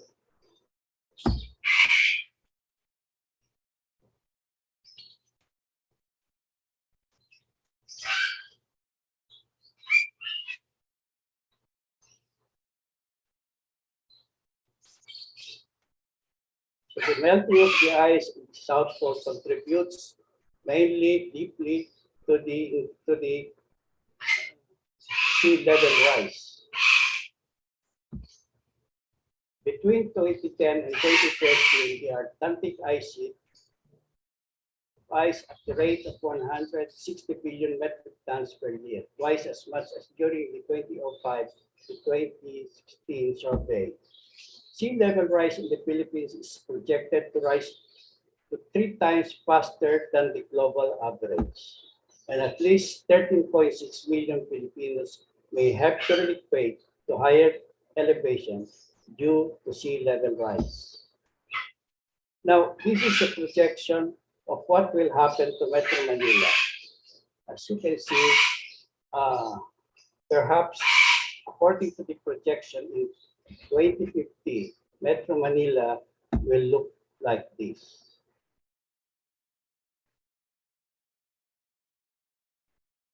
Because of sea level rise. So, Maldives, an island in the South Asia, the Arabian Sea of the Indian Ocean. According to the president of Maldives, we are not going to be the first victim of the climate crisis. Instead, we are going to do everything to keep our heads above water. Hilda Heine, president of Marshall Island, a group of small islands vulnerable to climate change, said that they are facing extinction. The species of kinds also faces existential risk. In Indonesia, experts estimate that 1/3 of Jakarta homes, millions of people could see beneath sea by 2050. As global temperature continues to increase, the Earth's water cycle intensifies even more. So you're familiar with the hydrological cycle. Yes. And causing longer and deeper drought. So evaporation from the ocean into the atmosphere increases even more. As the air gets even warmer, it can hold even more water. Heavy downpour gets even heavier, causing worse flooding. Snowpacks melt earlier in the year, leading to more spring flooding, but less water in the heat of summer.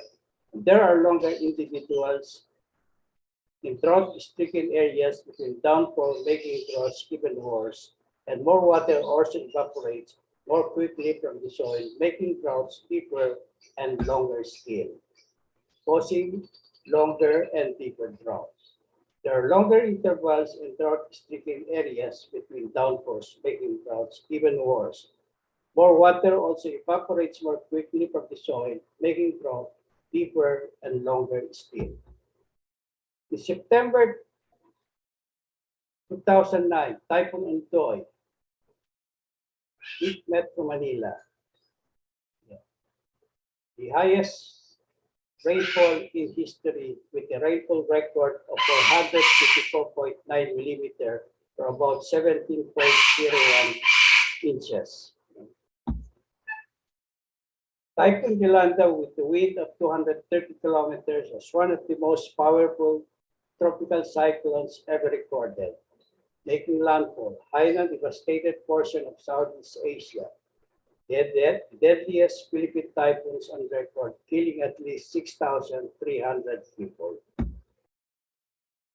Pope Francis, when he visited the area, the province, he said that the gravest effects of all attacks on the environment are suffered by the poor. Typhoon Rolly was extremely powerful tropical cyclone that made landfall as Category 5 equivalent super typhoon on Catanduanes, which is more stronger than Yolanda. On November 6, aftermath of Typhoon Sioni, as it cut through Isanga Island in Batanes. Then Typhoon Odette in Siargao last year to the Southern Shore. I was there the other day and still see the remnants of the destruction made by Typhoon Odette. And this is in the book. But how is global warming to blame? As the Earth continues to warm, extreme weather events like these will become more commonplace, with many climatologists predicting an unstable polar vortex bringing storms like this to us multiple times per decade. Welcome to the new normal, courtesy of global warming, where the Earth can even May cold the dead of winter.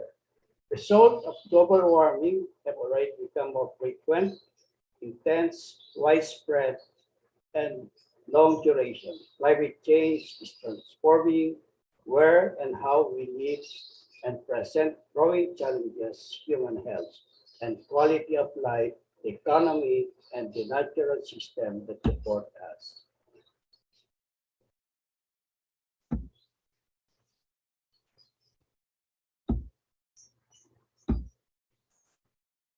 Now, who experienced the most weather-related disaster? Is it Myanmar? Is it Nicaragua? Is it Haiti? Honduras, Guatemala, Pakistan? No, it's the Philippines. From 1994 to 2013, the Philippines has recorded 328 typhoons compared to other countries. As global temperature continues to increase, the Earth's water cycle intensifies even more, causing bigger, harder downpours and simultaneously causing longer and deeper droughts. Now, this is in China. Sichuan country.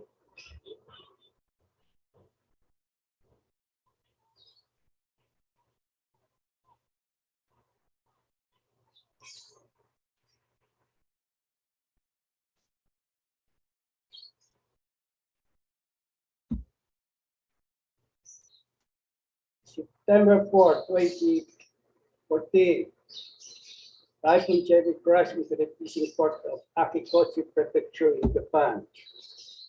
From floods to extreme heat, 10 of the worst climate-linked disasters in 2018 caused at least 84.8 billion worth of damage. Japan was badly hit by severe floods over the summer, followed by the powerful Typhoon Jebi. In February 9, 2019, forest wildfires in New Zealand destroyed homes. Forced evacuation caused by hot southern hemisphere summer. In Pakistan, it was hit by a heat wave causing the death of more than 1,200 people. Tropical disease on the move. Now we have the corona, meron na tayong monkeypox, meron na tayong COVID-19, pollution. Now, pollution, plastic to weight fish in the ocean by 2050. 10 million tons of plastic waste end up in our ocean each year. This corresponds to 700 billion plastic bottles. 8 million tons of plastics are in our ocean. That country that pollutes, number one are China, followed by Indonesia, and number three is the Philippines, followed by Vietnam, Sri Lanka, Thailand, Egypt, Malaysia, Nigeria, and Bangladesh. Again, Pope Francis said that if we destroy creation, creation will destroy us. Francis' climate change encyclical. Climate change is real, according to him, and it's getting worse. He says that if present trends continue this century, may well witness extraordinary climate change and unprecedented destruction of ecosystems with serious consequences for all of us, which is the sixth mass extinction. Scientific records shows that we already have experienced 5 mass extinctions, but these are all natural causes. But this time, the 6th mass extinction is anthropogenic, meaning man-made. And what is the world doing about it? The United Nations Climate Change Negotiation.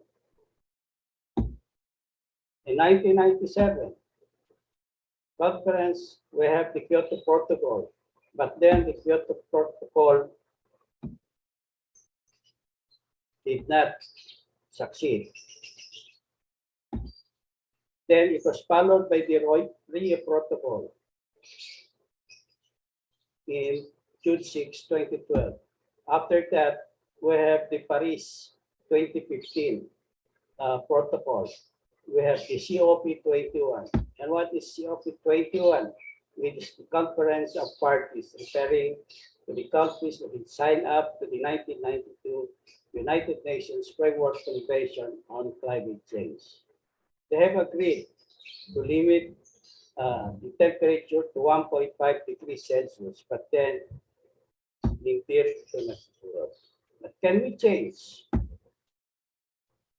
world's National Academy of Science said that the need for urgent action to address climate change is now indisputable. The United Nations Climate Panel said in a landmark report Monday, warning the world is already certain to face further climate disruption for decades, if not centuries. Human activities unequivocally causing climate change world is likely to hit at 1.5 degrees Celsius warming limit within 20 years. The deadly heat waves, gargantuan hurricanes, and other weather extremes that are already happening will only become more severe. UN Secretary General Antonio Guterres described the report as a code red for humanity. The report must sound a death knell for the coal and fossil fuel because they destroy our planet. But even with slow climate change, the report says the world is running out of time. If emissions are slashed in the next decades, average temperature will still be up by 1.5 degrees Celsius by 2040 and possibly 1.5 degrees Celsius by 2060 before stabilizing. Under these high temperature scenarios, Earth could boil at temperature 0.44 degrees above the pre-industrial average by the last 2 decades of this century. Pope Francis said that we should show political will to take drastic steps to deal with climate change, saying it's time to abandon dependence on fossil fuels. The listed position continued use of fossil fuels, intensive agriculture exploitation, and deforestation as being the man-made causes of global warming, and said the Amazon with fires raging is gravely aggravated. We have the solution. Energy, we have the solar energy, we have the hydro energy, we have the geothermal energy, we have the wind energy, and the biomass energy. Biomass energy, saan nagkagaling yan? From methane. But what is important is we plant 1 trillion trees, upland and mangrove species.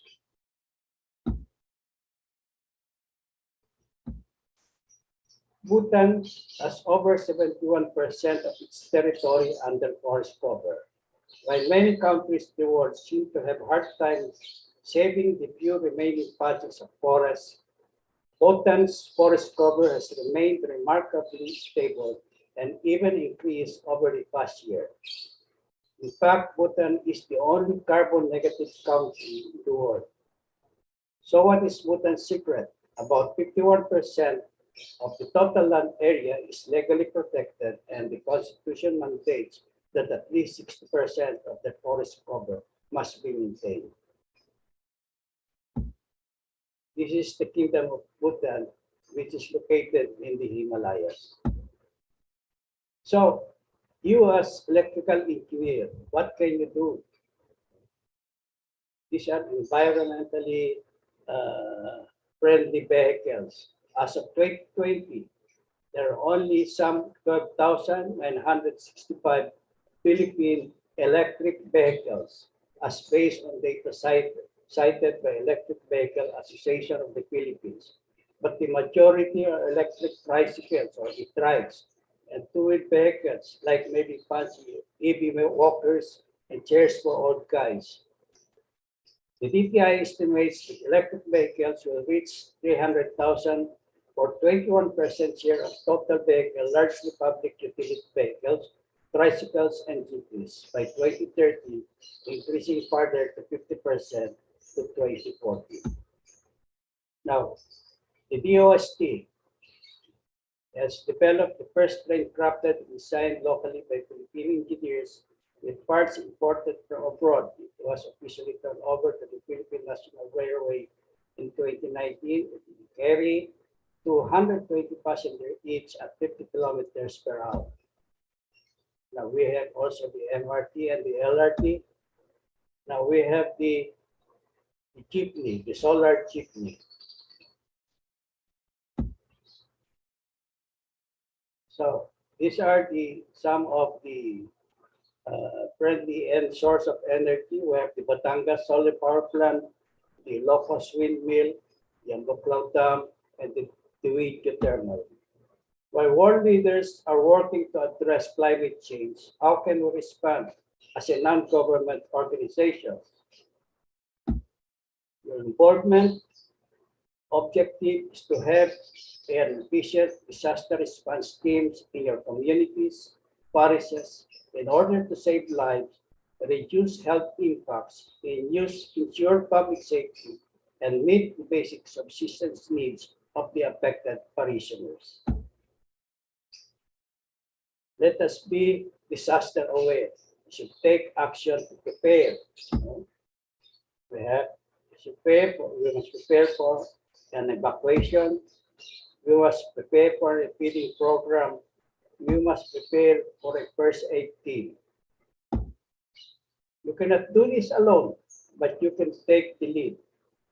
You can recruit other volunteers, train volunteers, equip volunteers, establish linkage with your barangay, present proposal to communities, and link with your counterpart. The goal is to provide life preservation and met the basic subsistence needs of the affected population based on acceptable standards during or immediately after disaster. Take note the importance of creating a volunteer group because government cannot do it alone once a major disaster occurs. Objective is to decrease the number of preventable deaths and injuries, to provide basic subsistence needs of affected population, and to immediately restore basic social services. And the overall bottom line is having more prepared citizenry and government. Disaster preparedness and response. We have the mitigation, we have the preparedness, and we have the response committee. Under the mitigation, we have the disaster preparation mitigation, avoid hazards. You must have a hazard and risk mapping, structural intervention. Disaster preparedness, establish and strengthen capacities of community to anticipate, cope, and recover from the negative impacts of emergency occurrences and disaster. Planning and policy making, prepositioning, stockpiling, capacitating, and organizing responders, training, drills, and exercises, pre-disaster risk assessment, and disaster response, rapid damage assessment and need analysis, issuance of advisories and situation reports, activation of clusters, mobilization of responders, humanitarian assistance, provision of financial assistance, and management of evacuation centers. Now, in your community, you must have these signages like the emergency evacuation shelter. If you have already did you already identify your evacuation center, like for example, the church, multipurpose hall, and school? You must also have signages for evacuation direction and also the signage for evacuation evaluation center. Organize and train first aid quick response team with the help of the local Red Cross or Bureau of Quarantine or Bureau of Protection. Organize a camp evacuation management team, a nutrition service team, kitchen brigade, psychosocial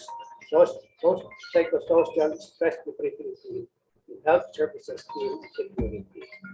Like many other social problems, climate change crisis created by the action of a small minority of the world's people.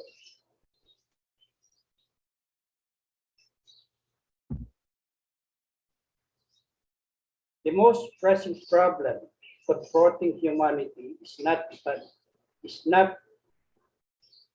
pandemic, but climate change. And our country is the most that will be severely affected. It's not the pandemic, but it is the climate change. So is your family prepared? Of course, in disaster, what is foremost is your family first. So you must have this go bag, no? Yan ang laman ng mga go bag, no? Ways of sabi nga, ways ng ating Laudato Si, pray with and for creation.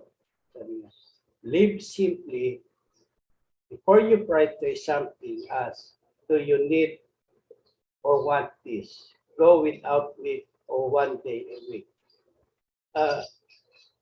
Ibig sabihin, before you purchase something, do you need or want this? Ibig sabihin, is it necessary? Drive less, consolidate errands, or decide to walk or use bike for tips.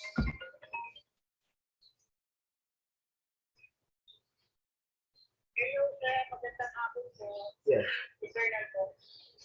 Yes. Sir, ano oras yung piga po? Sandali na may ginagawa tayo. Correct with local organizations advocating climate, no? Organize symbolic action, highlighting ecological issues. Consider what's making more difficult for you to change your lifestyle. So again, our common home, the Earth, the only livable planet throughout the entire universe. In the meantime, as stewards of God's creation, we come together to take charge of this home, which has been entrusted to us, knowing that all the good which exists here will be taken up with the heavenly peace. May our struggle and our concern for this planet never take away the joy of our home. In the meantime, faced with the infinite beauty of God and be able to read with admiration and happiness the mystery of the universe with us will share this unending plenitude. Salamat po. Thank you very much. All right. Thank you also very much, Sir Carlos Gubat, for the very awakening presentation regarding climate change and global warming, and for giving us a very insightful background about what's really happening with our world right now. And thank you so much for spending your time today with us. And yes, I definitely agree. A lot of our engineers are sharing their opinion, and they're saying that it's a very timely topic. It's a timely discussion that you have mentioned to us, Sir Carlos. Thank you so much. And before we conclude the last set of our speaker, is anyone having any question so far? Does anyone have any question regarding global warming and climate change and understanding the disasters of the world? All right. Right. So, Sir Carlos, I'm hoping that you're seeing all of the messages in our message box for you to be able to see the positive comments regarding your very timely and informative topic for today. So, anyway, please stay online for us to be able to allow you to offer you the certificate of appreciation, right? And for his time, your valuable insights and expertise shared as a resource speaker on the topic about understanding disaster during the 8th IIEE Metro Manila Regional Conference Hybrid Edition with the theme Leadership Rising Above Adversity Through Passion and Commitment Leading on the Road to Recovery, held today on August 4, 2022. Once again, sir, um, Sir Carlos Gubat, yes, we would like to thank you for your time today, for spending your wonderful and precious time today. I think, and I'm hearing your pets asking for your attention already. But Then I just want to make a correction in the certificate. mhm. It is not you, but it is A. Oh, okay. Well, we will modify this one before sending it to you, sir, later. Right. So once again, thank you. Thank you so much again for your precious time, Sir Carlos. We Very much really welcome. yes, we hope that you have a good day today. And once again, may I call the attention of Engineer Jeffrey Calderon. Are you still here, sir? If I may hear your voice for a while. Sorry, just a moment. I cannot see your name anymore. Engineer Jeffrey, are you here? Okay, so once again, I would also like to offer, of course, the certificate of appreciation for the time that Engineer Jeffrey Calderon has offered to us. Engineer, are you here? Hello. Okay, I think he is currently away from the keyboard. But once again, we would like to thank Engineer Jeffrey Calderon as well for his valuable time and insights and expertise shared as a technical presenter on the topic about battery applications in power during the 8th IIEE Metro Manila Regional Conference Hybrid Edition held today on August 4 of 2022. So thank you so much once again to all of our speakers who shared their expertise for today. And of course, to all of the participants who shared and engaged with all of our discussions today. Thank you so much to all of you. We really, really appreciate your time. Once again, we have here the virtual exhibit link that you can check out if you are not able to visit our exhibit site at Novotel Manila. You can click this message. Oh, I'm so sorry, Engineer Calderon. Right, I just read your message. Just a moment. Okay, so can you are you able to speak now? Yeah, yeah, I'm still here. Yes, thank you so much again, engineer. And once again, let me show you your certificate. And if you could open your camera so we could have a photo op for a while so that you will have a remembrance regarding this. Yes, hold on. Actually, I'm uh, there. Can you see There me you now? go. Yes, yes. Thank you so much.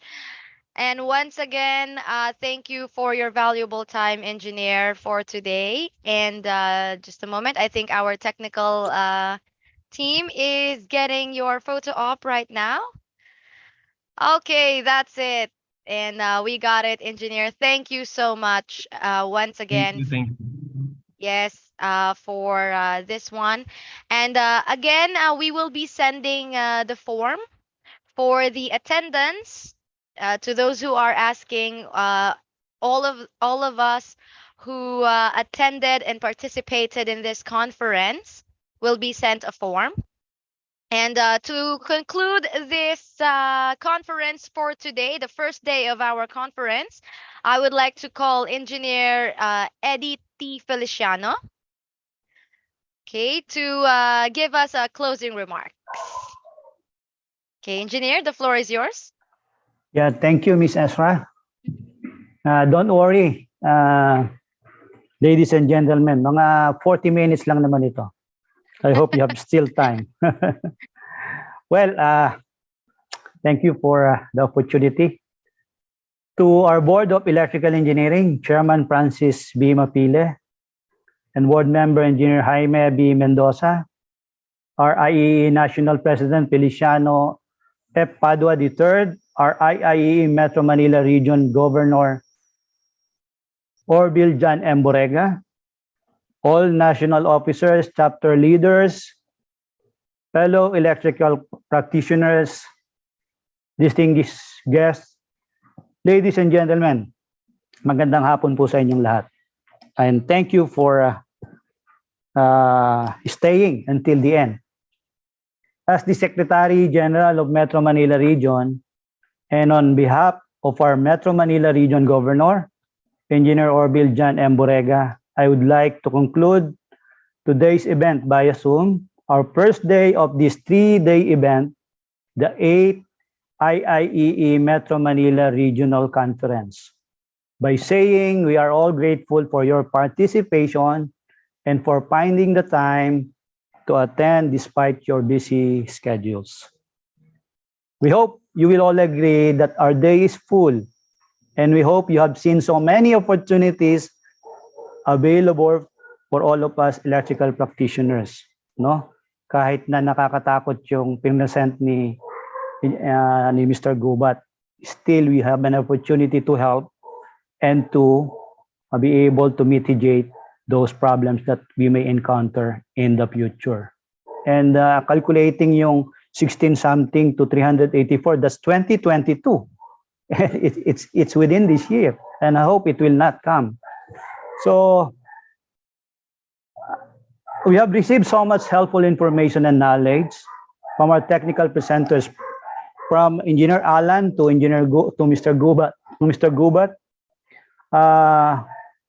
These technical presenters from here and abroad, that information and knowledge will be added to our electrical know-how, and it would help us become effective electrical practitioners in our country and the rest of the world, where so many of our colleagues are practicing our profession. Please know, as we have learned from our various presenters today, that our profession is critical and most notably needed in developing electrical power generation, transmission, distribution, and utilization. Whether in research and development, in the academe, in the field of design and construction, in the procurement and logistics, electrical practitioners' contribution is palpable. Without us knowing it, we are essential to our country's technical progress and development. One way or another, we are leaving our marks through the various fields of electrical engineering field we set our focus on. And regardless of how our technology will play out in the coming decades, electrical engineers will always be there to help develop, design, install, operate, and maintain it. So, maging masaya tayo. Kahit anong mangyari sa mundo, kailangan pa rin nila ng electrical engineers. Right? May we all be excited and hopeful, and please know that we are needed more than ever, that we can help build and develop not only our communities, but our nation as a whole.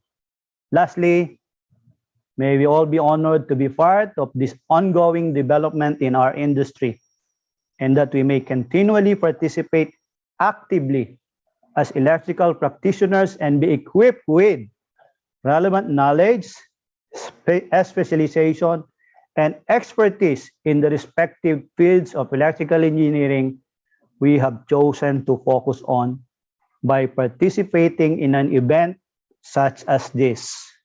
And please remember to attend the second and third day of our 8th IIEE Metro Manila Regional Conference and learn and participate in the topics that will be presented therein.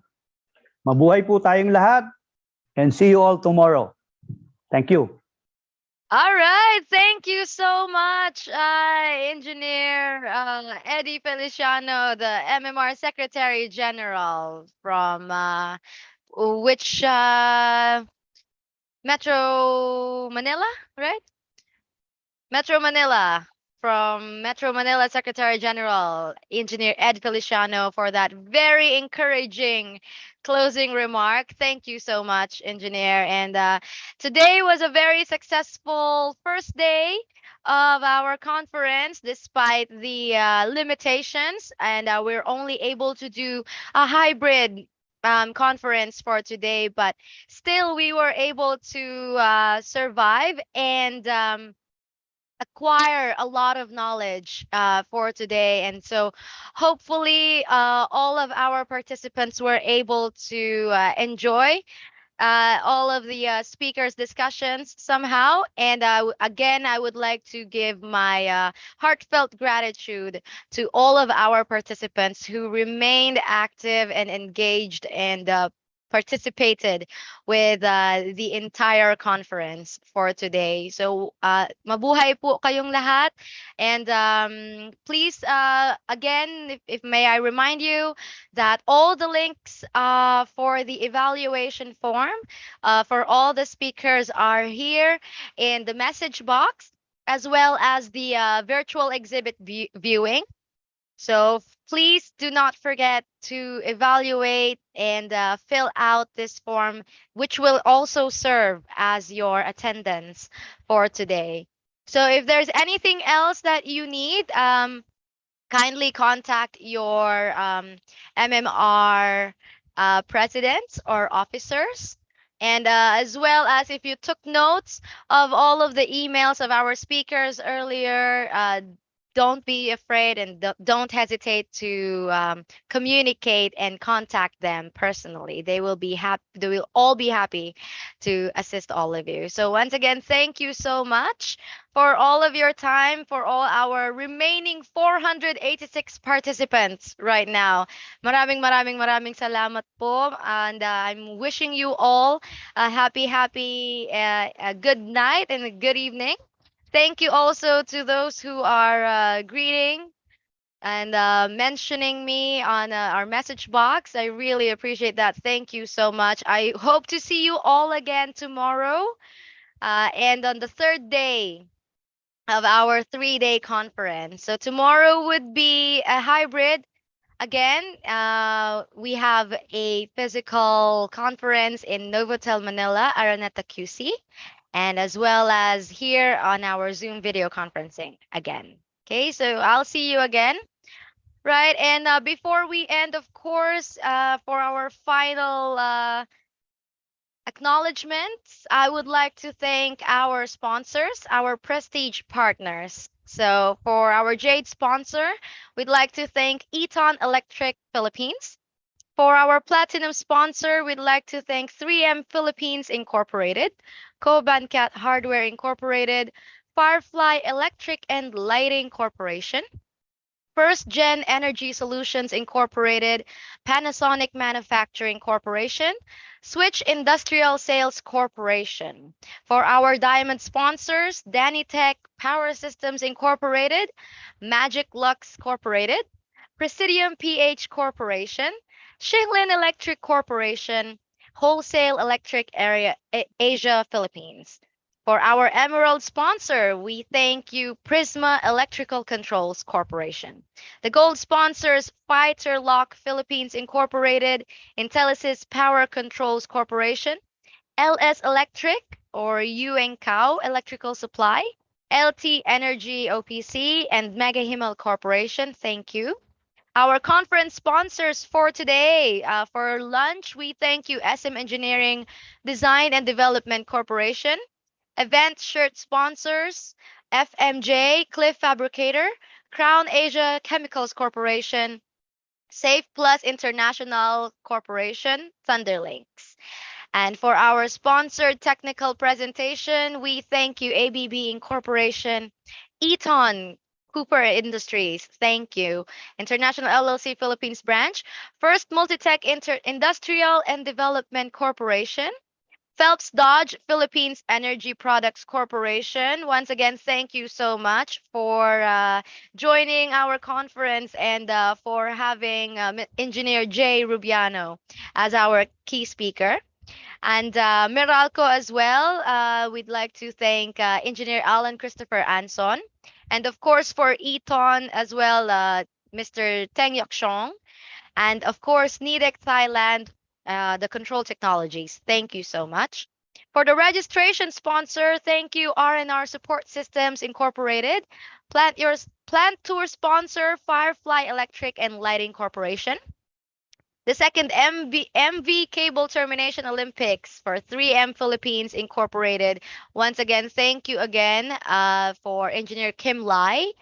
And souvenir program advertisers, we have 3M Philippines Incorporated, Cobancat Hardware Incorporated, Danitech Power Systems Incorporated, and Eton Electric Philippines, ENA Power Buildings Incorporated, First Gen Energy Solutions Incorporated, Magic Lux Corporation, New Energy Nexus Philippines, Panasonic Manufacturing Corporation, Presidium PH Corporation, RP Sericos Incorporated, Metro East Chapter, Shilin Electric Corporation, SM Engineering Design and Development Corporation, Switch Industrial Sales Corporation, Thunderlix Integrated Corporation, and Wholesale Electric Asia Philippines.